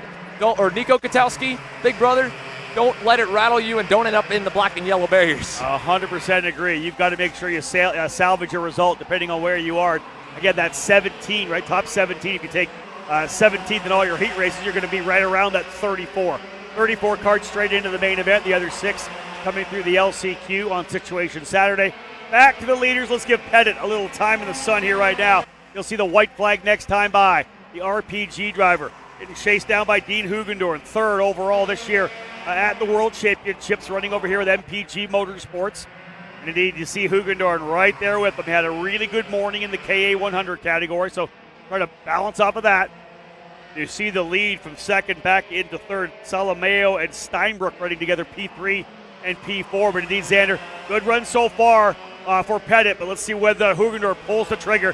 Will we see a low line down? We do. Defensive run now for Pettit. Keep an eye on this as well as the battle at the top of your screen. That's a little bit further back, right? Or actually, that's both of the drivers fighting for the win. We'll keep an eye on the further back group, but here Pettit didn't have a good turn 1. That's put him on the back foot. He's going full defense to the rest of the lap. And then here's that battle for the edge of the top 10 with Isaac Payne and Jose Halfin and crew on the bottom of your screen.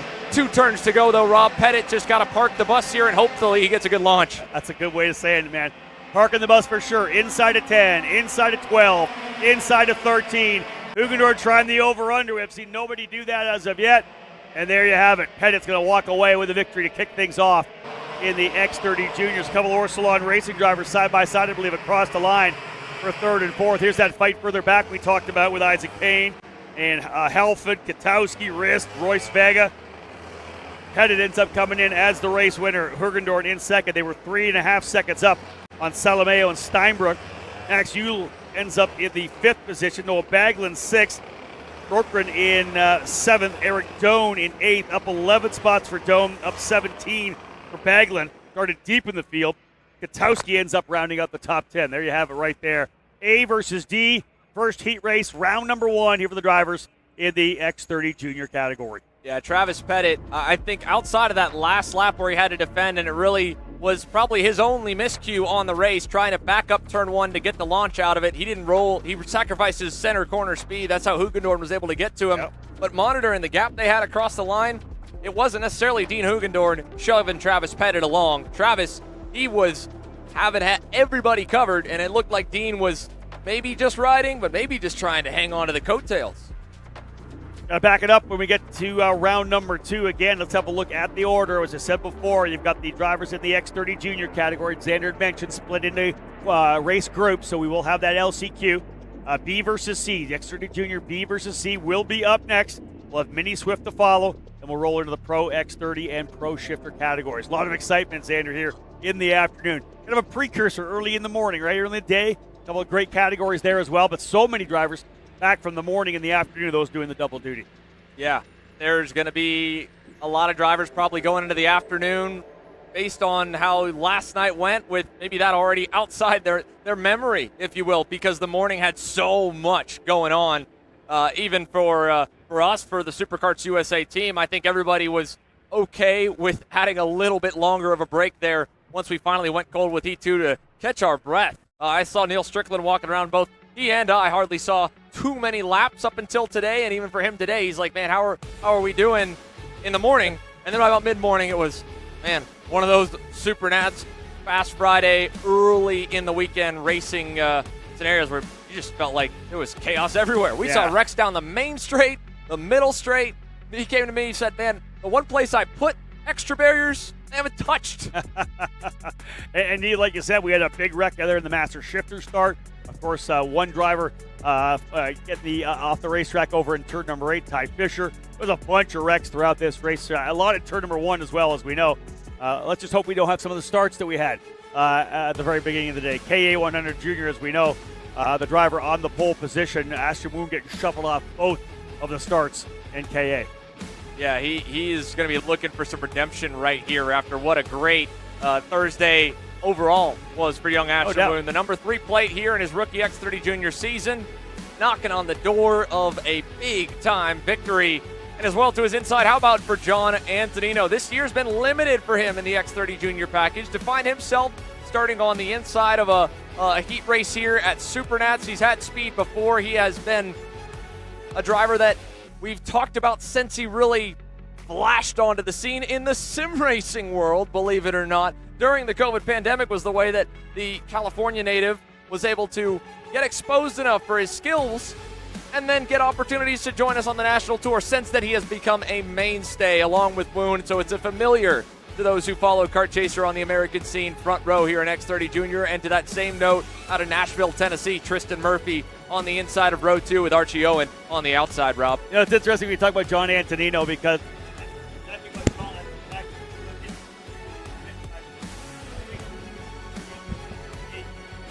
Grand Prix, and I was coming out and be able to beat all the kids in the mini categories. I'm like, how is this kid doing it so good on the street circuits? And now here we are here in the SuperNationals on the pole position for a heat race as well. Well, you talk about street circuits. How about the kid that won most recently on the street circuit, or at least crossed the line right up and in the mix of it all at Rock Vegas 2 weeks ago? Marco Samet inside of row 3. Gian Matteo Russo has had a globe-trotting schedule in 2025. That kid's been all over. And he led the main event at Rock Vegas as well, so both Samet and Russo very impressive. You got Leonardo Saravalli. Going back to the Rock Vegas, he was on the pole for both junior races for Leonardo Saravalli in the 787 Racing Edge Motorsports. So I expect him to be right in it here as well. Max Weiland told me he feels pretty good here in this particular category. Had some issues this morning, but he feels like they'll get those things ironed out and have a better, cleaner run here today in B versus C in the X30 Juniors. Braxton Reagan and Braden Wagner, Xander capping off the top 10.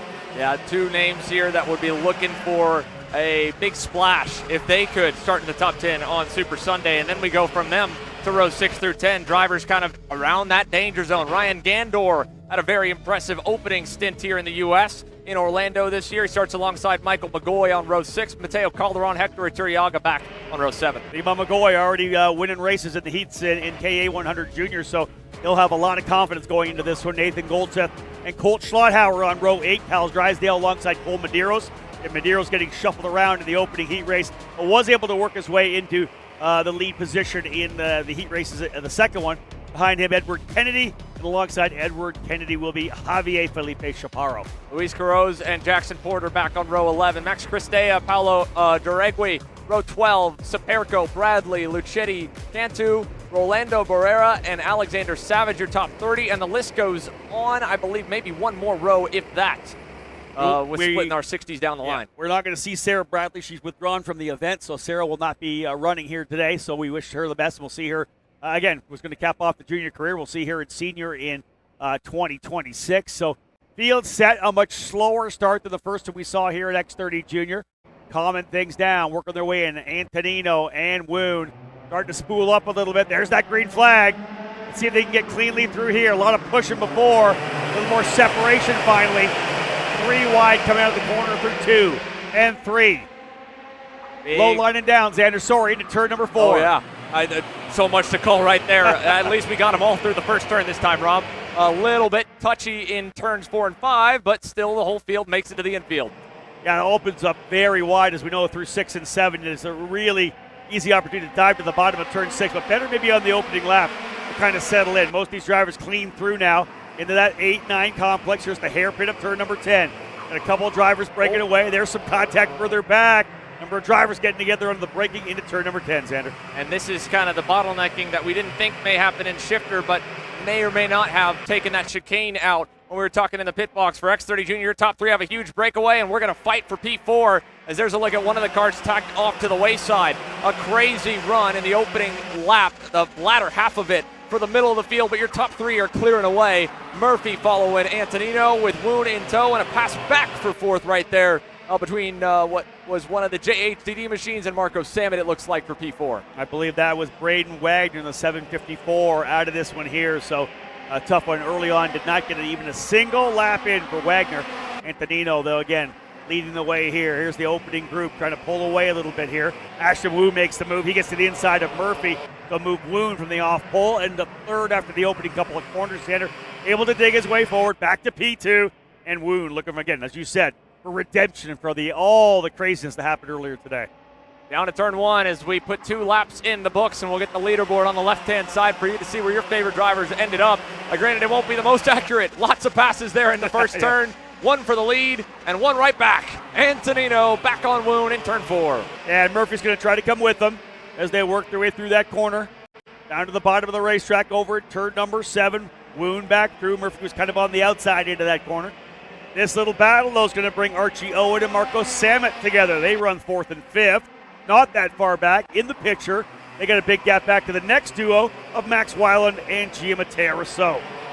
Yeah, Gianmatteo Russo and Marco Samet and Weiland, I think they're sorting out a little bit of transponder issues, specifically for Russo right there, as he's obviously on screen in a great, Russo right there a little further back. It's Archie Owen, my mistake there, on the JHDD machine. So his U.S. debut, to my knowledge, in the 740. Inside the top 5, surrounded by 4 drivers that have all regularly fought for wins on the American calendar, and the top 3 are seeing that teamwork on display. Talked with Mike a little bit about it.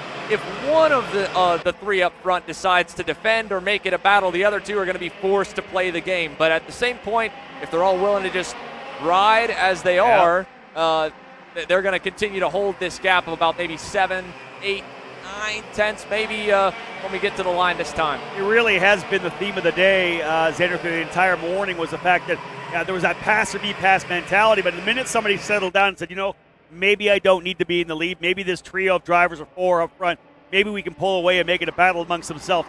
Didn't see a lot of it. We are here. Woon's made some moves. We know that Antonino's wanted to lead as well. This is where midway through this race, let's bang out 4 or 5 laps, just racing together, stretching away, because you don't want Owen and Samet to come in to make it a 5-driver battle. No, you do not. You want to keep it as minimal as possible, because your odds then of starting on the front row for Super Sunday are a lot better if you slide back to 3rd than if you slid back to 5th, or even to Weiland or Russo back there, which, by the way, on the lap times at least, it looks like the odds of them potentially having a slide to 5th is possible. Archie Owen purple last time by. And as we check in with some more action deeper in the field, this is just outside your top 10. Mateo Calderon, Nathan Golseth, Luis Carroz, and looking for some of those big movers up a handful of spots. Not too many, because again, there wasn't a ton of attrition on the first lap of this group compared to the predecessor X30 Junior Heat race that we just witnessed, where we lost about 8 of them in turn number 1. Here's a move by the 722 down the inside. That looked to be Porter making that move for 12th. And while we checked in on him, we did see a lead change. Ashton Woon has decided it's time to go back to the point.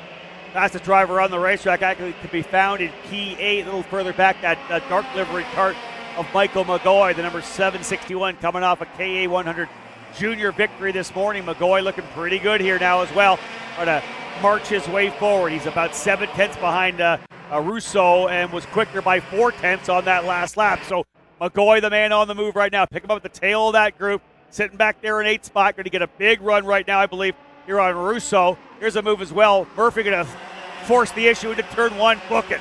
Tristan Murphy goes to 2nd. Antonino back to 3rd. Woon back out front. Ashton Woon in the number 3 plate. First day, he gets the race foul of race control here. That was a big move down to the inside, kept pinching down. The 725 of Gandour in there. Russo, actually, I think, in the fight for 6th. Here he goes. He'll lose that spot, the 746. Oh, it's exactly the same livery with the REM drivers. My apologies. Not Sarah Valley. He's working his way forward. That was Russo. Yeah, Gianmatteo Russo through all that, though, even as we were sorting it out. Another very common livery in the X30 Junior class at the front has gone to the front of this group, and that is none other than Ryan Gandor. Mentioned again, he was great in Orlando earlier this year. Not a great Thursday evening for him, but here on Friday he's made up a lot of spots, continuing to climb, but he is going to run low on laps here in a moment. We're now down to 4 to go, and you can see he's having to protect more than attack. He's hoping to trigger a battle there, and there's a long gap now to get to these guys. Yeah, he's hoping the guys behind him start fighting. It's Gandor in the 7th spot in the 725, and look how many drivers he's stacking up behind him now. Rousseau, Weiland, Saravale, Porter, Calderon up in there now as well. Nathan Goldseth only about a second back from that group, but the way they're running now, you may see these guys fight their way forward, Xander. 1 lap to go. White flag will come around. Little bit of breathing room for the 703 of Ashton Woon. Just a little bit for Ashton Woon. We saw that, though, in the heat race right before this, and a good run out of that last turn for Antonino, and a good turn 1 could set him up to attack on this final lap. Let's see what he can do right down here as they get up to full song and through. That was a decent bit of roll speed for him, but Woon still got through almost as good, I feel like, Rob. He won't be close enough for anything here, and in fact, we're going to fight for second. McGoy to the inside. And the big thing there was the fact that Woon knew he had enough of a room to be able to run the racing line, not have to defend in the final circuit. That opened the door for Tristan Murphy to throw the 711 RPM machine down the inside of Antonino. Doesn't stick, though, as Antonino comes on back. And here comes Archie Owen saying, hey, listen, you guys keep fighting here in the final circuit. I'd be more than happy to tuck it in here somewhere and grab a spot in the very late going. Look at this. Look how close Owen is right now. Another over-under. Is he going to throw it down the inside? He's going to the bottom of the racetrack. Archie Owen coming away with another one. Woon with the win. Antonino second. Archie Owen final lap. Fantastic. Able to go over-under. Took full advantage of the battle. A Xander between Antonino and Samet. Antonino and Murphy. Samet got through as well. Yeah, what a steal on that last lap. With Archie Owen carving the way and Marco Samet getting the spot. And just again, like we talked with a couple laps to go, hoping that you wouldn't have that situation where the odds of one of the 3 of them in that lead breakaway who dominated the first 3 quarters of the heat slide back to P5. That's what happens with the 711. As Antonino and Murphy were kind of low line and kind of run those defensive lines a little bit. If you look back, Archie Owen full on qualifying race line, way wide through turn 10, way wide on the entry coming into turn 12, and he just drove it up the inside just as essentially Murphy opening the door to kind of, set up for the corner, the hairpin. Boom.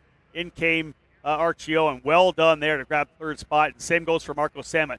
There to take advantage of it. Murphy ends up getting shuffled back to 5th when he was thinking about 2nd earlier in the lap. So Woon, Antonino, Owen, and Samet. Top 4. Murphy 5th. McGoy fast driver on the track. He was right there behind Murphy at the end as well. Gandor, Rousseau, Porter, and Weiland, your top 10. And I think good shout out as well for Jackson Porter, Xander, plus 13, biggest mover in the race. Yeah, talk about a tale of 2 stories as well. Another big mover was our fastest lap on the last lap. Michael McGoy goes forward and charges up to 6th at the end, while Tristan Murphy slides back to P5. However, the spotlight goes to the winner, and Caleb is standing by with the number 3.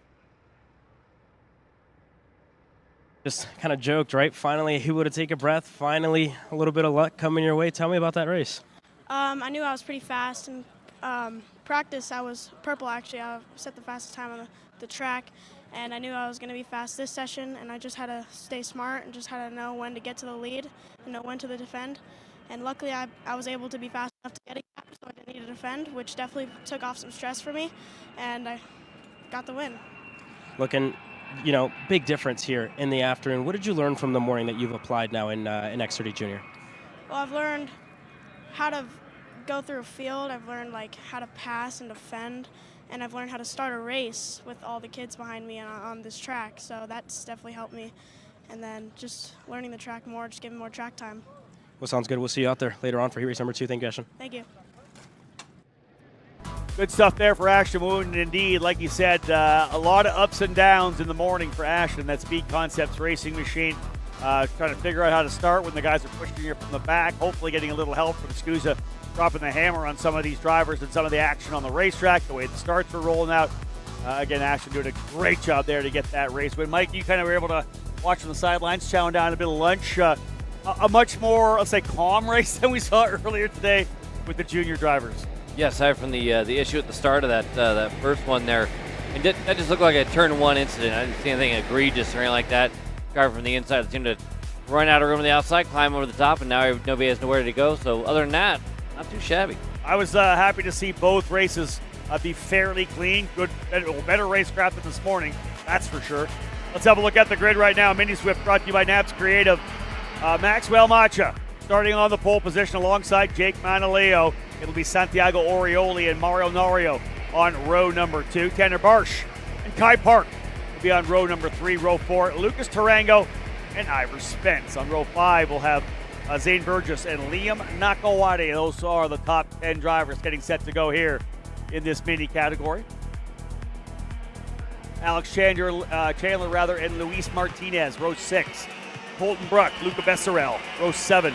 Cameron Johnson alongside Holden Myers on row 8. Asher Pavan and Jaden Francisco, row 9. Top 20, Pedro Cueto and Joshua Wheeler. Daniel Dragunov going to launch from P21. Dominic Vera on the outside. Connor Lipkin and Asher Bazonsky on row 12.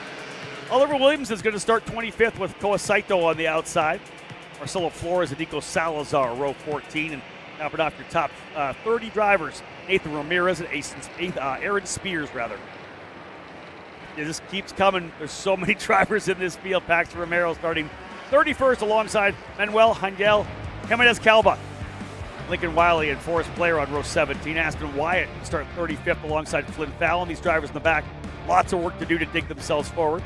Clayton Stiles and Iker Alvarez on row 19. Kaito Lloyd and Jesus Leon on row 20. And again, with 46 drivers in the field, they're worked away now out of the final corner.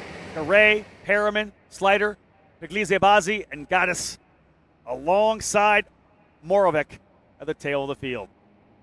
So indeed, here they come. See if we get a nice slow start. We got drivers already popping out. Green flag hasn't even flown.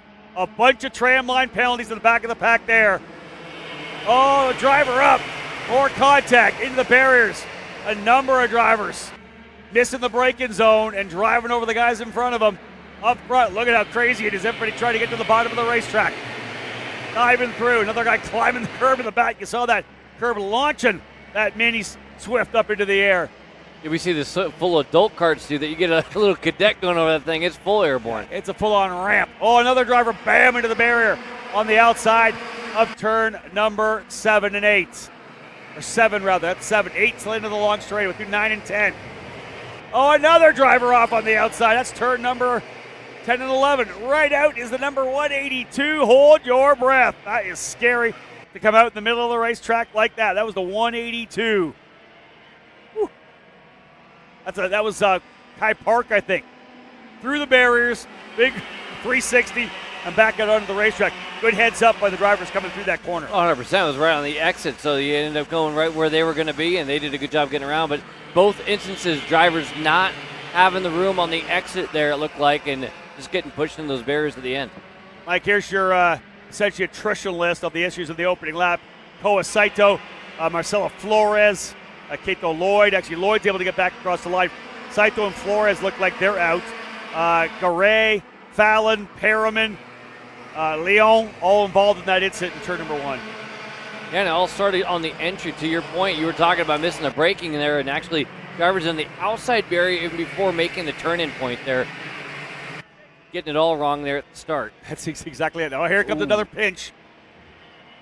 You got to watch when you got your head over on a swivel like that, like the 493 does, or the 193 does right now. Everybody's watching.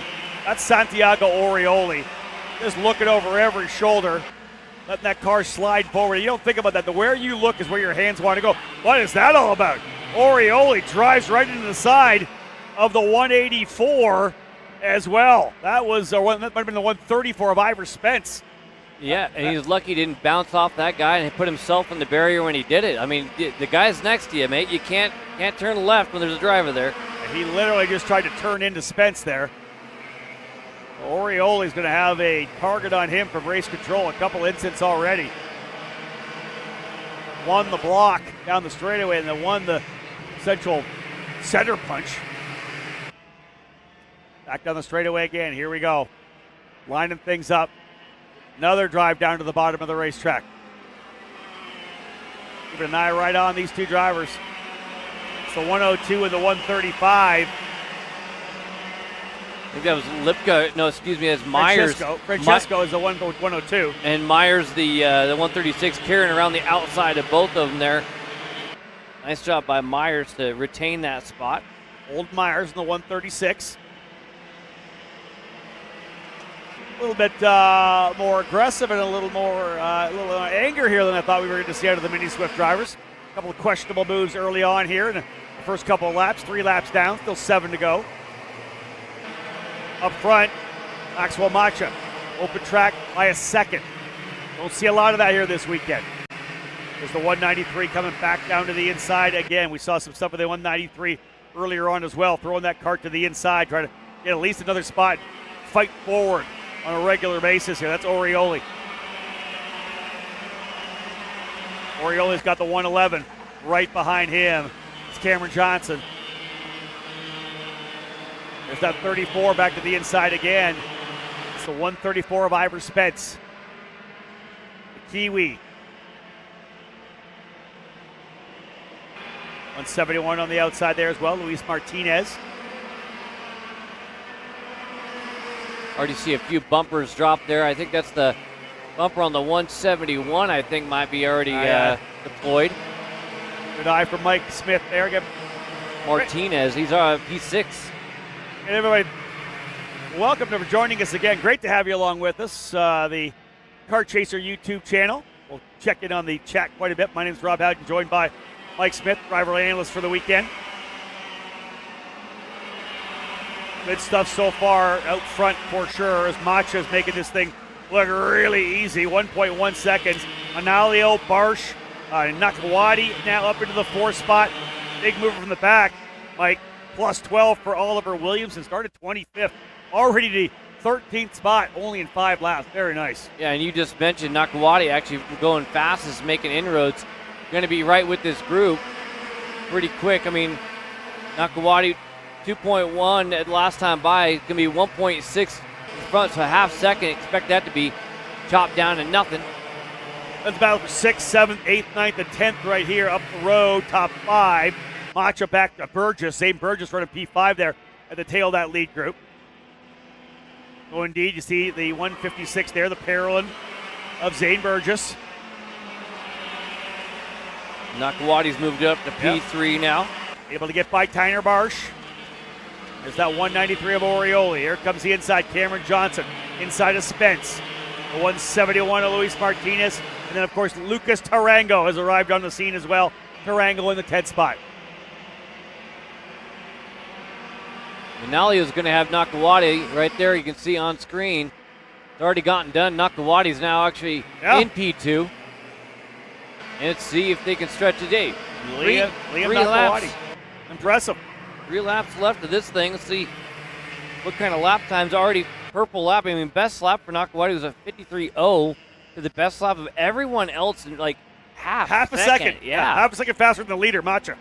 So Nachawati, who has now got himself out to P1, or P2 rather, open racetrack, 3 laps to go.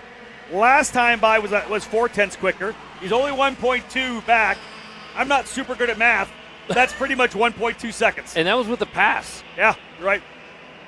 So could we see a final lap pass from Liam Nachawati? There's 1st and 2nd, 3rd, 4th, 5th. Back to Tanner Barsh running P5 right now. They've got a gap of about a 1.5 seconds back to Orioli. But it's whether or not Nachawati can lay out 3 qualifying laps to potentially get himself up to Maxwell Macha. Nachawati's +8, started 10th. This is big stuff to get up to 2nd. Macha's best friend could be Manalio there. We can go up there and try to slow Nachawati down, but not close enough. And that time by, advantage once again, 1/2 second. Nearly 1/2 second. Only 8/10 back now right now. Nachawati could get here midway through the final lap. And in fact, all it's going to take, as we know, you get close enough to the leader, does Macha start thinking about low lining. The minute you start going on the defense, you're going to bring 2nd place right back in. Look at Nachawati urging that cart to go a bit quicker. Opening heat race for the drivers here in Mini. Long way to go until we get to Super Sunday. 2 heat races today, 1 tomorrow. No LCQ for them. They do have a morning warm-up tomorrow morning.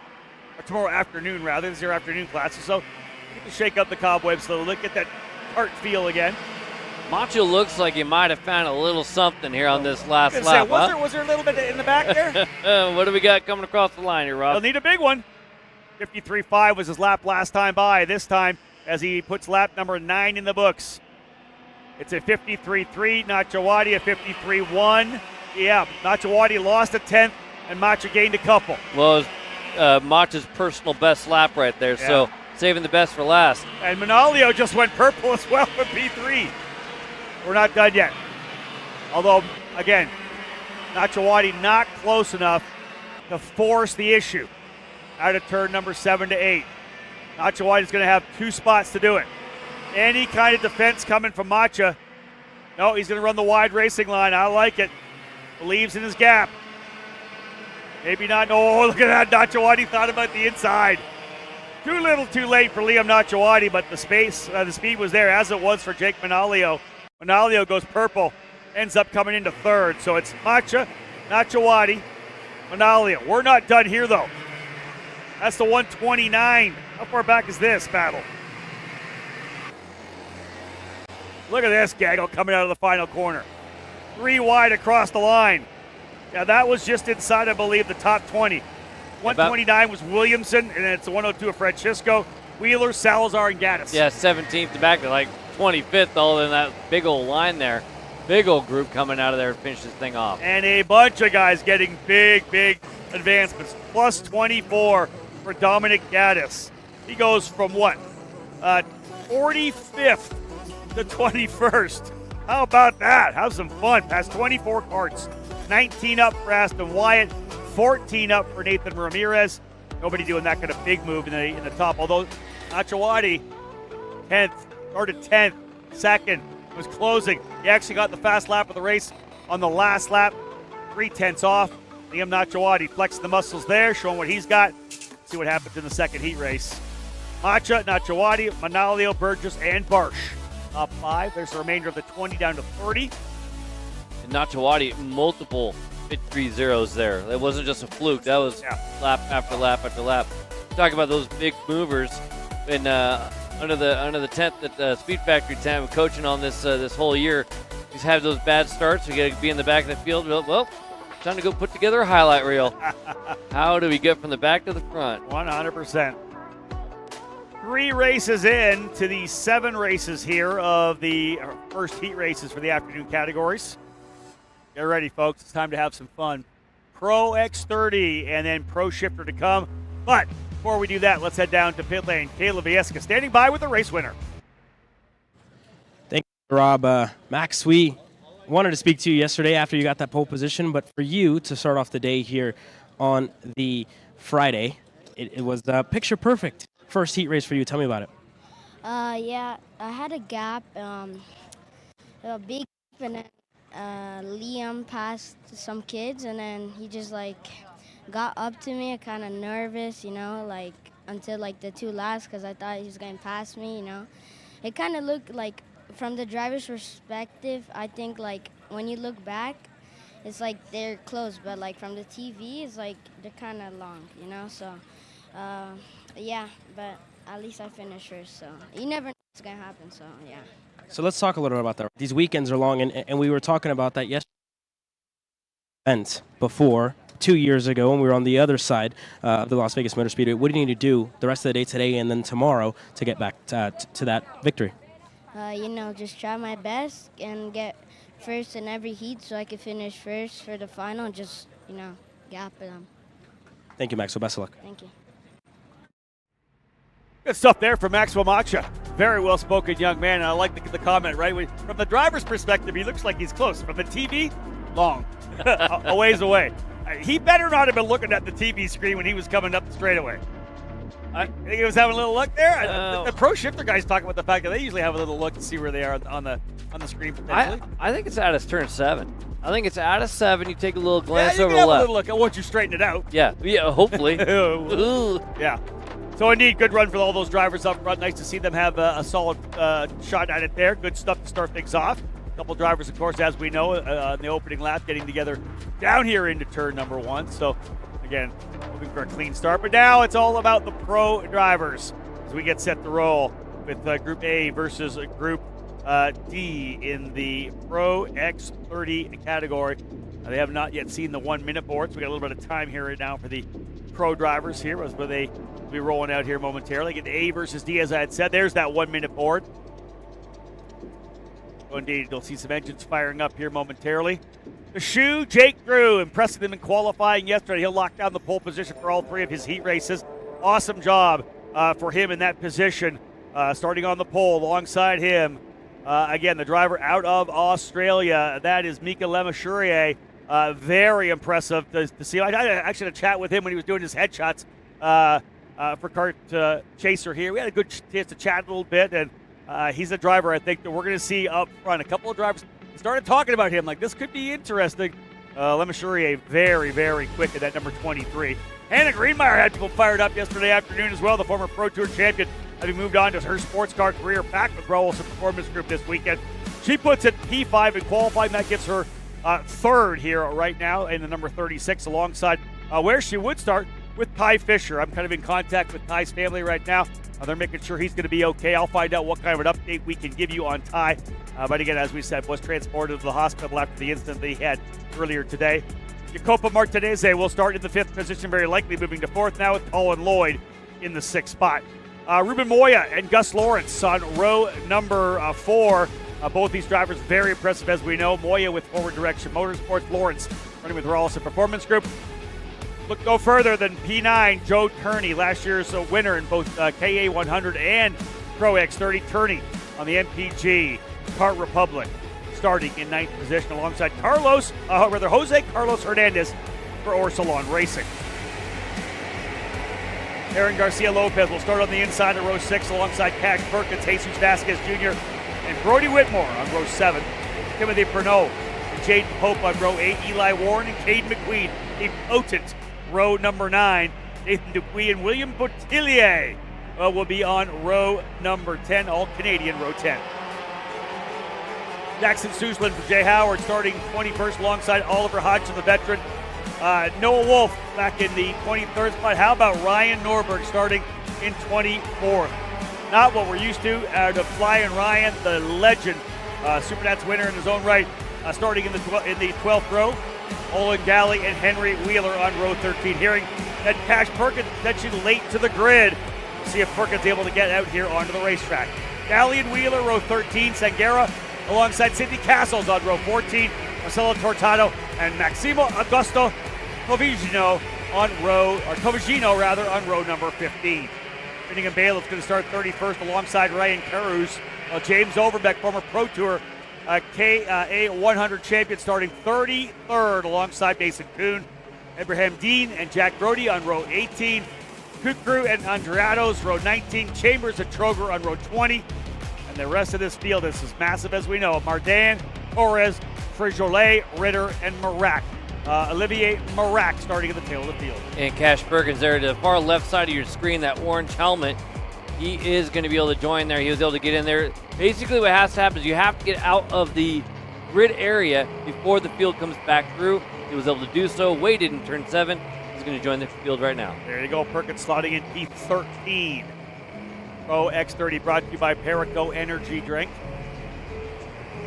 And indeed, through turn number 10, we thought we were amping things up. We talked about the fact that while it was pretty crazy in the morning for the very first start in KA 100 Junior, we knew that the excitement level was going to roll up for X30 Junior, Pro X30, eventually Pro Shifter. Into the tram lines. Number of tram line violations, I believe, in that last race. We saw everybody moving into the inside of the track before that green flag flew. Here they come. Pro X30 doing a much better job, but field set, looking good. Drew trying to spool out. We got it. Green, green, green, and Drew with a good jump. No, a little bit of trouble from the bottom. He's got to climb it a little bit there. Can Lemajurier take it from the outside? No, but he does lock and load right on the bottom. The Brandon Jarson crack driver in the LN cart holding station. Big move up the inside, though. He may go back to P4 as Greenmeyer and I believe Martinez, super aggressive. Martinez, I think the second. Yeah, Martinez around the long way. He's going to move into P2 there, right? The number 74, indeed. Already in the 71 in the barrier right now. Martinez was one who went around the outside. We're going to have more contact in turn number 10. 3 wide goes through there. I think everybody's able to keep it out of the barrier, though. 71, Ibrahim Dean through the barriers there and getting turned back around. Jake Drew is going to lead that opening lap with Martinez, Greenmeyer. Lemajurier up and now into the 4th spot. Moya into 5th. So again, let's see them settle in here. Top 5 drivers at 5. Yeah, top 5 have broken away. Martinez, Jacopo Martinez, straight to the lead on Drew. Again, do we see them potentially work together to try to make this a 5-driver battle up front? Behind them, Hernandez, Turney, Lloyd, Lawrence, Pope. Listen, if you know that you're in a battle with a guy like Joe Turney, and yeah, he's not there with you guys right now, work together for God's sakes. Try to pull it away. The best thing you're going to be able to do, try to hold off Turney when it comes main event time on Super Sunday, is to get him starting back there in 7th, 8th, 9th, or 10th. You've got to take advantage of it when you can. Turney's going to come rolling through. He's already to 6th and is already rolling in there. You can call it right now that Turney ends up winning this. I'll tell you right now, these guys are going to do as much as they can to keep him in the game, aren't they? Wow. I mean, there goes Moya. He's going to roll the outside. Here comes Moya. Love this. Roll it high, wide, and handsome. He's going to move into maybe even P1. He is. He's going to throw it to the bottom of the racetrack. He's going to get it. There's got a couple of guys getting through with him. A little slider there on Martinez as well. Oh, another driver tapping the wall on the outside of that corner. Man, oh man. Look at that. You got Moya, Martinez, Lemajurier. And then there's Turney after that. Like we got Drew was the leader. I don't see any other American drivers in there until you back up into 4th. Yeah, it's pretty crazy right now. Greenmeyer back there in 6th position, watching it all happen here. Lemajurier getting it inside there. Mika in that number 23, super aggressive early on. Down to the bottom of the racetrack, they're all right there. Greenmeyer trying to go back around as well. Drew goes back to 6th. Greenmeyer hung out to the outside now. There's going to be 2 RPGs here real quick Yep. as Gus Lawrence is making inroads. Going to be here maybe by the end of this lap, the way this is going. Yeah, I was just going to say, you were going to throw multiple laps out, and I think you're right. Maybe by the end of the lap. The way that they are low-lining into all these corners right now, maybe the end of the next corner. Exactly that. This is not racing like it's early in a run. This is what we're going to see in the main event. We go full distance. It is going to be hectic for sure. Driver into pit lane. Sorry about that, Mike. Driver into pit lane. Tavigino rather. Maximo Tavigino in the 55 into pit lane. Gus Lawrence gets the job done on Greenmeyer. Now they're going to try to set sights on everybody in front. What I was curious was if they were going to hit the reset button. If Jake Drew was going to hit the reset button and play, cool at the beginning when he got passed by Martinez. Instead, he immediately fired back. And as you can see, it's game on. Let's see what Turney can do now. He's moving into P3 right on the back bumper of Martinez. Can he get around him and set sights on the front? Yeah, there it is. Yeah, Lemajurier was the next driver who got shuffled back a little bit. Turney now up to 2nd. He gets by Martinez. Lemajurier back there to the 4th spot. And you've got, I believe, the 7 of Gus Lawrence now up into 6th. Yeah, the action not surprising. Moya trying to see if he can't pull away. Let this all happen. What did I say, man? They had to run those top 5 straight away. Instead, Joe Turney in the Kart Republic is there. He's P2. Moya's at the fast lap of the race. I'm going to call it as well that Turney's going to go purple this lap. You saw him get down on the needles right there. Yeah. Once he got clean air, this is his first clean air run. Let's see what he could do. A little bit of a gap back to Martinez. They're not, they're staying pretty static right there, but they are making inroads to Moya. This is going to be a purple lap for Turney, I would bet. I just think he's got that open racetrack now. He's got the guys behind him. He's going to have a little bit of a draft as well. It's not this lap, it's going to be the next one. Across the line, Moya is your leader. Put lap number 6 in. Guess who went purple, Mike? Let's see, number 58. Joe Turney. Purple, as I expected. Moya, Turney, Martinez, Lemajurier, Drew, Lawrence, Greenmeyer, Pope, Hernandez, McQueen. Caden McQueen up 8 into the top 10. Good stuff for Caden. For the rough run so far. Not the best Wednesday and Thursday for Caden on that Sodi kart. But there he is in the tail of the group. You'll see him working his way up here. He's right in a fight there with Hernandez and Pope, I believe. Yeah, Caden was less than enthusiastic about how things have gone so far last night, but this is exactly what we talked about needing to have. A little reset button, get after it. And speaking of which, we got to fight for the lead right now. Turn it to the inside early. Yeah, here comes Joe Turney. Big run down the straightaway. He's going to get some help from Martinez. Nope, not quite enough. A little bump to the back of Moya. Oh, Martinez tried to push Moya past as well. He pushed Moya past the braking zone rather than the turn-in point. He's going to throw it to the inside. See if he comes back over under. Yeah, that's going to be Lemajurier back in there again.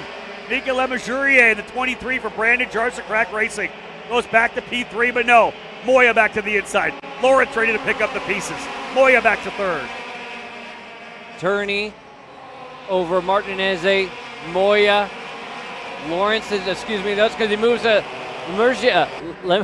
Say it again. I know, Lemajurier. Lemajurier. I'm working on it too, baby. Yeah. Hold on. Okay, 2 to go. Big deep breath. It's Friday. This is heat race number 1. Oh. We got a long Center way. it. We got a long way to go. Yes, bring it back down. These drivers are. We will have no voice left come Super Sunday if we keep doing this. Gus Lawrence going to low line down the corner as well. Jaden Pope's been able to get by. We've got a lot of drivers, I think, already on kind of the defensive here over the last couple laps. You can see how Turney and Martinez have been able to pull away. The fight continuing between Lemajurier. There's a little Euro swerve at Ruben Moya. Race director's looking at that as well. That little jink, that little flick of the wheel. The driver comes looking up the inside of you. Trying to get him to flinch. Lemajurier, very clean coming through there. Look at the top 2. Turney. Yeah, going. Martinez. Last lap. Oh, late move by Fernandez to the inside of Jaden Pope. All the way down to the bottom there for Turney. Low line to try to hold off Martinez. Jacob has a look over his shoulder. Lots of room. I can go to work here now potentially. Yeah, if I have to stick it somewhere to slow us both down, we got enough room. Look at there, 2x2 coming out. Lemajurier still has the inside run. Gus Lawrence trying to capitalize. Back in, low line down the bottom. Not quite full low into 10. Where are our leaders? Turney still running the defensive line. Joe Turney, what did I say after the first lap? He's going to win this thing. They're not going to pull away like they could have. They battled. Turney with the win. Martinez in second. Lemajurier in third spot. Fourth goes to Moya. Fifth, Lawrence. Sixth, Drew. Seventh, Hernandez. Eighth, Greenmeyer. Ninth, Pope. 10th, Lopez. Wow. Noah Louis Wolf up 12 spots, 23rd to 11th, just outside the top 10 for Wolf. Hayden McQueen, 12th, plus 6th. I think he would like to have been 8th or 9th, but it's not 20th. So Hayden McQueen getting started from there. Yeah, a lot of these drivers did get a chance to drive a race with each other in the earlier sessions, but for everybody, this is first one down for the X30s, and this is where you start logging away some of the information for heat number 2. That is it. Indeed, that's what we got coming up, folks. Just so you know, heat race number 1 for B versus C. 2 rounds of heat race. Essentially, 3 races still to go in the opening round for you here as we've got this final race for the Pro X30 drivers. Then we'll line up a couple of Pro Shifter races for you. Great stuff for sure. Folks, don't go anywhere. 3 more big races for you to cap off this first run through the heat race rotation for the evening classes. Stay tuned. More to come. Pro X30 on this side of the break.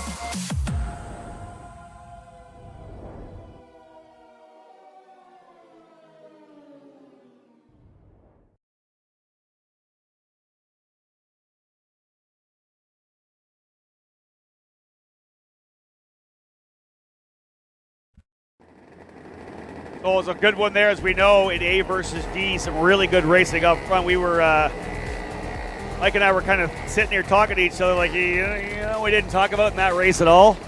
Ryan Norberg, man, just a bit of a struggle. +4, I think you said, Mike, 24th up to 20th.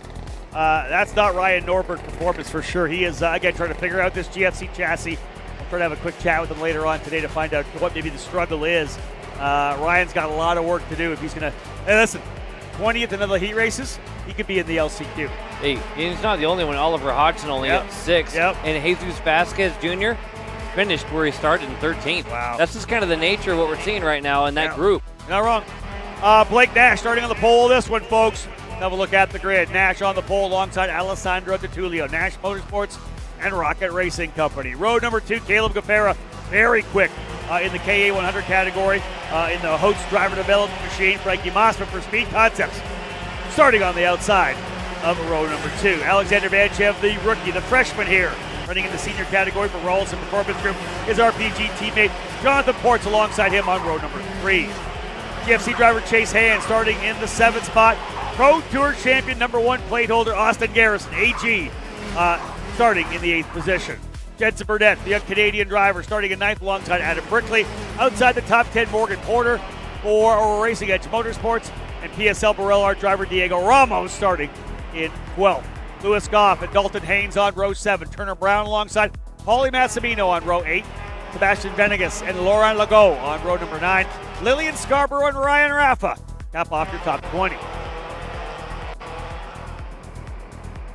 21 on back. Amador Martinez and Donovan Bonilla. Tough start for Bonilla, your former SuperNats winner in the Pro X30 category. He's starting 22nd. While Dean Peterson and Chase Gassie at lead, 2 young guns starting on row 12. Frankie Idavea and Adam Rylance on row 13. Austin Olds, Lewis Hodgson, Camden Romanis, and Brian Garcia. Wrap it up to the top 30. Field working its way out onto the straightaway now. Nash on the inside. DiTullio on the outside.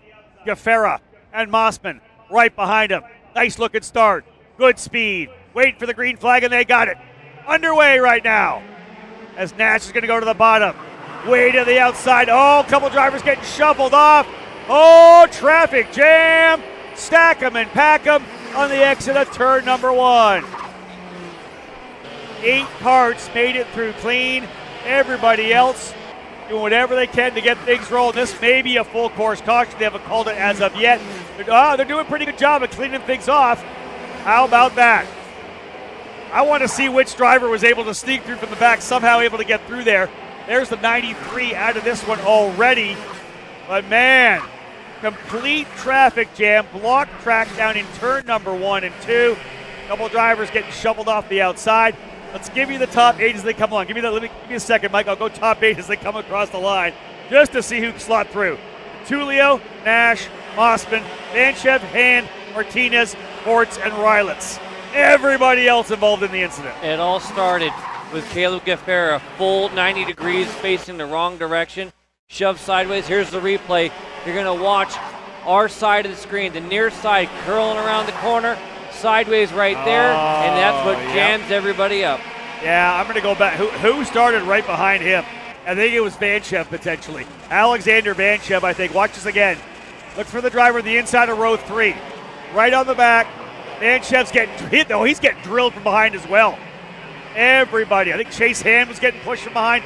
The entire inside row getting pushed like we saw in the juniors earlier today. Gaffera gets looped around, and boom, he gets pushed all the way off. We're going to come back around again. We'll have a look at where some of these top drivers end up as they come across the line. Garrison, the next driver to get going. Brickley after that. Another replay there as we're side by side for you. And then again, really nowhere to go. Rylance had a fantastic run, as did I think Rylance was able to get along the wall and get all the way out there. Where does Gaffera end up falling down to? I'm going to scroll up. I started at the bottom, so that's a good thing. I haven't found him yet. To find out, Gaffera goes to 18th, so all is not lost because everybody else was involved in the incident as well. That's because he had the best parking spot. He was out front. I was going to say, who's in the front of the chaos, right? Wow. Nasty stuff for sure. 4 drivers coming into pit lane after capping things off here. I'll tell you this, you can see it if you're at home. It is starting to get dark. We are 4:27. Sun heading behind we haven't seen the sun all day really, maybe a little bit at one time, but the light itself heading behind the mountains as it's going to be dark pretty soon here. There's your leader out front, Frankie Moss, been able to get by. I want to say that maybe Vanchev up into second now. Yeah, the 40 studs, a 47. Yeah, there we go. Big pickup from our spotters. That's actually a lap car behind Frankie Mossman. Yeah, that's Alejandro Ramirez. Okay, there you go. 47 Ramirez, lap back. Hand in the air. Ramirez is going to pit lane. That's a good call. Good move for Ramirez. Tulio looks over the shoulder. Vanchev right there. Rookie senior. Behind him, Nash, Hand, Martinez, Ports.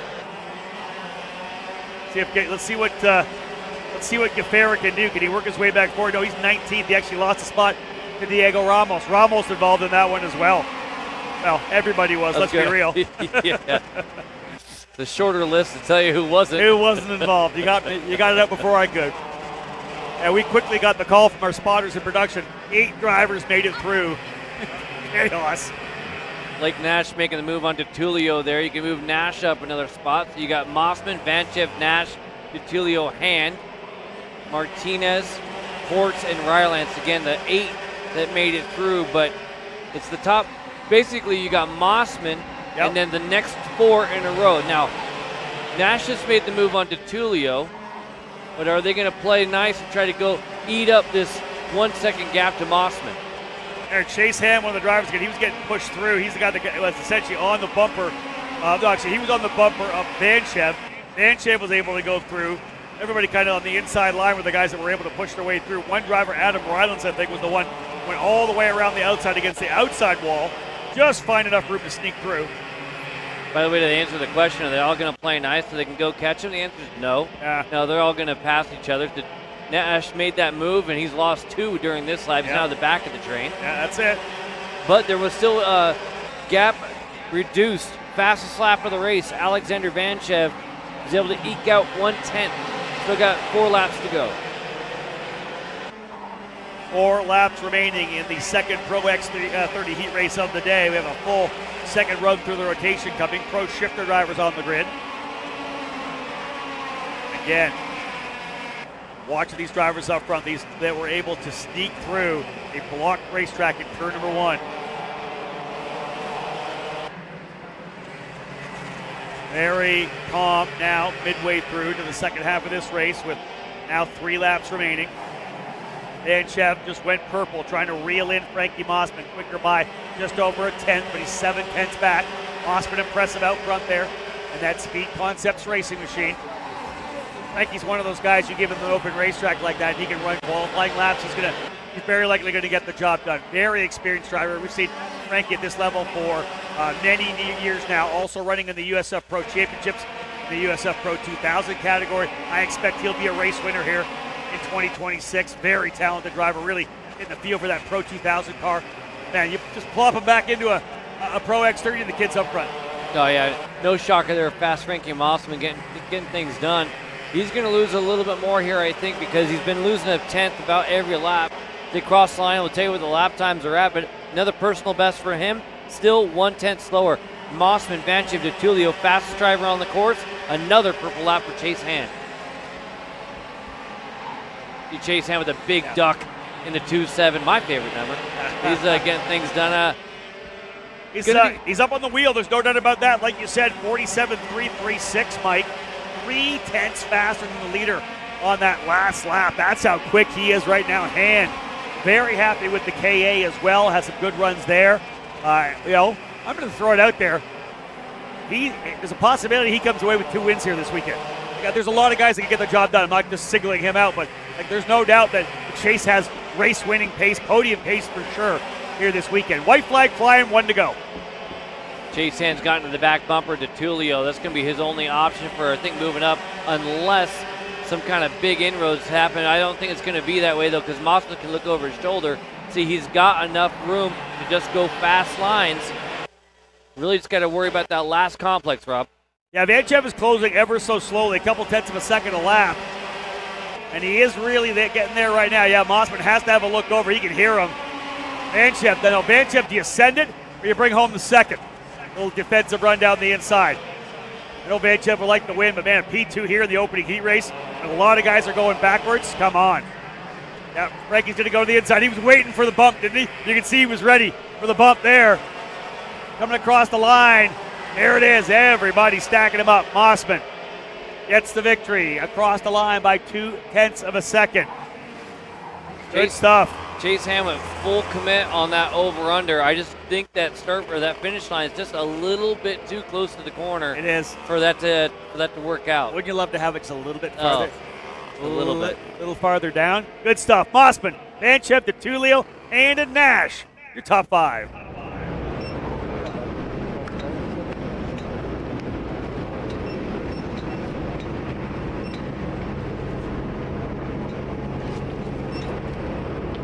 Everyone says.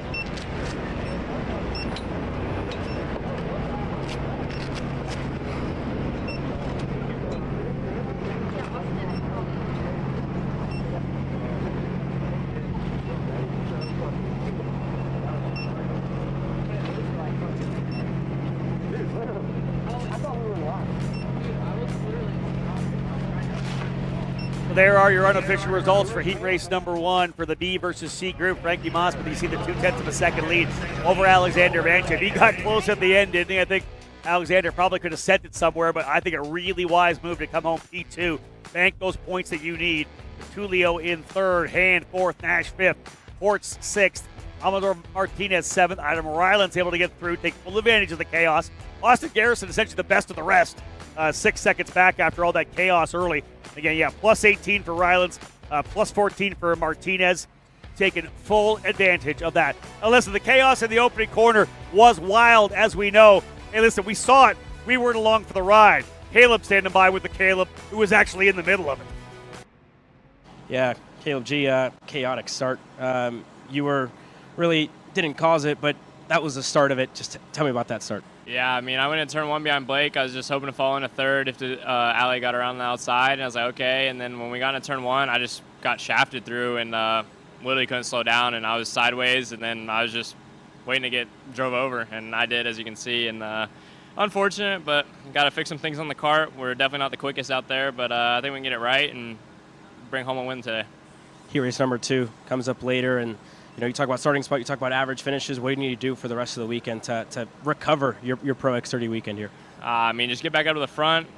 Really could use a win in the heat now. Just really go as far forward as we can. Thank you, Caleb G. Wish you better luck. Thank you. Yeah, listen, that would happen at a SuperNats. And we saw this before. SKUSA's trying to stop that, but essentially nobody was on the brakes. Everybody was using the guy in front of them as a brake, driving over top of him. Push all your way in there. Yeah, not the best we would have hoped for or expected for that one. And a bunch of guys, Mike, ended up, not just Caleb, you guys that went back because of it. Yeah, you had the issues going into the corner that started it, but then once we got to the exit, everybody was just right foot down, like basically take a zip tie, throw the thing straight down on the right foot. It was not coming up until we figured out that actually we're not going anywhere, we're just climbing. Let's have a quick look at the grid while we have time. These drivers getting ready to roll out. Starting on the pole will be your world champion. And he was on the pole last year here as well, Seneven Wolstein. For SodyKart in the number 41. He'll be on the pole alongside Quarantine Brasso in the number 8 on the ITAL kart. Row number 2, Christian Bertuca in that number 26 alongside Victor Gustafsson. Bertuca on the Hero Art, Gustafsson in the CRG. Gustafsson, another former world champion.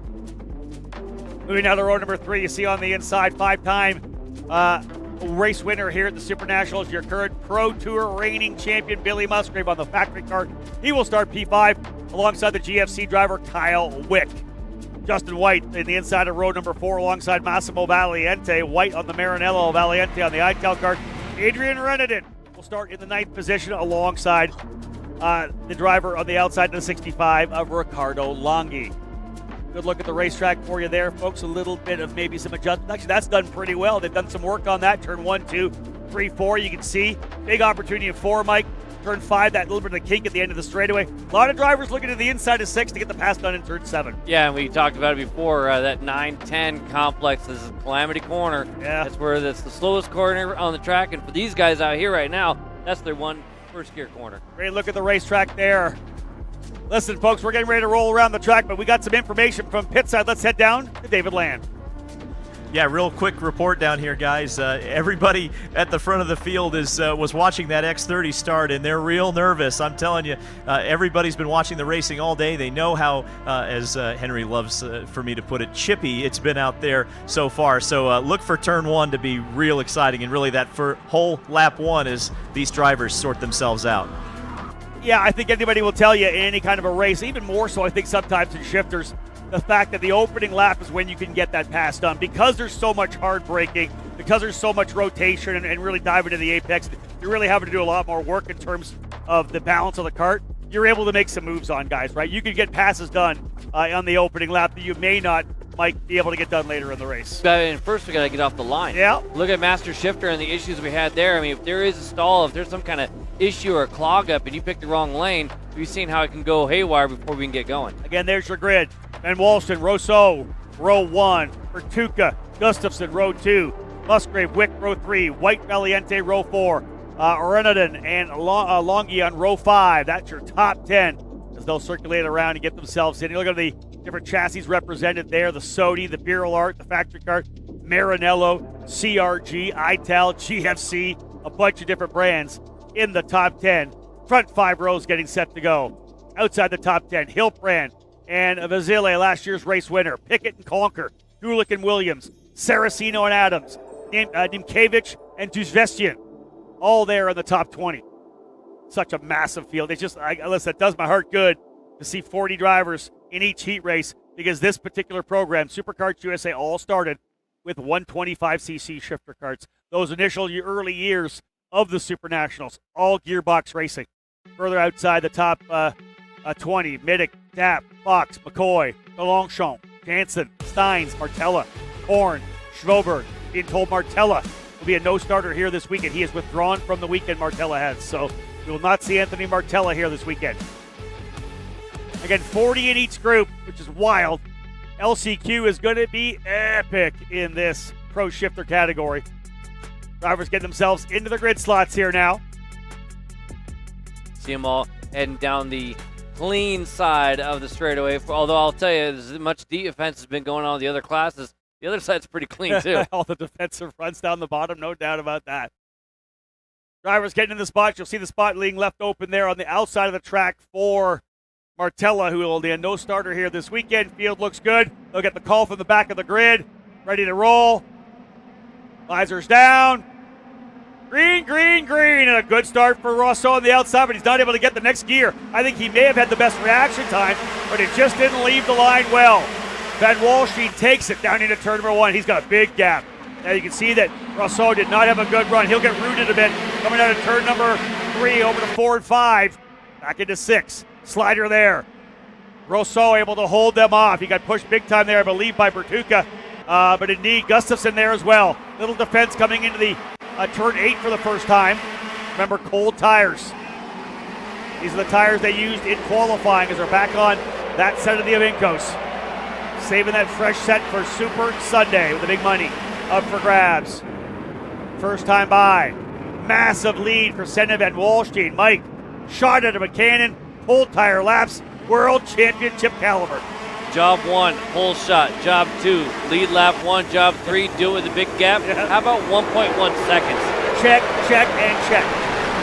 And yes, we continue to be blasted by the Nellis Air Force Base here. An absolute show of U.S. power in the air, no doubt about that. Great stuff watching these fighter jets out here today. Fighter jets on the racetrack right now, though, too. Let's go. I love the contrast there. Yeah, and out front, Rousseau, I should say best of the rest right now out front, as Van Walsteen still has that advantage. Rousseau in the Ital kart leading the rest of the group. It is Rousseau, Bertuca, Gustafson, Wick, Musgrave, and then about 1 kart length to Renadin, and Vasile and White. Longy complete your top 10.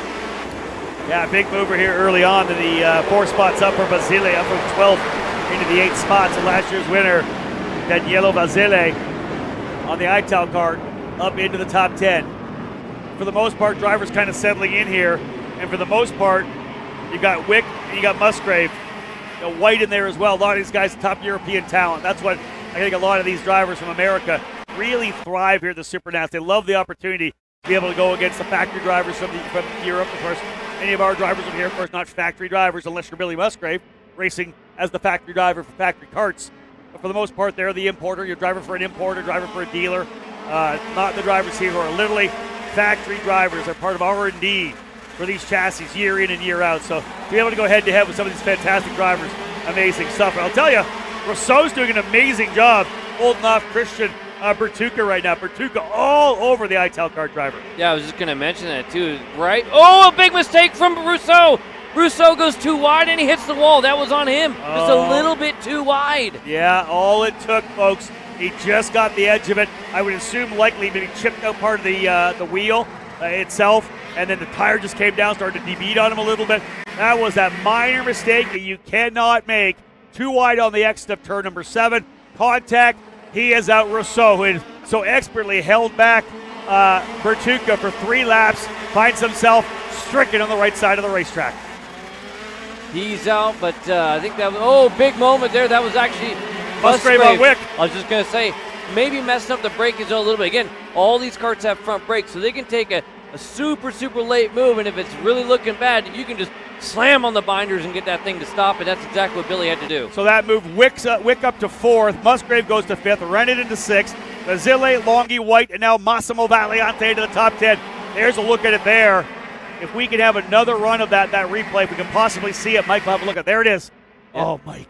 Like we're talking, a couple of millimeters he hit that wall. And you know what? How lucky was he and the rest of that group that thing just surged in reverse. I'm sure he had a handful of clutch to get that thing to go that way. Otherwise, it was going to get way worse. Like you could think about if he had kind of collected sideways and pulled everybody in, that could have been a track blockage again. I'd love to see the onboard from Wick, who was right there when it went happen. Yeah. No doubt about that.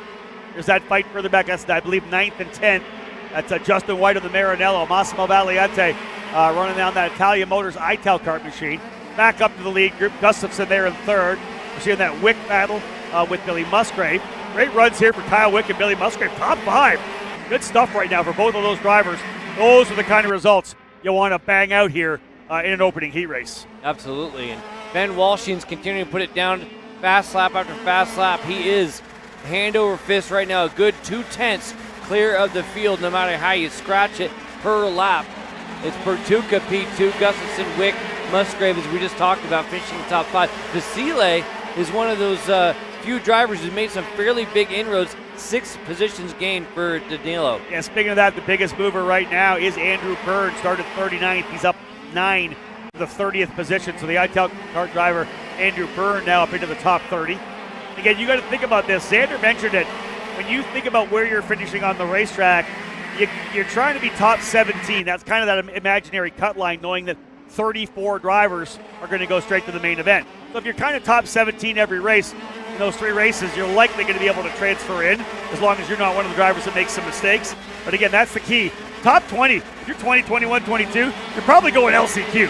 That's the bottom line here. It takes top 15 runs to lock yourself down straight into the main event. So Wick now closing in on Gustafson.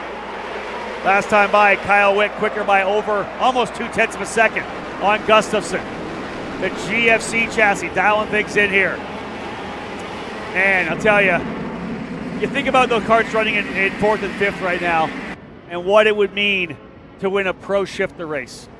Obviously, the GFC, Italian built, but that's Gary Carlton. That's his design. This is the guy who's won this race before on numerous occasions, twice I believe, and just a full-on emotion when he won was ridiculous. A GFC win here? How about an American-made factory kart victory at the SuperNationals? You got to go back to 1999 and Mamo Gidley on a track magic for somebody who came away with the victory in the headline category.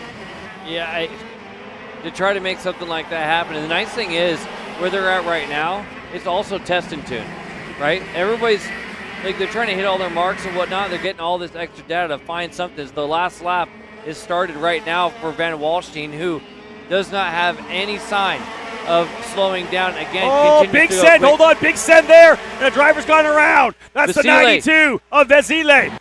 Vasile made a dive bomb move to the inside of Musgrave. Musgrave tried to do the over-under, and he looped him around. That was an aggressive move by Vasily. Contact on the exit.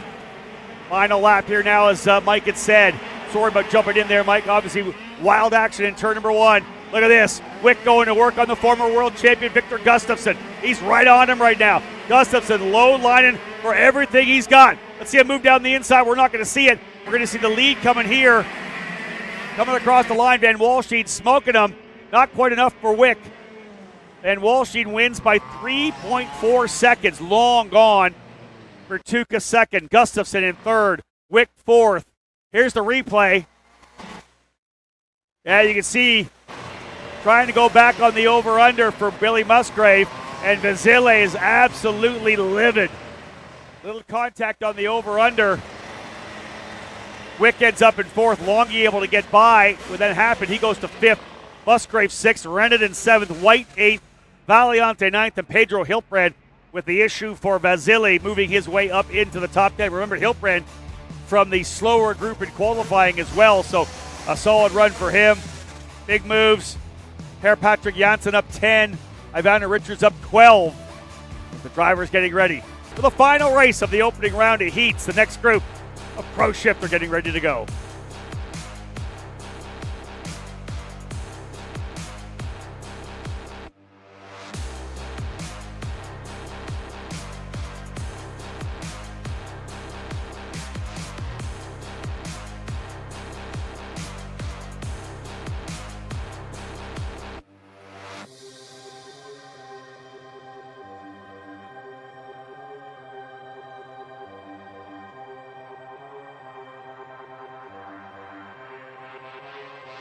As we look at the upcoming starting grid, we actually have another interview down here. It's going to be Caleb with our P2 driver from this last race.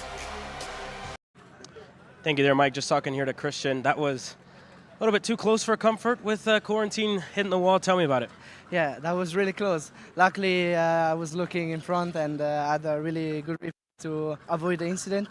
Hope he's okay. And yeah, that was really close, as I said. And yeah, I had a pretty decent start, not so decent, but yeah, we'll try to make it up in the next hit. And I asked Pedro the same question earlier today. Senna has obviously been in a league of his own throughout the heat races, throughout qualifying at 2/10 on the rest of the field. What do you guys need to do to catch up? Well, it's difficult. Surely we will work really hard with the team, with the engineers, but we know we can do it. It's pretty soon to tell the winner of the Sunday, but yeah, we will see. And again, you've ran this event for a couple of years from your junior mini days, I believe, and now in senior, after your first full year at KZ. You learned and what do you continue to learn every time that you come back to Las Vegas? Surely being calm is better in tracks, as we Europeans drive in really grip. We have really much grip in the track, so surely here is much worse management. And years that I've been driving here now, I learned to stay more calm with the tires, and surely is helping out a lot. Thank you, Christian. Thank you. Yeah, really good point there from Christian with the fact that, you know, when they are running over in Europe, they are very used to having a ton of grip on the racetrack. They come here, and there's no grip at all. And like you said, you got to be very calm on the tires. You got to be very patient. And, again, learning from the days of him running here in the mini category as well. Engines are fired down on pit lane, but let's head back actually down there to the grid to David Land. Yeah, to kind of parlay off of Caleb's question there, what do you have to do to beat Senna Van Walshteen right now? That's what I asked a couple of the drivers down on the grid. You know, Mateus Morgado, of course, going out of the same tent. He's on a SODI kart. So I said, well, what's Senna doing that you're not? And, you know, Mateus said, look, it's really not that much different. He's just driving the go-kart the right way. But the big thing with Mateus, of course, this is his first weekend in a SODI kart, right? He's been on a Burrell for a very long time. He said the biggest difference between him and Senna right now is the fact that he cannot get to 100% of the brake. Mateus told me he's only using half of the brake right now versus his old chassis. And of course, I had to ask Marcus Kayak, who was so dominant here last year, and the fact that he was unable to win was a bit of a shocker, right? And I would imagine at this point, if Senna Van Wallstein does not win, we'll be a bit shocked. And I asked Marcus, what do we have to do, or what needs to be done to beat Senna Van Wallstein? And he looked at me with a twinkle in his eye and said, wait till Sunday. So maybe there's a little bit extra, or maybe a card that Marcus Kayak is hiding that he's not showing yet, or maybe he's about to show it right now. Let's wait and see, boys. Well, David, there's a card that nobody really has to be able to play or not play, and that's the rain. If we do end up getting the precipitation this weekend, all bets are off. It looks more, I keep looking at the forecast, it's now tomorrow, maybe not on Sunday. But tomorrow's still a heat race, so we'll see how it plays out. Let's have a look at the grid here. Marcus Kajak will be the driver starting on the pole position alongside Mateo Spurgel. Spurgel, the European champion in the KZ category. Kajak, as we know, coming ever so close to a race win last year. David Trefloff there as well, starting on the inside of row number 2, both Kajak and Trefloff for Goodwood Kartways on the Formula K here this weekend. Giuseppe Palumbo and the Maranello on the outside. Mateus Morgado, well known here in American karting circles. Morgado, former SKUSA Pro Tour champion, starting 5th, alongside Ellie Goldstein, who's been very good every time he's come here to the SuperNationals with Race Lab on the TV kart. Gavin Bailiff, Pro Tour winner for TKG on the Burrell Art, will start in the 7th spot alongside Emilian Denner, who showed up here last year and put on a show in the substitute role. Another one of the Goodwood Kartways Formula K drivers. And then, of course, A.J. Myers, one of the legendary shifter kart drivers of the last generation here, starting on the inside of row 5 alongside Diego Polanco. Sam Dicker will be row number 6, starting 11th. Jay Irwin, the Kiwi, starting 12th. Andreas Hebert and Remo Ruscitti, the Canadian, on the outside, starting 13th and 14th. Russitti's teammate Scott Hargrove starting 15th with Cooper Becklin out of Portland, Oregon in the number 28. Noah Zarsk and Valentino Frisch on row 9. Diego Ardiles and Luis Speck on row 10. There you go outside the top 20. Freese and Rudolph, Williams and Croce, Karai and Price, Cruz and Poles, Tesson and Gauthier. Top 30. Remember, 40 in the field. Riley Pegram, Moisen, Hermanson and TJ Madonna, Reynoso and Danoff, Cortez and Tidwell, Rezetian and Presti. Not sure if we'll see Scott Presti. He's did the I know that's the sessions to be able to be ready for Master Shifter. Maybe he is coming out for fun in Pro Shifter. Why not? Get a little more experience, a little more seat time on this racetrack. He'll get itself set.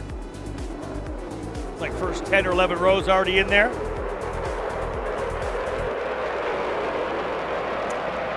So indeed, Marcus Kajak and Mateo Spurgel.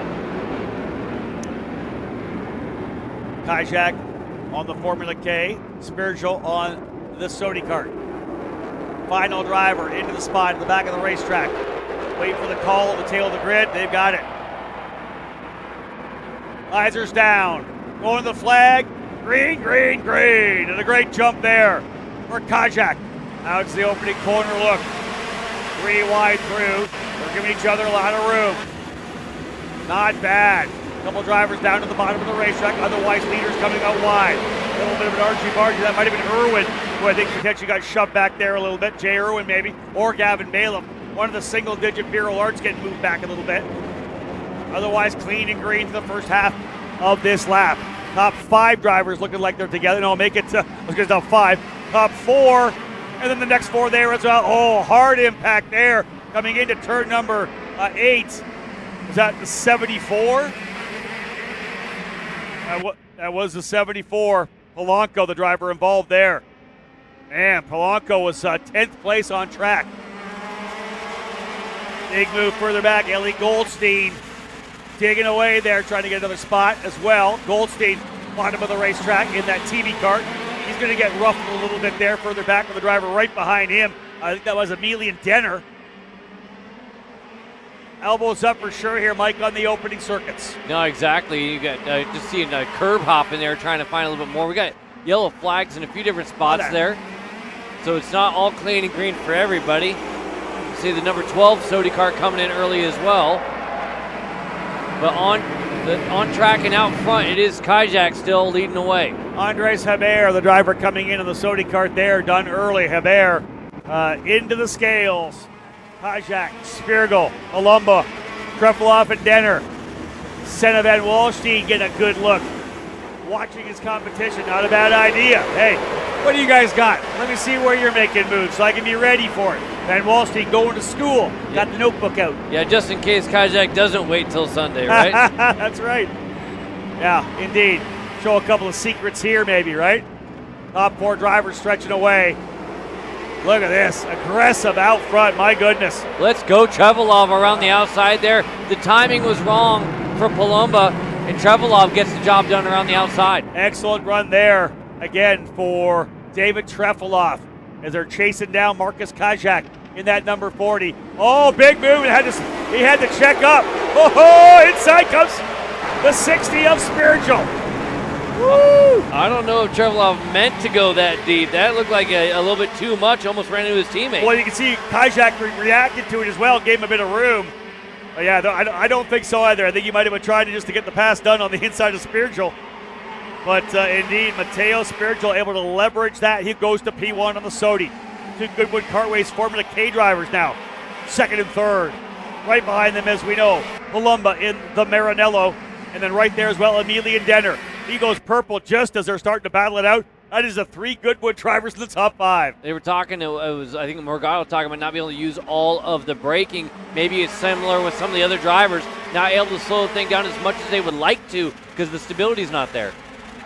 Goodwood Kartways, the DeLeo family, one of my favorite racetracks in the world. Goodwood Kartways, very similar layout to that of South Bend and Dousman, an old school racetrack, one of the legendary facilities in the province of Ontario, and DeLeo's been part of that program for a number of decades. To have them here with the Formula K machines, they've won here before as part of the George Russell Intrepid victory back in the 2000s. But right now they look like they got 3 bullets in the gun that can be ready to battle it out here. Look at a little defense move there by Palumba. Palumba's going to probably lose that spot here. So there's the maneuver, the try instead. Look at it, failed attempt, lose 2 spots. I was going to mention how much rotation Palumba has, but here's another shot at it. And once again, is that Vasile trying it again, or is that Denner? No, that's Denner. Emilian Denner. Remember, Vasile had the other race before. That's Denner. Oh, that's right. That's right. So Denner made a move there as well. He's been able to kind of pick up the pieces here. Excellent stuff. Oh, look at this move for Ellie Goldstein down the inside. Goldstein in the 61. And that TV cart looks good. You see how early those moves are starting coming through turn 9. They just start pointing already to the apex of 10 and rotating the back of these carts. Yeah, fully under the lights now as well here at the Las Vegas Motor Speedway. Almost 5 o'clock local time. Oh, wide run there as well. Down to the bottom of the racetrack. That did not work for Marcus Kajak. Ellie Goldstein is by. Goldstein into 3rd, I think now. Pardon me, that's Denner. I keep saying Goldstein, that's Denner. Kajak's actually staying right with Spurgeon at the front. Palumba leading this little group right here, right there at the Maranello cart. And Goldstein, Denner, Trevelov. Yeah, Goldstein's in the 61. That's what I'm talking about. Goldstein in the 61 there. That's the leaders pulling away. There's a lot of racing further back. Top 3 drivers have checked out a little bit, right? Spiritual, Kajak, and Palumba on that Maranello. Always easy to pick the Maranello out, that bright red. And there comes the number 7 of Gavin Bailiff. How about a run for Gavin Bailiff right now? Sticking there in the top 10.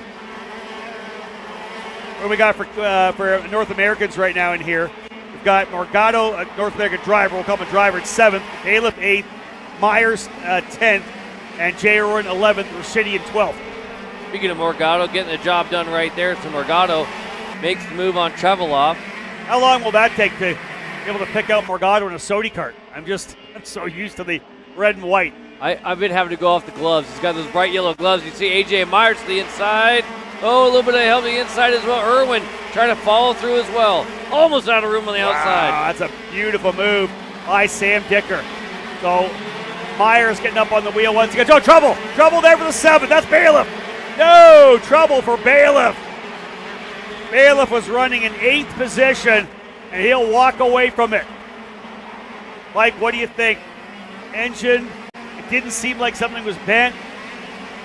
Man, I hate to see that. Bailiff having a great run inside the top 10.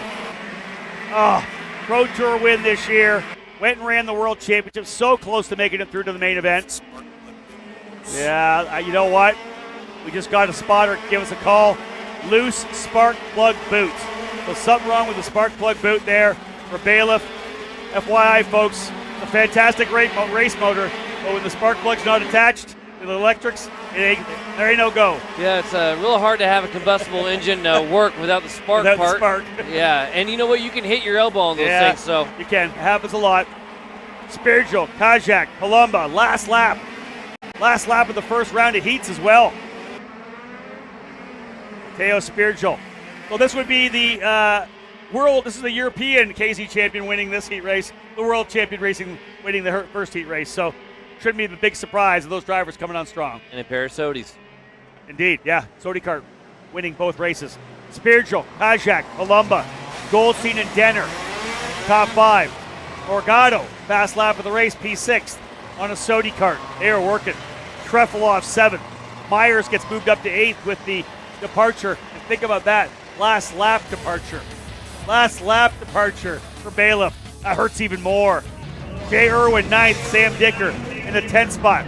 But Matej Proust up 15. Let's have a listen in to the chatter here at the scales.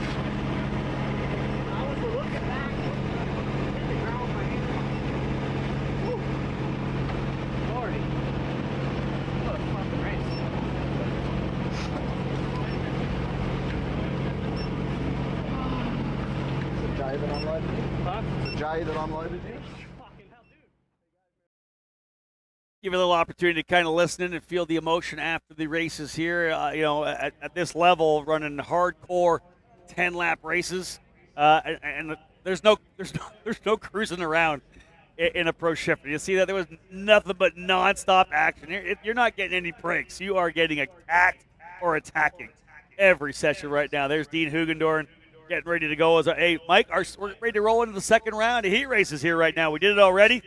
So we've got 7 more races for you. Let's head down right now to pit lane as Caleb going to talk with our winner. Thank you, guys. I'm FA European champion, Matteo Spurgio, and Heat 1 winner in group for you as well. Tell me about that race. It was smooth sailing towards the latter half, but it was a dogfight at the start. Tell me about it. Yeah, it was a really good hit for me. It was a bit difficult at the start because it was my first time with the flag.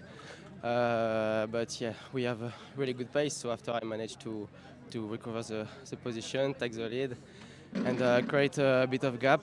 And at the end, I managed a bit the tires for the next hit. So yeah, really good hits. And again, this is your first time here at the SuperNationals, first time racing at a layout like this, and I hear it in your breath, right? Breathing a little bit heavier. Tell me what it's like in the seat, for your first nationals. Yeah, completely different from Europe with the grip, with the Tech Pro in all the tracks. So yeah, it's really different, but I really like it. Sounds good. Thank you, Matteo. Thank you. I always love Mike hearing from first-time drivers here, and you obviously heard one of the primary differences as opposed to the grip. We've talked about that already, but Matteo, first time starting a standing start with a flag. Normally, obviously, they use lights over in Europe, so to be able to kind of key yourself on the flag, as you know, one hand goes up, you got 5 seconds somewhere in that window, that flag's coming up, so a great job for him to get off the line cleanly and finally move to the forefront, and then, as we know, put down the laps he needed to pull away. Well, it's no surprise to anybody that this is a physical program trying to get around this joint with a shifter kart. But you got to add to the fact that it is a mental task as well. You throw the lights at it in the shadows and making sure you hit your marks. We saw how just being a little bit off can ruin your whole entire program in the heat race before. So, yeah, mentally is taxing. Maybe not even, maybe even more taxing mentally. Yeah, I would agree with you because literally there is no room for error. I think that's one of the things as well. We talked about 10 laps being a hardcore push. The main event's going to be probably 20. it's going to be a barn burner for sure. But yeah, that mental focus the entire time of the fact that every corner has a barrier and every mistake could be a big one. Engines firing down on pit lane. Let's have a look at the grid right now as we have Group A versus C and X30 Junior, brought to you by Speed Concepts Racing. Senna Van Walstein there, a interested onlooker. Let's have a look at the grid. Dean Hugendorn going to try to keep it going here for MPG Motorsports. He's on the pole alongside Ashton Woon, who's had a good run here as well. Ashton in trouble in KA 100 Junior. Things are going good so far here in X30 Junior. Row 2 will have Travis Pettit alongside Archie Owen. Pettit on the RPG. Cosmic Owen on the MPG Motorsports Kart Republic. Orsalon Racing's Eli Steinbrook will be P5 alongside Jay Mateo Russo for Racing Edge Motorsports. Theo Salameo behind his Orsalon teammate in 7th. Max Weiland for Magic Kart USA in 8th. Hugh Grana and Hector Turiaga on row number 5. Row 6, let's go 11th to 12th with Matthias Burken and Braden Wagner. Row number 7, Max Ewell and Michael McGoy. Row 8 will have William Vitor on the inside, Colt Schlotthauer on the outside, Cole Anderson and Cole Medeiros, a double of Coles on row number 9, Eric Doan and Javier Felipe Chaparro on row number 10. Look for Medeiros, Cole, and Anderson to be on the way forward aggressively here right now. Back to top 20. Isaac Payne and Jackson Porter outside the top 20, row 11. Noah Baglin, world champion. Noah Baglin starting back in 23rd, got himself up into the top 10. Even better than that, top 5, I think, in the opening heat race. Great recovery for him. Paulo Jaraguay, on the outside, starting 24th. Arthur Barbe and Sarah Bradley scheduled to go from the 13th row. Bradley has withdrawn from the event, so she will not be running. Asid Draminev and Yuan Cantu on row 14. Oliver Brorkin and Alexander Savage on row number 15. He'll get himself set up here now. 30 drivers in the field, 60 strong in X30 Junior. 34 transfer to Super Sunday, but still 2 more rounds of heat races and an LCQ to go. Hugendorn and Woon on the front row. Pettit and Owen, row 2. Steinbrook and Rousseau, row 3. Salameo and Weiland, row 4. Rana and Turiaga, row 5. Field set. Oh, that's a call there. You can't warm your tires up coming to the grid. Oh, from the outside, driver slides off. That's Woon again. That is Ashton Woon again. Off from the outside. We got to get a replay to see if he had contact again.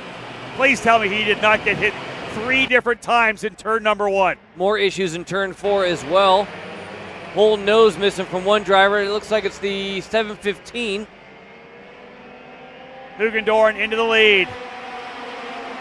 Oliver Brorkin is the driver of the 715. Tough one for Brorkin there. Oh, look at this contact as well. These guys are not giving each other anything. That's going to block the track. That's the 743. Is that Doan? I think that might be Doan in the 743. Oh, no, it's Baglin. 743 is Doan. Yeah, 743 is Doan. Yeah, the 743 is Doan. Who's the other driver? Was Baglin in there? Spotter's trying to tell us it might have been Baglin, so we'll pick up Baglin again. So we made a couple drivers. Baglin on the Kart Republic for MPG, and Doan, of course, on the Beer Alert for PSL. So a couple of drivers involved in that one. Wowza. How big is that? Yeah, you had Woon in turn 1, Baglin having issues, Shapiro, Brorkin, Hugh Grana, Eric Doan involved. Man. 715 is in. That's the driver that lost that nose cone that Mike brought up. Hugendorn, Pettit, Owen, Salameo, Steinbrook, Rousseau, top 6. Weiland 7th, Ewell 8th, Anderson 9th, Payne 10th. Eric Doan to the back. Woon's going to have to try to fight his way forward as well. Here comes the opening lap replay. Be ready for that, folks. We'll have a look at the replay here and watch the leader at the front. Does he get hit again? He does. He gets drilled again into the corner. That is literally 3 straight starts, or 3 starts for Ashton Woon, where he's been drilled from behind. Getting pushed. You can see him trying to get on the brake and turn. Wow. You know, again, you wonder whether, is he braking too early? I just think they're pushing him through. This is that contact over in turn number 4 on the opening lap as well. So turn 4 filled with lots of chaos. You can see them coming out through the corner here as well. This is late in the run. Driver gets looped around. Barrier was hit at the entry part of that. That's the first part of the curb there, too, so it was way shallow. And then we had this one, too. This is over at turn 10. So 1 lap, 3 corner issues. Look at that fast 360. So that's Doan there, and then the guy up front, that's Baglin. So Baglin went around as well. And see, it all starts right there. It looks like, I can't quite tell, is it 16? The blue cart there isn't able to go, get sideways. Doan on top. It gets a 765, Mike, that potentially got cut up there. Or the 769. Yug Rana. That might have been Rana. Oh, man. It's just the worst luck for Eric Doan here this weekend. Second round of heat races starting. 7 races for you to cap off the day. Of course, the crew will be back in the Perico pit box to debrief the day. So much happening here trackside.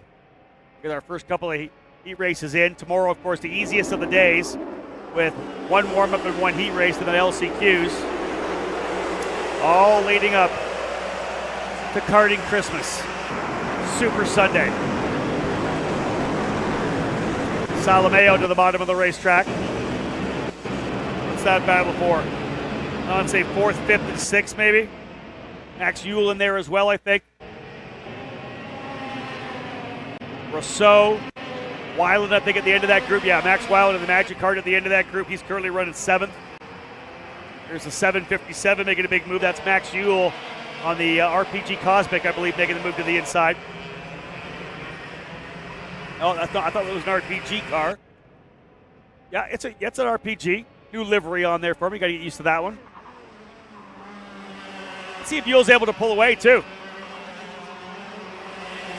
A pretty good gap there, 1.6 to Steinbrook. Steinbrook kind of hanging out in the island of Steinbrook.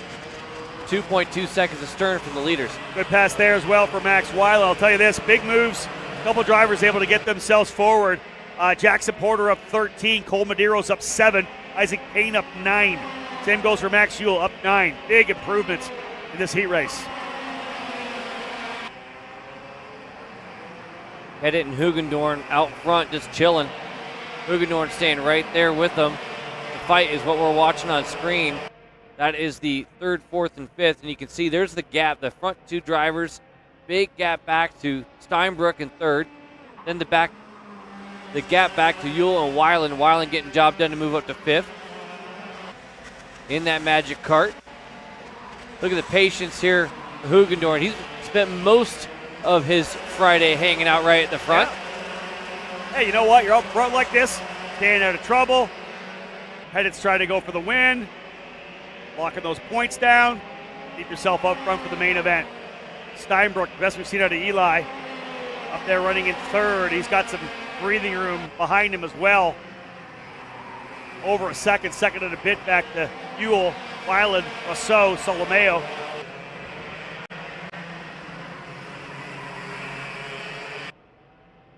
Ashton Woon making himself up to the 19th spot after hanging out the wrong direction there. That's wild. That's really impressive. 19th right now. We scroll down just enough on my screen to get him in there. He's 18th now. 18th now. He only has lost 12 seconds to the leader after all that junk.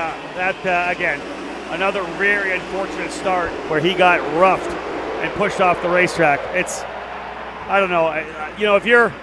If you're that Speed Concepts racing team and you're that family, you want to talk to somebody in race control. You want to talk to a steward because you can't go through 3 races like this. Crazy. And you called it. Yule now up there taking the job done. Yeah. Bridge the gap up to Steinbrook. Now new driver in P3. They're not going to catch the top 2. No. Well, Pettit's the fastest driver on the racetrack anyways now, but this battle, 3rd, 4th, 5th, 6th, real solid. Yule, Steinbrook, Weiland, and Rousseau. 2 to go, indeed, Mike. There's your leaders there. Let's see if Pettit, remember, Pettit looked like last time you were talking the first heat race, Pettit had kind of Hugendorn maybe didn't quite have it all, but was able to dig his way in there at the end, right?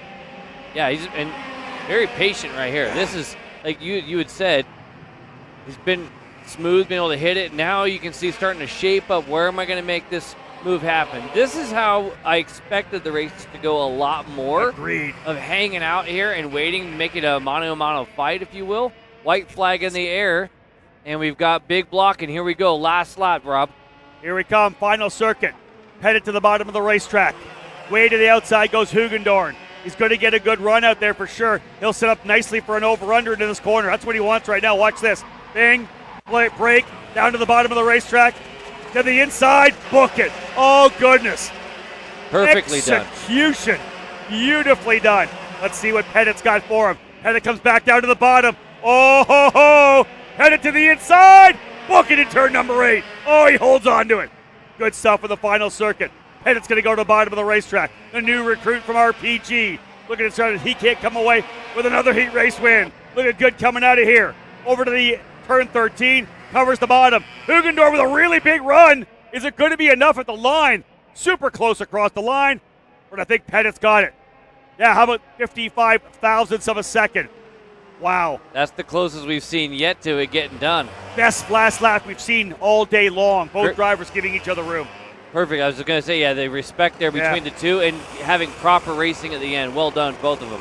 Pettit, Hugendorn, Ewell third, Rousseau fourth. All right, folks, we got. We'll go through the lineup here real quick, but we got some news from Caleb down on pit lane. What's going on, Caleb?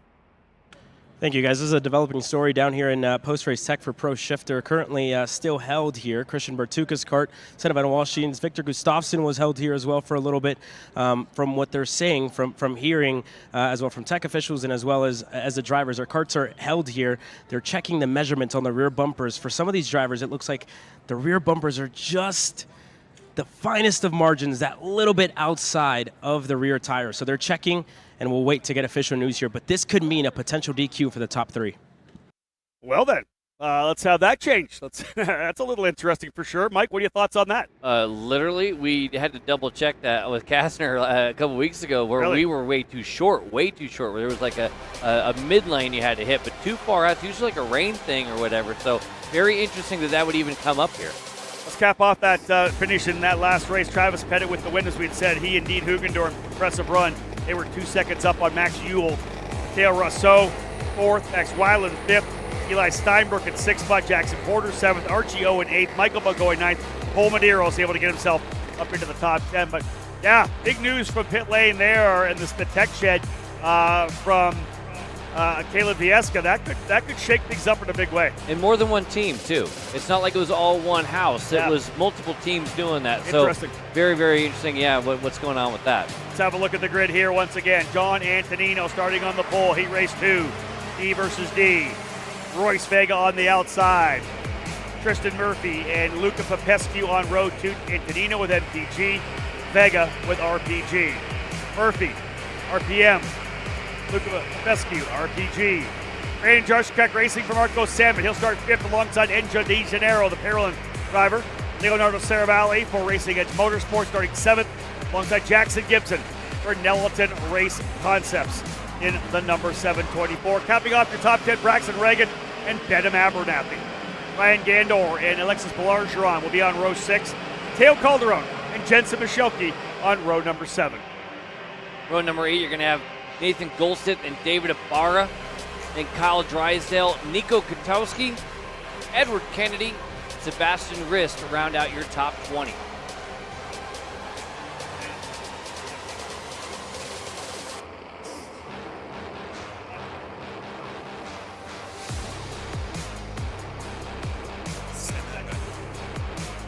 All right, we're getting an update. We got an update for you folks here. Get ready on this one. We're being told that Senna Van Walstain has been disqualified from that race. A tech infraction from Senna Van Walstain, race winner of the opening heat race in Pro Shifter. Michael, does that blow things wide open? Yeah. Wow. Now, we know the speed is there, and we can talk about it later. We got to start to do right here, but this is wild. No, I'll let you percolate on that for a little bit. You think about that for a while, and we'll come back to you on that. That is massive news from the tech side of the program. Getting things underway right now. Again, Antonino on the inside, getting ready to roll here. Field looking good as they line themselves up, looking for that green, and we got it. Smokey coming in. Oh, a couple of big moves to the inside of the racetrack. Oh, that could have got ugly with all the smoke that was coming out there. One driver around on the front straightaway, otherwise we're clean. Oh, 3-4 wide, all those little counter rotation sliders, throwing the block in, throwing the brakes on, making that car a little wider coming into the braking zone. Awesome jump there out of the gate, though, for the RPG driver. Good stuff. Excellent start to this one. And good through the opening couple of corners, let's be real. That's what we needed there. But Royce Vega, the young driver who just came up from Mini and has joined Rawlson Performance Group, leading right now at the SuperNats in the second heat race for X30 Junior. Vega is your leader coming down the straightaway. Antonino second, Murphy, Salmon, Popescu. De Janeiro sixth, Abernethy seventh, Saravalli, Balageron, and Gandor. Antonino wastes no time on the second lap to make a move to the inside in turn number 4. I'll stack him up a little bit here. Now, listen, we saw Antonino. We saw Pettit do it as well with Hugendorn. Did these guys watch from the sidelines? Did Vega and Antonino say, okay, hold on. Yeah, I see this. Maybe we should try to pull away as well. Do not slide each other. Because Murphy having some trouble going through 10. See if the leaders can pull away. Yeah, look at Murphy's already on the defensive. That was an early entry down and the turn in. And look at that, yeah, okay.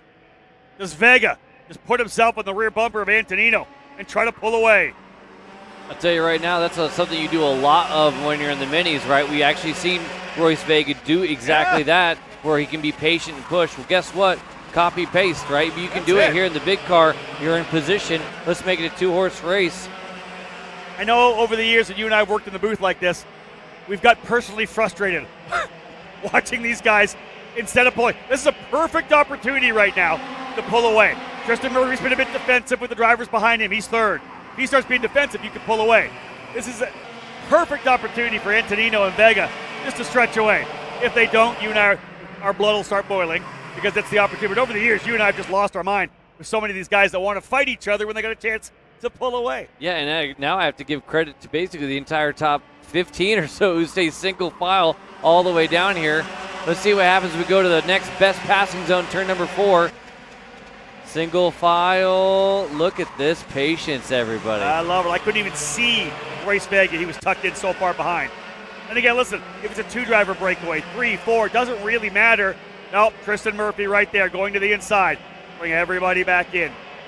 Efficient pass, though. Give him credit there. Yeah. You just want to see them pull away. Again, make it a 3-driver or 4-driver battle. The layout of this racetrack, the minute you start to cover or make a move to the inside, you just give up so much exit speed. It brings everybody back in.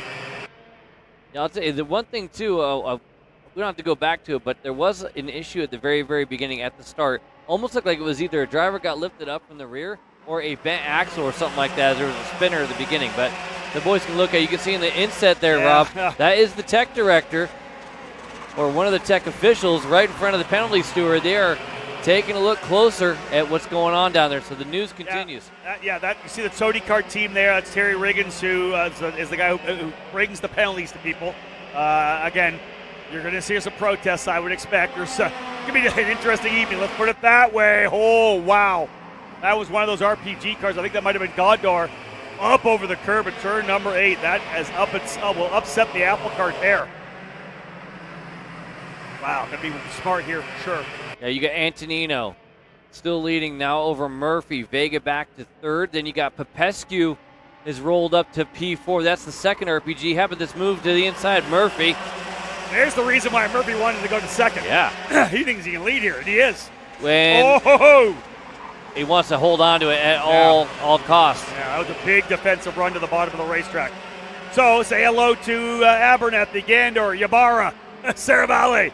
Oh, welcome back to the dance. Yeah, you can go all the way back to 14th. I think that's about as far down as we're going to get all this whole group within 3 seconds. And you're going to lose that second and a half with all this battling.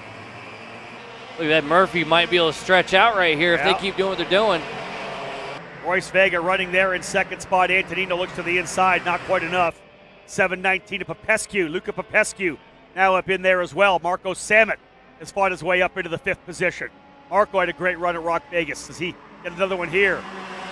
Look at David Ybarra. Going to try to go around the outside of the 725 of Gandor. Now to the inside. Inside, outside. Wowza. They are going at it here outside the top 6 or 7. Popescu getting the job done on Antonino right there. So you can go. Yeah. Antonino drop back one more now. Trying to get the fight right back. So Antonino's like, no. 3rd is about as far back as I'm willing to go. He wants to get pushing back up there. So you got Antonino and Popescu, Salmon, and Abernathy, who we've talked about multiple times already. Inside move. How about Abernathy? Yeah, that was a great run there for Abernathy to get to the inside of Marco Samet on the exit of turn number 10, that hairpin, calamity corner, as Mike likes to call it. Out the back part of the racetrack. Tight corner there. Threw it to the inside. Look at Royce Vega, P2. He's like, okay, I'll try it again. Let's see if we can do this. Move to the inside now. That's further back. Popescu and Antonino once again. That's still good stuff, though. That's great. Now, Adine and Royce Vega right now, this time on Murphy. See if they can't pull away a little bit.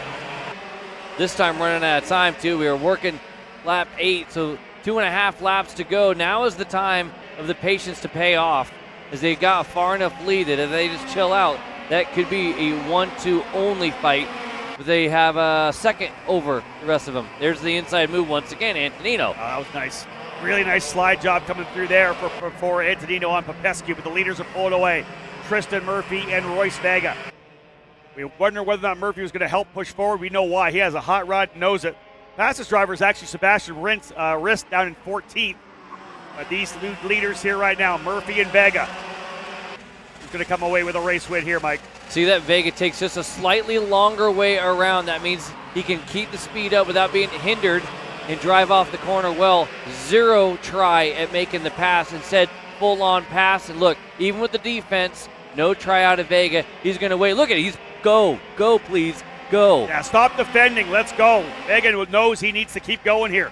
White flag will fly next time by. Look at they're coming. Yeah, Antonino's closing up. And Vegas, Murphy's almost going to force Vega's hand to go by simply because he's running that defensive line. Oh, my goodness. Look at the big line on the outside for Antonino. White flag flying. Yeah, he knows it. Oh, and he gets driven to the bottom of the racetrack. Murphy goes all the way to the bottom there. Vega's going to go to the outside. Watch the over-under coming here. Slide through the bottom. And look who's arrived. It's Antonino. He tried. He almost was able to get it done. Now full down to the inside. It's going to be Murphy, then Vega, then Antonino. Crossover, carry the speed. It is now a 6-kart fight for the win. Yeah, it was going to be 2, but again, Murphy went on the defensive. It's brought everybody back into it. Antonino goes to the bottom of the racetrack, up there as well as Popescu. The 2 RPG drivers with an RPM and an MPG. Again, Vega, no contact from behind. Good stuff so far. And Vega set up Murphy. He can't open the door though, Mike. That's a problem. He's got to stay right there. Antonino goes to the inside. Oh, tough one there for Vega. Is he going to hold on to third? He does. Nice move for Antonino to the inside of 13. But that didn't need to happen. If Murphy would have ran race lines, they both would have finished 1-2 easily. Murphy still comes away with the win. He kind of pushed Vega back into Antonino. Vega had been looking behind him going, are you kidding me, twice? Right. But yeah, none of his doing. Vega trying to play it smart, still walks away with the third, not too bad. Murphy, Antonino, Vega, Abernathy, and Samet. Abernathy up 6. David Ybarra up 8. Comes home in the 8th spot. Luca Popescu, fast driver. 1 minute call down on pit lane already. The drivers here in the next category. As we work our way through the schedule, X30 Juniors are done. These are the drivers in the Mini Swift class. 5 more races for you today before we head back to the Perico pit box for post-race debriefing and reviewing a lot of the action that happened. Now, we only heard about Senna. I wonder if the other ones were just clear. Because right now, I've only heard, I'm literally looking up on the WhatsApp, see if we can snag an update here. Body work too wide for both the number 26 and the 41. I don't know. Yeah, not quite sure. exactly what it was. We were told rear bumper. Is it bodywork? I don't know. Look at the results here to try to locate who 26 is, because I don't know off the top of my head. You have a look at that. I'll look at the grid. Maxwell Mott, you're going to start on pole here. Jake Manalio on the outside of the front row. Heat 2. Santiago Orioli and Molinaro, row 2. Tanner Barsh, Luca Bessarel, row 3. Park and Tarango, row 4. Spence and Burgess, row 5.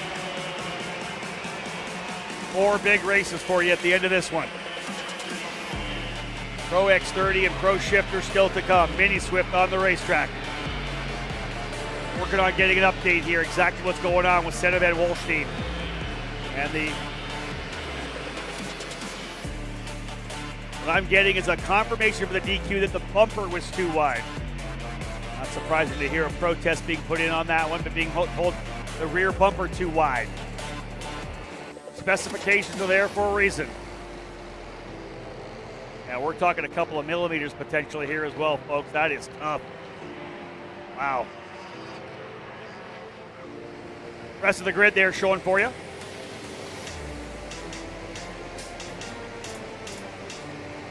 Man, you know, just you wonder how the day's going to go and everything that's happening on the racetrack. And then you get that news fired across of our pit reporters. Like, that's big stuff. Yeah, and at the 26, because I couldn't remember. Yeah, that was Bertuca. So the top 2 drivers, wow, both with the DQ for that. My goodness. Mini Swift drivers to roll into the tram lines here to get things underway. 10-lap race to wrap up their day as well, as we have 5 more second heats available for you here. Pro X30 and Pro Shifter to cap off the day. Field set. Green flag flying. We're underway. Whoa.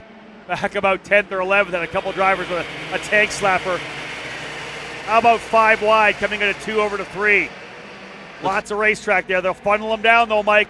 Still 4 wide. Look at these guys just changing lanes. So many lane changes coming in. And we're going to put a couple drivers in the barrier on the outside of that corner, no doubt. You ever watch off-road racing, a land rush start? That's what that looked like right there. More like a supercross start with them going 5, 6, 7 wide. When something goes wrong, you get a pileup.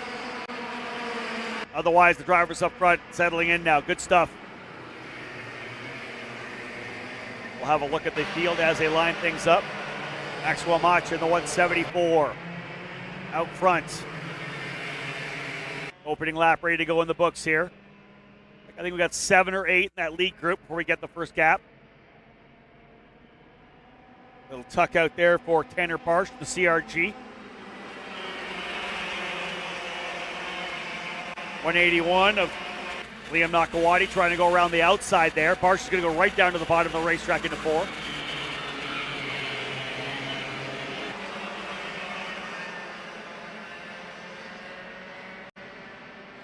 First time through turn number 7 there. You can see the front 3 line astern, playing it cool. Well, yeah, Barsh is all over the racetrack right now. He's gone left to right to right to left. That's the separation now. Nakawati's going to throw it down the bottom here now. Tanner Barsh up there and fighting, one of the top drivers in the Texas Sprint Racing Series. But he's been moving around the racetrack quite a bit to settle in here. The pace is there, but he went left to right, coming out of 7 over to 8. This is allowed the breakaway to happen. Look at this group out front, Mike. Yeah, Nachawadi's able to clear him now and finally able to try to set sail and maybe bridge the gap there. But out front, as you say, Macha, Orioli, Manalio, line astern, not fighting right now. There was a little bit of a look from Manalio on the front straightaway, but nothing doing into turn number 1. So no time lost right now. Almost 2 seconds the advantage. Manalio in 3rd to Nachawadi in 4th. Yeah, I think if Bacha, Orioli, and Manalio just work together right now, this is where you want them to see what's happening, to see what they've got going on. Do 4 or 5 laps like this, right? There's what? 2 laps in. Get the lap 7 at least. Ain't going to work. There's another move to the inside, 156. That's going to be Burgess. Zane Burgess getting the job done now on Barsh.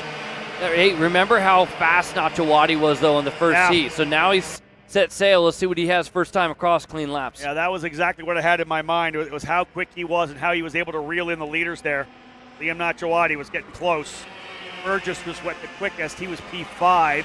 Nachawadi 4th. He was about a tenth quicker than the leader on that last lap.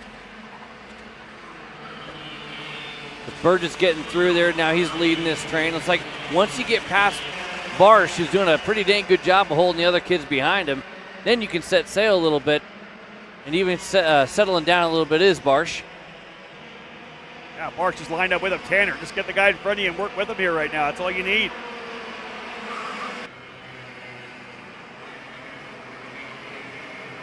That's a driver on the move a little bit. There's Besseril, 135, that green and red helmet right there.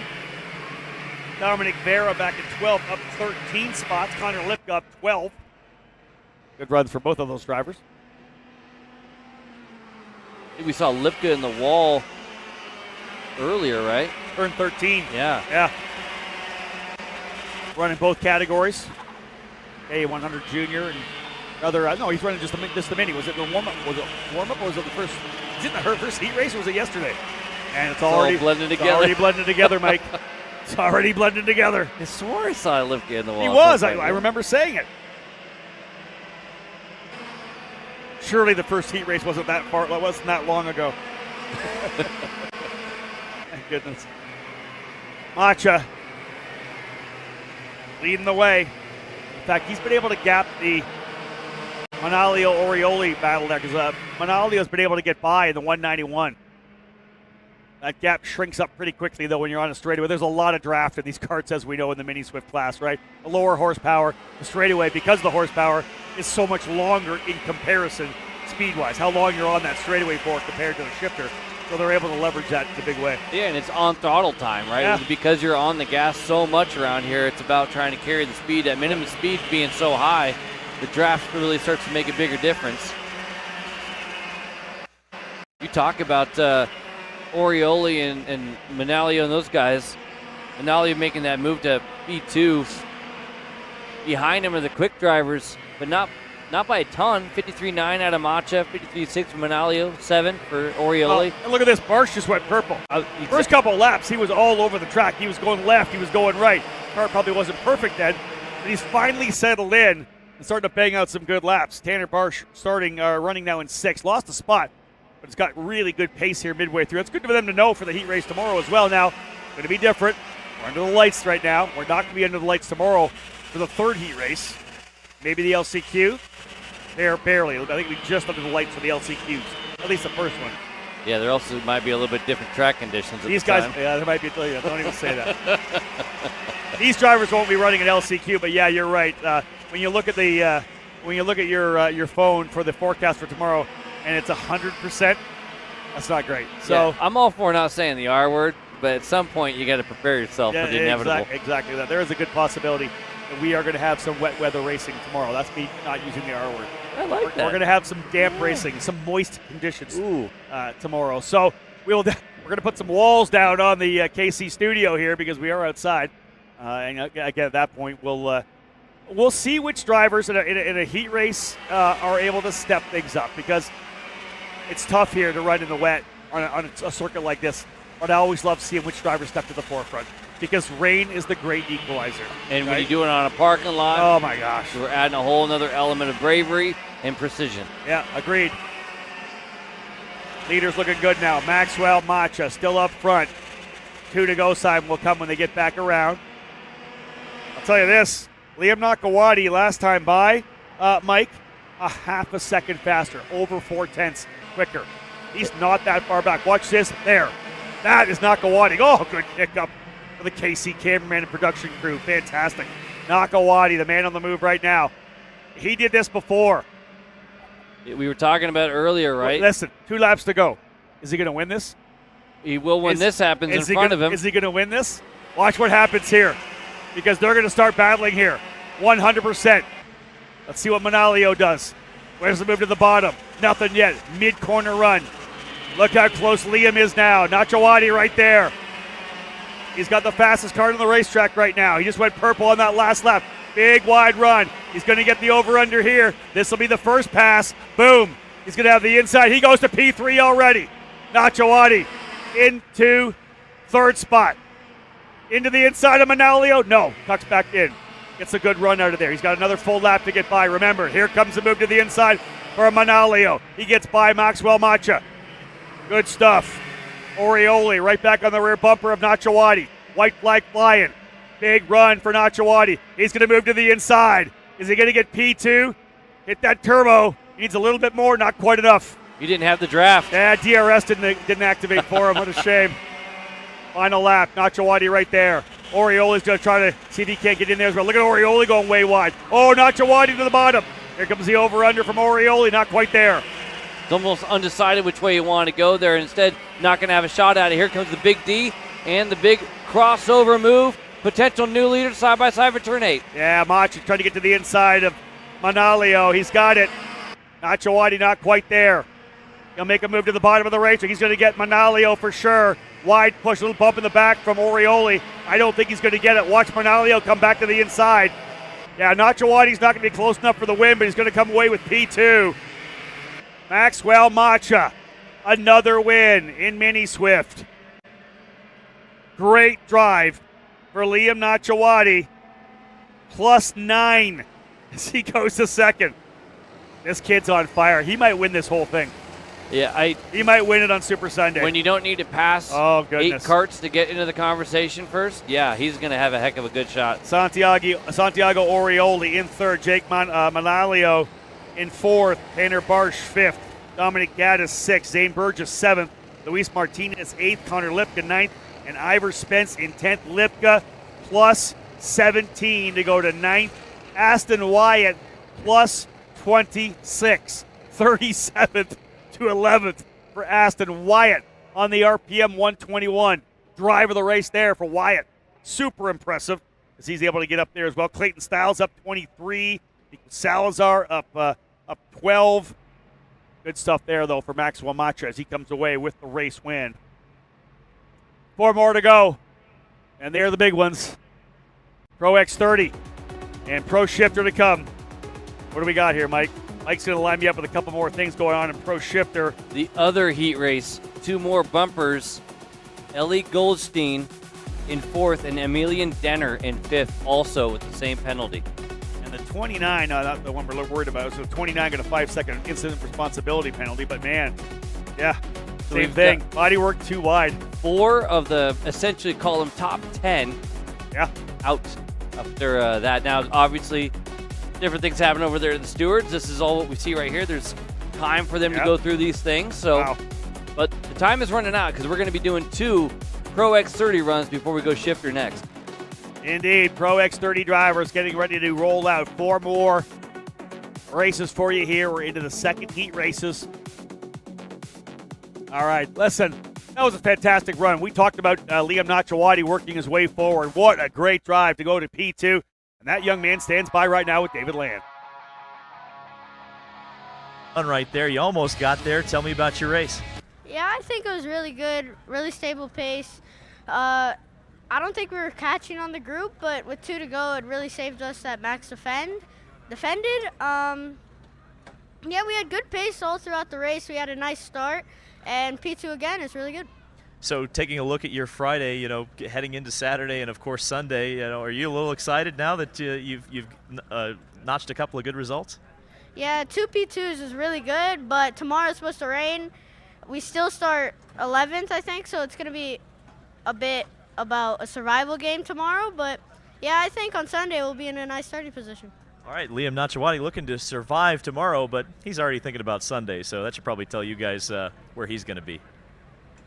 Yeah, David, I'm right there with you. I think Liam's got it hooked. It's going to be an interesting day tomorrow, but I think he's going to be in a great place come Super Sunday. Folks, we got 4 more races for you. Pro X30 still to come, but don't go anywhere. We're going to wheel to wheel when we get back after this break.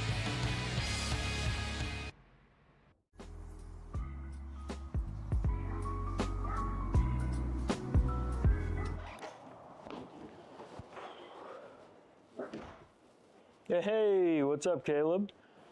What's up, Brandon? You sound defeated. A long day at the office? Yeah, got stuck at a cat food marketing meeting for like 3 hours. I don't know a thing about cat food, and I don't even work in marketing. And then I got sent on a coffee run like I was some sort of intern. Man, at the end of the day, when I want to go get gas, I just realized everything is so darn expensive nowadays, man. Yeah, you got that right. Like, do you have any idea how much we're spending on Netflix? That's like 20 bucks a month. Do you know how much we're spending on cable? That's like 50 bucks a month. But you know what isn't expensive? Tell me. Kart Chaser Premium. For only $9.99 a month, you can watch all the American karting action live from coast to coast. Subscribe and become a member today.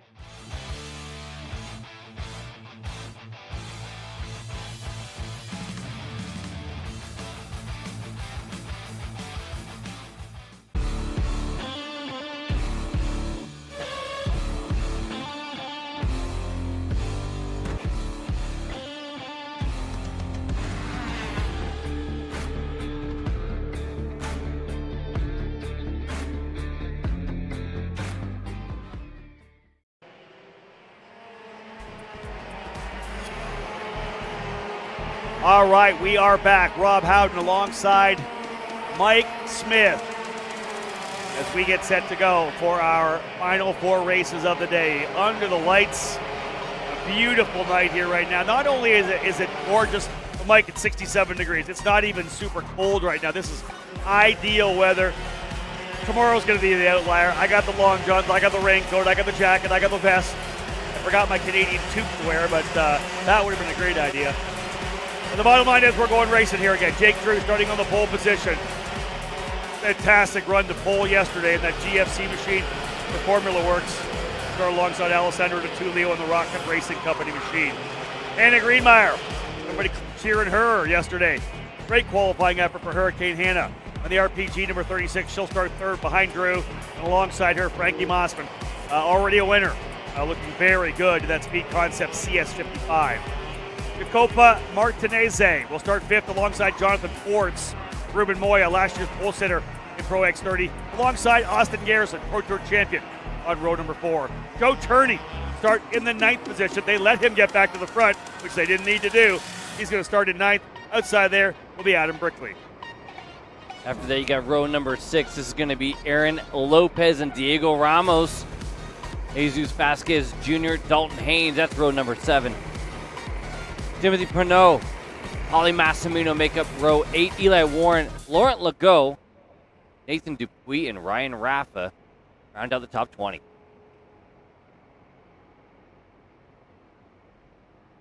Field set and get ready to go here. Drew, nice and slow into the tram lines. He wants to make sure he has that separation when he pulls in. He doesn't want to be with drivers on top of him. We saw that in the junior category. The slower, the better. One driver already creeping out. Now, maybe that's because they were pinched, but you can't creep out, boys. And they're climbed on top of each other in the back. Very, very back. Guys are wrecking each other. Why you would even be close to anybody at the back of the pack, I never know. And away they go. Good start as well. That is DeTullio coming out of the gate. Oh, big slide there. That was Greenmeyer, I think, that potentially got sideways coming in. Is that Garrison in the outside that she got into, perhaps? Maybe. Looked like a speed sense driver. Or not speed sense, rather speed concept. Yeah, tough one there. It might have been another drive, couple drivers together on the exit of turn number 7. Oh, that was the exit of turn 5, I think. Wow. Back to turn number 10. Another driver wide coming through the exit. You can see how crazy they are out here. Little touch on the wall, potentially. We saw how that wall has really jumped out and grabbed a couple of people here this weekend already. Here comes the leaders rolling out. DeTullio and Drew. Ruben Moya, what a start. +4. He's up to 3rd. +5 for Joe Turney. Already into the 4th position. Watch for a big over-under for Drew here. Making the move to the inside. That was beautiful. Does he have it to the inside? Maybe not. Nope, DeTullio's there. But another over-under coming out of the corner. DeTullio parks it down the bottom of the racetrack. Yeah, DeTullio's not your everyday average driver. Remember, he was a race winner before he went going to car racing. Number 3 rank, I think, was the highest he had of the ECAN driver rankings. Very talented driver. He knew exactly what to do to stop the bleeding there, but not happening over in turn number 13. In comes Drew. They'll go side by side. Who's Moya going to pick? He's going to go along the inside. Drew looking for partners. Nobody there. I'll tell you right now, I think they might have had a slim shot. Moya is going to cross over to the inside. Drew's going to go with him. And those two are going to drop DeTullio here. Maybe another one. No, a little crossover. Oh, boy, you guys, you move in the braking zone like that. It's going to get ugly. Yeah, that's they'll be looking at that. That was a straight chop move from Ruben Moya. Came right across the bow on Drew, who's not going to be happy with that. And here's Joe Turney, Yeah. P3. Yeah, listen, you know Jake Drew's going to put that one down on the notebook, dude. You literally just chopped me into the corner. Man, oh man, and one of the things about the senior category, listen, these guys remember, and they take notes. If you've done something, you're probably going to get it back a little later on. Yeah, and Larry Mardan bringing it in early. Hey, I'll tell you what, I was thinking there for a half a second, maybe, that they're going to chill out and be able to roll, but DeTulio went defensive right away. Now you can see out front, again, braking zone, a little bit of a move there late on the defense there from Moya. Drew's going to get the job done. Turney's going to go with him. I actually think that link-up could work out pretty good. I was going to say, Joe Turney's going to treat you with respect, not going to try to drive you in. Moya obviously was very aggressive on Drew into turn 4 a lap and a half ago. Everybody's still lining up. Drew back to the lead. Turney goes to second. Moya third. Martinez in fourth. Ramos, DeTulio, Ports, Garrison, Haynes, and Greenmeyer. Hanna able to get back to 10th after getting the slider go a little bit wrong in turn 4 in the opening circuit. The line has changed quite a bit with everybody taking a little bit more of a narrow line. If you look at actually the wall outside of turn 10, it's flared out. So these guys are able to take that shallow line and carry the speed on the exit now. One of the natures of barrier racing. Yeah, look at this big run around the outside here. That's Martinez. He's going to get Turney. Nice run around the outside for Jacopo Martinez. Excellent drive. Like that pass. Man, this is hectic stuff. You think about this as literally at 49 seconds, it's less about 9 minutes of craziness for you. Huge opportunity there for Drew. Looked over his shoulder, saw he was clear, opens it up, maximum speed, does it again here for 13. If you have the opportunity to maximize your lap time, you've got to take it. That way you can bring it down and only have a handful of people. Diego Ramos, big defensive run down the inside there to turn 1. He's the biggest mover in the top 15, now +7. He started back in 13th. He's now up into the 6th spot. Once again, Martinez thinks about the bottom of the racetrack on Drew. Past the halfway point now. 5 down, 5 to go. 10 lapper. 3 more races left after this one.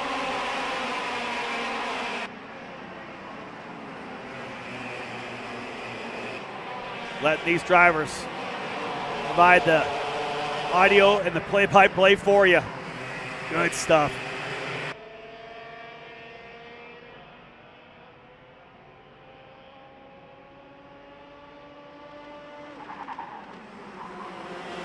Oh, man.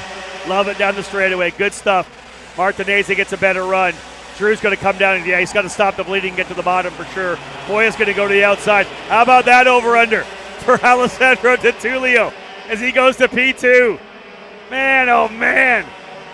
Timed that one perfect. Everybody else on the wide side, we picked up that when we did the track walk on Tuesday, the ability to run that really tight over-under. If everybody else is low on the inside, you get the outside run.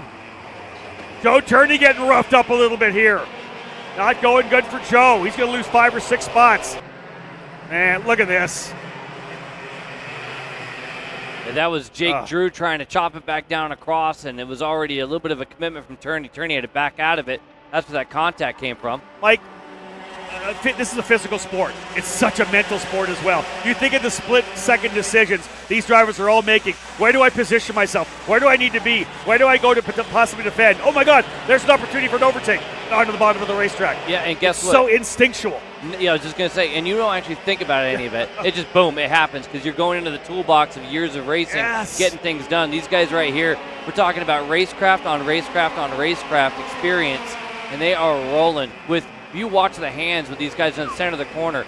They can't quite get it done. They got to slow the car down. They'll just, boom, hunt a front wheel to try to slow that car down even more and get it to rotate. That is exactly it. All those years of experience that allow these drivers to get what they need. DeTulio leads. Martinez in second. You see Moya all by himself in third. Here comes the battle further back. That's Ports in the number 90 for RPG. I believe he may have just got by Massimino on that one. They'll come back over. There is Ramos now up to the spot. There's Ramos. No, it's still I believe, Massimino in front. and Turney trying to get himself back. Turney's trying to see if he can't find his way back forward. White flag is going to fly. Right now, Turney, the best he's going to get would maybe fourth if he's able to get up to Ramos right now. But Diego Ramos is having a really good run as well. 13th up to fourth, +9. Inside move, new leader. That's Gabe Martinez as we are going to go through 13. Look behind him. Moya, big run, 3 drivers in a row. White flag, Rob. Final lap here for the first of 2 Pro X30 second heat race. Down to the bottom goes Martinez. He'll try to hold him off. Tertulio going to over-under. No, there's Moya now. He's going to potentially come away with it. This thing could get ugly. Let's see, they go way wide. Tertulio, no, Martinez goes wide. He wanted the over-under. Tertulio's going to grab it. How about this? Tertulio goes to the lead. He'll have to low line, and he does. Big over-under coming from Martinez. He's going to get to the inside of Moya. Tertulio wants to know if he's clear. He is, through 8. Let's see if Moya could get back on him. Tertulio may come away with a race win here. Very nicely out of turn number 10. A lot of forward bite. He's not going to get touched. He opens the door a little bit. He's good. ADT going to come away with a win. Indeed he does. Tertulio is victorious. Martinez second, Moya third, Ramos fourth, Garrison fifth, Massimino sixth. How about Turney back in 7th position? Drew, Greenmeyer, and Dalton Haynes round out the top 10. I wonder if we got the cameras down there to be able to check it out for scales. If they are, we'll try to listen in. But real quick, Moya tried to carry that speed, almost got it done. Look, 14 thousandths of a second off of missing it. A little bit of contact, thread the needle between the wall and him. Exactly it. Back to your cart. Io non ti ho fatto così. Back to your cart. Back to your cart, please. Stay with your cart, please.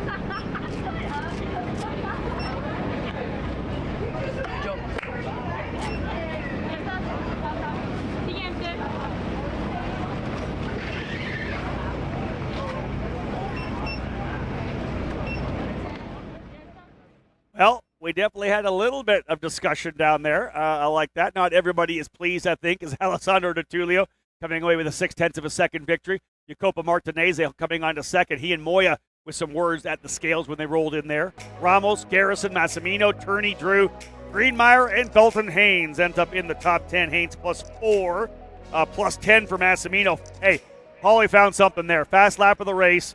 Started back in 16th. He goes to P6 +10. Great run there. Again, for Paulie Massimino, as you see the remainder of the unofficial results. And I say unofficial because obviously Tech Barton's played a bit of a role here today, has it not? Yeah, never mind the front bumper stuff with all the little bit of contact or those checkups that these guys are having to do. And, I'll tell you right now, I was watching there at the end. I think that was just a racing deal between Moya and Martinez. I don't think Martinez maybe knew, but hey, we caught it late. He might have looked over, but I think it was a racing deal. Very, very good move to the outside by Moya. Just didn't quite work out. We got one more Pro X30 coming up next. And we're going to have a little bit of an interview program here right now. We're going to go head down to David Land. Well, sorry, Mike. It's Caleb Viesca, but standing by here with Alessandro Tertulio. Ale, I feel like a weekend that's been rough. It's been, hard racing from start to finish. You finally able to get yourself on the top step. Tell me about that heat race. Yeah, I mean, considering the short heat races, I think everyone's just trying to, they get out in front and then they just white line. So I did the same when I was out in front, but lost some positions and then had to fight my way back and just, pick off of the other drivers fighting hard, especially down into 3. So, yeah, good race, but we still need to work, find some more pace. Look, and tell me about the heat races this weekend, right? It's been rough racing from start to finish. It's been tough. What have you thought about the driving standards this weekend? Terrible. I think it's ridiculous. There's no race. It's a free for all. In KA, it's pretty. I never say I'm scared to drive, but in KA, especially in KA, it's ridiculous. There's people swerving left, right. They look at you, they swerve at you, they full throttle you. It's just very bad, and there's no penalties. That's why there's so many red flags and so many incidents, which is unfortunate because, we want hard racing, but especially in open wheel go-karts like this, you have contact side to side, you have a big one. So I think for sure there needs to be more race directing and not just free for all. And you posted on social media, right? This will be your last one in a while. Just announced you're racing for AJ Foyt next year in Indy next. what would be a successful way to end one of your final SuperNationals if you went in quite some time? Yeah, this is the one I most want. I mean, it's such a prestigious race in karting, one of the biggest races in the world in karting. So yeah, getting this one will definitely be good. But I'm just trying to enjoy and have fun. Thank you, Ale. Thank you. Caleb, thank you so much. Indeed, tough for sure. Let's head right back down. David Land's actually standing by with Ruben Moya. Yeah, Ruben was in the middle of a lot of that, and I guess I'll just ask you, what happened there at the end of the race? I mean, I don't know. People, they think we are still in Europe, and then we have the grass outside of the white line. But there was the wall. I had to leave. I touched the wall. I almost flipped. I don't know what. It's completely crazy. Can you go into that a little bit more? I know it's obviously a street course, and there's a lot of people who come over here. But what exactly are you upset about? I mean, he went slow from the last corner. I went outside, and when he saw, he just swore into me, putting me onto the barriers. I have to leave. I touched the barriers actually. When you say he, who are you referring to? Martinez. Okay. So and then there were some words exchanged in tech. What exactly was said between the two of you? Yes, I mean he's his boss. Yes, he can make the car very good, but then outside there, he's completely. I don't know what to say. That's Ruben Moya, obviously upset, and I think some people would say rightly so. Yeah, listen, the bottom line is I think when you pair off of what Tulio said, then you go to Moya being as upset as he is. We saw Scott Falcone get run off the track. Same thing, outside move, over under, gets pushed to the track. You almost feel like you got to give a little bit of room here. There are opportunities when you kind of maybe don't do what you would do, like he said, on a regular, outdoor circuit, purpose-built racetrack where there's grass. Right. The guy's going to go off in the grass. Here you're going into the barrier. You're going to potentially go into the barrier. Listen, let's wrap this up, folks, because Caleb has actually got Jacopo Martinez himself. Yeah, Jacopo, we heard there from Ruben. Just talking about the last lap from your perspective with Ruben. Yeah, it was been already from the beginning was a chaotic race. All fast drivers we were all at the front, so it was I wouldn't say all or nothing, but it was more like getting the position and for tomorrow to have a bit of a bit relaxed for the last hit. But yeah, last lap I was defending. We had a little moment on the exit of the last corner, but I don't think was nothing major. It was a bit mad at me, but to be honest, I think it's all good. So we go for tomorrow. Thank you, Jacopo. Thank you. Yeah, you saw there, folks, if you're at home, the side-by-side with the interview and, of course, the actual look at it. And I don't know that he was really forced off the racetrack. Yeah, there wasn't a lot of room, but it almost seemed like maybe Ruben Moya got a little loose maybe on the exit, getting back on power, whatever it was. So, hey, listen, we're going racing anyways. Let's just say that took the level up to another notch here on Frenetic Friday. The green flag is out for the next Pro X30 race with Blake Nash on the pole position. And we are now underway with it again.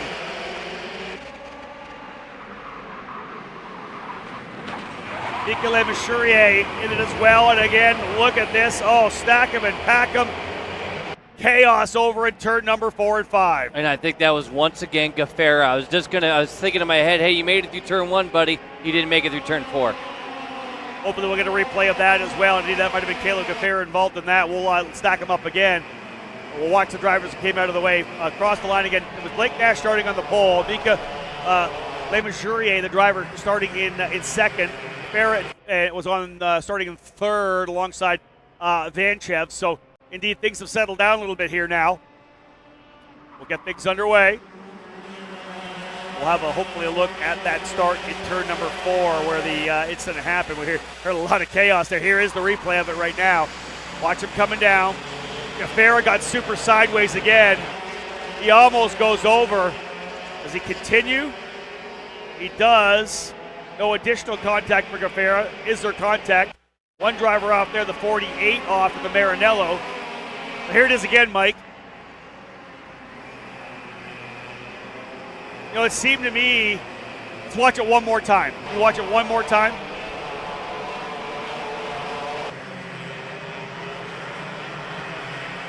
Yeah, I'm not sure if he started getting sideways under the brakes and then maybe got helped the rest of the way. It looked a lot to me like, again, we talk about that counter rotation. A lot of drivers do on the brake where they rotate the car away from the corner so it can spin back around, so it can rotate. Well, when it spun, as he started coming around, another driver had already turned into the corner. So left front to right rear contact. Caleb climbed up and over top of him. Again, I always feel, I understand that's a cool move. Get it the opposite rotation and bring it back around. But when you're 4 wide, you can't do that. There's no room for that kind of deal. And then, of course, the driver's coming in on him, and that's where the contact happens. And sometimes you're trying to go in so bloody deep that you get crossed up, especially on the cold tires. It may not have been on purpose that much, but to your point, it did not work out well for him. And hard for us to see whether or not there was contact from behind. 100%. That's a tough one to call as well. The bottom line was, that was the catalyst of it all. That was essentially the eye of the storm. Gaffera getting sideways, contact up and over. Everybody else scattered at that point. Gaffera was able to continue, and where is he on the racetrack? 34th. So, yeah, we're going to see Caleb Gaffera in a last chance qualifier come tomorrow afternoon to see if he can't make it to the main event. The Missouri is out front, though, right now. Nash, Vanchev, Burnett, the front four. They've got that little bit of an advantage. Then you got Lloyd kind of hanging out by themselves with second back to Goff. And then that's where the train starts with Goff. Goff, Brown, McQueen, Hand, Whitmore, and then the gap back there. So your top 10 have a shot. Yellow flags in the air. Lots of yellows over there, I think. And, coming out of turn number 7. Or 8. Yeah, I'm trying to see. Oh, that might have been a turn number 8. You're right. Couldn't get a focused enough shot there to get the number. Let me throw this out there. Lemazurier has been an eye-opening driver here this weekend. We obviously have never seen him over here in the Pro Tour or here running North America. But Lemazurier has been unbelievably impressive for Brandon Jarsa Crack Racing, leading now with a bit of a gap. It is yellow coming into the corner. We're going to get a good look at it here, whether or not the contact was over here. Yeah, the barriers are open there. So whichever driver got it. Look at the other barrier here off. Wow, I don't like where that barrier is. Number 13 into pit lane here as well, and he's not looking like he's that good. That's Mason Kuhn coming into the scales, but like he may have been hurt a little bit from contact. Hey, big time move right now. How about McQueen up to 6? That's big for him. We talked about him trying to have forward progress. Good pickup, Mike. Up to there's a replay right there. Solo effort into the barrier. That's just got a little bit wild, wide rather. Yeah, that's Mason Kuhn there. But yeah, going back to Cade, look at Caden McQueen. Fastest lap of the race right there last time by, up 12 spots to P6. That's a hard hit coming out of turn number 8 as well. Trying to figure out who those drivers potentially were. Who else is out of the race, we said. Too hard for me to figure that out right now, that hard hit there. But indeed, still out front by a half a second. Miguel Majurier. Majurier, super impressive on that LN kart. But he's got some challenges now. Half a second is gone. Here comes Vanchev. He'll send it down the inside. Nice job of Vanchev. I thought first he was going to go with Lemazurier. I know, we're working on it. All night tonight, I'm going to work on that. Lemazurier had that inside, caught back outside, then Vanchev ducks underneath. But then how about Burnett get up to P2? This is the first time I think Burnett's been inside this chance in the front. Held yellow still coming out of turn 7 as they're working what they can to get that track cleaned back up. They've already got the track cleaned over there on the outside of turn number 9 to 10. They cleaned up that area where Mason Kuhn made contact. How about this young stud here right now? He was the best junior driver in the country throughout the year for RPG. Alexander Vanchev making the move to senior. He leads away right now. Another youngster, Jensen Burnett, will throw the RPM machine to the bottom of the racetrack. Vanchev, Burnett, Nash, and Lemazurier now up into your top 4. They've got a nice little advantage. Slider move to the bottom for Nash. Does he make it stick? He does. Nicely done. Well, I'll tell you what you're doing there is you're diving back to the inside to get to the apex. When you get back to the throttle, he sets that back end down, stables the kart, drives right off. Well done for Blake Nash. Lift up that inside rear and let it rotate all the way through. Very impressive for Blake Nash. Lemazurier at the end of that group now, but he'll make a move to the inside of Vanchev as well. Move Mika back up. Vanchev trying to make a move back to the inside. Oh! He may have learned that out of Pat's Acres with the boys at the Rawlson Performance Group doing some lead follows. It ain't over yet. 2 laps to go. Lemazurier up the inside. Well, listen, rookie driver coming. We got sparks out of one of those two drivers, Lemazurier and Vanchev. I see sparks coming from him. Maybe a bumper. Get a really close look on these drivers. So that's first and second, but third and fourth here. Bottom line is brought everybody back up into the fight here. Got a couple more drivers in there with them, Colin Lloyd and Caden McQueen. There's Caden McQueen and both those drivers on the Sodis. Yeah, they're both with Velocity Racing. McQueen trying to see if he can find a way by his teammate Lloyd. They are right up there now on Vanchev and Lemazurier. White flag flying, one to go. We'll go pro shifter racing after this. Let's have a look at the battle for the lead, though. Jensen Burnett versus Blake Nash. Nash to the inside. He'll take the spot, working his way up here into turn number 4 and 5. Burnett trying the full over-under. Not quite enough. Blake Nash leading the way. Good stuff. Oh, here comes the new to the inside for Burnett. They're going to hold it through 8. Burnett's got it. He'll take the lead. He'll low line the bottom. The barriers are messed up on the exit of 9 right now. That's making these drivers have to adjust their entry there. Jensen Burnett holding on. He's got him pitched to the outside. Looking for the over-under coming out of the final corner. Checker flag flying. It's going to be super close at the line. But Burnett's going to get it by 49 thousandths of a second. Vanchev coming home in third spot. McQueen up to fourth. Plus 14 for McQueen, plus 10 for Burnett. 11th for the win. Jensen Burnett throwing his name in the hat for a Super Sunday Pro X30 race win. Blake Nash coming home second. Alexander Vanchev third. Caden McQueen in fourth spot. Fifth, Lemazurier, pardon me. I need a glass of water now. This is good stuff. Turner Brown up into the sixth spot, plus 9 for Turner. Colin Lloyd, Chase Hand, Amador Martinez, and then Lewis Goff. And hey, listen, we got a little bit of a spotter action happening down on pit lane. We're being told pushback bumper. Yeah, pushback for Jensen Burnett. So that's likely going to move Blake Nash to the race win. Burnett was in the middle of the fight. Not surprising that you'll get a pushback every once in a while, guys. But, man, tough stuff there for Jensen Burnett after a solid run to the race win. And a half pushback, I believe, was 3 seconds. A full is 6. So if we were just to do some really quick math here, we're still going to be talking about outside top 10. Outside the top 10. Wow. Yeah, so listen, we talked about the fact that we really haven't had a chance to talk about Ryan Norberg at all, starting in 24th position, 20th in the opening race, so plus 4. This time for Ryan, plus 13. He's able to get his way up to 11th, so a good solid run there for Ryan Norberg. Back down to the scales with Caleb Vieska.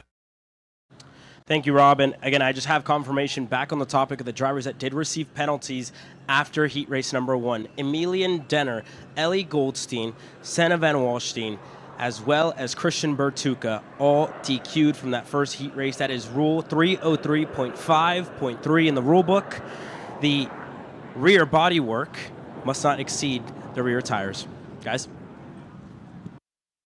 Caleb, that is great stuff, and thanks again for that from pit lane. Wild stuff, to be honest. Great reporting, wild results. Can't believe that happened.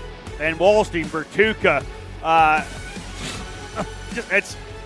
can't believe it. Unbelievable stuff there.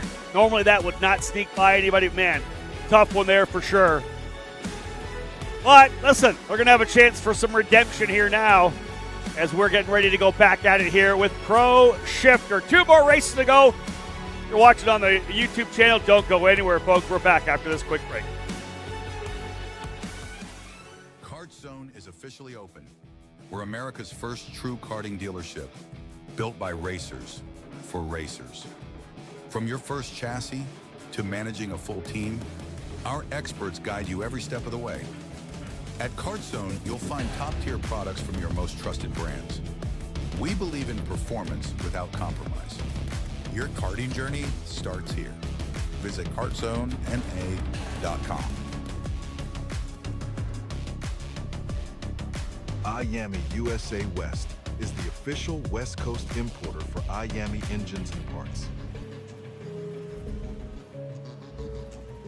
Our dedicated and knowledgeable staff have a combined 50-plus years experience in the sport and can help you with all of your needs. Call us today or visit our website to find your local dealer to shop.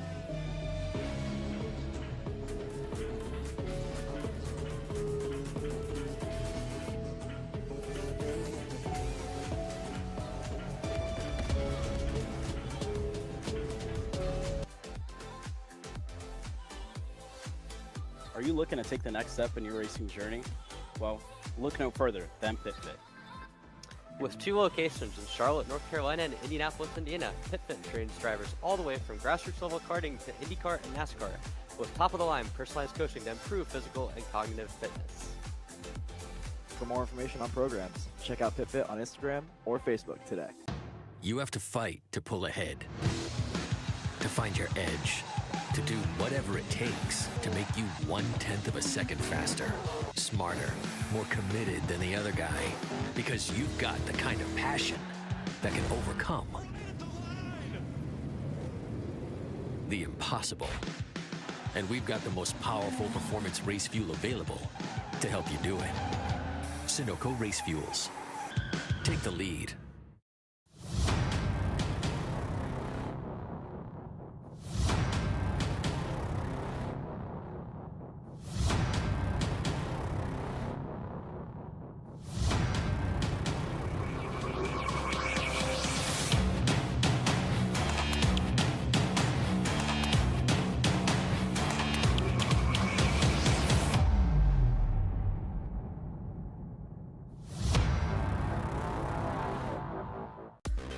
Motorsport is reinventing itself, and our mission is to accelerate this transformation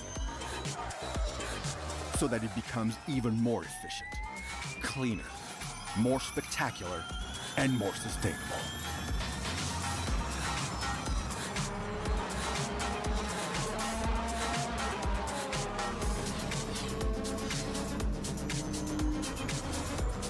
Welcome to the next generation of motorsport.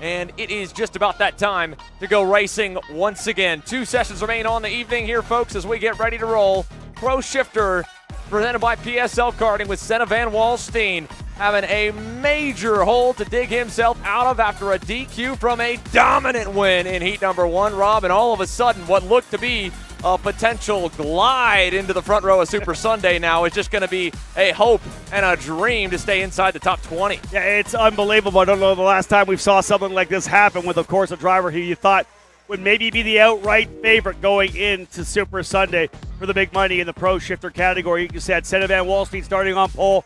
Matteo Spurgel on the outside. That makes him potentially the de facto primary guy. Looked very good in the opening heat race. Christian Bertucca from P3, exactly the same thing. Giuseppe Palumbo on the outside of that row. Both Wallstein and Bertucca, the drivers, 2 of the 4 that got penalized.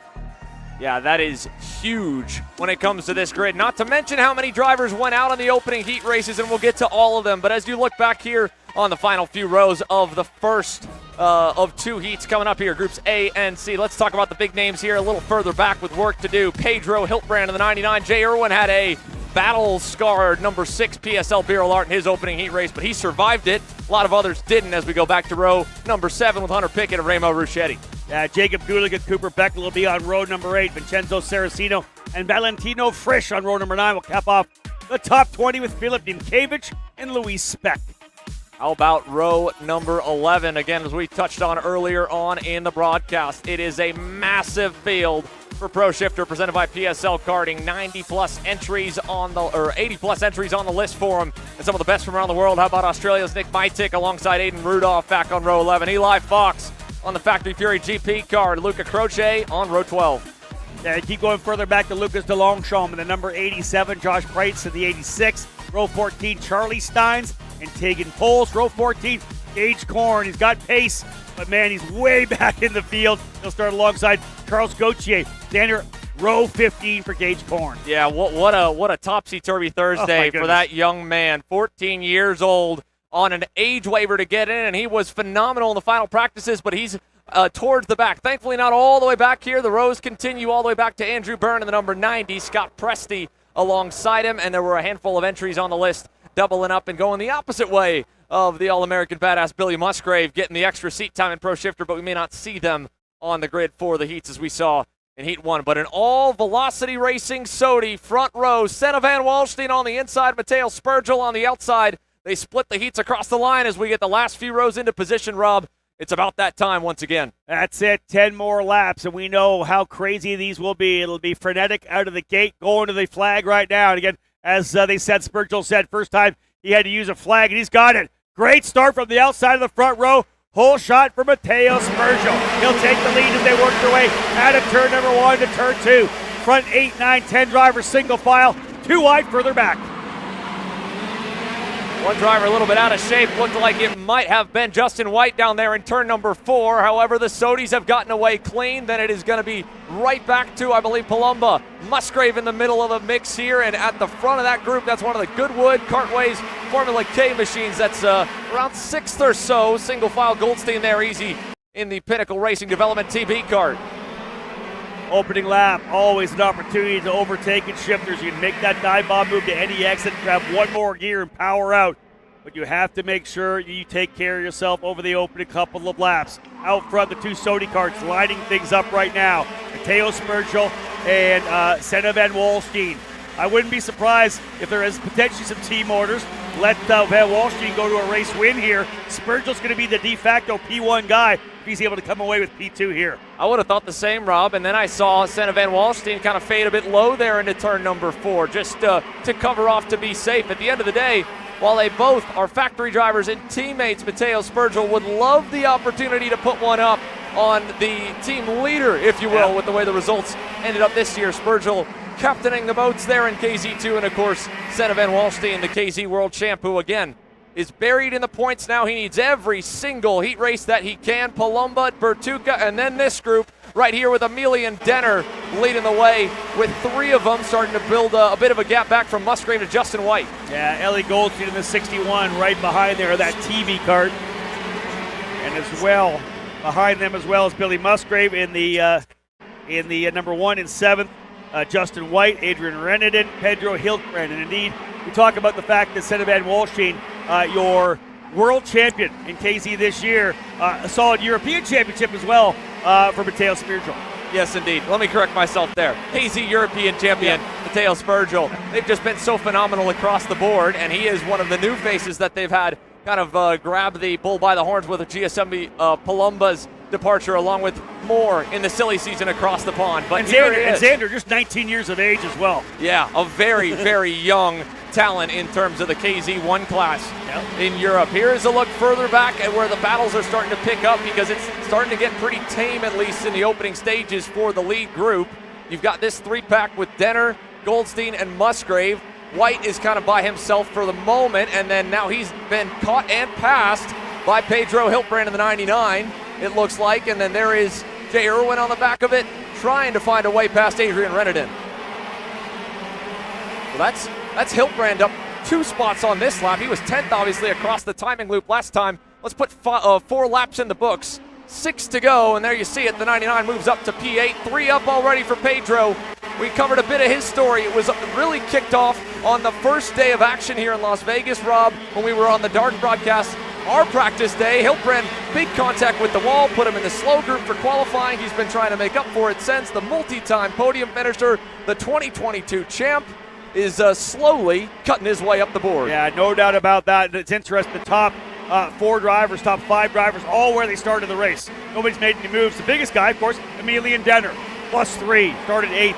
He's up to 5th already. And there's Ellie Goldstein as well. Goldstein's going to see if he can find a way by Denner in that 45. But that's that group there, Xander. 5th, 6th, and 7th.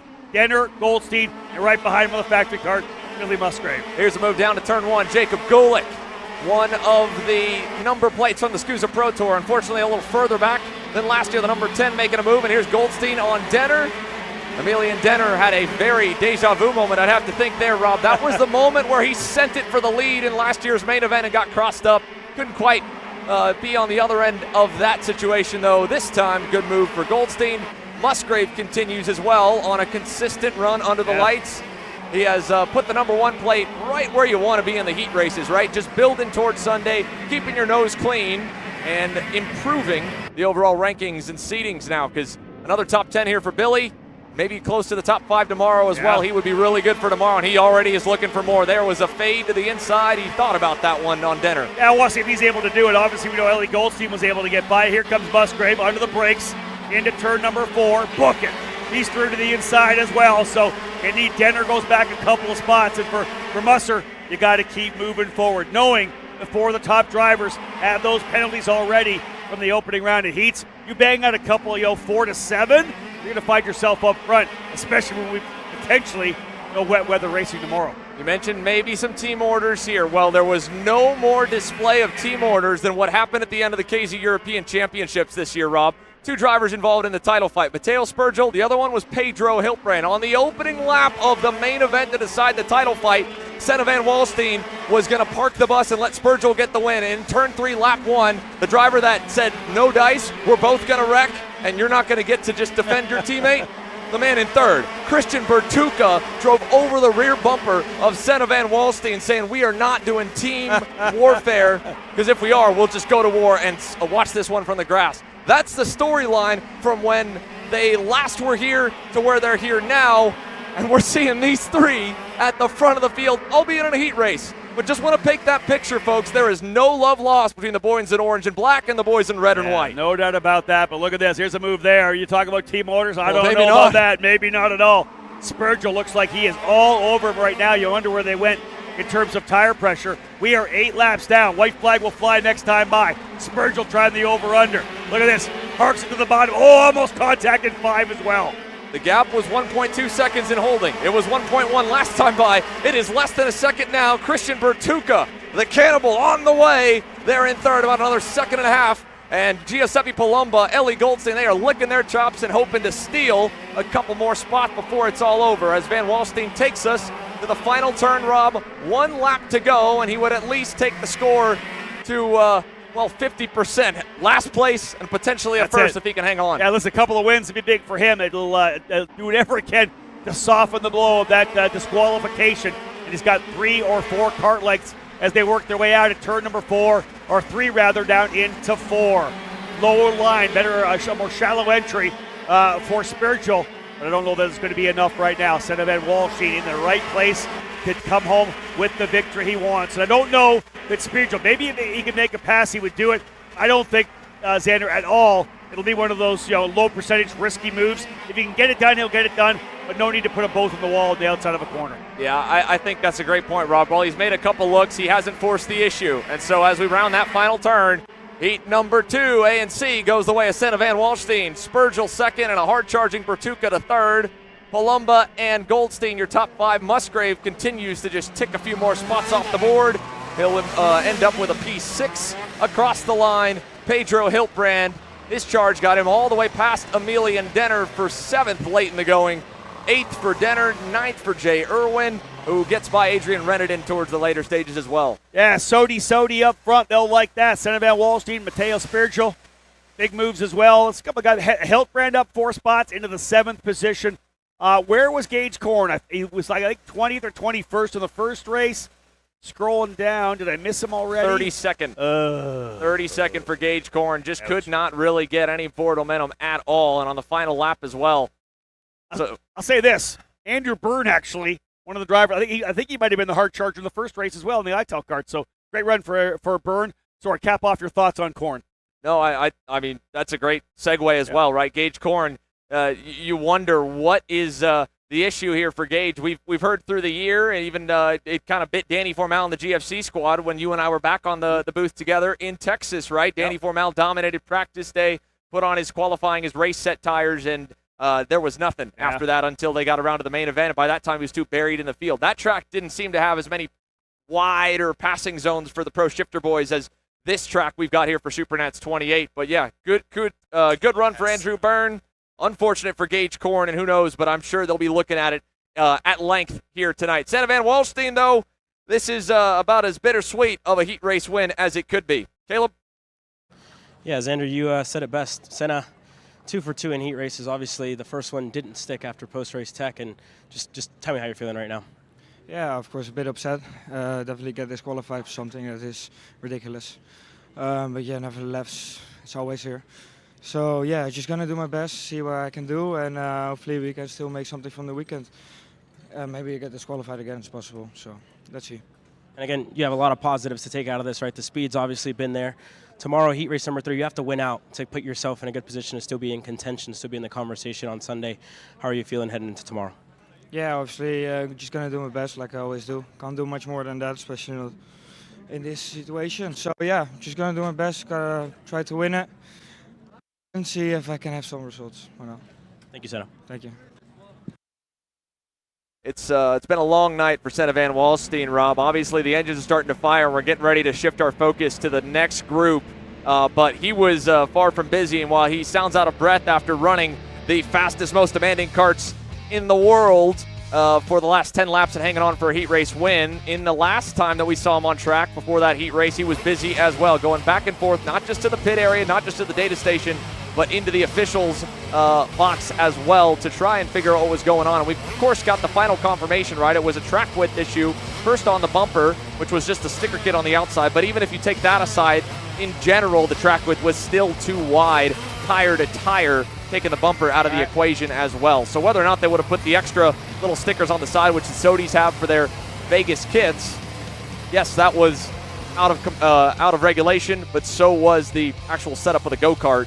And that's what they were going back and forth on.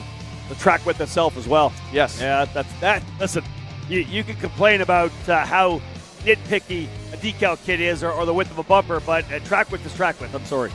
And indeed, he was pleading his case, and you can hear the frustration as well. As Caleb mentioned in that post-race interview, there would be normally a lot of elation for hanging on over your teammate in a good little battle there, but when you spend the last hour trying to plead and hope that you can get an appeal and get it overturned, that was not the case. That now, of course, puts this group in, a similar situation for one driver on the front row. Corentin Russo with a gnarly crash down the main chute here, coming through the infield from turn number 7. And Marcus Kayak, on the other hand, a consistent opening heat race here. Solid performance from him. They'll lead our field off the start line.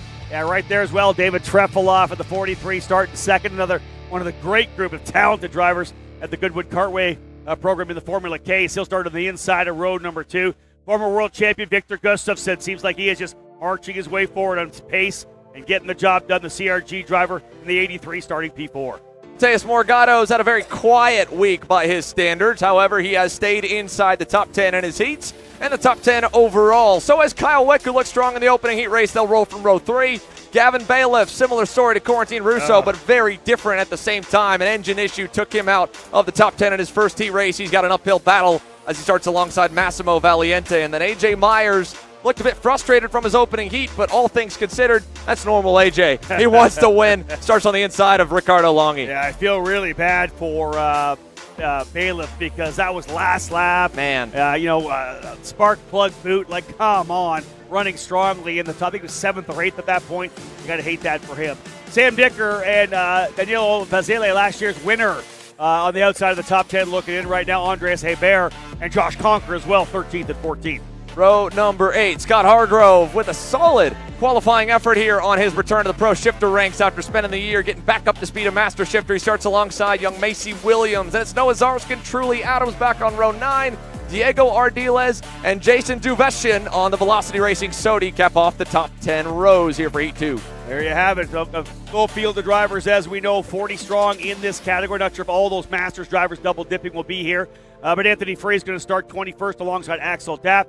David Williams and Matthew McCoy on row 12. Dominic Karai and Per Patrick Janssen on road number 13. Tage Price and young Anthony Martello, one of many rookies in the field, hasn't had a full season of pro shifter cars. He's been with you at a lot of the USF Pro Championships races this year, and we've got a big moment right here. Daniel Vasile, the reigning SuperNats champ, who already had a crash in heat number 1, is stopped on the outside by the black and yellow barriers. And what do we have going on for the Italkart factory racing team driver as he tries to go to work on the power plant? The field's into the grid boxes, Rob. I think he might get left behind, and our reigning champ might have to go to the last chance qualifier.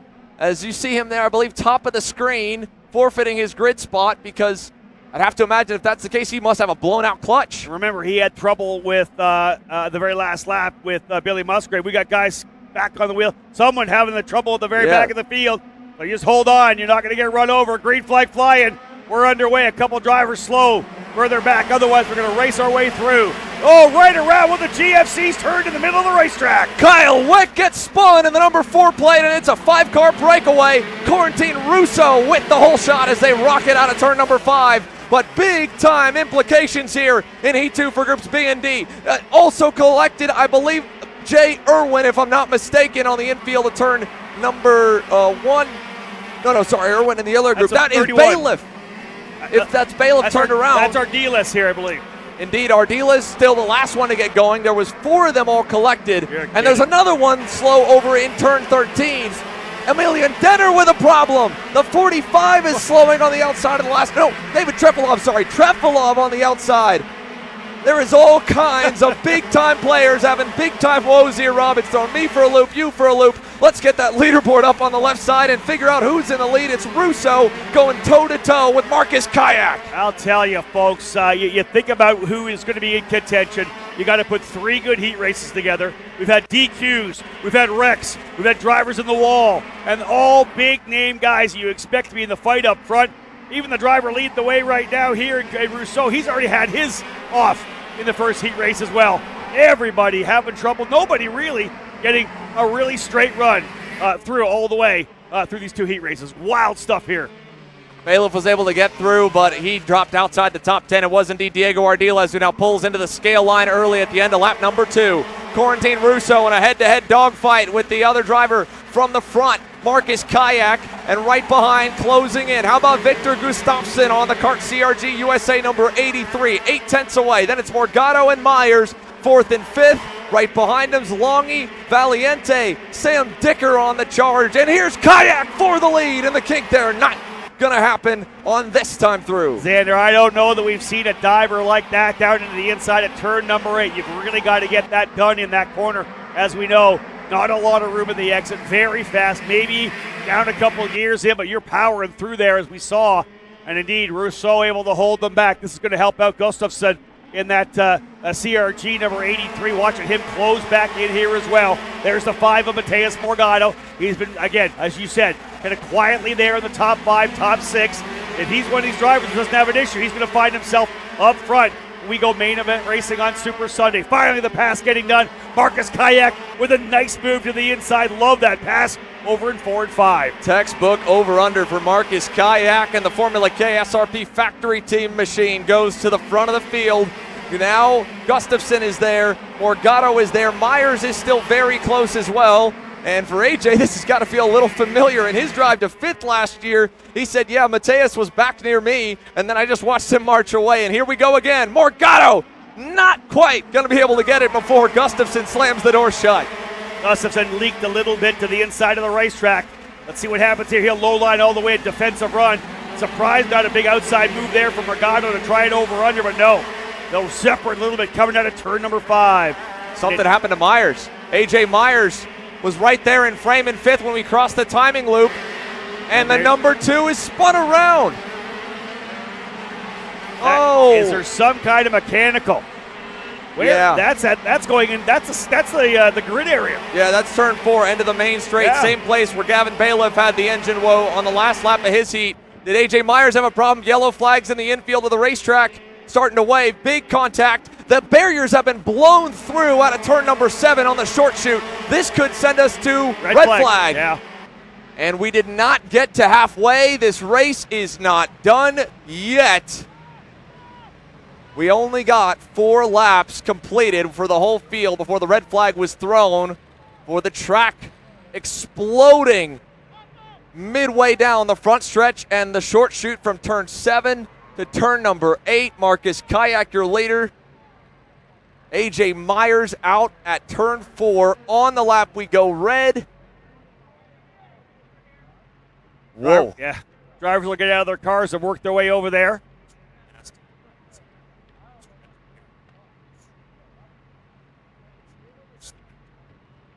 So the EMTs are beginning to roll onto the racetrack to check out the driver on the front straightaway where the impact was had. We're going to get some information for you all and take a quick step aside. Once again, though, folks, for those that are hoping for more racing, this one's not done yet, at least per the rules. 4 laps complete. Marcus Kayak, your leader, to Corentin Russo and Victor Gustafsson. We'll be right back.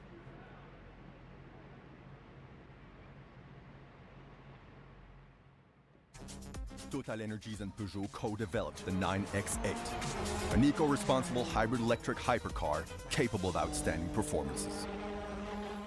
Are you ready to get behind the wheel? From Formula One to NASCAR and IndyCar, all the pros start here.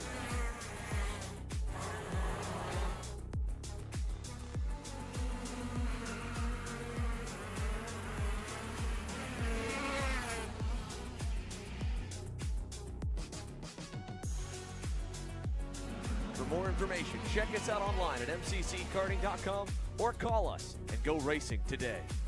Join the Norberg Karting Academy at all Winter National Karting events. Excellence, precision, legacy, the foundation of the Norberg Karting Academy. Founded by 10-time U.S. Pro Karting Champion Ryan Norberg, an innovator who transformed driver development and redefined the sport through education, technology, and mentorship. Today, his vision continues, a program designed for drivers of every level, delivering tailored plans, data-driven coaching, and opportunities for seat time at every stage of growth. Just as he experienced on his own path to the top, the Norberg Karting Academy goes beyond race day coaching to cultivate complete, confident drivers. Norberg Karting Academy, where dedication meets design and champions are built. Contact us at norbergkarting@gmail.com for more information.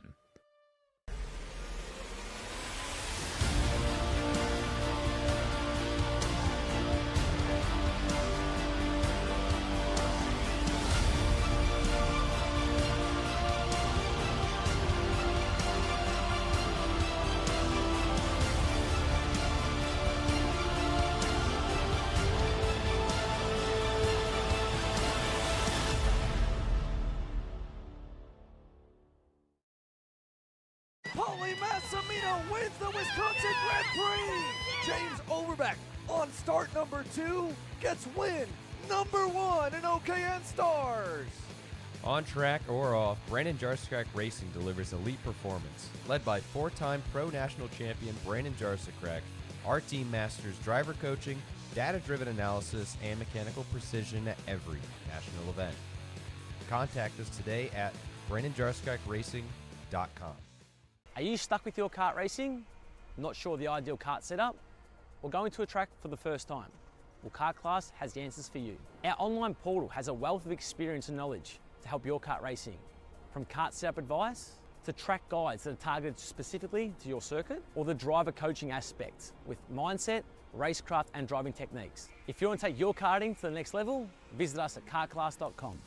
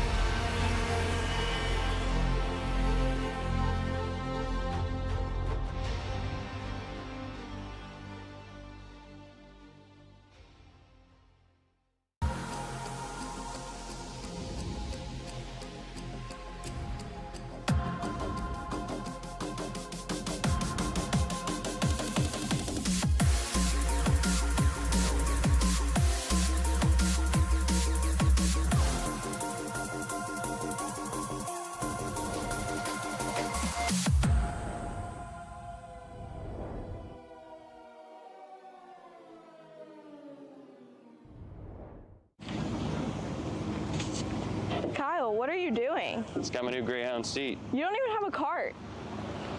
Doesn't matter. I have a Greyhound.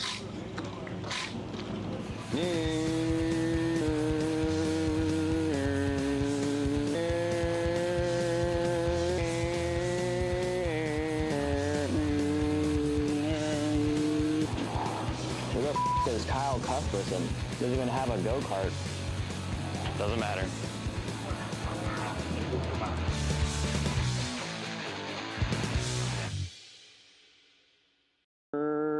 Cuthbertson through on Turney. Turney in the...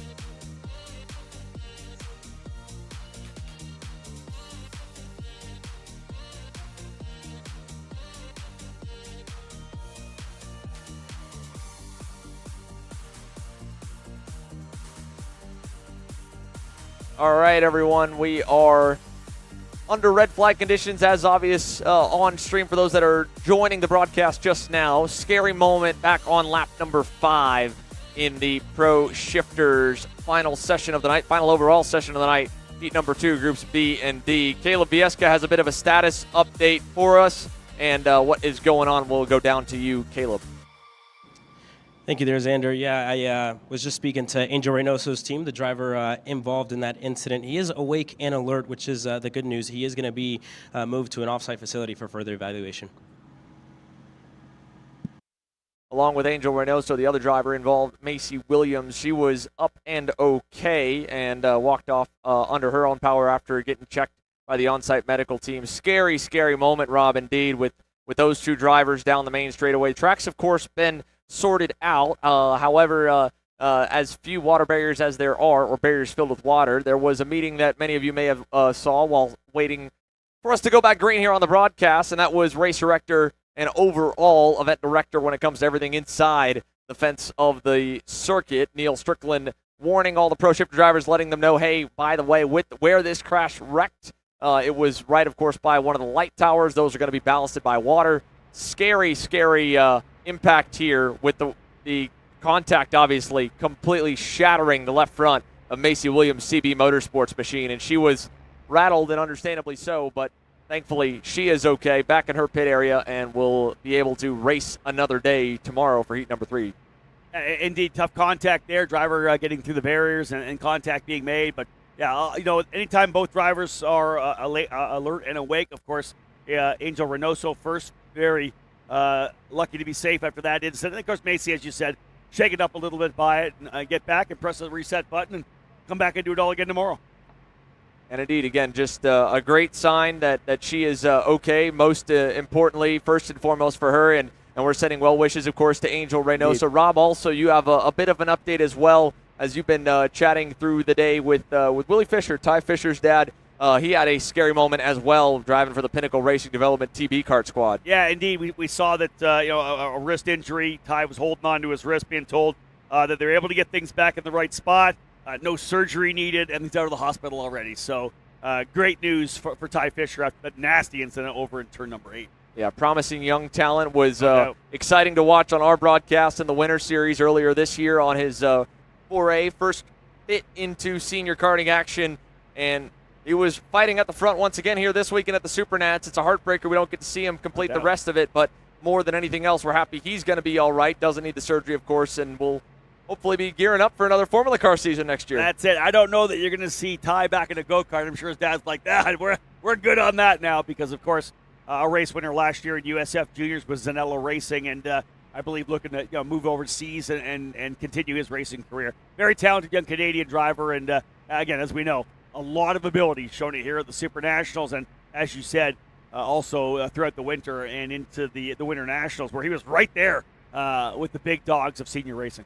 Well, I have to imagine the last little bit here, as you can see, the drivers are now lined up single file formation, is just a handful of final checks on the racetrack as well to make sure that we do have an on-site emergency medical team ready before we go back hot once again. They are lined up single file because this will be a rolling single file restart.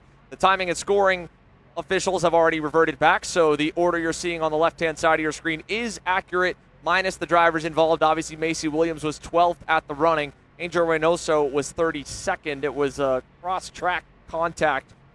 Hard to describe. We're not going to be showing you the footage, of course. A scary, scary moment. Thankfully, again, Angel okay, was communicating with the officials, awake, alert, and again, just being transported off-site for a further evaluation, which is standard protocol on that regard. So take Macy Williams out from P12.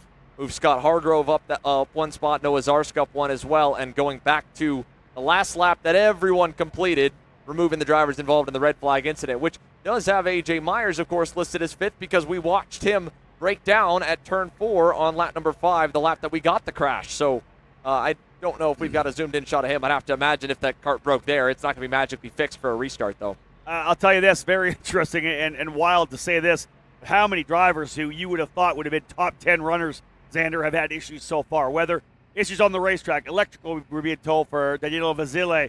We got the DQs coming, another couple of drivers having wrecks here and there. The amount of stuff that happened to guys that you would expect would have been into contention is just unbelievable right now. Yeah, take a look at this. Here's the replay on the left side of your screen. This is, we were following the battle there between Gustafsson and Morgado for P3. And on the far left side there, oh, wow. Talk about a true deja vu moment for A.J. Myers. The same exact spot on the racetrack where last year in the opening heat race he had a mechanical.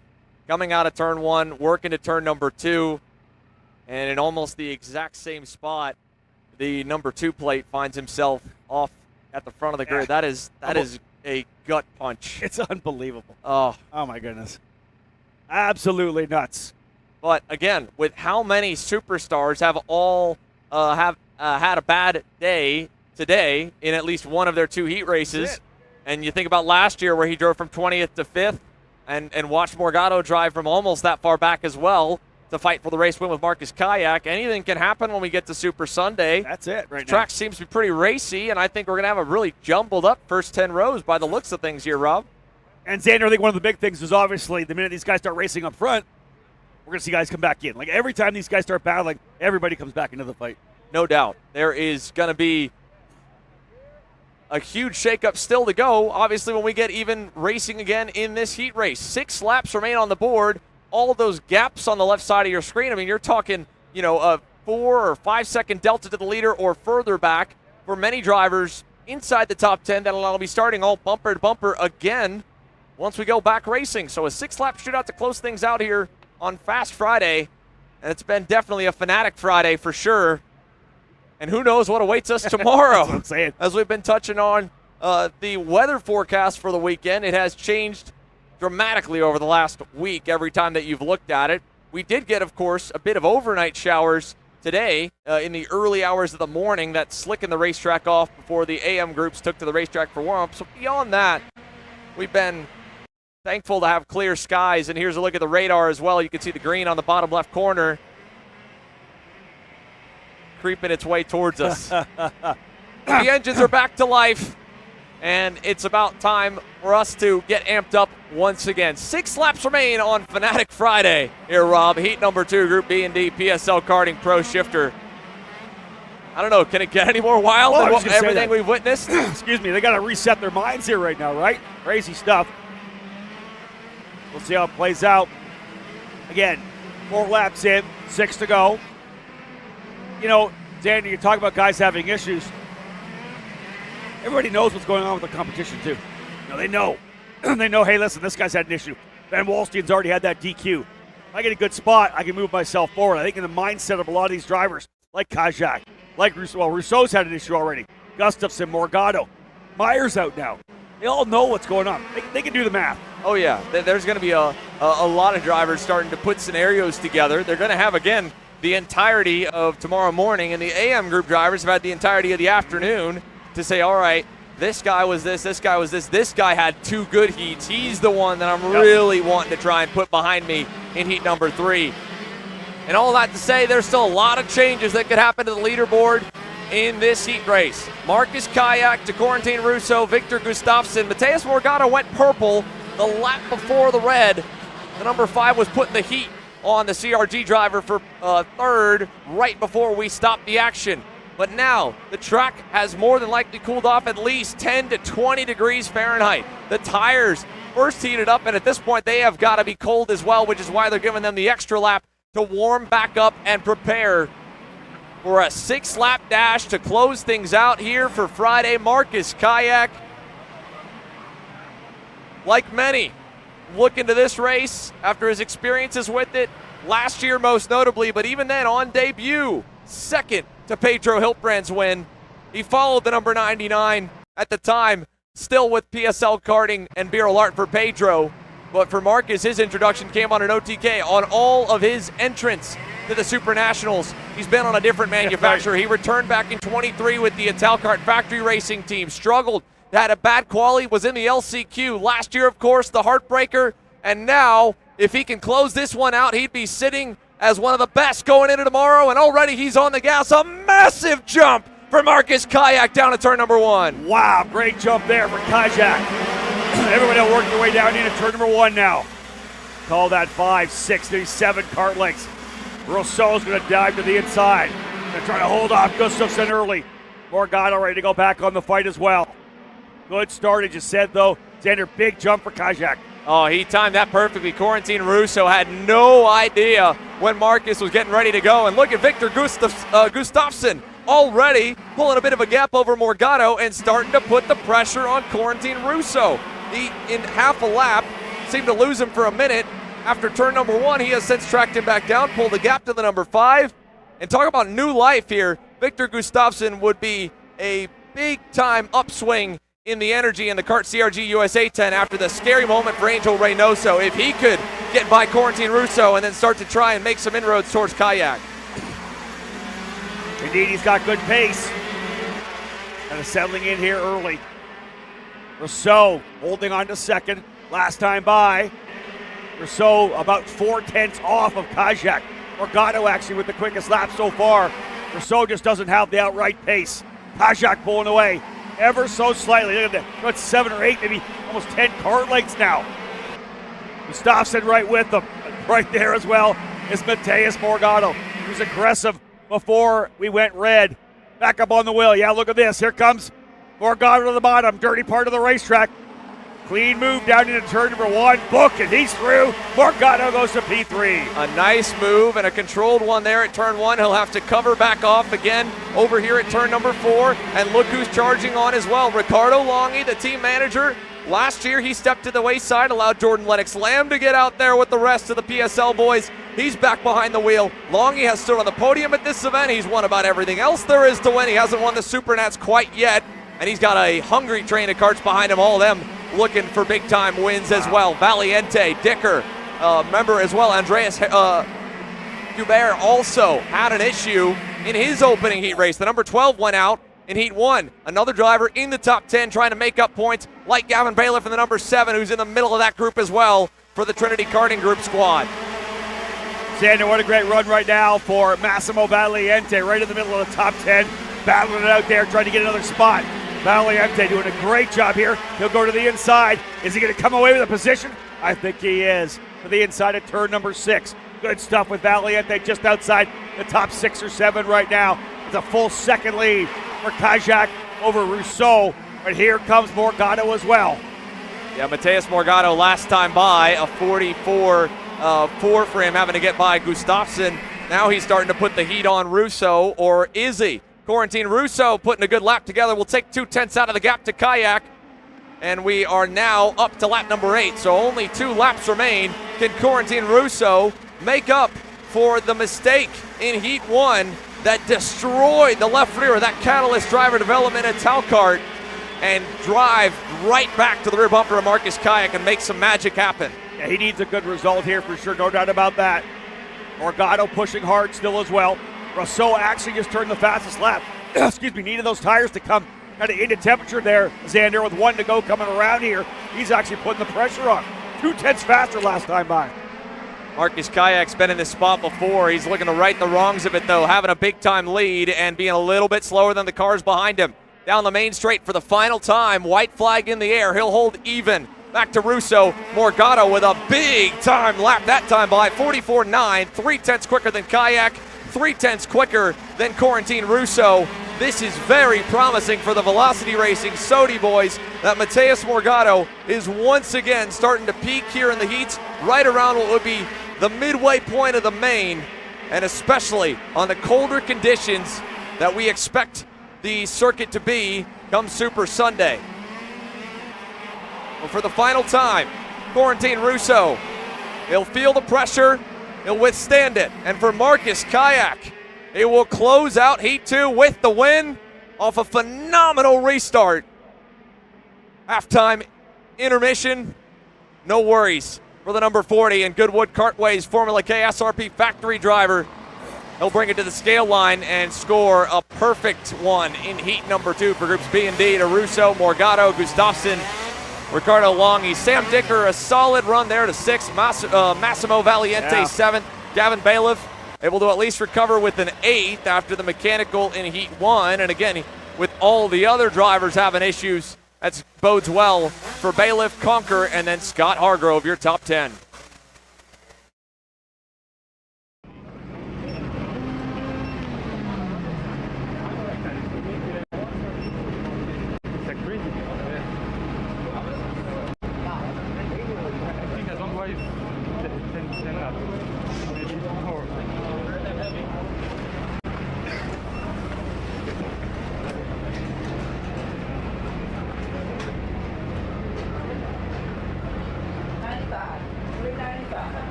Well, as the scale line begins to roll here, Rob, a bit of closing thoughts for us. Of course, the broadcast coverage continues with the Perico pit box once the drivers roll their way through. But for you and I, and at least for you here on today's show, we get the time to go over a little bit of thoughts. Let's see down at least the board on this heat race. Talk about and the ultimate opportunist here with Kyle Wick. 14th across the line for him. He was spun backwards in turn one off the original start, so a good recovery. Yeah, it's a solid recovery. Exactly that. It could have been a lot worse for Kyle Wick. I think he might have got a little bit lucky, honestly, with that red flag. Get a chance to get back up 100%. together, maybe get a couple spots late. A good recovery for him. And again, it's going to be consistent results. They're going to put you in the top 10, top 15 for the start on Sunday. Let's go down to Caleb Vieska. He's got our Heat 2 Groups B and D winner standing by with him.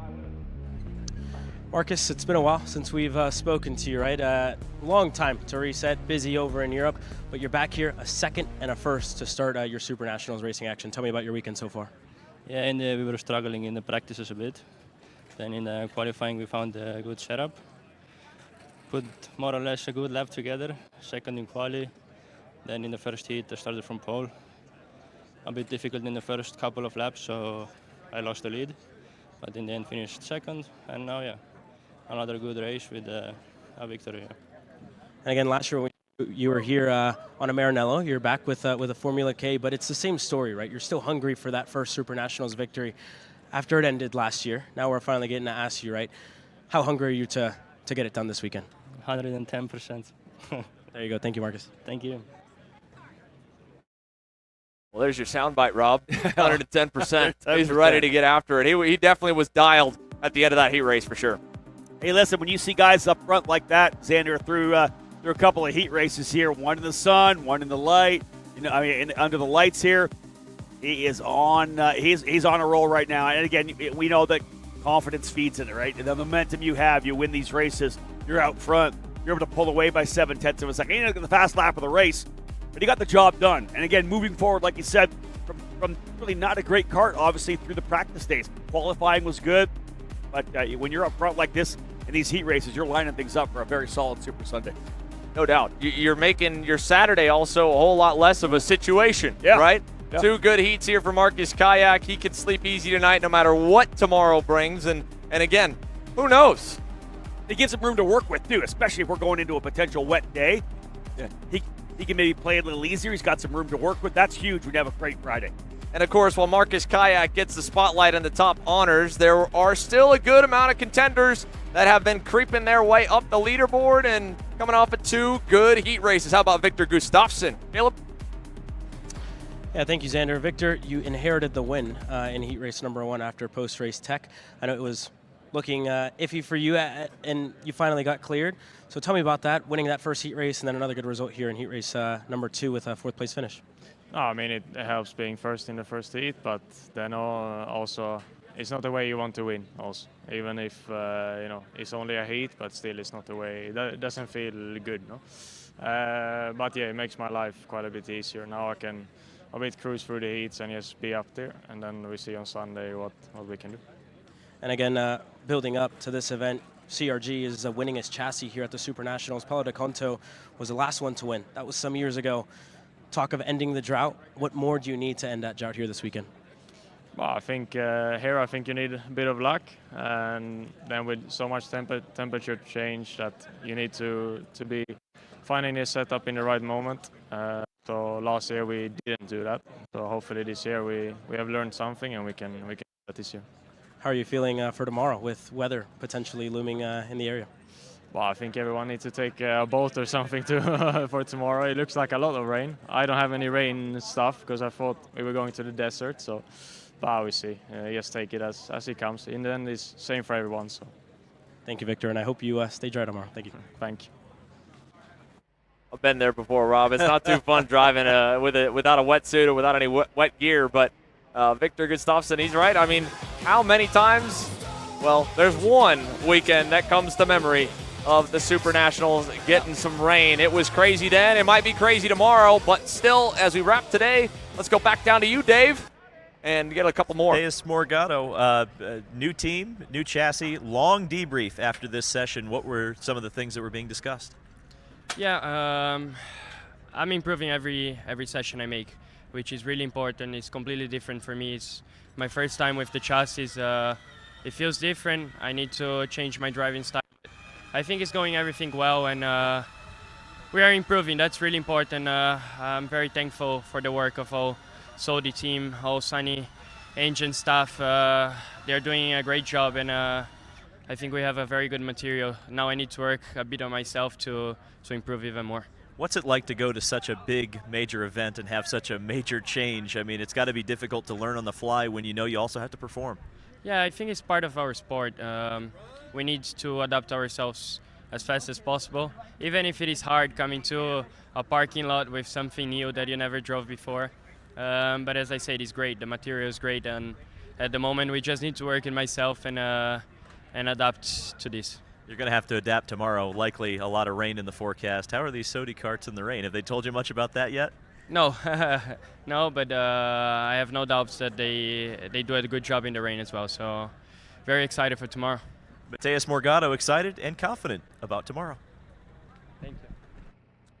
And that'll do it for you, Rob. We'll let you get over to Starbucks for a medicine ball and some green tea, because there's a whole lot of racing on tap. We've already had quite a bit and a lot to talk about when it comes to the SuperNats Fanatic Friday that we've witnessed. There have been many tests to the racetrack and tests to the drivers and tests to the equipment altogether. But at the same point, as frustrating as the contact has been on a chaotic day of heat races, there has equally been some shining moments, albeit some of them took the spotlight away from those with starts like that. Yeah, there was a lot of odd stuff that I haven't seen in the 28 years I've been doing this. We've had a number of different incidents, but these great races. This last lap hairpin, that last corner, there was that flip by Oliver Calvo, just got kind of run out of room on the outside. It's just a wide open racetrack, and we're going to see a lot of over-unders. That's what we got in this particular racetrack. And we have, again, hair on every corner. All it takes is a minor mistake and you collect somebody around you. At the end of the day, I think the biggest thing that the drivers should take away from is do not lose your bearings of where you're at any given moment, because these walls are far from forgiving. This is all, again, still just from the AM sessions. There'll be a full recap of everything that we've seen so far here coming up on the Perico Pitbox Show with the likes of Mike Smith, Henry Beaudet, Haley Donaldson, David Land, Caleb Yeskin. I'll be joining a bit as well. But, Rob, you've done a great job calling all the action today and staying through it all with about as positive as you could be, because like you said, there has been definitely some ugly moments, some wild ones. And through it, well, we've at least gotten 2 of our 3 heats out of the way, even as chaotic as it's been. Maybe the rain will be a good thing tomorrow. Maybe it'll clean it up. Hopefully the drivers sleep on it, look back on these, look back on their moments, go up with some good ideas for tomorrow's action. But when it comes to the track broadcast and all the coverage that we brought you, of course, this Coastal Link recap, the likes of Shop Care, our phenomenal production team that have been at it to bring you a continuous day of already over 12 hours of coverage and more to go here coming up on the Perico Pitbox Show. We're all joined as well, but for Rob and myself on the track side with hot sessions kicking things back off again at 8 a.m. We hope you've enjoyed it. We hope you enjoy the extended coverage as well for the next half hour or so. A lot to unpack. This is just the teaser of it all. Rob, it's been a pleasure as always. I'm looking forward to tomorrow to have you with us as well. Yeah, Xander, great stuff for sure. An awesome day today. Everybody's has their storylines changed with a couple of heat races. They'll all, as you say, sleep on it. They all have to come back with focus on what they need to do tomorrow to potentially, number one, make it into the main events on Super Sunday. Because remember, Situation Saturday means LCQs as well. It's going to be a lot of fun tomorrow. A ton. And don't forget the dice roll. It all continues tomorrow, and coverage continues right now with the Perico Pitbox Show on the other side of this break. Attention SuperKarts USA drivers. Be sure to order your complete photo package from On Track Promotions. All drivers receive a minimum of 40 photos from throughout Friday, Saturday, and Sunday, with instant access from our automated delivery system. Visit otp.ca right now to get instant access to your photos.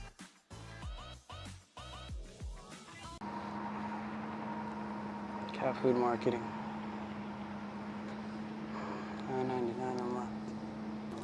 Dude, Caleb, wake up. Dude, we're live in 5 minutes. Let's go. Come on. What are you doing? Dude, I'm so sorry. Xander had me in a cat food marketing meeting till like 2 a.m. last night. Come on, man. Do you have anything I can drink? Dude, I got the perfect thing for you. Perico. It's a healthy energy drink alternative. Perico, non-GMO, gluten-free, kosher, magnesium, B12, B6, Yeah, it's good. B5, biotin, and zero sugar? Pericazo! Try Perico, made with natural ingredients, organic caffeine, and supports your metabolism. Try the new official energy drink of Kart Chaser.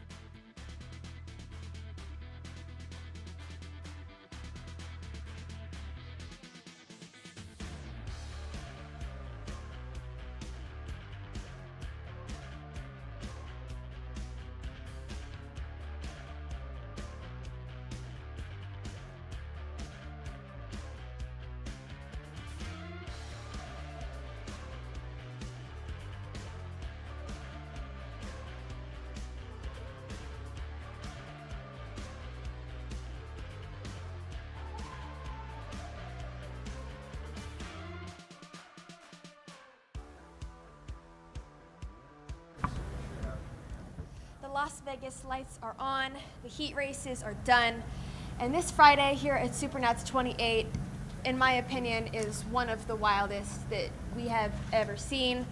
My name is Haley Donaldson, and joining me today are Mike Smith, David Land, and Henry Bodette. Guys, let's get into it. We've got lots to cover on today's heat action. Let's start with the X30s. First of all, what happened out there? Well, it was chaotic. It was chaotic. I mean, first of all, we were trying to figure out whether it was Fast Friday, Freaky Friday, Frantic Friday. Frantic Friday. I think it was all of the above. First thing, before we get into anything else, Angel Reynoso, the Mexican driver in Pro Shifter, has been transported to a local medical facility. When they put him into the ambulance, he was talking to his family. He was talking to his team. I spoke to Jose from SKUSA Mexico, who said that, yeah, he's going to be just fine. Obviously a scary incident. We're not going to show it to you, but obviously when a driver hits a barrier, that barrier obviously, knocked Angel out, and then he was, full speed into an outside barrier. The Kart, the CRG he was driving, held up remarkably well, and when I say that he was talking in terms of, obviously he had to come round. He was a little bit, shaken up, but the fact that we're not talking about broken limbs and things like that is a testament to the strength of the chassis. That's obviously, don't want to start things on a down note. However, it does, encapsulate some of the wild action. David, you started the day by saying that race 2 of the day was chippy. If race 2 of the day was chippy, then I think possibly this afternoon with the dips that go with the chips. Would that be fair? I think that would be fair. Henry, I started off this day, before I got chippy with it, by saying that this would be a day that, you weren't going to be able to win SuperNats, but you're certainly going to be able to lose it. A lot of people lost it today. They lost it on track, off track. Mike Smith. In the scale line? They lost it in the scale. They lost a little bit mentally as well. They lost their heads because I know the SKUSA penalty boards. I mean, we've chopped down 3 Amazon rainforests just to get the boards to put the penalty sheets on. Yeah, and at the end of the day, that's if you want to be able to try to keep track of any of the penalties and stuff like that, you need to go on the WhatsApp that they have, and there's a slew of them. And one thing to keep in mind, too, we talked about the driving standards in the earlier show without getting into the weeds on that one. The reality is that there's a ton of penalties being handed down. SKUSA staff's getting after it, and anytime that they do stuff like that, that's just what's being posted. The review process is extensive. So everything that's gone up on the board, up on the WhatsApp there, has already gone through the camera system, and there's a lot going on the back end, and there's a lot of penalties being handed down for those driving standards kind of infractions. In terms of the driving infractions that have been handed out today, who is going to struggle tomorrow and coming Sunday, seeing as now they've been docked? Well, there's 2 lots of infractions. We've had the driving standards infractions, and then we've had the rule infractions. I'm quite glad that none of the front runners are really affected by any of the rule infractions. We'll get into that in terms of the Pro Shifter class. We can cross a few names off the potential winners list after today. But I mean, it all started. It's night has fallen here in Las Vegas, but it all started this afternoon under cloudy, but potentially positive and hopeful skies after this morning with X30 Pro. Yeah, it started in Heat 1. We've got a clip. Let's take a look back at it. Well, there is the shoe, Jake Drew, getting jumped by one of the stars of the show in a positive light, Mika de la Mazure. It all started going off a little bit earlier. That was the number 71 Kart in issues. Jacopo Martinez, after his heroics this morning, he was back for more, and bringing with him the number 36. That was Hannah Greenemeyer getting involved. She's qualified so well, had a decent first heat. And hang on, here comes Paul Paulie Massimino as well. No, there's the number 23, Mika Lemassure, into second place. Ruben Moya tried to give the Spanish Inquisition to the rest of the field. Joe Turney getting involved. He has been in the thick of it. If he is going to be a repeat winner, he is going to have to work for it, is Joseph Turney. But of course, Turney wants, Turney gets. Round the outside, Ruben Moya's thinking, here we go, let's have a bit of Euro action here. Then he fell back. He gives a bit of the, that was a bit of the Euro swerve into Mika Lemassure. Mika Lemassure says, listen, I'm from Australia. You don't get tougher than an Aussie from Walloon in Queensland. And Joe Turney was able to hang on to win Heat 1. And you know what, boys and girls? That was quite calm, wasn't it? Oh yes, this is the start of Heat 2. Oh boy. And 1, 2, 3, 4, 5, 6, 7, 18, 27, 19. Henry, it's easier to count the ones that weren't in it. 83 go-karts.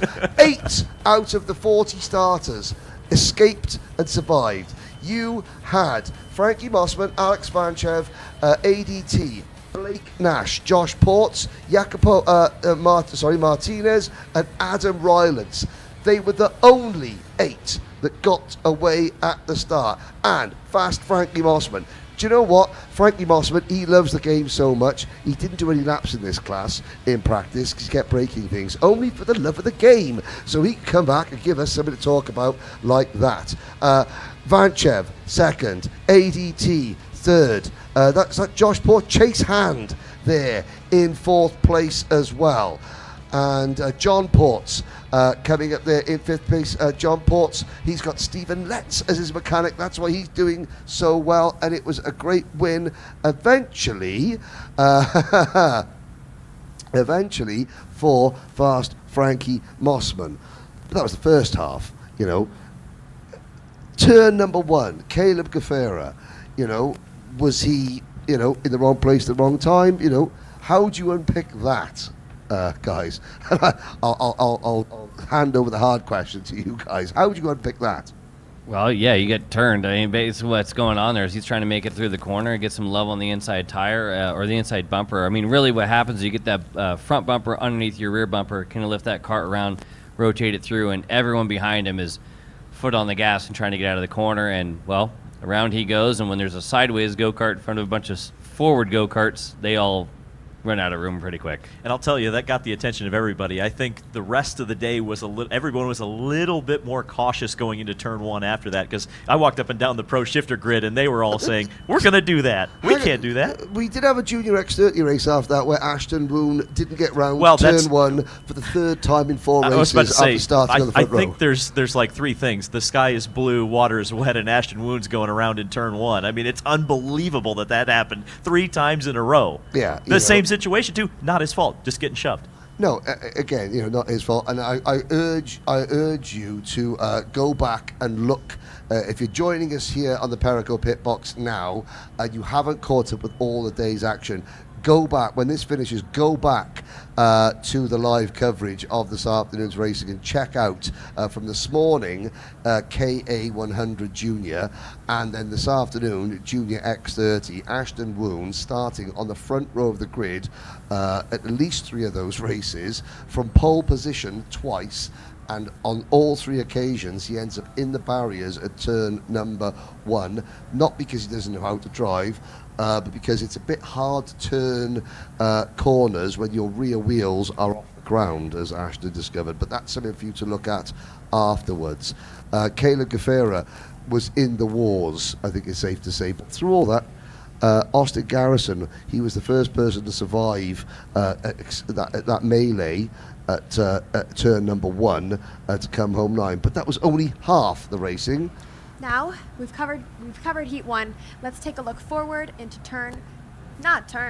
Heat 2. Yes, here we go. Under the lights, you'd think that everything would be nice and calm. And you know what? Around the outside, good start. ADT in turn number 1. In fact, there was a little bit of action. They did the decent thing and waited until turn 4 before they started stacking up, but everyone managed to get through quite cleanly. Now, this... What were you saying, Henry? Oh, yes, apart from that bit there. Now, no love lost between Italy's Jacopo Martinezzi and Spain's Ruben Moya. Here we go. This is a really good battle between ADT and that GFC kart, the number 56, the shoe, Jake Drew, who's had a fantastic Supernats so far. However, it was all going to boil down to a battle, and you can see Martinez, you can see Joe Turney there. Yeah, is that Chippy, David Land? That was Chippy. That was the whole bag right there, I'd say, Henry. That was the whole bag, and the guac dip that goes with it. I feel we were a group of 6, group of 7. Jake Drew having to defend, Joe Turney there in P3. Moya, Ruben Moya didn't endear himself to a lot of people last year with some of his defensive driving, and there's Martinezzi having a late lunge. But you know what? This is what Ruben Moya and Jacopo Martinezzi, they do all year, the European style of sweeping defensive moves. But there's like 8 acres of grass either side of the track, that's okay. When it's Tech Pro barriers, it's a little bit more risky, as we're about to find out. There is more defense. That's Diego Ramos having to defend as well. Lots of action in the middle of the pack. Moya managed to catch Martinezzi and ADT, and well, I'll let you pick up the story from here on in. Well, and that's the thing, Henry, is you mentioned Ruben Moya, that was his exact quote, was you can do this in Europe and you can't do it here. Well, wait a second. Happy. He came up from the European side of things, so he learned exactly how to do it. So, and there we Still's not happy. They were not happy, and this continued all the way into, not past the scale lines, into Tech. There was pointing, there were fingers, there were all sorts of things, words even. I mean, it was pretty ugly. Now, race number 4. Are we going to get through turn 1 cleanly? Yes. Are we going to get through turn 4 cleanly? No. That's Caleb Gafara again, being used as a pinball. On the outside, you can see Gus Lawrence getting caught up, but it did mean that Mika de la Magere. Everyone's struggling with that this weekend. La Magere, he's from Queensland. Now, he had a great scrap. They're 4-car breakaway. Look at Jensen Burnett, P4, Vanchev, P3, and Blake Nash, P2. Lamachere and Nash, hey, this is how you do race. Here comes Vanchev, rookie in the class, 2 for the price of 1 special offer. Vanchev's your leader. Jensen Burnett thinks, I'll have a bit of this. Up we go. Burnett now leads. There's the crossover. Lamachere getting roughed up a little bit. Vanchev, he's got to show his spurs. He's got to say, I've earned my senior stripes. Jensen Burnett, though, top 10 in the World Championship this year, going 1-on-1 with Blake Nash. Blake Nash at the moment coming out on top. However, Burnett gets him back on the last lap. But the story didn't end there. You'll see Burnett celebrating there, not celebrating there. Why not? Because he's got a front bumper penalty. Well, that was a look back at the chaos, the true chaos of Heat 2. Caleb and I spoke on it earlier. He's not with us now, but that we really thought that in the PM sessions that we would see the pros be pros. That's not exactly what happened. I don't know. I don't know. I'm going to have to say it was actually a heck of a lot better. In my opinion, it was way better than what we saw in the AM. I mean, the AM, it was flat out disregard, in my opinion. But in the PM, it was a lot more of the gamesmanship that we were seeing.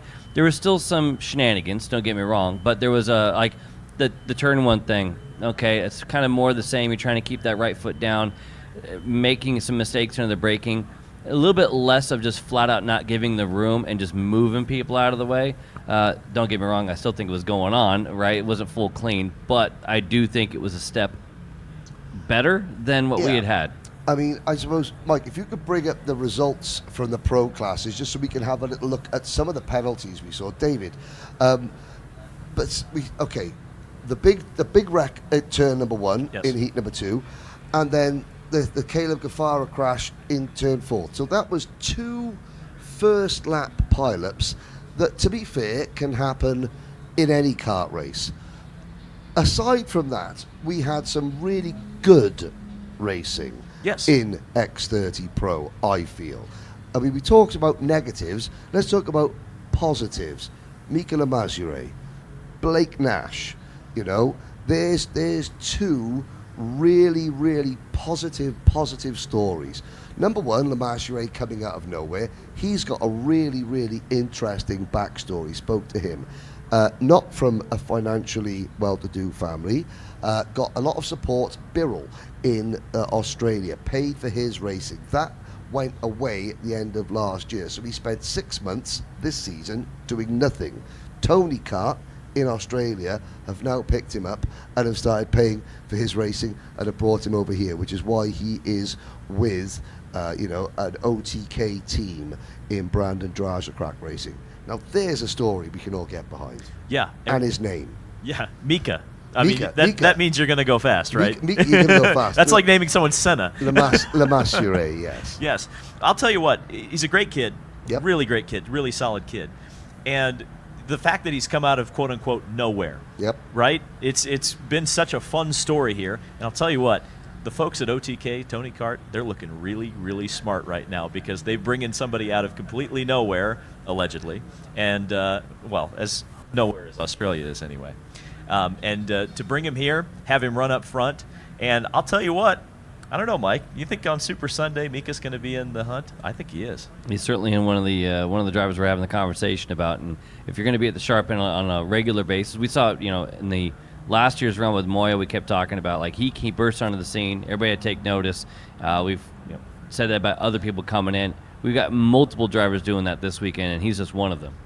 And when to kind of go back to a point that you mentioned about the pro classes versus the morning session, one of the things that was talked about quite a bit was the fact that, yes, you were going to see a lot of give, but also a lot of take. But there was going to be an understanding in the pro categories of this is where the line is, this is what we can walk up to, this is what we can do, versus some of the stuff in the morning where it seemed like no one really understood what the rules of engagement were. Can you kind of explain that? I mean, to be honest with you, it's going to be a tough ask to put myself in their shoes. I mean, the one thing I'll say is that you had the tone was set, right, early, and it was pretty prevalent in the paddock that people weren't happy with what was going on driving-wise, and the drivers know that. I mean, especially the ones doing double duty, they were part of a lot of that. So we talk about race how you want to be raced, stuff like that. And so I do think, though, that, again, you look at the racing, you're going to have a little bit of a different view of things and a different strategy. I remember talking to Jake Drew about no, I need to control this thing from the front. And so maybe just the viewpoint of the drivers did help change how things are going out on course. Speaking of Jake Drew, we've got Caleb Vieska down in somewhere, wherever he is. He's got a report for us on the GFC team. Well, thank you, Haley. I am actually just on the exit of Scales right now, and it's honestly quite a weird feeling, if you will, now being at the end of the day, that the paddock is quiet, everything has gone dark, with the day now being over, the first day of racing. And while we're on the topic of Jake Drew, we're on the topic of GFC. I actually just came out of the tent there speaking with Sonny Cervelli, speaking with Jake Drew himself, and talking about the day as a whole.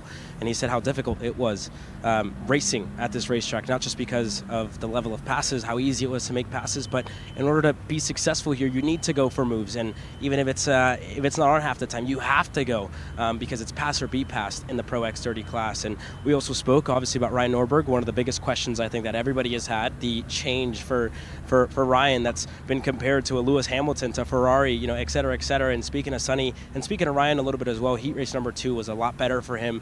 And the biggest thing I think for Ryan right now, and after speaking to Sonny, the biggest thing that I got was Ryan, he's needing that understanding of what's going on with that GFC session after session. And again, that's the biggest thing that he's missing right now. But it's Ryan Norberg that we're talking about, a guy who's dug himself into data with his time over at Rawson Performance Group, and I'm sure tomorrow we're going to start to see him now come into the picture after a successful heat race number 2 for him, feeling a little bit more comfortable and getting his groove, if you will. So that's what I have from Team GFC. Well, thank you, Caleb, for that insightful information. He brought up Ryan Norberg. Ryan Norberg has always been a standout driver who else is standing out to you guys this weekend in the Pro X30s? I mean, we covered Mika Lamassure, and I think we covered Blake Nash. You know, how about ADT? Mike spoke about the rookies. I mean, ADT is is another great shout. Yes, I mean Vanchev is the rookies. Vanchev is a little bit inconsistent. He's been up there though. He's very, very fast. The race could go his way. I think it would need a slice of luck and a couple of other drivers to sort of maybe come together. Joe Turney has survived. Turney has survived. Moya, Martinez, very, very quick, the pair of them. Have they gained any friends, or more than that, have they incurred the wrath of one too many drivers who will not cut them any slack whatsoever in terms of, will I work with that person? Will I give the benefit of doubt? Will I, if I see them moving at the inside, am I going to just cut them off completely, or am I going to let them go? I'm not sure, because, you do need friends at some point. Well, and I think what's going to actually end up happening, too, is once we get into there's the weather stuff that's going to happen tomorrow. We'll obviously be diving into that, I think, tomorrow when we arrive on the scene. But the last point I want to see, you want to talk about someone to watch for? How about Chase Hand? Fastest lap of the race in both of his heat races. We aren't putting a spotlight on him as much because he didn't win, but he has a pair of top 5 finishes, fastest both times. Guess what? When you start going racing on Sunday, what you really want is to have speed, and speed with 2 different groups of people. He might be the guy to watch right now. Finally, I don't think Garrison is out of contention. I think he's still got a chance. I think same for Paulie Massimino, same for Diego Ramos. Outsiders. Hey, Caden McQueen had a really, really strong day today. But talking about SKUSA clamping down hard on penalties, race 1 in X30 Pro, 13 penalties, 12 in Heat 3, 16 penalties in Heat 4. The second heat, they waived all the pushback bumpers because of that pileup, but they still had 2 there. Caleb, he's been on the case when it has come to penalties and legalities all day, hasn't he? Yes, he has, and I believe he's probably still down by the scale line. He's got some information right on those penalties. Yeah, if you take a look here, it looks like Marcus Kayak currently in the steward's office after his second heat race, and this is a look through the window. And again, this caught me by surprise after my report there with Ryan, seeing him in there. And I know you guys were still on the topic of X30 Pro, but this is could be breaking news here in Pro Shifter, especially for the driver who's looking to finally get to the top step of the podium here this weekend. First thing that jumps to mind is, did he jump the restart? Well, and that's actually, I was looking at you right here on the app, guys.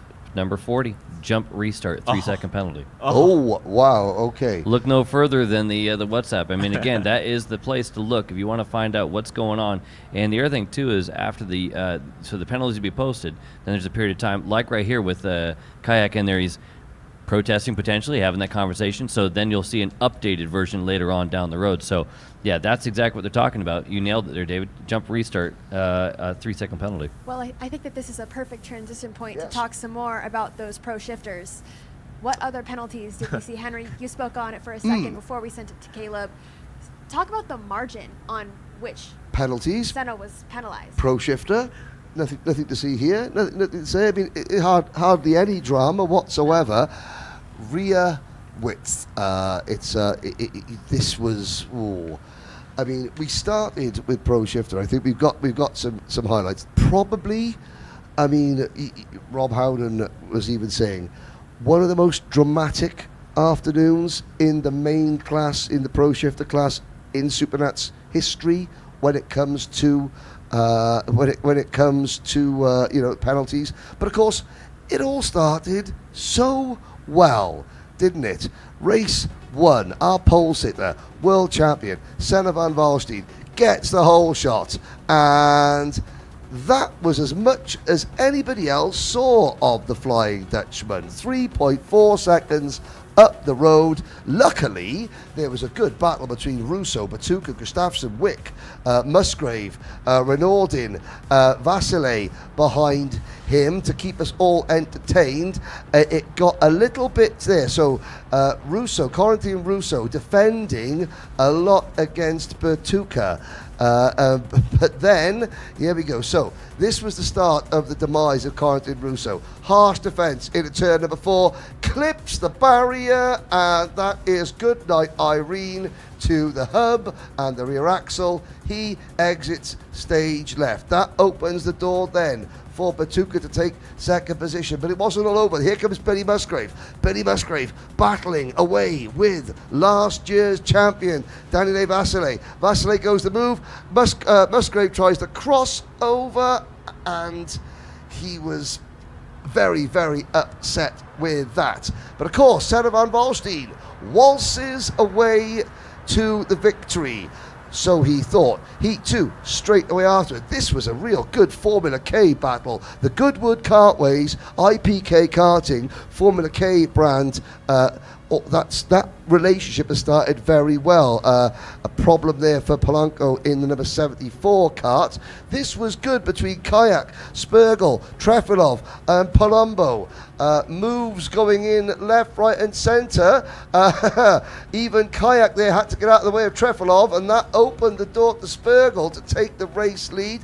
That marauding Maranello in 4th position. Now make that 3rd position for Giuseppe Palomba. He's making good of the use of the fact that he's actually out in the country this year. He's not stuck in customs. He's here and racing in Vegas, and it was going well there for him so far. It was also going quite well for Ellie Goldstein on the TB kart. He was really in the thick of the action, as a lot of battling going on. The Ital course karts there. There's AJ Myers. Myers back in the pack, but AJ in that number 2 Magic kart. A little magic sprinkling of dust there. That is the problem. Gavin Bailiff on the last lap, spark plug came out whilst he was running in the top 8, and checkered flag comes out, Spergel. By this point, all heck had broken loose. We'll get to that afterwards. Heat number 3, Spergel gets the drop on Van Valstein. Was it tactics we were thinking?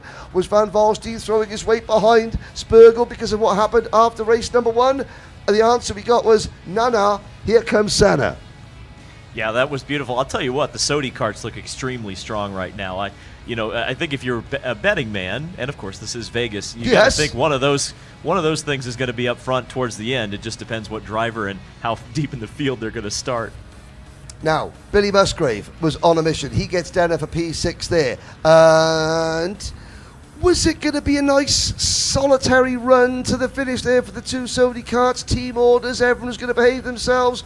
Well, obviously, Spergel didn't quite get the memo, because he was attacking his teammate, Senna van Valstein, thinking, no, I need to win. My Supernats chances are hanging by a thread. He did hold on, however, and creeping in to contention was, Senna's best mate, Christian Bertucca, in 3rd position. Well, that was the 3rd race. The 4th race, we had plenty of issues, including probably the end of Danny Vasile's challenge for being a repeat winner. Out with clutch issues, was it, before the start of that one? Also, we had that nasty accident in Heat 2, but AJ Myers, here we go again. That's Spergel getting the jump at the start there. So this is that was the start of Heat 2. AJ Myers, just when it looked like AJ was about to come good, the engine went kablamo. Pop. And the curse strikes again for poor AJ Myers. But it's not over yet. This is the start. Vasile, problems. He's already had 1 bad heat. This is bad heat number 2. LCQ Central for Vasile. We get underway round the outside at the start. It was a good start, but then there was a spin for the number 4 karts there, the GFC kart. That was Kyle Wick going around. Trefilov, issues, brushed a barrier, and could that be another Supernats contender falling by the wayside in front of our very eyes? Good scrap between Kayak and the Ital kart there of number 8, Corentin Russo. It went on. Then obviously we had the stoppage, and we've talked about that. And still back at the pack, here comes Cristiano Morgado, getting used to the Sony kart. You know, he's there is nothing but you know, that is a traditional Supernat style AJ Myers. It's like Mario Andretti, the Indy 500. Obviously we had the red flag, but then when racing got underway, let's have a look at this restart, shall we? This is the moment right here, Mike. You know, you're the driver. Let's have a look here as Marcus Kayak brings the field back to the green, and boy, oh boy, he got on it early. Yeah, they got the start zone there, the couple of cones on the side, and you saw the green in the air. It's a little bit late on that little clip to find out exactly when it was, but I'll tell you what, you can see a little puff of blue. That means he's on the right foot. Yeah, for sure, and that was obvious from the start. I mean, it was great to see a great restart there, and you know, as you guys know, you want to lead, and of course Marcus Kayak, more than anything, he knew what the situation with Senna was. He wanted to score as many points as possible, but got a little ambitious. Yeah, and of course you're looking there at you know, Morgado. He's one of the few drivers that's had 2 reasonable results as things stand. Haley? We've got to take a pause for just a second on the pro shifters. We'll be back here in the Perico pit box in just a moment. Caleb Viesca is standing by with some more information for us. Thank you there, Haley. And I'm just standing outside of Sony USA competition where they're just prepping AJ Myers' motor for tomorrow. It was a blown engine, unfortunately, for AJ Myers. Same place, same situation as last year. Last little bits of update from me. David Trefilov, unfortunately for him, bent front end after making contact with the barriers, pushing the limits just that little bit too much. And those are the margins here at Las Vegas. And for Daniel Vasile, the issue for him was an electrical problem, unfortunately, on the power plant. So that's all I have for tonight, fellas, and Haley. So I'll send it back to you guys. Well, in terms of the people that have had their luck fail today here in Vegas, is there anyone that we think tomorrow and on Sunday could dig themselves back out of that hole and maybe come out back on top? Well, there's an obvious answer. There is an obvious answer. First of all, let's talk about who did get themselves a